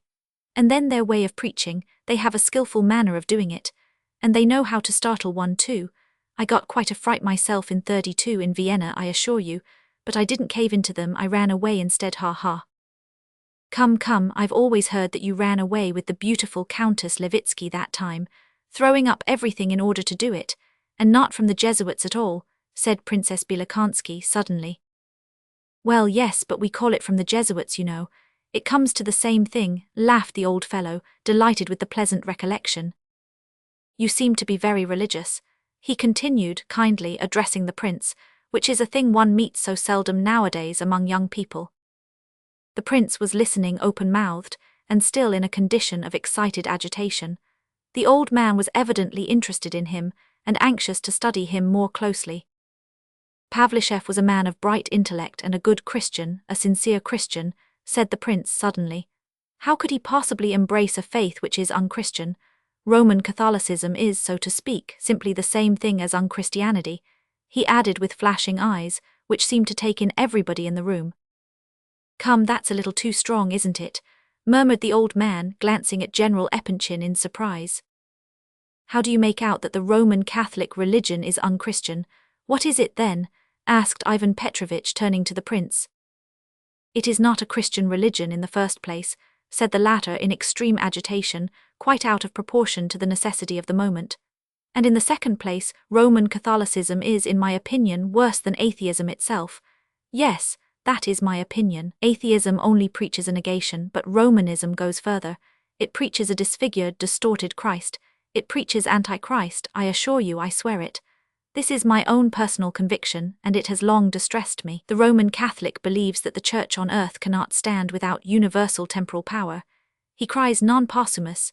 In my opinion, the Roman Catholic religion is not a faith at all, but simply a continuation of the Roman Empire, and everything is subordinated to this idea, beginning with faith. The Pope has seized territories and an earthly throne, and has held them with the sword, and so the thing has gone on, only that to the sword they have added lying, intrigue, deceit, fanaticism, superstition, swindling. They have played fast and loose with the most sacred and sincere feelings of men. They have exchanged everything for money, for base earthly power. And is this not the teaching of Antichrist? How could the upshot of all this be other than atheism? Atheism is the child of Roman Catholicism. It proceeded from these Romans themselves, though perhaps they would not believe it. It grew and fattened on hatred of its parents. It is the progeny of their lies and spiritual feebleness. Atheism, in our country it is only among the upper classes that you find unbelievers, men who have lost the root or spirit of their faith, but abroad whole masses of the people are beginning to profess unbelief, at first because of the darkness and lies by which they were surrounded, but now out of fanaticism, out of loathing for the Church and Christianity. The prince paused to get breath. He had spoken with extraordinary rapidity and was very pale. All present interchanged glances, but at last the old dignitary burst out laughing frankly. Prince N took out his eyeglass to have a good look at the speaker. The German poet came out of his corner and crept nearer to the table with a spiteful smile. "You exaggerate the matter very much," said Ivan Petrovitch, with rather a bored air. "There are in the foreign churches many representatives of their faith who are worthy of respect and esteem." "Oh, but I did not speak of individual representatives. I was merely talking about Roman Catholicism and its essence of Rome itself. A church can never entirely disappear. I never hinted at that." "Agreed that all this may be true, but we need not discuss a subject which belongs to the domain of theology." Oh no, not to theology alone, I assure you. Why, socialism is the progeny of Romanism and of the Romanistic spirit. It and its brother atheism proceed from despair in opposition to Catholicism. It seeks to replace in itself the moral power of religion, in order to appease the spiritual thirst of parched humanity and save it, not by Christ but by force. Don't dare to believe in God, don't dare to possess any individuality, any property. Fraternite ola mort, 2,000,000 heads. By their works ye shall know them, we are told, and we must not suppose that all this is harmless and without danger to ourselves. Oh no, we must resist, and quickly. We must let our Christ shine forth upon the Western nations, our Christ whom we have preserved intact, and whom they have never known. Not as slaves, allowing ourselves to be caught by the hooks of the Jesuits, but carrying our Russian civilization to them. We must stand before them, not letting it be said among us that their preaching is skillful, as someone expressed it just now. But excuse me, cried Ivan Petrovitch, considerably disturbed and looking around uneasily. Your ideas are of course most praiseworthy and in the highest degree patriotic, but you exaggerate the matter terribly. It would be better if we drop the subject. No, sir, I do not exaggerate. I understate the matter, if anything, undoubtedly understate it, simply because I cannot express myself as I should like, but— Allow me. The prince was silent. He sat straight up in his chair and gazed fervently at Ivan Petrovitch. "It seems to me that you have been too painfully impressed by the news of what happened to your good benefactor," said the old dignitary kindly, and with the utmost calmness of demeanour. "You are excitable, perhaps as the result of your solitary life. If you would make up your mind to live more among your fellows in society, I am sure, that the world would be glad to welcome you, as a remarkable young man, and you would soon find yourself able to look at things more calmly. You would see that all these things are much simpler than you think, and besides, these rare cases come about, in my opinion, from ennui and from satiety." Exactly, that is a true thought," cried the prince, "from our ennui, but not from satiety. Oh no, you are wrong there. Say from thirst if you like, the thirst of fever. And please do not suppose that this is so small a matter that we may have a laugh at it and dismiss it. We must be able to foresee our disasters and arm against them. We Russians no sooner arrive at the brink of the water and realize that we are really at the brink, than we are so delighted with the outlook that we plunge and swim to the farthest point we can see. Why is this? You say you are surprised at Pavlicheff's action. You ascribe it to madness, to kindness of heart, and what not, but it is not so. Our Russian intensity not only astonishes ourselves, all Europe wonders at our conduct in such cases, for if one of us goes over to Roman Catholicism, he is sure to become a Jesuit at once, and a rabid one into the bargain. If one of us becomes an atheist, he must needs begin to insist on the prohibition of faith in God by force, that is, by the sword. Why is this? Why does he then exceed all bounds at once? Because he has found land at last, the fatherland that he sought in vain before, and because his soul is rejoiced to find it, he throws himself upon it and kisses it. Oh, it is not from vanity alone.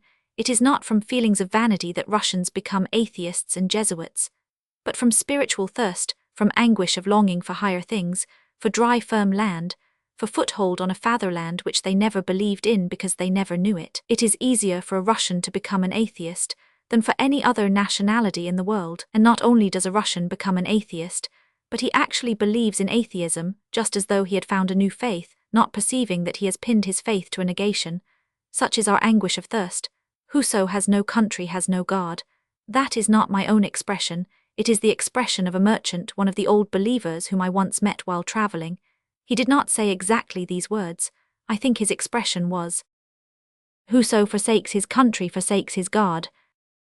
But let these thirsty Russian souls find, like Columbus discoverers, a new world. Let them find the Russian world. Let them search and discover all the gold and treasure that lies hid in the bosom of their own land. Show them the restitution of lost humanity in the future, by Russian thought alone, and by means of the God and of the Christ of our Russian faith, and you will see how mighty and just and wise and good a giant will rise up before the eyes of the astonished and frightened world, astonished because they expect nothing but the sword from us, because they think they will get nothing out of us but barbarism. This has been the case up to now, and the longer matters go on as they are now proceeding, the more clear will be the truth of what I say, and I. But at this moment something happened which put a most unexpected end to the orator's speech. All this heated tirade, this outflow of passionate words and ecstatic ideas, which seemed to hustle and tumble over each other as they fell from his lips, bore evidence of some unusually disturbed mental condition in the young fellow who had boiled over, in such a remarkable manner, without any apparent reason. Of those who were present, such as knew the prince listened to his outburst in a state of alarm, some with a feeling of mortification. It was so unlike his usual timid self-constraint, so inconsistent with his usual taste and tact, and with his instinctive feeling for the higher proprieties. They could not understand the origin of the outburst. It could not be simply the news of Pavlishev's perversion. By the ladies the prince was regarded as little better than a lunatic, and Princess Bilokonski admitted afterwards that, in another minute she would have bolted. The two old gentlemen looked quite alarmed. The old General Epanchin's chief sat and glared at the prince in severe displeasure. The colonel sat immovable. Even the German poet grew a little pale, though he wore his usual artificial smile as he looked around to see what the others would do.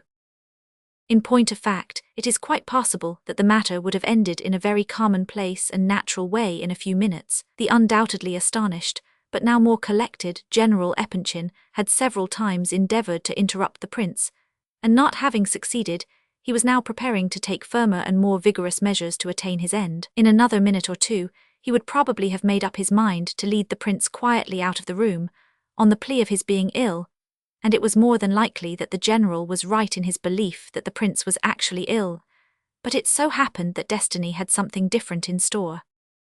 At the beginning of the evening, when the prince first came into the room, he had sat down as far as possible from the Chinese vase which Aglaya had spoken of the day before. Will it be believed that, after Aglaya's alarming words, an ineradicable conviction had taken possession of his mind that, however he might try to avoid this vase next day, he must certainly break it. But so it was. During the evening other impressions began to awaken in his mind, as we have seen, and he forgot his presentiment. But when Pavlishev was mentioned and the general introduced him to Ivan Petrovitch, he had changed his place and went over nearer to the table. When it so happened, he took the chair nearest to the beautiful vase, which stood on a pedestal behind him, just about on a level with his elbow. As he spoke his last words, he had risen suddenly from his seat with a wave of his arm, and there was a general cry of horror. The huge vase swayed backwards and forwards. It seemed to be uncertain whether or no to topple over on to the head of one of the old men, but eventually determined to go the other way, and came crashing over towards the German poet, who darted out of the way in terror. The crash, the cry, the sight of the fragments of valuable china covering the carpet, the alarm of the company, what all this meant to the poor prince it would be difficult to convey to the mind of the reader, or for him to imagine. But one very curious fact was that all the shame and vexation and mortification which he felt over the accident were less powerful than the deep impression of the almost supernatural truth of his premonition. He stood still in alarm, in almost superstitious alarm for a moment, then all mist seemed to clear away from his eyes. He was conscious of nothing but light and joy and ecstasy. His breath came and went, but the moment passed. Thank God it was not that. He drew a long breath and looked around. For some minutes he did not seem to comprehend the excitement around him. That is, he comprehended it and saw everything, but he stood aside, as it were, like someone invisible in a fairy tale, as though he had nothing to do with what was going on, though it pleased him to take an interest in it. He saw them gather up the broken bits of china. He heard the loud talking of the guests and observed how pale Aglaya looked, and how very strangely she was gazing at him. There was no hatred in her expression and no anger whatever. It was full of alarm for him, and sympathy and affection, while she looked around at the others with flashing, angry eyes. His heart filled with a sweet pain as he gazed at her. At length he observed, to his amazement, that all had taken their seats again, and were laughing and talking as though nothing had happened. Another minute and the laughter grew louder. They were laughing at him at his dumb stupor, laughing kindly and merrily. Several of them spoke to him, and spoke so kindly and cordially, especially Lizaveta Prokofyevna. She was saying the kindest possible things to him. Suddenly he became aware that General Epanchin was tapping him on the shoulder. Ivan Petrovitch was laughing too, but still more kind and sympathizing was the old dignitary.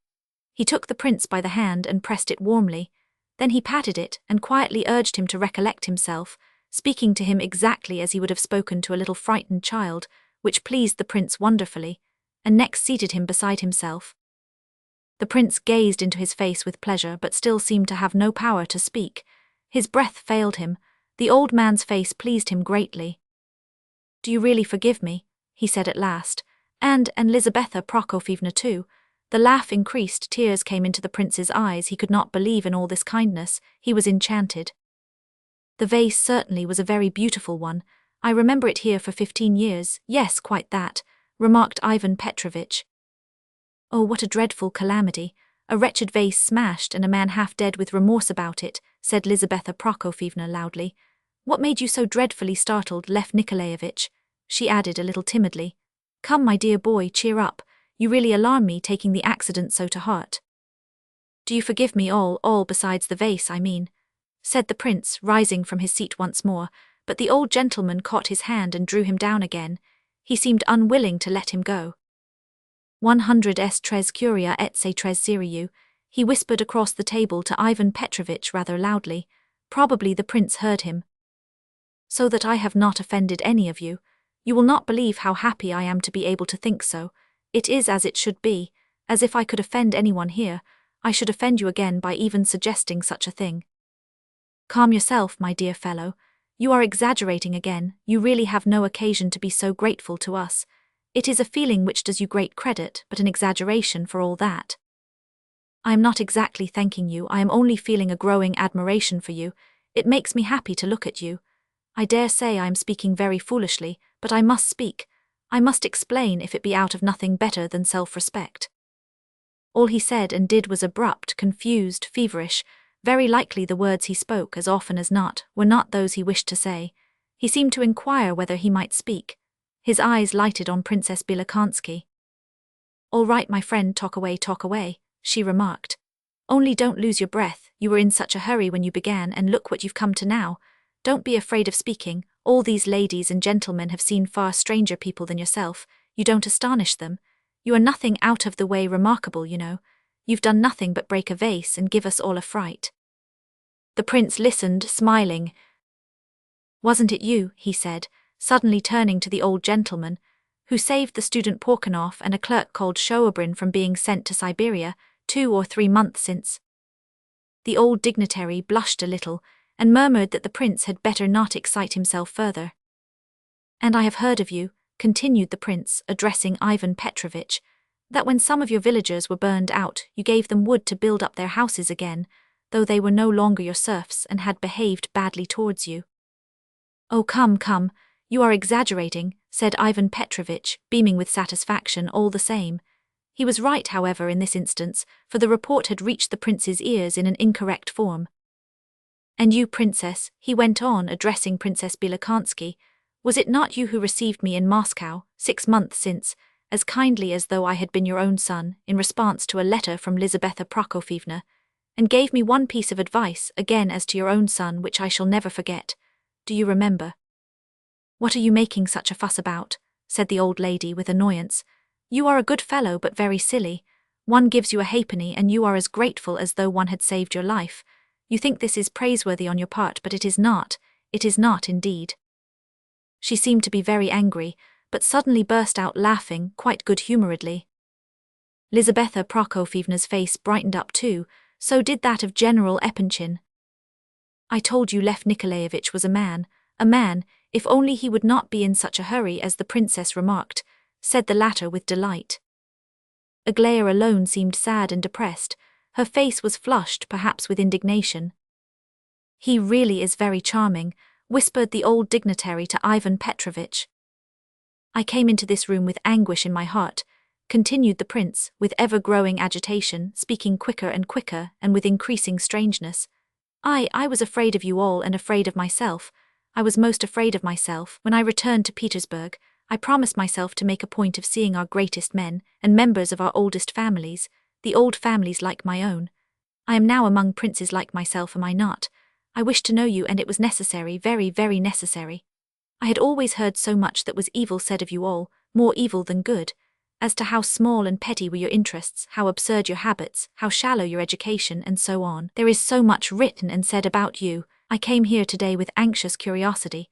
I wished to see for myself and form my own convictions as to whether it were true that the whole of this upper stratum of Russian society is worthless, has outlived its time, has existed too long, and is only fit to die, and yet is dying with petty, spiteful warring against that which is destined to supersede it and take its place, hindering the coming men and knowing not that itself is in a dying condition. I did not fully believe in this view even before, for there never was such a class among us, excepting perhaps at court by accident or by uniform, but now there is not even that, is there? It has vanished, has it not? "No, not a bit of it," said Ivan Petrovitch with a sarcastic laugh. "Good Lord, he's off again," said Princess Bilokonski impatiently. "Says Ladaya, he is trembling all over," said the old man in a warning whisper. The prince certainly was beside himself. "Well, what have I seen?" he continued. "I have seen men of graceful simplicity of intellect. I have seen an old man who is not above speaking kindly and even listening to a boy like myself. I see before me persons who can understand, who can forgive, kind, good Russian hearts, hearts almost as kind and cordial as I met abroad. Imagine how delighted I must have been and how surprised. Oh, let me express this feeling. I have so often heard, and I have even believed, that in society there was nothing but empty forms and that reality had vanished. But I now see for myself that this can never be the case here among us. It may be the order elsewhere, but not in Russia. Surely you are not all Jesuits and deceivers. I heard Prince N's story just now. Was it not simple-minded, spontaneous humor? Could such words come from the lips of a man who is dead? A man whose heart and talents are dried up? Could dead men and women have treated me so kindly as you have all been treating me today? Is there not material for the future in all this for hope? Can such people fail to understand? Can such men fall away from reality? Once more let us beg you to be calm, my dear boy. We'll talk of all this another time. I shall do so with the greatest pleasure, for one, said the old dignitary with a smile. Ivan Petrovitch grunted and twisted round in his chair. General Epanchin moved nervously. The latter's chief had started a conversation with the wife of the dignitary, and took no notice whatever of the prince, but the old lady very often glanced at him, and listened to what he was saying. "No, I had better speak," continued the prince, with a new outburst of feverish emotion, and turning towards the old man with an air of confidential trustfulness. "Yesterday, Aglaya Ivanovna forbade me to talk, and even specified the particular subjects I must not touch upon. She knows well enough that I am odd when I get upon these matters. I am nearly 27 years old, and yet I know I am little better than a child. I have no right to express my ideas, and said so long ago. Only in Moscow with Rogozhin did I ever speak absolutely freely. He and I read Pushkin together, all his works. Rogozhin knew nothing of Pushkin, had not even heard his name. I am always afraid of spoiling a great thought or idea by my absurd manner. I have no eloquence, I know. I always make the wrong gestures, inappropriate gestures, and therefore I degrade the thought and raise a laugh instead of doing my subject justice. I have no sense of proportion either, and that is the chief thing. I know it would be much better if I were always to sit still and say nothing.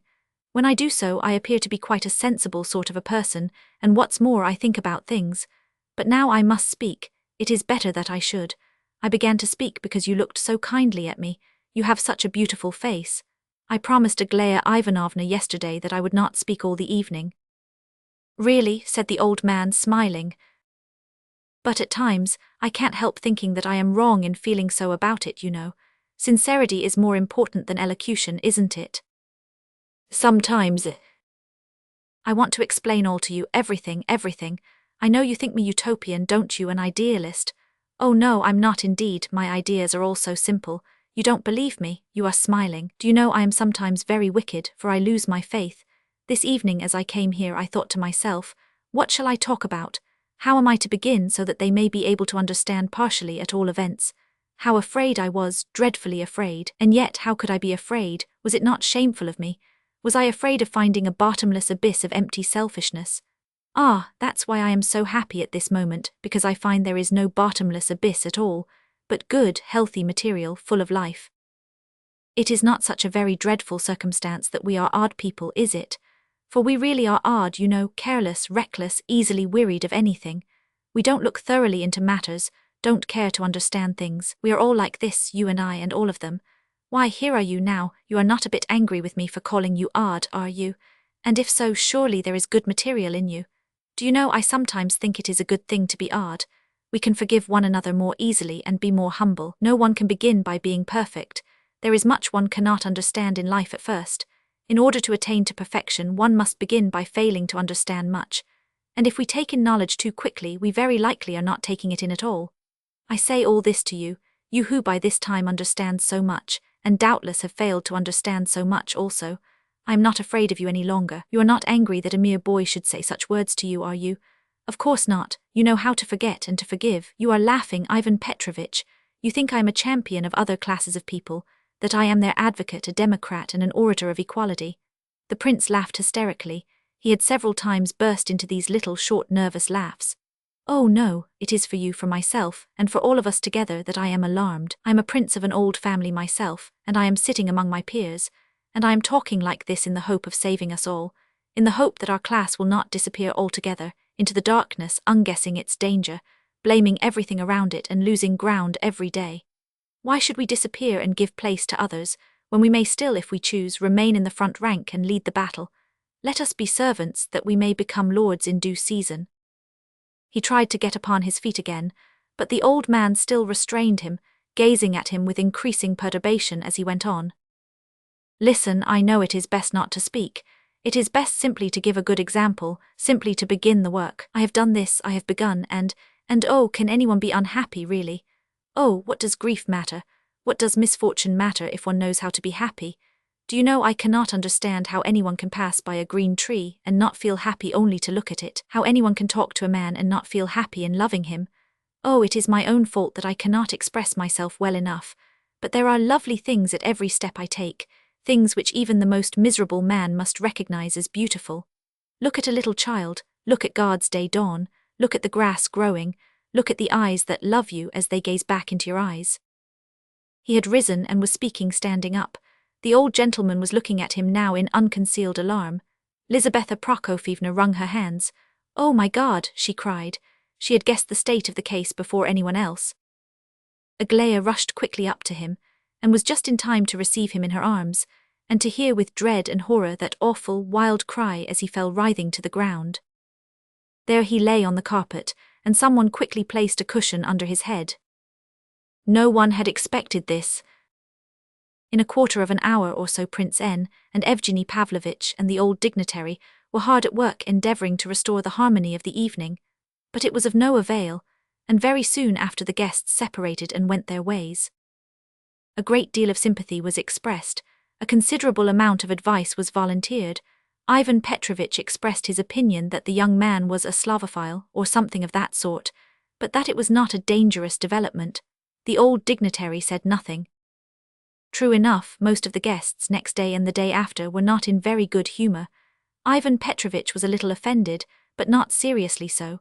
General Epanchin's chief was rather cool towards him for some while after the occurrence. The old dignitary, as patron of the family, took the opportunity of murmuring some kind of admonition to the general, and added in flattering terms that he was most interested in Aglaya's future. He was a man who really did possess a kind heart, although his interest in the prince in the earlier part of the evening was due, among other reasons, to the latter's connection with Nastasya Filippovna, according to popular report. He had heard a good deal of this story here and there, and was greatly interested in it, so much so that he longed to ask further questions about it. Princess Bilakonski, as she drove away on this eventful evening, took occasion to say to Lizaveta Prokofyevna, "Well, he's a good match and a bad one, and if you want my opinion, more bad than good, you can see for yourself the man is an invalid." Lizaveta therefore decided that the prince was impossible as a husband for Aglaya, and during the ensuing night she made a vow that never while she lived should he marry Aglaya. With this resolve firmly impressed upon her mind, she awoke next day, but during the morning, after her early lunch, she fell into a condition of remarkable inconsistency. In reply to a very guarded question of her sister's, Aglaya had answered coldly but exceedingly haughtily, "I have never given him my word at all, nor have I ever counted him as my future husband, never in my life. He is just as little to me as all the rest." Lizaveta Prokofyevna suddenly flared up. "I did not expect that of you, Aglaya," she said. "He is an impossible husband for you, I know it, and thank God that we agree upon that point, but I did not expect to hear such words from you. I thought I should hear a very different tone from you. I would have turned out everyone who was in the room last night and kept him. That's the sort of man he is, in my opinion." Here she suddenly paused, afraid of what she had just said, but she little knew how unfair she was to her daughter at that moment. It was all settled in Aglaya's mind. She was only waiting for the hour that would bring the matter to a final climax, and every hint, every careless probing of her wound, did but further lacerate her heart. Chapter 8. This same morning dawned for the prince pregnant with no less painful presentiments, which fact his physical state was, of course, quite enough to account for, but he was so indefinably melancholy. His sadness could not attach itself to anything in particular, and this tormented him more than anything else. Of course certain facts stood before him, clear and painful, but his sadness went beyond all that he could remember or imagine. He realized that he was powerless to console himself unaided. Little by little, he began to develop the expectation that this day something important, something decisive, was to happen to him. His attack of yesterday had been a slight one. Excepting some little heaviness in the head and pain in the limbs, he did not feel any particular effects. His brain worked all right, though his soul was heavy within him. He rose late, and immediately upon waking remembered all about the previous evening. He also remembered, though not quite so clearly, how, half an hour after his fit, he had been carried home. He soon heard that a messenger from the Epanchins had already been to inquire after him. At 11:30 another arrived, and this pleased him. Vera Lebedev was one of the first to come to see him and offer her services. No sooner did she catch sight of him than she burst into tears, but when he tried to soothe her she began to laugh. He was quite struck by the girl's deep sympathy for him. He seized her hand and kissed it. Vera flushed crimson. "Oh, don't do," she exclaimed in alarm, snatching her hand away. She went hastily out of the room in a state of strange confusion. Lebedev also came to see the prince in a great hurry to get away to the deceased, as he called General Ivolgin, who was alive still but very ill. Kolya also turned up, and begged the prince for pity's sake to tell him all he knew about his father, which had been concealed from him till now. He said he had found out nearly everything since yesterday. The poor boy was in a state of deep affliction. With all the sympathy which he could bring into play, the prince told Kolya the whole story without reserve, detailing the facts as clearly as he could. The tale struck Kolya like a thunderbolt. He could not speak. He listened silently and cried softly to himself the while. The prince perceived that this was an impression which would last for the whole of the boy's life. He made haste to explain his view of the matter, and pointed out that the old man's approaching death was probably brought on by horror at the thought of his action, and that it was not everyone who was capable of such a feeling. Kolya's eyes flashed as he listened. "Gania and Veria and Titsin are a worthless lot. I shall not quarrel with them, but from this moment our feet shall not travel the same road. Oh, Prince, I have felt much that is quite new to me since yesterday. It is a lesson for me. I shall now consider my mother as entirely my responsibility, though she may be safe enough with Veria. Still, meat and drink is not everything." He jumped up and hurried off, remembering suddenly that he was wanted at his father's bedside. But before he went out of the room he inquired hastily after the prince's health, and receiving the latter's reply, added, "Isn't there something else, Prince? I heard yesterday, but I have no right to talk about this. If you ever want a true friend and servant, neither you nor I are so very happy, are we? Come to me. I won't ask you questions, though." He ran off and left the prince more dejected than ever. Everyone seemed to be speaking prophetically. hinting at some misfortune or sorrow to come. They had all looked at him as though they knew something which he did not know. Lebedev had asked questions, Kolya had hinted, and Vera had shed tears. What was it? At last, with a sigh of annoyance, he said to himself that it was nothing but his own cursed sickly suspicion. His face lighted up with joy when, at about 2 o'clock, he espied the Epanchins coming along to pay him a short visit. Just for a minute. They really had only come for a minute. Lizaveta Prokofyevna had announced directly after lunch that they would all take a walk together. The information was given in the form of a command, without explanation, dryly and abruptly. All had issued forth in obedience to the mandate. That is, the girls, Mama and Princess Lizaveta Prokofyevna went off in a direction exactly contrary to the usual one, and all understood very well what she was driving at, but held their peace, fearing to irritate the good lady. She, as though anxious to avoid any conversation, walked ahead, silent and alone. At last Adelaida remarked that it was no use racing along at such a pace, and that she could not keep up with her mother. "Look here," said Lizaveta Prokofyevna, turning round suddenly. "We are passing his house. Whatever Aglaya may think, and in spite of anything that may happen, he is not a stranger to us, besides which he is ill and in misfortune. I for one shall call in and see him. Let anyone follow me who cares to." Of course every one of them followed her. The prince hastened to apologize very properly for yesterday's mishap with the vase, and for the scene generally. "Oh, that's nothing," replied Lizaveta.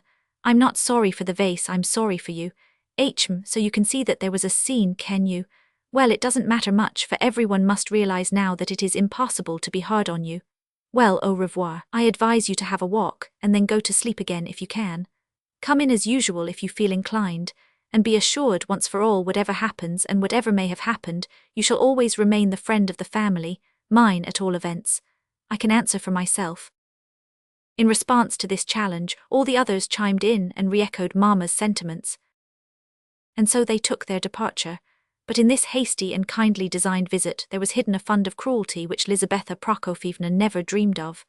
In the words "as usual," and again in her added "mine at all events," there seemed an ominous knell of some evil to come.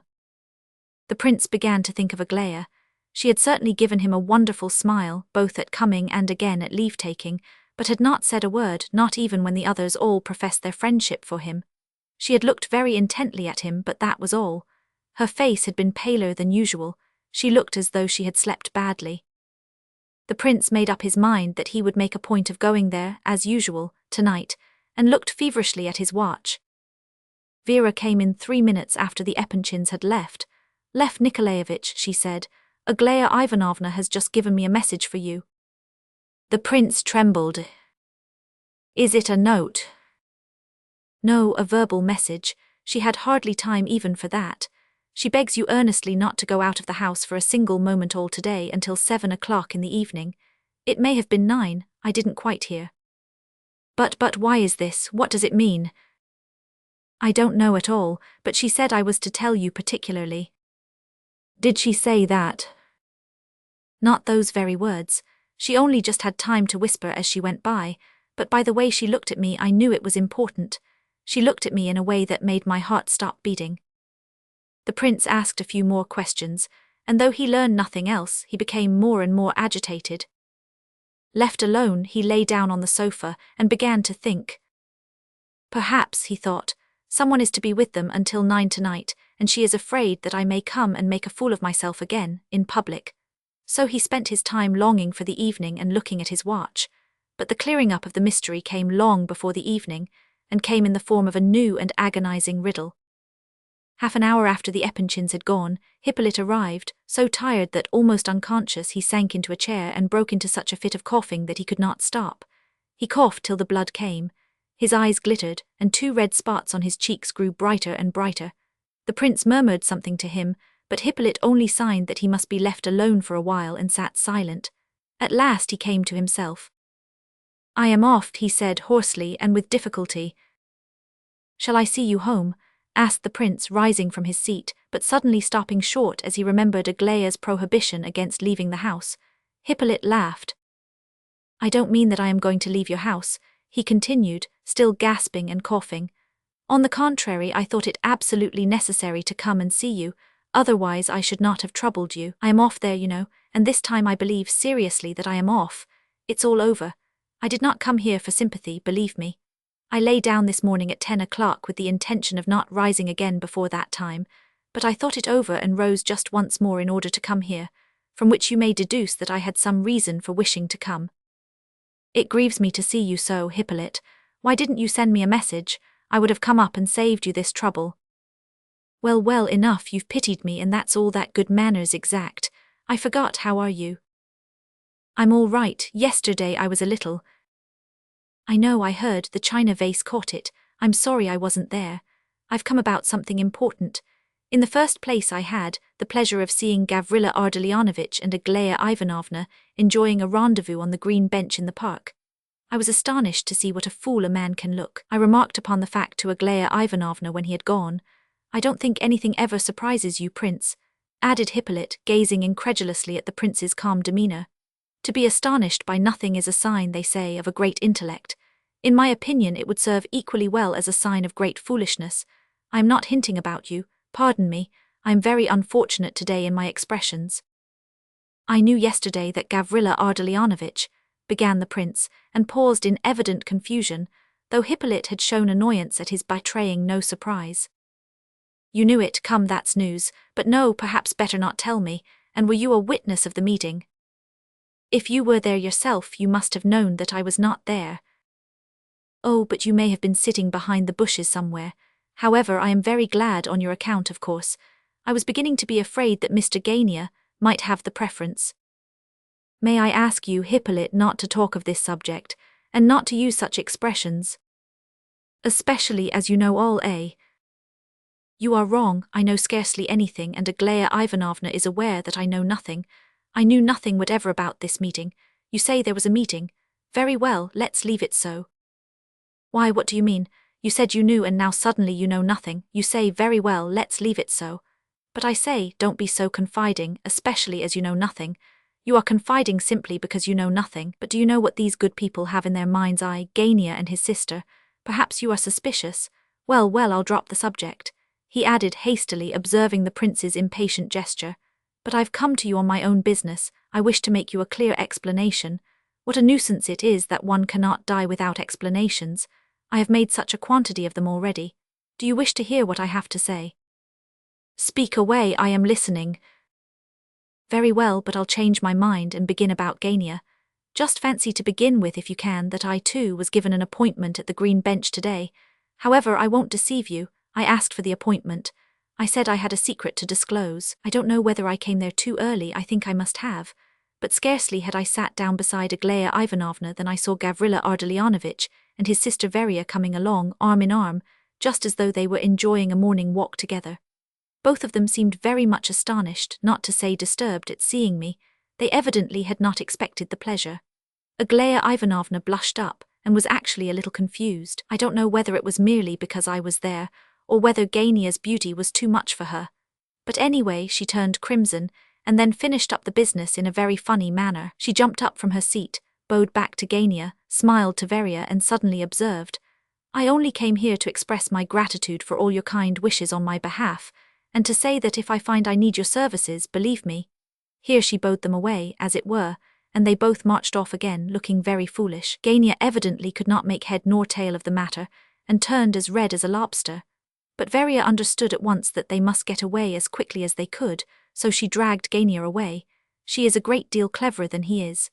As for myself, I went there to arrange a meeting to be held between Aglaya Ivanovna and Nastasya Filippovna.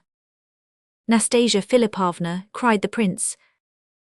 Aha, I think you are growing less cool, my friend, and are beginning to be a trifle surprised, aren't you?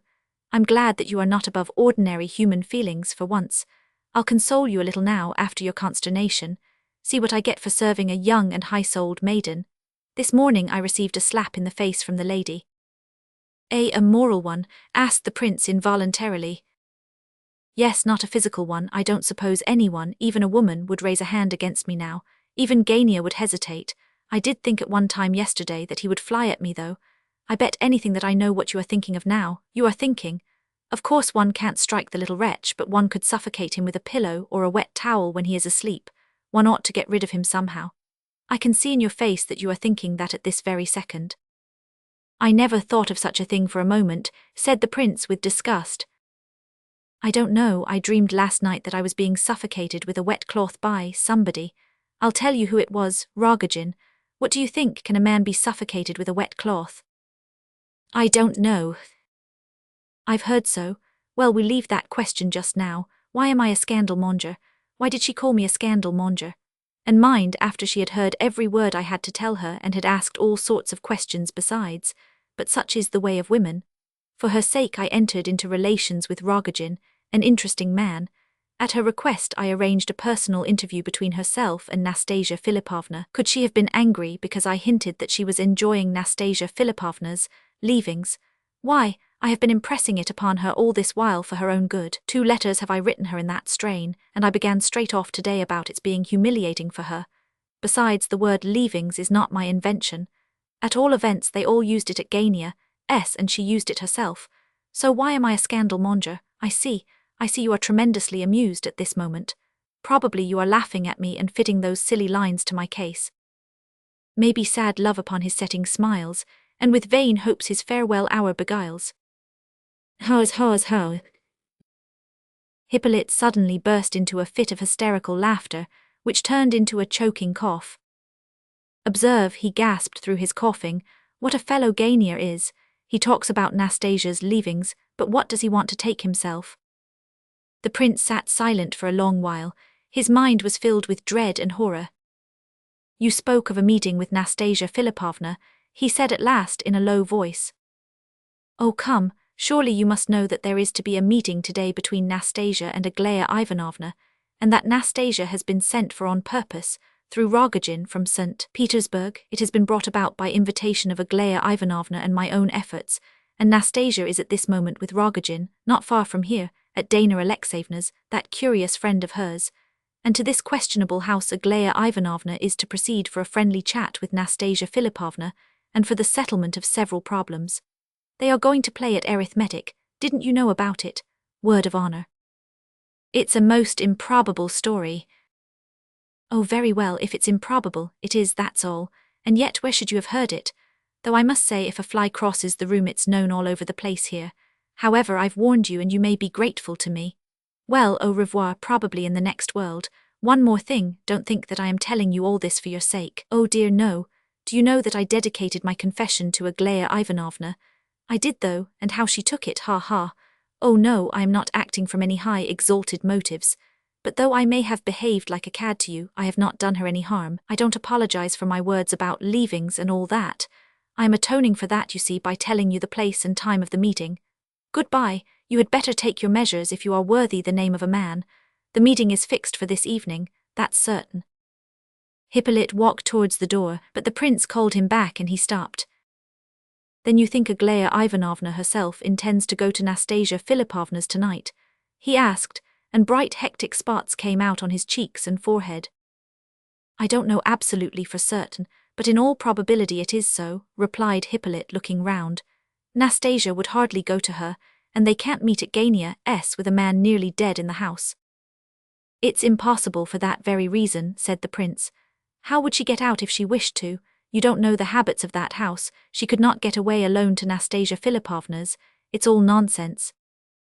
"Look here, my dear prince, no one jumps out of the window if they can help it. But when there's a fire, the dandiest gentleman or the finest lady in the world will skip out.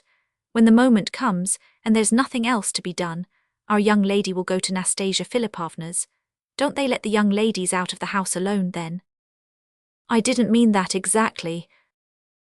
"If you didn't mean that, then she has only to go down the steps and walk off, and she need never come back unless she chooses. Ships are burned behind one sometimes, and one doesn't care to return whence one came. Life need not consist only of lunches and dinners and princesses. It strikes me you take Aglaya Ivanovna for some conventional boarding school girl. I said so to her and she quite agreed with me. Wait till 7 or 8 o'clock. In your place I would send someone there to keep watch so as to seize the exact moment when she steps out of the house. Send Kolya. He'll play the spy with pleasure for you at least. Ha ha ha."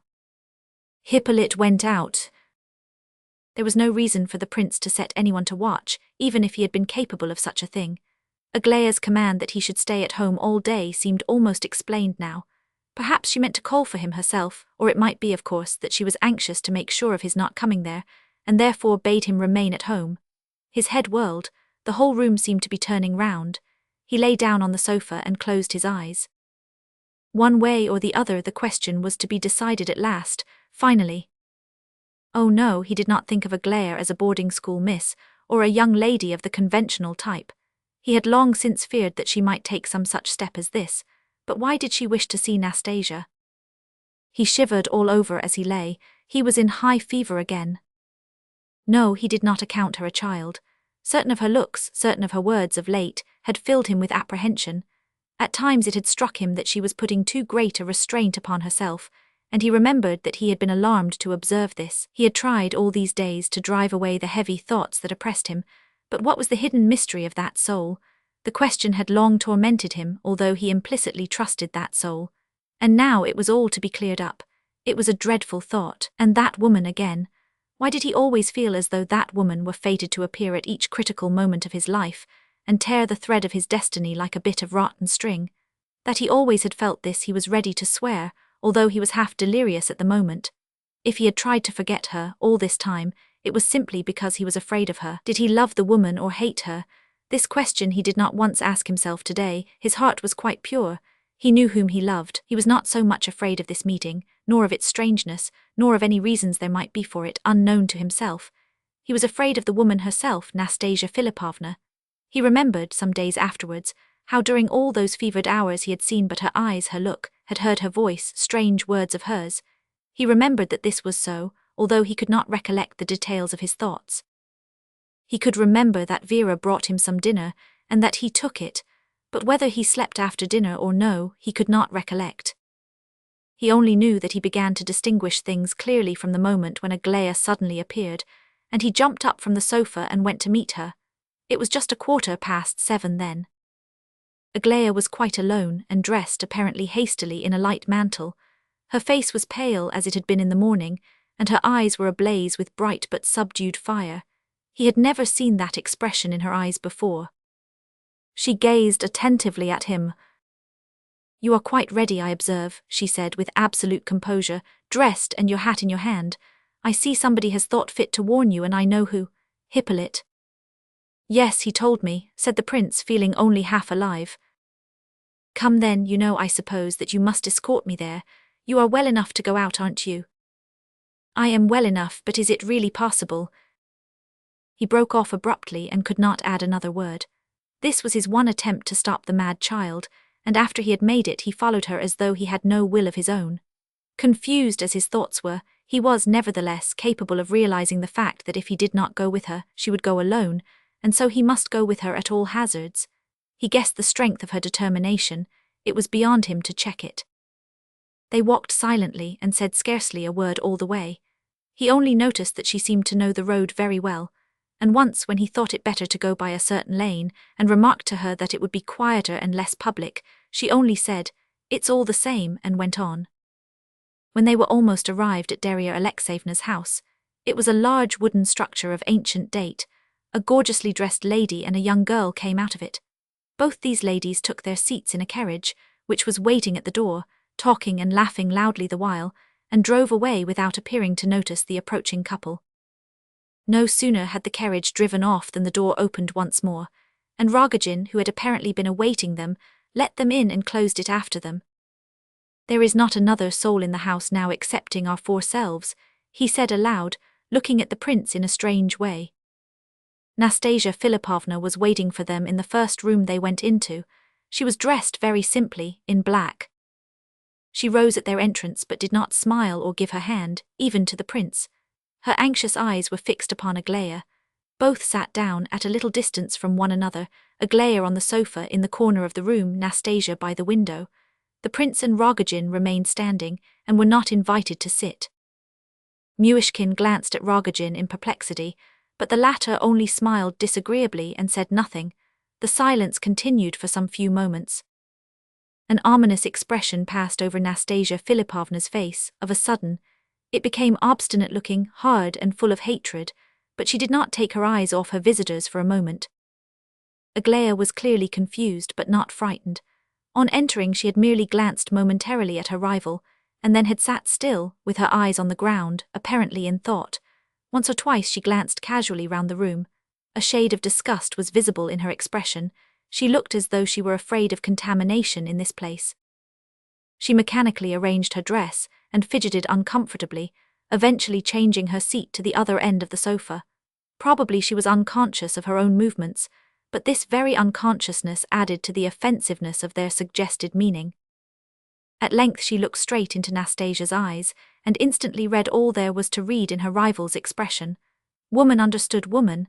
Aglaya shuddered. "You know of course why I requested this meeting," she said at last quietly, and pausing twice in the delivery of this very short sentence. "No, I know nothing about it," said Nastasya dryly and abruptly. Aglaya blushed.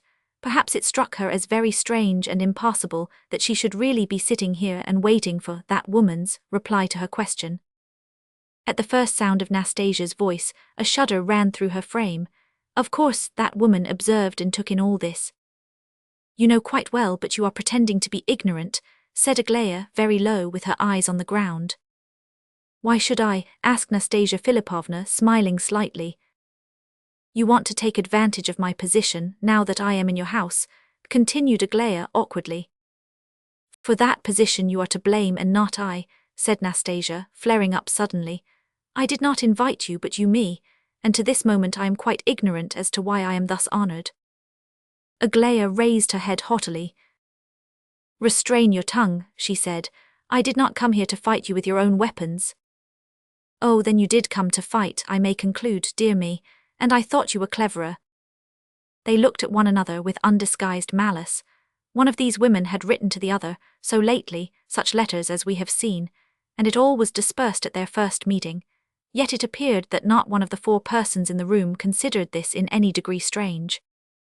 The prince who, up to yesterday, would not have believed that he could even dream of such an impossible scene as this, stood and listened and looked on, and felt as though he had long foreseen it all. The most fantastic dream seemed suddenly to have been metamorphosed into the most vivid reality. One of these women so despised the other, and so longed to express her contempt for her. Perhaps she had only come for that very purpose, as Rogozhin said next day, that howsoever fantastical was the other woman, howsoever afflicted her spirit and disturbed her understanding, no preconceived idea of hers could possibly stand up against that deadly feminine contempt of her rival. The prince felt sure that Nastasya would say nothing about the letters herself, but he could judge by her flashing eyes and the expression of her face what the thought of those letters must be costing her at this moment. He would have given half his life to prevent Aglaya from speaking of them, but Aglaya suddenly braced herself up and seemed to master herself fully, all in an instant. "You have not quite understood," she said. "I did not come to quarrel with you, though I do not like you. I came to speak to you as one human being to another. I came with my mind made up as to what I had to say to you, and I shall not change my intention, although you may misunderstand me. So much the worse for you, not for myself. I wish to reply to all you have written to me and to reply personally, because I think that is the more convenient way. Listen to my reply to all your letters. I began to be sorry for Prince Lev Nikolaevich on the very day I made his acquaintance, and when I heard, afterwards, of all that took place at your house in the evening, I was sorry for him because he was such a simple-minded man, and because he, in the simplicity of his soul, believed that he could be happy with a woman of your character. What I feared actually took place. You could not love him. You tortured him and threw him over. You could not love him because you are too proud. No, not proud, that is an error. Because you are too vain. No, not quite that either. Too self-loving. You are self-loving to madness. Your letters to me are a proof of it. You could not love so simple a soul as his, and perhaps in your heart you despised him and laughed at him. All you could love was your shame and the perpetual thought that you were disgraced and insulted. If you were less shameful, or had no cause at all for shame, you would be still more unhappy than you are now." Aglaya brought out these thronging words with great satisfaction. They came from her lips hurriedly and impetuously, and had been prepared and thought out long ago, even before she had ever dreamed of the present meeting. She watched with eagerness the effect of her speech as shown in Nastasya's face, which was distorted with agitation. "You remember," she continued, "he wrote me a letter at that time. He says you know all about that letter and that you even read it. I understand all by means of this letter and understand it correctly. He has since confirmed it all to me. What I now say to you, word for word. After receiving his letter I waited. I guessed that you would soon come back here because you could never do without Petersburg. You are still too young and lovely for the provinces. However, this is not my own idea," she added, blushing dreadfully, and from this moment the colour never left her cheeks to the end of her speech. "When I next saw the prince I began to feel terribly pained and hurt on his account. Do not laugh. If you laugh you are unworthy of understanding what I say." "Surely you see that I am not laughing," said Nastasya sadly and sternly. "However, it's all the same to me, laugh or not, just as you please. When I asked him about you, he told me that he had long since ceased to love you, that the very recollection of you was a torture to him, but that he was sorry for you, and that when he thought of you his heart was pierced. I ought to tell you that I never in my life met a man anything like him for noble simplicity of mind, and for boundless trustfulness. I guessed that anyone who liked could deceive him, and that he would immediately forgive anyone who did deceive him, and it was for this that I grew to love him." Aglaya paused for a moment, as though suddenly brought up in astonishment that she could have said these words, but at the same time a great pride shone in her eyes, like a defiant assertion that it would not matter to her if this woman laughed in her face for the admission just made. "I have told you all now, and of course you understand what I wish of you." "Perhaps I do, but tell me yourself," said Nastasya Filippovna quietly. Aglaya flushed up angrily. "I wish to find out from you," she said firmly, "by what right you dare to meddle with his feelings for me? By what right you dared send me those letters? By what right do you continually remind both me and him that you love him, after you yourself threw him over and ran away from him in so insulting and shameful a way?" "I never told either him or you that I loved him," replied Nastasya Filippovna with an effort, and I did run away from him, you are right there," she added scarcely audibly. "Never told either him or me," cried Aglaya. "How about your letters? Who asked you to try to persuade me to marry him? Was not that a declaration from you? Why do you force yourself upon us in this way? I confess I thought at first that you were anxious to arouse an aversion for him in my heart by your meddling, in order that I might give him up. And it was only afterwards that I guessed the truth. You imagined that you were doing an heroic action. How could you spare any love for him, when you love your own vanity to such an extent? Why could you not simply go away from here, instead of writing me those absurd letters? Why do you not now marry that generous man who loves you, and has done you the honor of offering you his hand? It is plain enough why. If you marry Rogozhin you lose your grievance, you will have nothing more to complain of, you will be receiving too much honor. Evgeny Pavlovitch was saying the other day that you had read too many poems and are too well educated for your position, and that you live in idleness. Add to this your vanity and there you have reason enough. And do you not live in idleness? Things had come to this unexpected point too quickly. Unexpected because Nastasya Filippovna, on her way to Pavlovsk, had thought and considered a good deal, and had expected something different, though perhaps not altogether good, from this interview. But Aglaya had been carried away by her own outburst, just as a rolling stone gathers impetus as it careers downhill, and could not restrain herself in the satisfaction of revenge. It was strange, Nastasya Filippovna felt, to see Aglaya like this. She gazed at her, and could hardly believe her eyes and ears for a moment or two. Whether she were a woman who had read too many poems, as Evgeny Pavlovitch supposed, or whether she were mad, as the prince had assured Aglaya, at all events, this was a woman who, in spite of her occasionally cynical and audacious manner, was far more refined and trustful and sensitive than appeared. There was a certain amount of romantic dreaminess and caprice in her, but with the fantastic was mingled much that was strong and deep. The prince realized this, and great suffering expressed itself in his face. Aglaya observed it and trembled with anger. "How dare you speak so to me?" she said, with a haughtiness which was quite indescribable, replying to Nastasya's last remark. "You must have misunderstood what I said," said Nastasya in some surprise. "If you wished to preserve your good name, why did you not give up your guardian, Tartsky, without all that theatrical posturing?" said Aglaya, suddenly apropos of nothing. "What do you know of my position that you dare to judge me?" cried Nastasya, quivering with rage and growing terribly white. "I know this much, that you did not go out to honest work, but went away with a rich man, Rogozhin, in order to pose as a fallen angel. I don't wonder that Tartsky was nearly driven to suicide by such a fallen angel." "Silence," cried Nastasya Filippovna. "You are about as fit to understand me as the housemaid here, who bore witness against her lover in court the other day. She would understand me better than you do." probably an honest girl living by her own toil. Why do you speak of a housemaid so contemptuously? I do not despise toil, I despise you when you speak of toil. If you had cared to be an honest woman, you would have gone out as a laundress. Both had risen, and were gazing at one another with pallid faces. Aglaya, this is unfair, cried the prince, deeply distressed. Rogozhin was not smiling now. He sat and listened with folded arms and lips tight compressed. There, look at her, cried Nastasya, trembling with passion. Look at this young lady, and I imagined her an angel. Did you come to me without your governess, Aglaya Ivanovna? Oh, fie, now shall I just tell you why you came here today? Shall I tell you without any embellishments? You came because you were afraid of me. Afraid of you?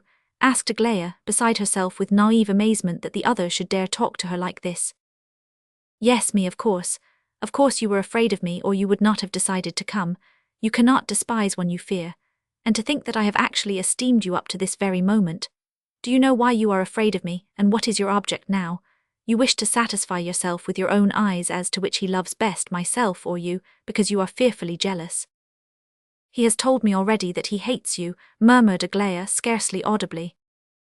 Perhaps I am not worthy of him, I know, but I think you are lying all the same. He cannot hate me, and he cannot have said so.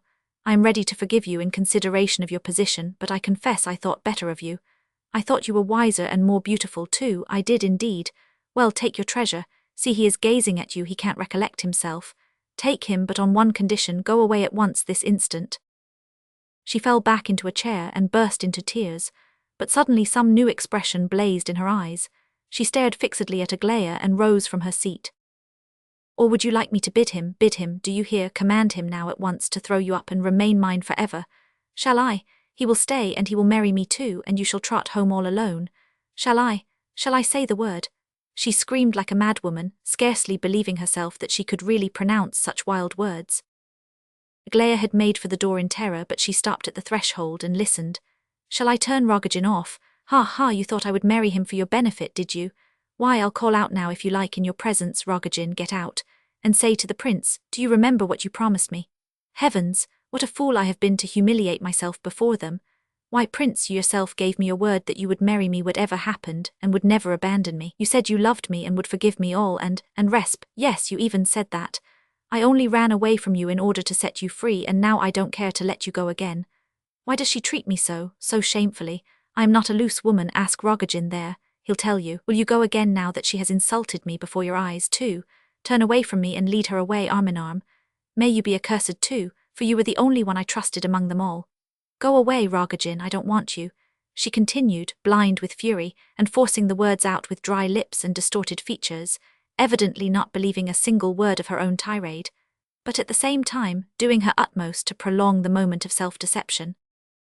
The outburst was so terribly violent that the prince thought it would have killed her. There he is, she shrieked again, pointing to the prince and addressing Aglaya. There he is, and if he does not approach me at once and take me and throw you over, then have him for your own. I give him up to you, I don't want him. Both she and Aglaya stood and waited as though in expectation, and both looked at the prince like madwomen. But he, perhaps, did not understand the full force of this challenge. In fact, it is certain he did not. All he could see was the poor despairing face which, as he had said to Aglaya, had pierced his heart forever. He could bear it no longer, and with a look of entreaty mingled with reproach, he addressed Aglaya, pointing to Nastasya the while. How can you, he murmured, she is so unhappy. But he had no time to say another word before Aglaya's terrible look bereft him of speech. In that look was embodied so dreadful a suffering and so deadly a hatred that he gave a cry and flew to her, but it was too late. She could not hold out long enough even to witness his movement in her direction. She had hidden her face in her hands, cried once, "Oh, my God," and rushed out of the room. Rogozhin followed her to undo the bolts of the door and let her out into the street. The prince made a rush after her, but he was caught and held back. The distorted, livid face of Nastasya gazed at him reproachfully, and her blue lips whispered, "What would you go to her?" She fell senseless into his arms. He raised her, carried her into the room, placed her in an armchair and stood over her, stupefied. On the table stood a tumbler of water. Rogozhin, who now returned, took this and sprinkled a little in her face. She opened her eyes, but for a moment she understood nothing. Suddenly she looked around, shuddered, gave a loud cry, and threw herself in the prince's arms. Mine, she cried. Has the proud young lady gone? Ha ha ha, she laughed hysterically. And I had given him up to her. Why did I? Mad, get away, Rogozhin, ha ha ha. Rogozhin stared intently at them, then he took his hat and without a word left the room. A few moments later, the prince was seated by Nastasya on the sofa, gazing into her eyes and stroking her face and hair as he would a little child's. He laughed when she laughed and was ready to cry when she cried. He did not speak, but listened to her excited, disconnected chatter, hardly understanding a word of it the while. No sooner did he detect the slightest appearance of complaining or weeping or reproaching than he would smile at her kindly and begin stroking her hair and her cheeks, soothing and consoling her once more, as if she were a child. Chapter 9. A fortnight had passed since the events recorded in the last chapter, and the position of the actors in our story had become so changed that it is almost impossible for us to continue the tale without some few explanations. Yet we feel that we ought to limit ourselves to the simple record of facts, without much attempt at explanation, for a very patent reason, because we ourselves have the greatest possible difficulty in accounting for the facts to be recorded. Such a statement on our part may appear strange to the reader. How is anyone to tell a story which he cannot understand himself? In order to keep clear of a false position, we had perhaps better give an example of what we mean, and probably the intelligent reader will soon understand the difficulty. More especially are we inclined to take this course, since the example will constitute a distinct march forward of our story, and will not hinder the progress of the events remaining to be recorded. During the next fortnight, that is, through the early part of July, the history of our hero was circulated in the form of strange, diverting, most unlikely-sounding stories, which passed from mouth to mouth, through the streets and villas adjoining those inhabited by Lebedev, Titsin, Nastasya Filippovna and the Epanchins, in fact pretty well through the whole town and its environs. All society, both the inhabitants of the place and those who came down of an evening for the music, had got hold of one and the same story, in 1,000 varieties of detail, as to how a certain young prince had raised a terrible scandal in a most respectable household, had thrown over a daughter of the family, to whom he was engaged, and had been captured by a woman of shady reputation whom he was determined to marry at once, breaking off all old ties for the satisfaction of his insane idea. And in spite of the public indignation roused by his action, the marriage was to take place in Pavlovsk openly and publicly, and the prince had announced his intention of going through with it with head erect, and looking the whole world in the face. The story was so artfully adorned with scandalous details, and persons of so great eminence and importance were apparently mixed up in it, while at the same time the evidence was so circumstantial, that it was no wonder the matter gave food for plenty of curiosity and gossip. According to the reports of the most talented gossip-mongers, those who in every class of society are always in haste to explain every event to their neighbours, the young gentleman concerned was of good family, a prince, fairly rich, weak of intellect, but a democrat and a dabbler in the nihilism of the period, as exposed by Mr. Turgenev. He could hardly talk Russian, but had fallen in love with one of the Miss Epanchins, and his suit met with so much encouragement that he had been received in the house as the recognized bridegroom-to-be of the young lady. But like the Frenchman of whom the story is told that he studied for holy orders, took all the oaths, was ordained priest, and next morning wrote to his bishop informing him that, as he did not believe in God and considered it wrong to deceive the people and live upon their pockets, he begged to surrender the orders conferred upon him the day before, and to inform his lordship that he was sending this letter to the public press. Like this Frenchman, the prince played a false game. It was rumoured that he had purposely waited for the solemn occasion of a large evening party at the house of his future bride, at which he was introduced to several eminent persons, in order publicly to make known his ideas and opinions, and thereby insult the bigwigs, and to throw over his bride as offensively as possible, and that, resisting the servants who were told off to turn him out of the house, he had seized and thrown down a magnificent china vase. As a characteristic addition to the above, it was currently reported that the young prince really loved the lady to whom he was engaged, and had thrown her over out of purely nihilistic motives, with the intention of giving himself the satisfaction of marrying a fallen woman in the face of all the world, thereby publishing his opinion that there is no distinction between virtuous and disreputable women, but that all women are alike, free, and a fallen woman, indeed, somewhat superior to a virtuous one. It was declared that he believed in no classes or anything else, excepting the woman question. All this looked likely enough, and was accepted as fact by most of the inhabitants of the place, especially as it was borne out, more or less, by daily occurrences. Of course, much was said that could not be determined absolutely. For instance, it was reported that the poor girl had so loved her future husband that she had followed him to the house of the other woman, the day after she had been thrown over. Others said that he had insisted on her coming himself, in order to shame and insult her by his taunts and nihilistic confessions when she reached the house. However all these things might be, the public interest in the matter grew daily, especially as it became clear that the scandalous wedding was undoubtedly to take place. So that if our readers were to ask an explanation, not of the wild reports about the prince's nihilistic opinions, but simply as to how such a marriage could possibly satisfy his real aspirations, or as to the spiritual condition of our hero at this time, we confess that we should have great difficulty in giving the required information. All we know is that the marriage really was arranged, and that the prince had commissioned Lebedev and Keller to look after all the necessary business connected with it, that he had requested them to spare no expense, that Nastasya herself was hurrying on the wedding, that Keller was to be the prince's best man, at his own earnest request, and that Burdovsky was to give Nastasya away, to his great delight. The wedding was to take place before the middle of July. But besides the above, we are cognizant of certain other undoubted facts, which puzzle us a good deal because they seem flatly to contradict the foregoing. We suspect, for instance, that having commissioned Lebedev and the others, as above, the prince immediately forgot all about masters of ceremonies, and even the ceremony itself, and we feel quite certain that in making these arrangements he did so in order that he might absolutely escape all thought of the wedding, and even forget its approach if he could, by detailing all business concerning it to others. What did he think of all this time then? What did he wish for? There is no doubt that he was a perfectly free agent all through, and that as far as Nastasya was concerned, there was no force of any kind brought to bear on him. Nastasya wished for a speedy marriage, true, but the prince agreed at once to her proposals. He agreed, in fact, so casually that anyone might suppose he was but acceding to the most simple and ordinary suggestion. There are many strange circumstances such as this before us, but in our opinion they do but deepen the mystery, and do not in the smallest degree help us to understand the case. However, let us take one more example. Thus, we know for a fact that during the whole of this fortnight the prince spent all his days and evenings with Nastasya. He walked with her, drove with her. He began to be restless whenever he passed an hour without seeing her.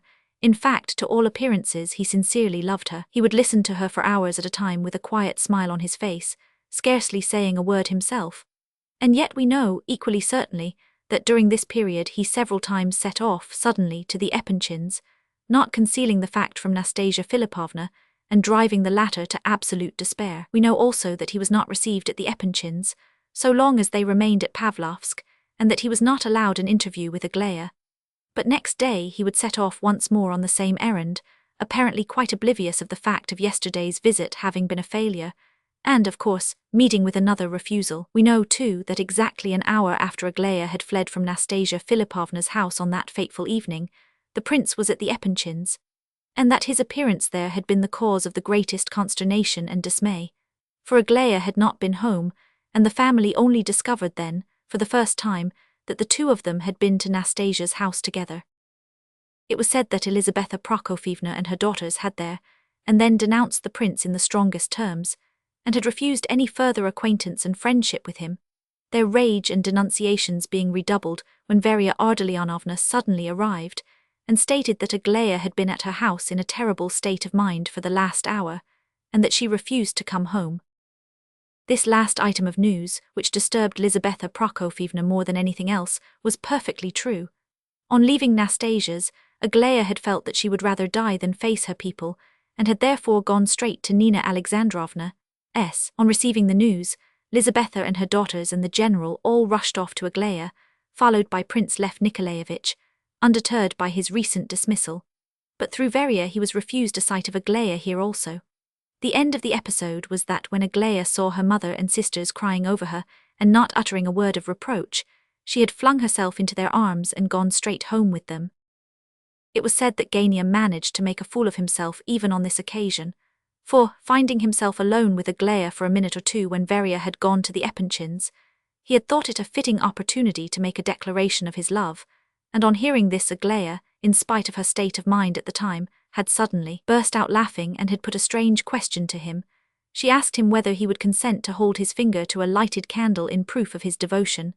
Gania, it was said, looked so comically bewildered that Aglaya had almost laughed herself into hysterics, and had rushed out of the room and upstairs, where her parents had found her. Hippolyte told the prince this last story, sending for him on purpose. When Myshkin heard about the candle and Gania's finger, he had laughed so that he had quite astonished Hippolyte, and then shuddered and burst into tears. The prince's condition during those days was strange and perturbed. Hippolyte plainly declared that he thought he was out of his mind. This, however, was hardly to be relied upon. Offering all these facts to our readers and refusing to explain them, we do not for a moment desire to justify our hero's conduct. On the contrary, we are quite prepared to feel our share of the indignation which his behavior aroused in the hearts of his friends. Even Vera Lebedev was angry with him for a while, so was Kolya, so was Keller until he was selected for best man, so was Lebedev himself, who began to intrigue against him out of pure irritation. But of this anon. In fact, we are in full accord with certain forcible words spoken to the prince by Evgeny Pavlovitch, quite unceremoniously, during the course of a friendly conversation, 6 or 7 days after the events at Nastasya Filippovna's house. We may remark here that not only the Epanchins themselves, but all who had anything to do with them, thought it right to break with the prince in consequence of his conduct. Prince S. even went so far as to turn away and cut him dead in the street. But Evgeny Pavlovitch was not afraid to compromise himself by paying the prince a visit, and did so, in spite of the fact that he had recommenced to visit at the Epanchins, where he was received with redoubled hospitality and kindness after the temporary estrangement. Evgeny called upon the prince the day after that on which the Epanchins left Pavlovsk. He knew of all the current rumors. In fact, he had probably contributed to them himself. The prince was delighted to see him, and immediately began to speak of the Epanchins, which simple and straightforward opening quite took Evgeny's fancy, so that he melted at once, and plunged in medias res without ceremony. The prince did not know up to this that the Epanchins had left the place. He grew very pale on hearing the news, but a moment later he nodded his head and said thoughtfully, "I knew it was bound to be so." Then he added quickly, "Where have they gone to?" Evgeny meanwhile observed him attentively, and the rapidity of the questions, their simplicity, the prince's candour, and at the same time his evident perplexity and mental agitation, surprised him considerably. However, he told Myshkin all he could, kindly and in detail. The prince hardly knew anything, for this was the first informant from the household whom he had met since the estrangement. Evgeny reported that Aglaya had been really ill, and that for 2 nights she had not slept at all, owing to high fever, that now she was better and out of serious danger, but still in a nervous, hysterical state. "It's a good thing that there is peace in the house at all events," he continued. "They never utter a hint about the past, not only in Aglaya's presence but even among themselves. The old people are talking of a trip abroad in the autumn, immediately after Adelaida's wedding. Aglaya received the news in silence. Evgeny himself was very likely going abroad also, so were Prince S. and his wife if affairs allowed of it. The general was to stay at home. They were all at their estate of Kulmina now, about 20 miles or so from St. Petersburg. Princess Bilokansky had not returned to Moscow yet, and was apparently staying on for reasons of her own. Lizaveta Prokofyevna had insisted that it was quite impossible to remain in Pavlovsk after what had happened. Evgeny had told her of all the rumors current in town about the affair, so that there could be no talk of their going to their house on the Yelagin as yet. "And in point of fact, Prince," added Evgeny Pavlovitch, "you must allow that they could hardly have stayed here, considering that they knew of all that went on at your place, and in the face of your daily visits to their house, visits which you insisted upon making in spite of their refusal to see you." Yes, quite so, you're quite right. I wish to see Aglaya Ivanovna, you know," said the prince, nodding his head. "Oh, my dear fellow," cried Evgeny warmly with real sorrow in his voice, "how could you permit all that to come about as it has? Of course, I know it was all so unexpected. I admit that you only naturally lost your head and could not stop the foolish girl.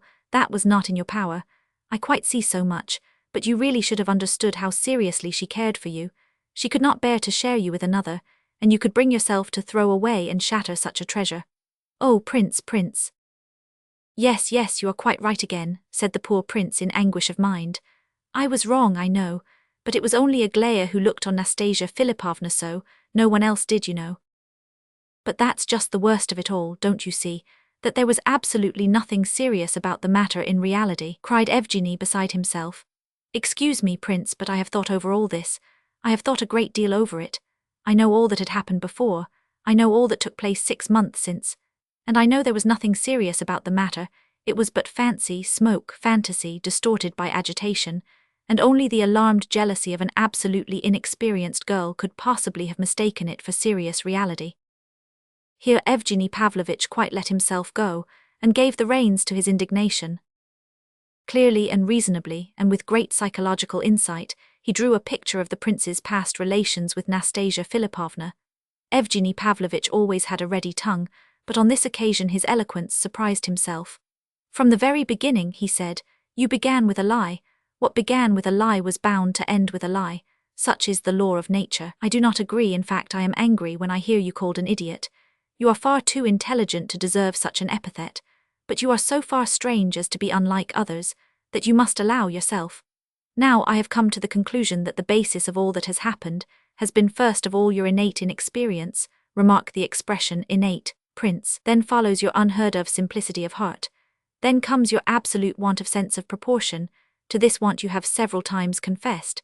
And lastly, an accumulation of intellectual convictions which you, in your unexampled honesty of soul, accept unquestionably as also innate and natural and true. Admit, Prince, that in your relations with Nastasya Filippovna there has existed from the very first something democratic, and the fascination, so to speak, of the woman question. I know all about that scandalous scene at Nastasya Filippovna's house when Rogozhin brought the money, 6 months ago. I'll show you yourself as in a looking-glass if you like.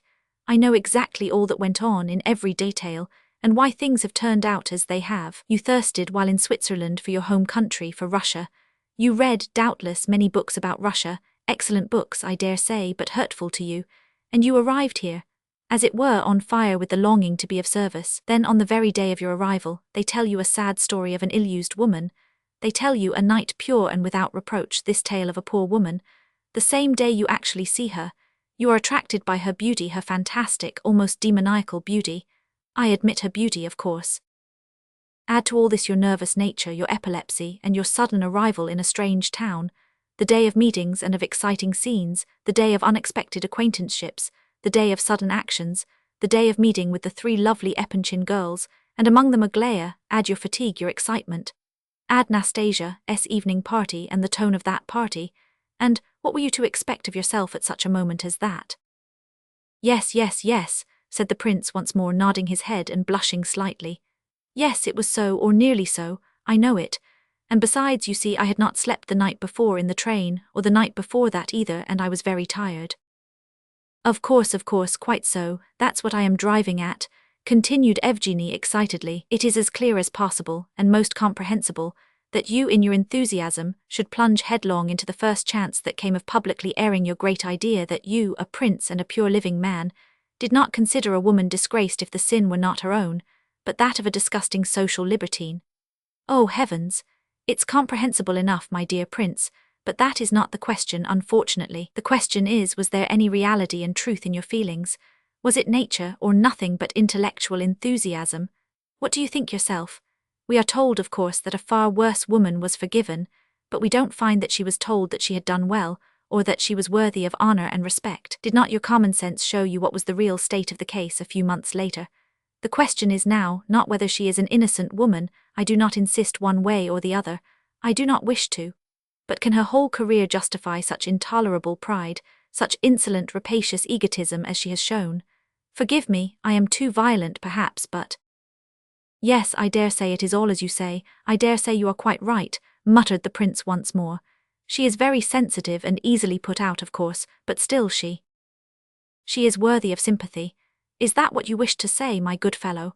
But then, for the mere sake of vindicating her worthiness of sympathy, you should not have insulted and offended a noble and generous girl in her presence. This is a terrible exaggeration of sympathy. How can you love a girl, and yet so humiliate her as to throw her over for the sake of another woman, before the very eyes of that other woman, when you have already made her a formal proposal of marriage? And you did propose to her, you know. You did so before her parents and sisters. Can you be an honest man, Prince, if you act so? I ask you. And did you not deceive that beautiful girl when you assured her of your love? Yes, you are quite right.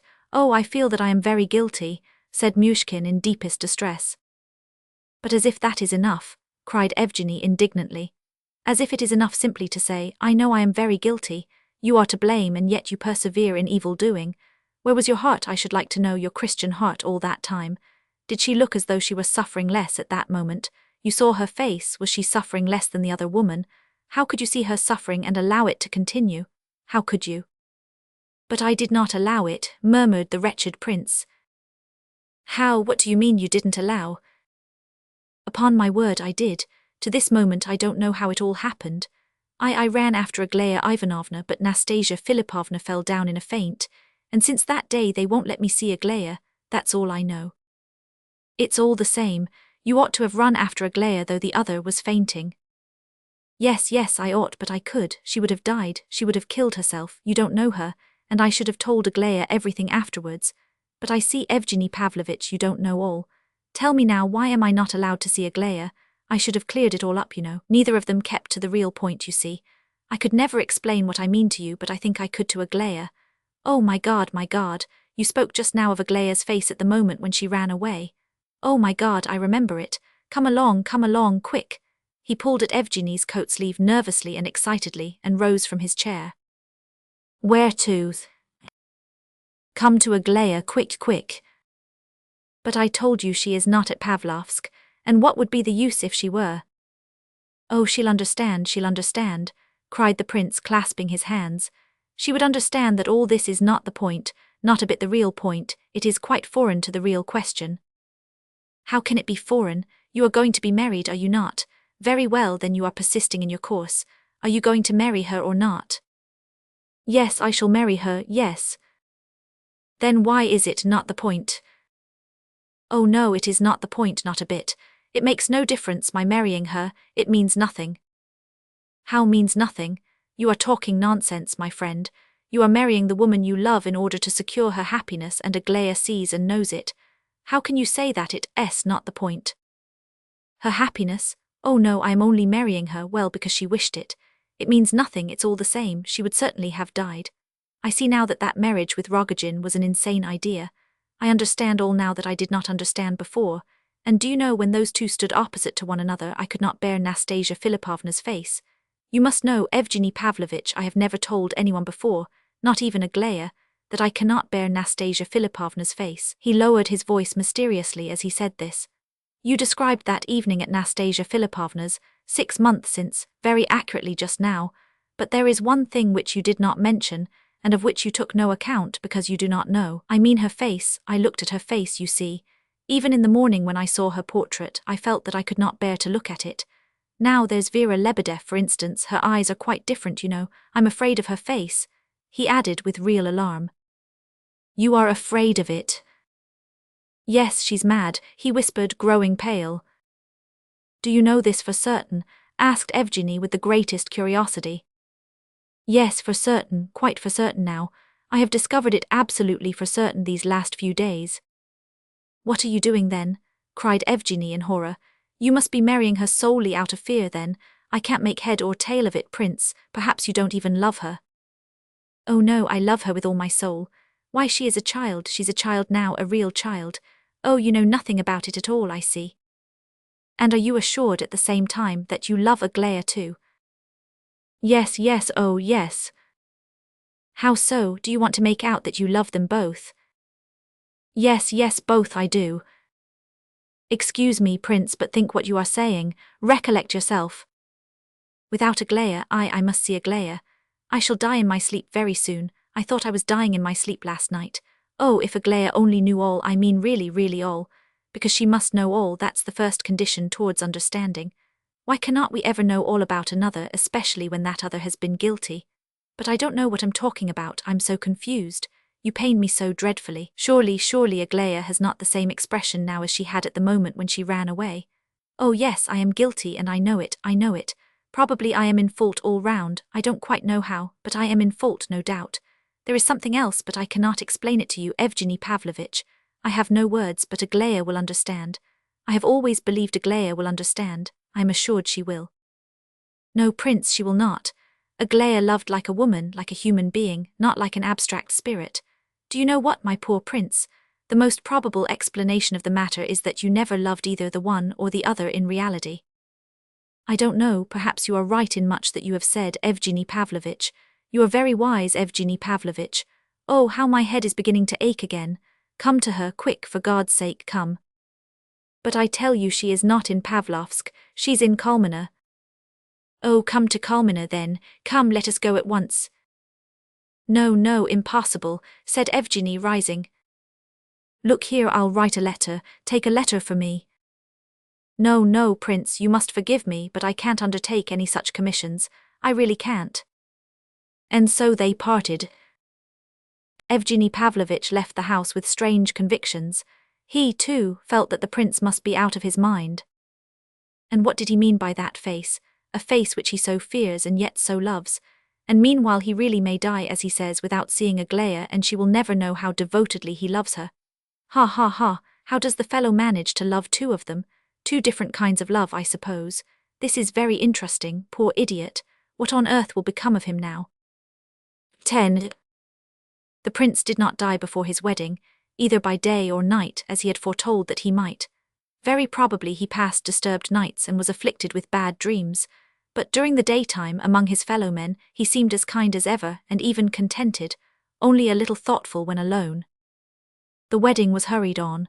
The day was fixed for exactly a week after Evgeny's visit to the prince. In the face of such haste as this, even the prince's best friends, if he had had any, would have felt the hopelessness of any attempt to save the poor madman. Rumour said that in the visit of Evgeny Pavlovitch was to be discerned the influence of Lizaveta Prokofievna and her husband. But if those good souls, in the boundless kindness of their hearts, were desirous of saving the eccentric young fellow from ruin, they were unable to take any stronger measures to attain that end. Neither their position, nor their private inclination, perhaps, and only naturally, would allow them to use any more pronounced means. We have observed before that even some of the prince's nearest neighbours had begun to oppose him. Vera Lebedev's passive disagreement was limited to the shedding of a few solitary tears, to more frequent sitting alone at home, and to a diminished frequency in her visits to the prince's apartments. Kolya was occupied with his father at this time. The old man died during a second stroke, which took place just 8 days after the first. The prince showed great sympathy in the grief of the family, and during the first days of their mourning he was at the house a great deal with Nina Alexandrovna. He went to the funeral, and it was observable that the public assembled in church greeted his arrival and departure with whisperings, and watched him closely. The same thing happened in the park and in the street wherever he went. He was pointed out when he drove by, and he often overheard the name of Nastasya Filippovna coupled with his own as he passed. People looked out for her at the funeral, too, but she was not there. And another conspicuous absentee was the captain's widow, whom Lebedev had prevented from coming. The funeral service produced a great effect on the prince. He whispered to Lebedev that this was the first time he had ever heard a Russian funeral service since he was a little boy. Observing that he was looking about him uneasily, Lebedev asked him whom he was seeking. Nothing, I only thought I... Is it Rogozhin? Why is he here? Yes, he's in church. I thought I caught sight of his eyes, muttered the prince in confusion. But what of it? Why is he here, was he asked. Oh dear no, why they don't even know him. Anyone can come in, you know, why do you look so amazed? I often meet him. I've seen him at least 4 times here at Pavlovsk within the last week. I haven't seen him once since that day, the prince murmured. As Nastasya Filippovna had not said a word about having met Rogozhin since that day, the prince concluded that the latter had his own reasons for wishing to keep out of sight. All the day of the funeral our hero was in a deeply thoughtful state, while Nastasya Filippovna was particularly merry, both in the daytime and in the evening. Kolya had made it up with the prince before his father's death, and it was he who urged him to make use of Keller and Berdovsky, promising to answer himself for the former's behaviour. Nina Alexandrovna and Lebedev tried to persuade him to have the wedding in St. Petersburg, instead of in the public fashion contemplated, down here at Pavlovsk in the height of the season. But the prince only said that Nastasya Filippovna desired to have it so, though he saw well enough what prompted their arguments. The next day Keller came to visit the prince. He was in a high state of delight with the post of honor assigned to him at the wedding. Before entering, he stopped on the threshold, raised his hand as if making a solemn vow, and cried, "I won't drink." Then he went up to the prince, seized both his hands, shook them warmly, and declared that he had at first felt hostile towards the project of this marriage, and had openly said so in the billiard rooms, but that the reason simply was that, with the impatience of a friend, he had hoped to see the prince marry at least a Princess de Rohan or de Chabot, but that now he saw that the prince's way of thinking was 10 times more noble than that of all the rest put together. For he desired neither pomp nor wealth nor honor, but only the truth. The sympathies of exalted personages were well known, and the prince was too highly placed by his education, and so on, not to be in some sense an exalted personage. But all the common herd judged differently. In the town, at the meetings, in the villas, at the band, in the inns and the billiard rooms, the coming event has only to be mentioned, and there are shouts and cries from everybody. I have even heard talk of getting up a charivari under the windows on the wedding night. So if you have need of the pistol of an honest man, Prince, I am ready to fire 6 shots even before you rise from your nuptial couch. Keller also advised, in anticipation of the crowd making a rush after the ceremony, that a fire hose should be placed at the entrance to the house, but Lebedeff was opposed to this measure, which he said might result in the place being pulled down. "I assure you, Prince, that Lebedeff is intriguing against you. He wants to put you under control. Imagine that, to take from you the use of your free will and your money, that is to say, the 2 things that distinguish us from the animals. I have heard it said positively. It is the sober truth." The prince recollected that somebody had told him something of the kind before, and he had, of course, scoffed at it. He only laughed now and forgot the hint at once. Lebedeff really had been busy for some little while, but as usual his plans had become too complex to succeed, through sheer excess of ardor, when he came to the prince, the very day before the wedding, to confess, for he always confessed to the persons against whom he intrigued, especially when the plan failed. He informed our hero that he himself was a born Talleyrand, but for some unknown reason had become simple Lebedeff. He then proceeded to explain his whole game to the prince, interesting the latter exceedingly. According to Lebedeff's account, he had first tried what he could do with General Epanchin.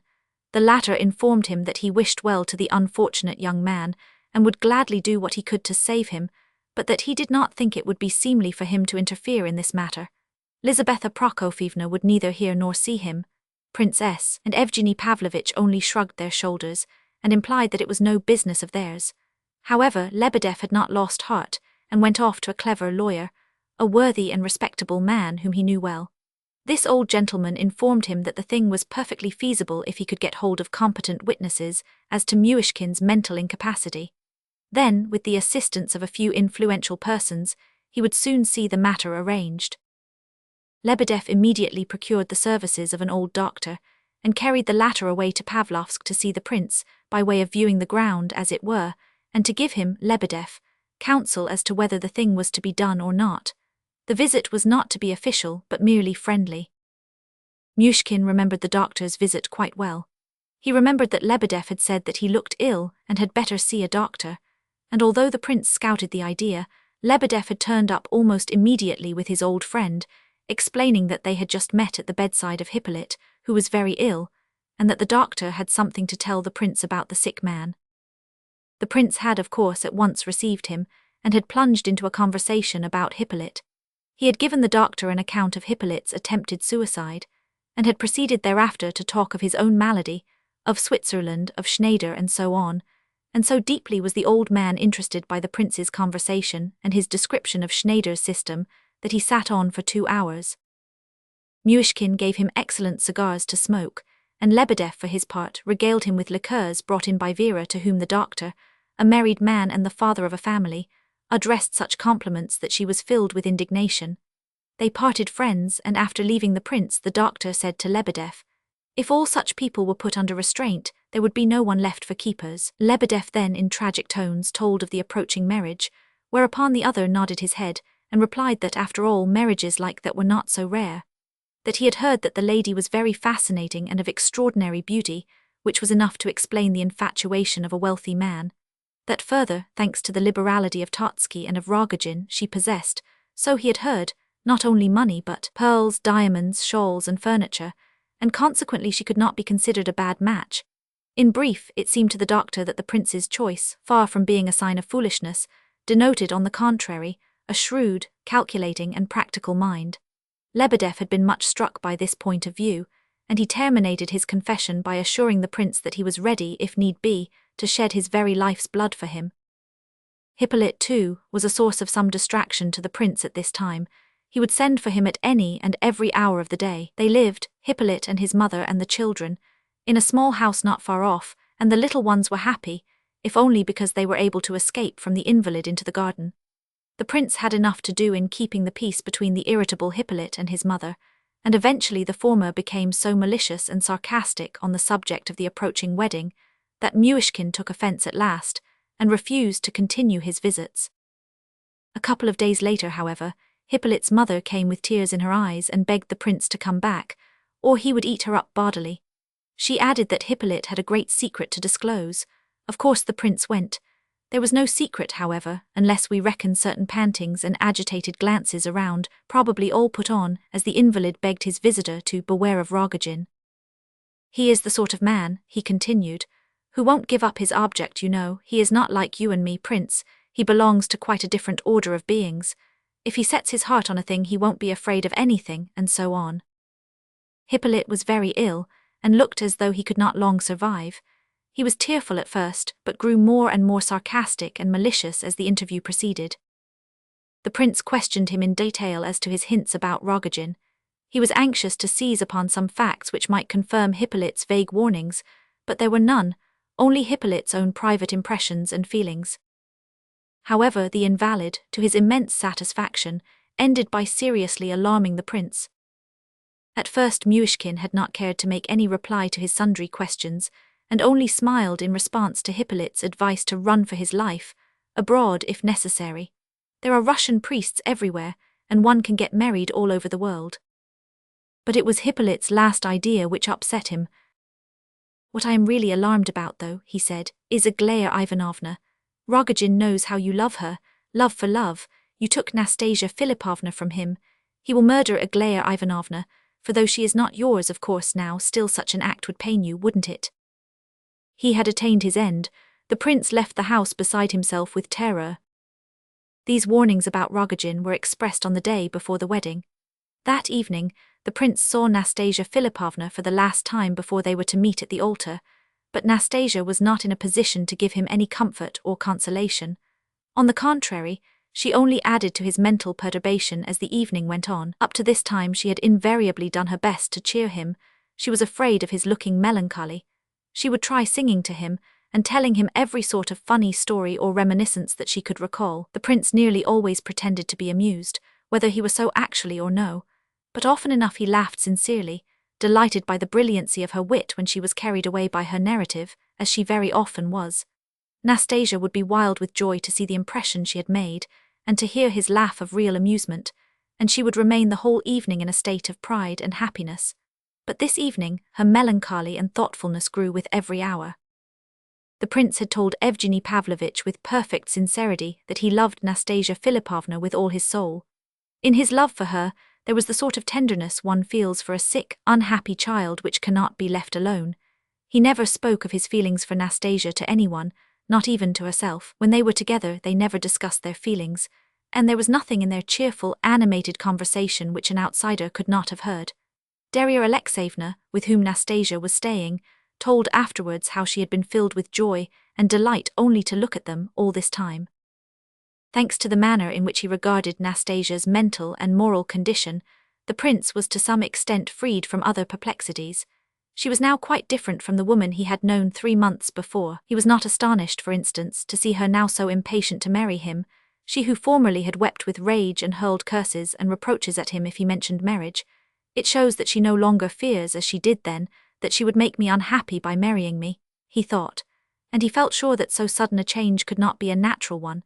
This rapid growth of self-confidence could not be due only to her hatred for Aglaya. To suppose that would be to suspect the depth of her feelings, nor could it arise from dread of the fate that awaited her if she married Rogozhin. These causes, indeed, as well as others, might have played a part in it, but the true reason, Myshkin decided, was the one he had long suspected, that the poor sick soul had come to the end of its forces. Yet this was an explanation that did not procure him any peace of mind. At times he seemed to be making violent efforts to think of nothing, and one would have said that he looked on his marriage as an unimportant formality, and on his future happiness as a thing not worth considering. As to conversations such as the one held with Evgeny Pavlovitch, he avoided them as far as possible, feeling that there were certain objections to which he could make no answer. The prince had observed that Nastasya knew well enough what Aglaya was to him. He never spoke of it, but he had seen her face when she had caught him starting off for the Epanchins' house on several occasions. When the Epanchins left Pavlovsk, she had beamed with radiance and happiness. Unsuspicious and unobservant as he was, he had feared at that time that Nastasya might have some scheme in her mind for a scene or scandal which would drive Aglaya out of Pavlovsk. She had encouraged the rumors and excitement among the inhabitants of the place as to her marriage with the prince in order to annoy her rival, and finding it difficult to meet the Epanchins anywhere, she had on one occasion taken him for a drive past their house. He did not observe what was happening until they were almost passing the windows, when it was too late to do anything. He said nothing, but for 2 days afterwards he was ill. Nastasya did not try that particular experiment again. A few days before that fix for the wedding, she grew grave and thoughtful. She always ended by getting the better of her melancholy and becoming merry and cheerful again, but not quite so unaffectedly happy as she had been some days earlier. The prince redoubled his attentive study of her symptoms. It was a most curious circumstance in his opinion that she never spoke of Rogozhin. But once, about 5 days before the wedding, when the prince was at home, a messenger arrived begging him to come at once, as Nastasya Filippovna was very ill. He had found her in a condition approaching to absolute madness. She screamed and trembled and cried out that Rogozhin was hiding out there in the garden, that she had seen him herself, and that he would murder her in the night, that he would cut her throat.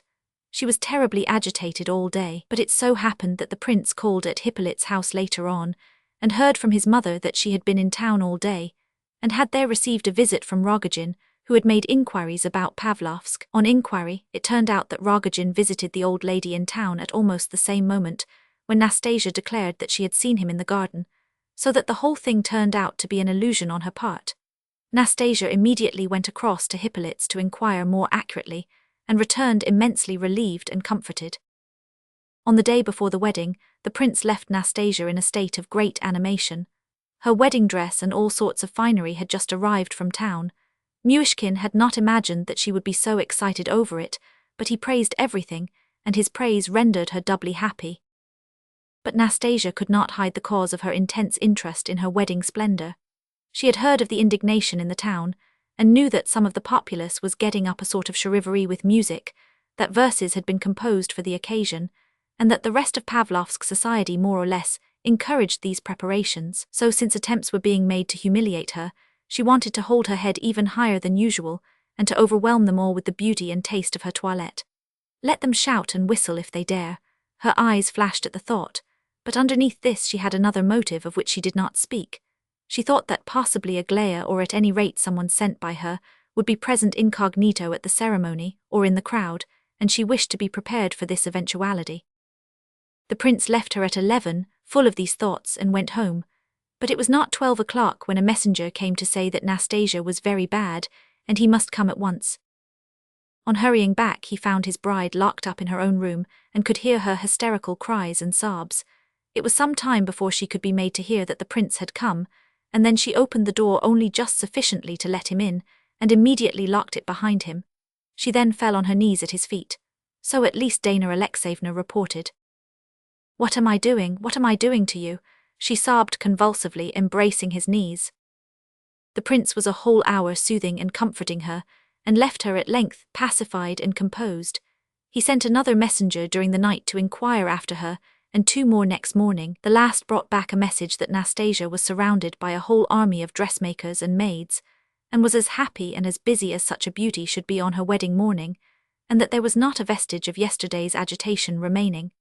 The message concluded with the news that at the moment of the bearer's departure, there was a great confabulation in progress as to which diamonds were to be worn, and how. This message entirely calmed the prince's mind. The following report of the proceedings on the wedding day may be depended upon as coming from eyewitnesses. The wedding was fixed for 8 o'clock in the evening.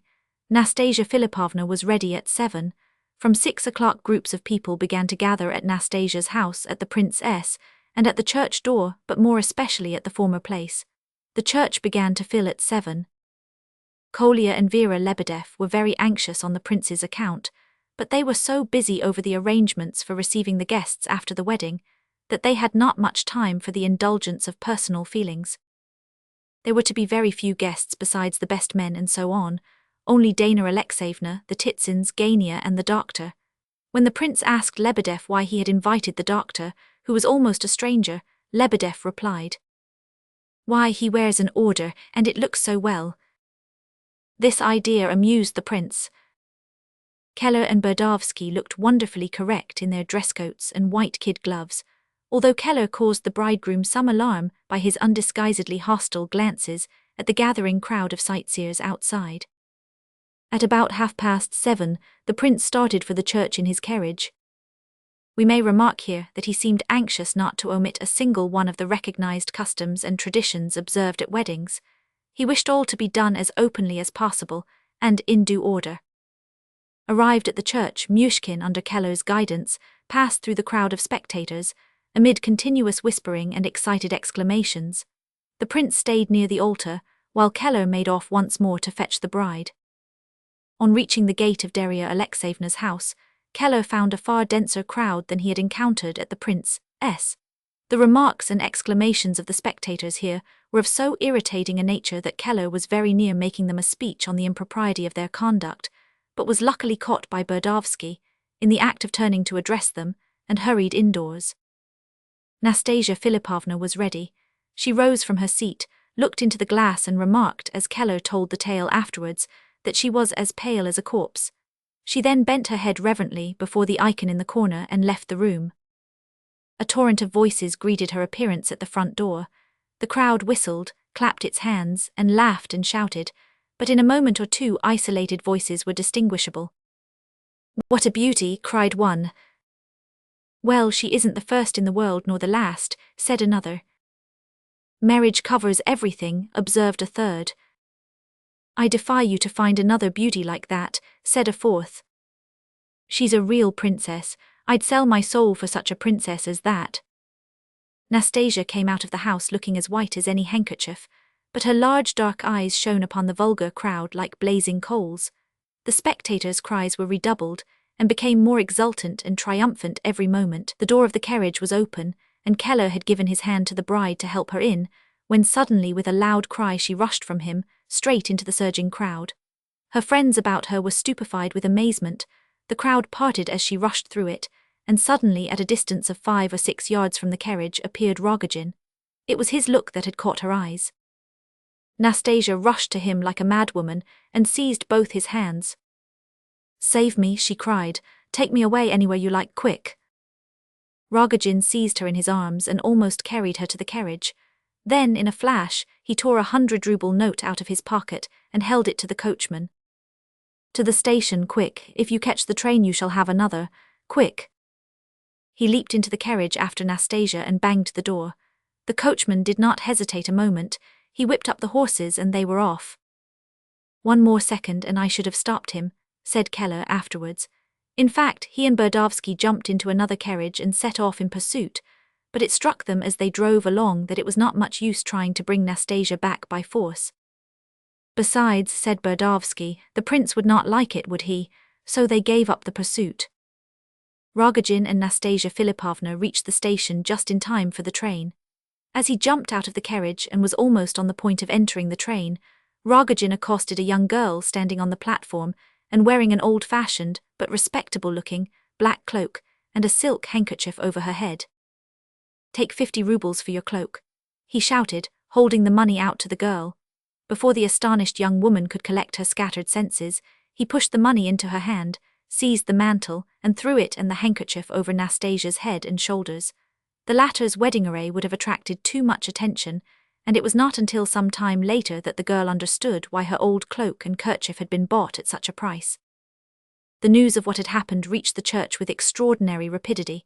When Keller arrived, a host of people whom he did not know thronged around to ask him questions. There was much excited talking and shaking of heads, even some laughter, but no one left the church, all being anxious to observe how the now celebrated bridegroom would take the news. He grew very pale upon hearing it, but took it quite quietly. "I was afraid," he muttered scarcely audibly, "but I hardly thought it would come to this." Then after a short silence he added, "However, in her state it is quite consistent with the natural order of things." Even Keller admitted afterwards that this was extraordinarily philosophical on the prince's part. He left the church quite calm to all appearances, as many witnesses were found to declare afterwards. He seemed anxious to reach home and be left alone as quickly as possible, but this was not to be. He was accompanied by nearly all the invited guests, and besides this, the house was almost besieged by excited bands of people, who insisted upon being allowed to enter the veranda. The prince heard Keller and Lebedeff remonstrating and quarrelling with these unknown individuals, and soon went out himself. He approached the disturbers of his peace, requested courteously to be told what was desired. Then, politely putting Lebedeff and Keller aside, he addressed an old gentleman who was standing on the veranda steps at the head of the band of would-be guests, and courteously requested him to honour him with a visit. The old fellow was quite taken aback by this, but entered, followed by a few more, who tried to appear at their ease. The rest remained outside, and presently the whole crowd was censuring those who had accepted the invitation. The prince offered seats to his strange visitors, tea was served, and a general conversation sprang up. Everything was done most decorously, to the considerable surprise of the intruders. A few tentative attempts were made to turn the conversation to the events of the day, and a few indiscreet questions were asked. But Myshkin replied to everybody with such simplicity and good humour, and at the same time with so much dignity, and showed such confidence in the good breeding of his guests, that the indiscreet talkers were quickly silenced. By degrees the conversation became almost serious. One gentleman suddenly exclaimed with great vehemence, "Whatever happens, I shall not sell my property, I shall wait. Enterprise is better than money, and there, sir, you have my whole system of economy if you wish." He addressed the prince, who warmly commended his sentiments, though Lebedeff whispered in his ear that this gentleman who talked so much of his property had never had either house or home. Nearly an hour passed thus, and when tea was over the visitors seemed to think that it was time to go. As they went out, the doctor and the old gentleman bade Myshkin a warm farewell, and all the rest took their leave with hearty protestations of goodwill, dropping remarks to the effect that it was no use worrying, and that perhaps all would turn out for the best, and so on. Some of the younger intruders would have asked for champagne, but they were checked by the older ones. When all had departed, Keller leaned over to Lebedeff and said, "With you and me there would have been a scene. We should have shouted and fought and called in the police, but he has simply made some new friends, and such friends too, I know them." Lebedeff, who was slightly intoxicated, answered with a sigh, "Things are hidden from the wise and prudent, and revealed unto babes. I have applied those words to him before, but now I add that God has preserved the babe himself from the abyss, he and all his saints." At last, about 10:30, the prince was left alone. His head ached.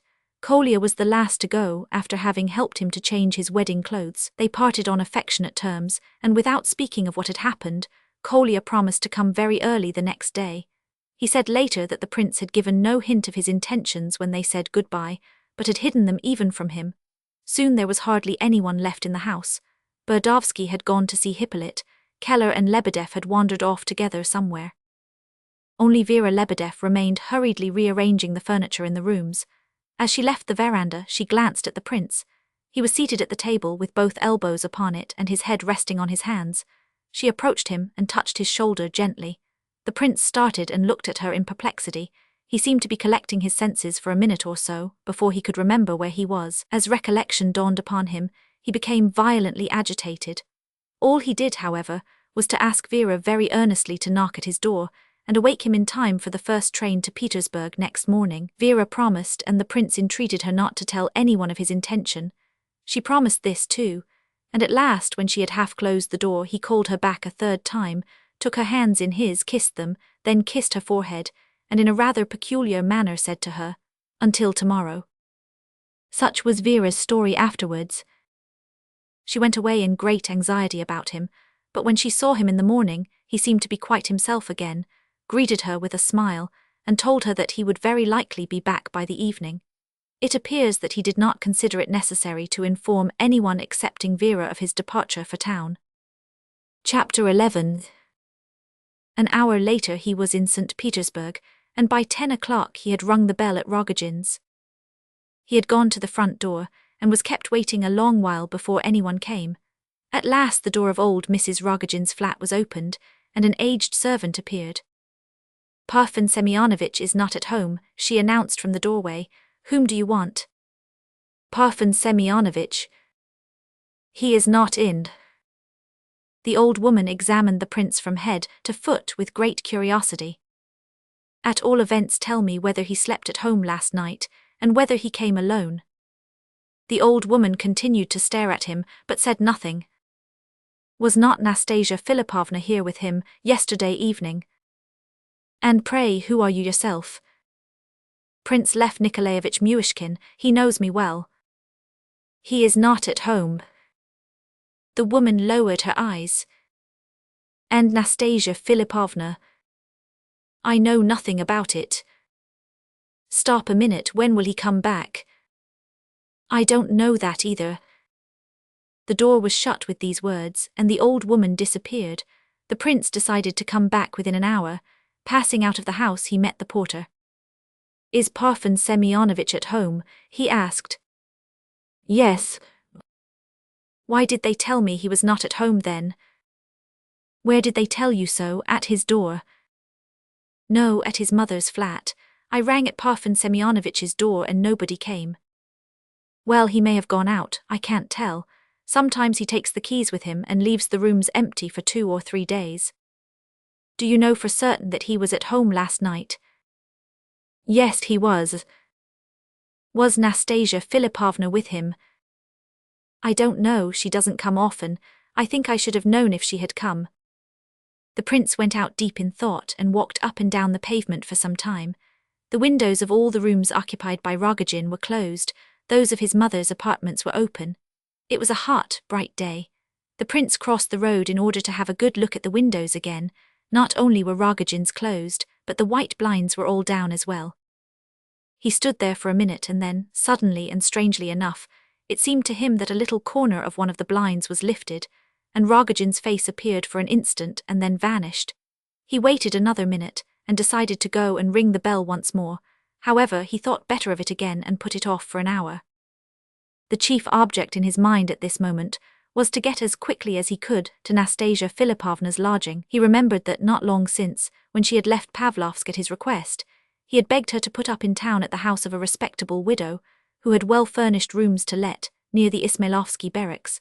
Probably Nastasya had kept the rooms when she came down to Pavlovsk this last time, and most likely she would have spent the night in them, Rogozhin having taken her straight there from the station. The prince took a droshky.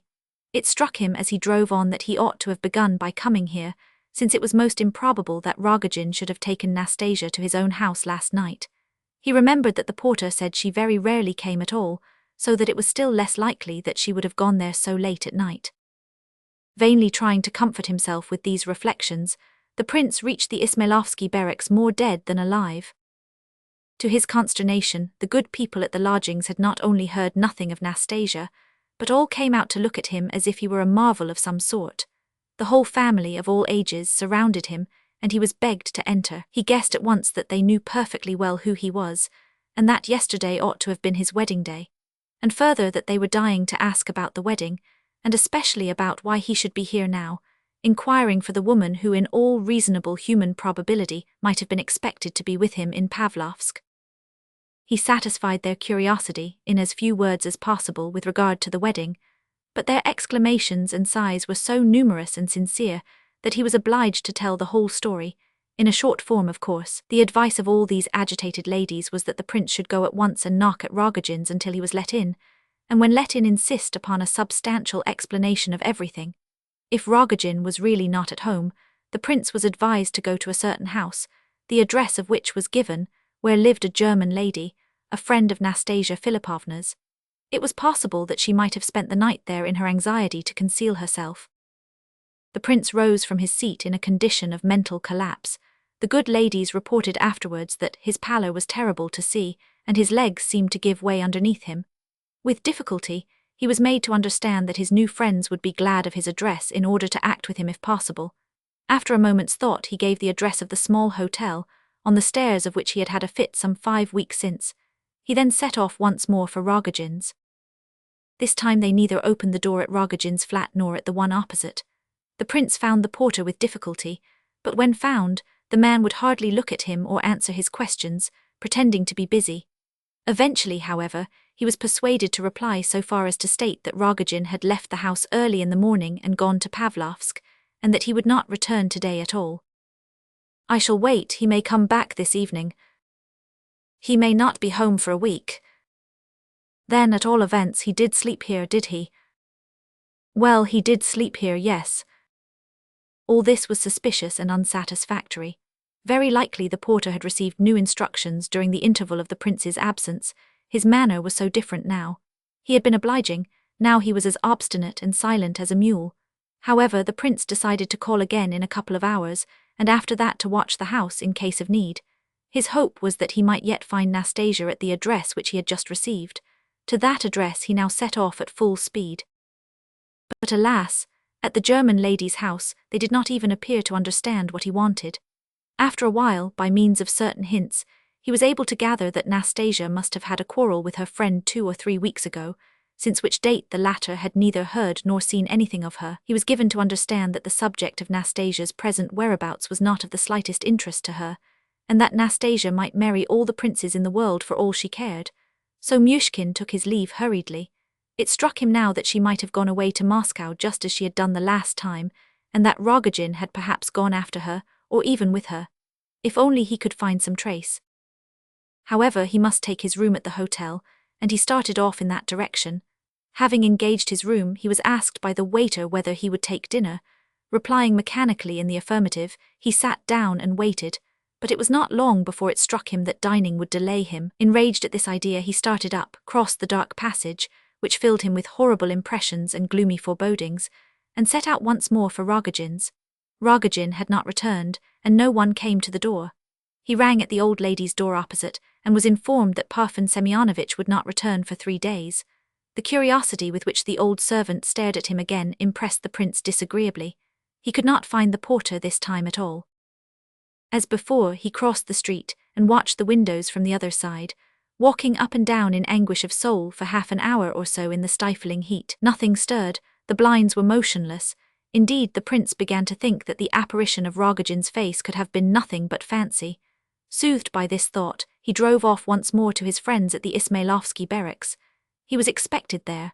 The mother had already been to 3 or 4 places to look for Nastasya, but had not found a trace of any kind. The prince said nothing but entered the room, sat down silently, and stared at them one after the other with the air of a man who cannot understand what is being said to him. It was strange.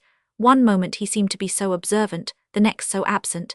His behavior struck all the family as most remarkable. At length he rose from his seat and begged to be shown Nastasya's rooms. The ladies reported afterwards how he had examined everything in the apartments. He observed an open book on the table, Madame Bovary, and requested the leave of the lady of the house to take it with him. He had turned down the leaf at the open page, and pocketed it before they could explain that it was a library book. He had then seated himself by the open window, and seeing a card table, he asked who played cards. He was informed that Nastasya used to play with Rogozhin every evening, either at preference, or little fool, or whist, that this had been their practice since her last return from Pavlovsk, that she had taken to this amusement because she did not like to see Rogozhin sitting silent and dull for whole evenings at a time, that the day after Nastasya had made a remark to this effect, Rogozhin had whipped a pack of cards out of his pocket. Nastasya had laughed, but soon they began playing. The prince asked where were the cards, but was told that Rogozhin used to bring a new pack every day, and always carried it away in his pocket. The good ladies recommended the prince to try knocking at Rogozhin's once more, not at once, but in the evening. Meanwhile, the mother would go to Pavlovsk to inquire at Dana Alexeyevna's whether anything had been heard of Nastasya there. The prince was to come back at 10 o'clock and meet her, to hear her news and arrange plans for the morrow. In spite of the kindly meant consolations of his new friends, the prince walked to his hotel in inexpressible anguish of spirit, through the hot, dusty streets, aimlessly staring at the faces of those who passed him. Arrived at his destination, he determined to rest a while in his room before he started for Rogozhin's once more. He sat down, rested his elbows on the table and his head on his hands, and fell to thinking. Heaven knows how long and upon what subjects he thought. He thought of many things, of Vera Lebedev and of her father, of Hippolyte, of Rogozhin himself, first at the funeral, then as he had met him in the park, then, suddenly, as they had met in this very passage outside, when Rogozhin had watched in the darkness and awaited him with uplifted knife. The prince remembered his enemy's eyes as they had glared at him in the darkness. He shuddered, as a sudden idea struck him. This idea was that if Rogozhin were in Petersburg, though he might hide for a time, yet he was quite sure to come to him, the prince, before long, with either good or evil intentions, but probably with the same intention as on that other occasion. At all events, if Rogozhin were to come at all, he would be sure to seek the prince here. He had no other town address, perhaps in this same corridor. He might well seek him here if he needed him, and perhaps he did need him. This idea seemed quite natural to the prince, though he could not have explained why he should so suddenly have become necessary to Rogozhin. Rogozhin would not come if all were well with him, that was part of the thought. He would come if all were not well, and certainly, undoubtedly, all would not be well with him. The prince could not bear this new idea. He took his hat and rushed out towards the street. It was almost dark in the passage. What if he were to come out of that corner as I go by and stop me, thought the prince as he approached the familiar spot, but no one came out. He passed under the gateway and into the street. The crowds of people walking about, as is always the case at sunset in Petersburg during the summer, surprised him, but he walked on in the direction of Rogozhin's house. About 50 yards from the hotel at the first crossroad, as he passed through the crowd of foot passengers sauntering along, someone touched his shoulder and said in a whisper into his ear, "Lev Nikolaevich, my friend, come along with me."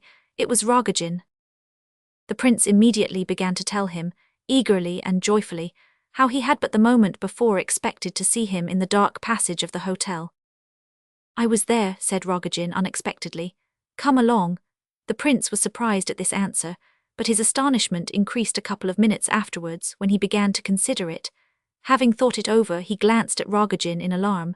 The latter was striding along a yard or so ahead, looking straight in front of him and mechanically making way for anyone he met. "Why did you not ask for me at my room if you were in the hotel?" asked the prince suddenly. Rogozhin stopped and looked at him, then reflected and replied as though he had not heard the question. "Look here, Lev Nikolaevich, you go straight on to the house, I shall walk on the other side. See that we keep together." So saying, Rogozhin crossed the road. Arrived on the opposite pavement, he looked back to see whether the prince were moving, waved his hand in the direction of the Gorohovia, and strode on, looking across every moment to see whether Myshkin understood his instructions. The prince supposed that Rogozhin desired to look out for someone whom he was afraid to miss, but if so, why had he not told him whom to look out for? So the two proceeded for half a mile or so. Suddenly the prince began to tremble from some unknown cause. He could not bear it and signalled to Rogozhin across the road. The latter came at once. "Is Nastasya Filippovna at your house?" "Yes." "And was it you looked out of the window under the blind this morning?" "Yes." "Then why did—" But the prince could not finish his question. He did not know what to say. Besides this, his heart was beating so that he found it difficult to speak at all. Rogozhin was silent also and looked at him as before, with an expression of deep thoughtfulness. "Well, I'm going," he said at last, preparing to recross the road. "You go along here as before, we will keep to different sides of the road. It's better so, you'll see." When they reached the Gorohovia and came near the house, the prince's legs were trembling so that he could hardly walk. It was about 10 o'clock. The old lady's windows were open as before, Rogozhin's were all shut, and in the darkness the white blinds showed whiter than ever. Rogozhin and the prince each approached the house on his respective side of the road. Rogozhin, who was on the near side, beckoned the prince across. He went over to the doorway. "Even the porter does not know that I have come home now. I told him and told them at my mother's too that I was off to Pavlovsk," said Rogozhin with a cunning and almost satisfied smile. "We'll go in quietly and nobody will hear us." He had the key in his hand. Mounting the staircase, he turned and signalled to the prince to go more softly. He opened the door very quietly, let the prince in, followed him, locked the door behind him and put the key in his pocket. "Come along," he whispered. He had spoken in a whisper all the way. In spite of his apparent outward composure, he was evidently in a state of great mental agitation. Arrived in a large salon next to the study, He went to the window and cautiously beckoned the prince up to him. When you rang the bell this morning, I thought it must be you. I went to the door on tiptoe and heard you talking to the servant opposite. I had told her before that if anyone came and rang, especially you, and I gave her your name, she was not to tell about me. Then I thought, what if he goes and stands opposite and looks up or waits about to watch the house? So I came to this very window, looked out, and there you were staring straight at me. That's how it came about. Where is Nastasya Filippovna? Asked the prince breathlessly. She's here, replied Rogozhin slowly after a slight pause. Where's? Rogozhin raised his eyes and gazed intently at the prince. Come, he said. He continued to speak in a whisper, very deliberately as before, and looked strangely thoughtful and dreamy. Even while he told the story of how he had peeped through the blind, he gave the impression of wishing to say something else. They entered the study. In this room some changes had taken place since the prince last saw it. It was now divided into two equal parts by a heavy green silk curtain stretched across it, separating the alcove beyond, where stood Rogozhin's bed, from the rest of the room. The heavy curtain was drawn now, and it was very dark. The bright Petersburg summer nights were already beginning to close in, and but for the full moon, it would have been difficult to distinguish anything in Rogozhin's dismal room, with the drawn blinds. They could just see one another's faces, however, though not in detail. Rogozhin's face was white, as usual. His glittering eyes watched the prince with an intent stare. Had you not better light a candle? Said Myshkin. No, I needn't, replied Rogozhin, and taking the other by the hand he drew him down to a chair.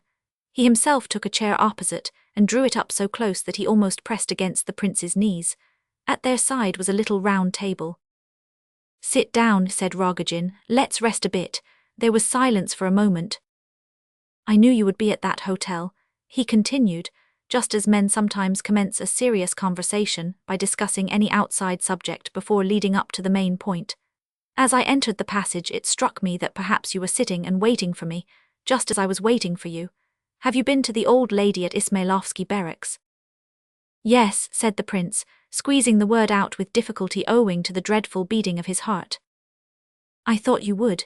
They'll talk about it, I thought, so I determined to go and fetch you to spend the night here. We will be together, I thought, for this one night. Rogozhin, where is Nastasya Filippovna? Said the prince, suddenly rising from his seat.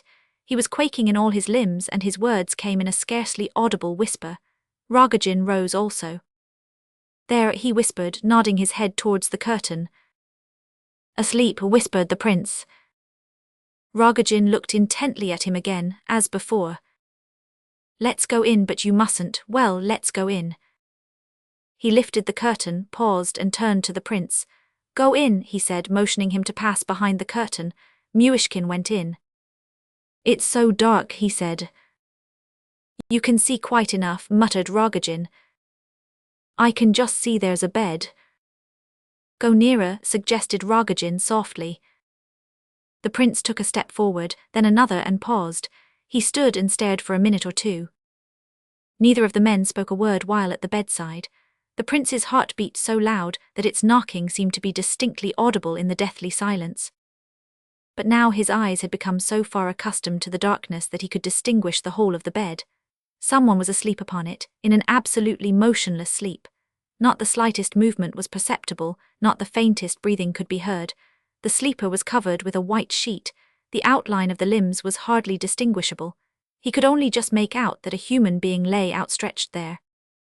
All around, on the bed, on a chair beside it, on the floor, were scattered the different portions of a magnificent white silk dress, bits of lace, ribbons, and flowers. On a small table at the bedside glittered a mass of diamonds, torn off and thrown down anyhow. From under a heap of lace at the end of the bed peeped a small white foot, which looked as though it had been chiseled out of marble. It was terribly still. The prince gazed and felt that the more he gazed the more death-like became the silence. Suddenly a fly awoke somewhere, buzzed across the room, and settled on the pillow. The prince shuddered. Let's go, said Rogozhin, touching his shoulder. They left the alcove and sat down in the two chairs they had occupied before, opposite to one another. The prince trembled more and more violently, and never took his questioning eyes off Rogozhin's face. I see you are shuddering, Lev Nikolaevich, said the latter at length, almost as you did once in Moscow before your fit, don't you remember? I don't know what I shall do with you. The prince bent forward to listen, putting all the strain he could muster upon his understanding in order to take in what Rogozhin said, and continuing to gaze at the latter's face. "Was it you?" he muttered at last, motioning with his head towards the curtain. "Yes, it was I," whispered Rogozhin, looking down. Neither spoke for 5 minutes. "Because you know," Rogozhin recommenced as though continuing a former sentence, "if you were ill now, or had a fit, or screamed, or anything, they might hear it in the yard or even in the street, and guess that someone was passing the night in the house. They would all come and knock and want to come in because they know I am not at home. I didn't light a candle for the same reason. When I am not here, for 2 or 3 days at a time, now and then, no one comes in to tidy the house or anything. Those are my orders, so that I want them to not know we are spending the night here." "Wait," interrupted the prince. "I asked both the porter and the woman whether Nastasya Filippovna had spent last night in the house, so they knew." "I know you asked. I told them that she had called in for 10 minutes and then gone straight back to Pavlovsk. No one knows she slept here. Last night we came in just as carefully as you and I did today. I thought as I came along with her that she would not like to creep in so secretly, but I was quite wrong." She whispered and walked on tiptoe. She carried her skirt over her arm so that it shouldn't rustle, and she held up her finger at me on the stairs so that I shouldn't make a noise. It was you she was afraid of. She was mad with terror in the train, and she begged me to bring her to this house. I thought of taking her to her rooms at the Ismailovsky barracks first, but she wouldn't hear of it. She said, "No, not there, he'll find me out at once there. Take me to your own house where you can hide me, and tomorrow we'll set off for Moscow." Thence she would go to Orel, she said. When she went to bed she was still talking about going to Orel. "Wait, what do you intend to do now, Parfen?" "Well, I'm afraid of you, you shudder and tremble so. We'll pass the night here together. There are no other beds besides that one, but I've thought how we'll manage. I'll take the cushions off all the sofas and lay them down on the floor, up against the curtain here, for you and me, so that we shall be together. For if they come in and look about now, you know, they'll find her and carry her away, and they'll be asking me questions, and I shall say I did it, and then they'll take me away too, don't you see? So let her lie close to us, close to you and me." "Yes, yes," agreed the prince warmly. "So we will not say anything about it, or let them take her away." "Not for anything," cried the other. "No, no, no." "So I had decided, my friend, not to give her up to anyone," continued Rogozhin. "We'll be very quiet. I have only been out of the house 1 hour all day, all the rest of the time I have been with her. I dare say the air is very bad here. It is so hot. Do you find it bad?" "I don't know, perhaps, by morning it will be." "I've covered her with oilcloth, best American oilcloth, and put the sheet over that, and 4 jars of disinfectant on account of the smell, as they did at Moscow, you remember. And she's lying so still, you shall see in the morning when it's light." "What, can't you get up?" asked Rogozhin, seeing the other was trembling so that he could not rise from his seat. "My legs won't move," said the prince. "It's fear, I know. When my fear is over I'll get up." "Wait a bit, I'll make the bed and you can lie down. I'll lie down too and will listen and watch, for I don't know yet what I shall do. I tell you beforehand so that you may be ready in case I—" Muttering these disconnected words, Rogozhin began to make up the beds. It was clear that he had devised these beds long before. Last night he slept on the sofa, but there was no room for 2 on the sofa, and he seemed anxious that he and the prince should be close to one another. Therefore he now dragged cushions of all sizes and shapes from the sofas, and made a sort of bed of them close by the curtain. He then approached the prince and gently helped him to rise and led him towards the bed. But the prince could now walk by himself, so that his fear must have passed. For all that, however, he continued to shudder. "It's hot weather, you see," continued Rogozhin, as he lay down on the cushions beside Myshkin, "and naturally there will be a smell. I daren't open the window. My mother has some beautiful flowers in pots, they have a delicious scent. I thought of fetching them in, but that old servant will find out. She's very inquisitive." "Yes, she is inquisitive," assented the prince. "I thought of buying flowers and putting them all round her, but I was afraid it would make us sad to see her with flowers round her." "Look here," said the prince. He was bewildered and his brain wandered. He seemed to be continually groping for the questions he wished to ask and then losing them. "Listen, tell me, how did you with a knife? That same one." "Yes, that same one."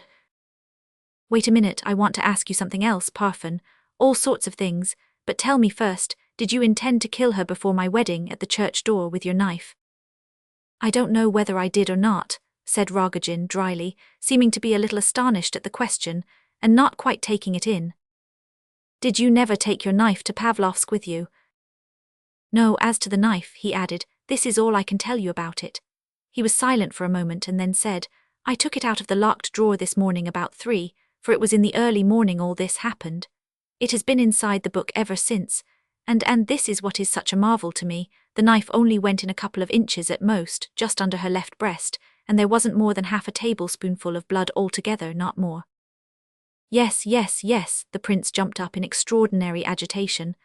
I know, I've read of that sort of thing, it's internal hemorrhage, you know. Sometimes there isn't a drop, if the blow goes straight to the heart. Wait, listen, cried Rogozhin suddenly starting up. Somebody's walking about, do you hear, in the hall? Both sat up to listen. I hear, said the prince in a whisper, his eyes fixed on Rogozhin. Footsteps. Yes. Shall we shut the door and lock it or not? Yes, lock it. They locked the door and both lay down again. There was a long silence. Yes, by the by, whispered the prince, hurriedly and excitedly as before, as though he had just seized hold of an idea and was afraid of losing it again. I wanted those cards. They say you played cards with her. Yes, I played with her, said Rogozhin after a short silence. Where are the cards? Here they are, said Rogozhin after a still longer pause. He pulled out a pack of cards, wrapped in a bit of paper from his pocket, and handed them to the prince. The latter took them with a sort of perplexity. A new, sad, helpless feeling weighed on his heart. He had suddenly realized that not only at this moment, but for a long while, he had not been saying what he wanted to say, had not been acting as he wanted to act, and that these cards which he held in his hand and which he had been so delighted to have at first were now of no use, no use. He rose and wrung his hands. Rogozhin lay motionless and seemed neither to hear nor see his movements, but his eyes blazed in the darkness and were fixed in a wild stare. The prince sat down on a chair and watched him in alarm. Half an hour went by. Suddenly Rogozhin burst into a loud, abrupt laugh, as though he had quite forgotten that they must speak in whispers. That officer, that young officer, don't you remember that fellow at the band? Ha ha ha, didn't she whip him smartly, The prince jumped up from his seat in renewed terror. When Rogozhin quieted down, which he did at once, the prince bent over him, sat down beside him, and with painfully beating heart and still more painful breath, watched his face intently. Rogozhin never turned his head and seemed to have forgotten all about him. The prince watched and waited. Time went on, it began to grow light. Rogozhin began to wander, muttering disconnectedly. Then he took to shouting and laughing. The prince stretched out a trembling hand and gently stroked his hair and his cheeks. He could do nothing more. His legs trembled again and he seemed to have lost the use of them. A new sensation came over him, filling his heart and soul with infinite anguish. Meanwhile the daylight grew full and strong, and at last the prince lay down as though overcome by despair, and laid his face against the white, motionless face of Rogozhin. His tears flowed on to Rogozhin's cheek, though he was perhaps not aware of them himself. At all events, when, after many hours, the door was opened and people thronged in, they found the murderer unconscious and in a raging fever. The prince was sitting by him, motionless, and each time that the sick man gave a laugh or a shout, he hastened to pass his own trembling hand over his companion's hair and cheeks, as though trying to soothe and quiet him. But alas, he understood nothing of what was said to him, and recognized none of those who surrounded him. If Schneider himself had arrived then and seen his former pupil and patient, remembering the prince's condition during the first year in Switzerland, he would have flung up his hands despairingly and cried, as he did then, "An idiot!" Chapter 12. When the widow hurried away to Pavlovsk, she went straight to Darya Alexeyevna's house, and telling all she knew, threw her into a state of great alarm. Both ladies decided to communicate at once with Lebedeff, who, as the friend and landlord of the prince, was also much agitated. Vera Lebedeff told all she knew, and by Lebedeff's advice it was decided that all three should go to Petersburg as quickly as possible, in order to avert what might so easily happen. This is how it came about that at 11 o'clock next morning Rogozhin's flat was opened by the police in the presence of Lebedeff, the two ladies and Rogozhin's own brother, who lived in the wing. The evidence of the porter went further than anything else towards the success of Lebedeff in gaining the assistance of the police. He declared that he had seen Rogozhin return to the house last night, accompanied by a friend, and that both had gone upstairs very secretly and cautiously. After this there was no hesitation about breaking open the door, since it could not be got open in any other way. Rogozhin suffered from brain fever for 2 months. When he recovered from the attack, he was at once brought up on trial for murder. He gave full, satisfactory and direct evidence on every point, and the prince's name was, thanks to this, not brought into the proceedings. Rogozhin was very quiet during the progress of the trial. He did not contradict his clever and eloquent counsel, who argued that the brain fever, or inflammation of the brain, was the cause of the crime, clearly proving that this malady had existed long before the murder was perpetrated, and had been brought on by the sufferings of the accused. But Rogozhin added no words of his own in confirmation of this view, and as before, he recounted with marvelous exactness the details of his crime. He was convicted, but with extenuating circumstances, and condemned to hard labor in Siberia for 15 years. He heard his sentence grimly, silently, and thoughtfully. His colossal fortune, with the exception of the comparatively small portion wasted in the first wanton period of his inheritance, went to his brother, to the great satisfaction of the latter. The old lady, Rogozhin's mother, is still alive, and remembers her favorite son Parfen sometimes, but not clearly. God spared her the knowledge of this dreadful calamity which had overtaken her house. Lebedev, Keller, Gania, Titsin, and many other friends of ours continue to live as before. There is scarcely any change in them, so that there is no need to tell of their subsequent doings. Hippolyte died in great agitation, and rather sooner than he expected, about a fortnight after Nastasya Filippovna's death. Kolya was much affected by these events, and drew nearer to his mother in heart and sympathy. Nina Alexandrovna is anxious because he is thoughtful beyond his years, but he will, we think, make a useful and active man. The prince's further fate was more or less decided by Kolya, who selected, out of all the persons he had met during the last 6 or 7 months, Evgeny Pavlovitch as friend and confidant. To him he made over all that he knew as to the events above recorded, and as to the present condition of the prince. He was not far wrong in his choice. Evgeny Pavlovitch took the deepest interest in the fate of the unfortunate idiot, and, thanks to his influence, the prince found himself once more with Dr. Schneider in Switzerland. Evgeny Pavlovitch, who went abroad at this time, intending to live a long while on the continent, being, as he often said, quite superfluous in Russia, visits his sick friend at Schneider's every few months. But Dr. Schneider frowns ever more and more and shakes his head. He hints that the brain is fatally injured.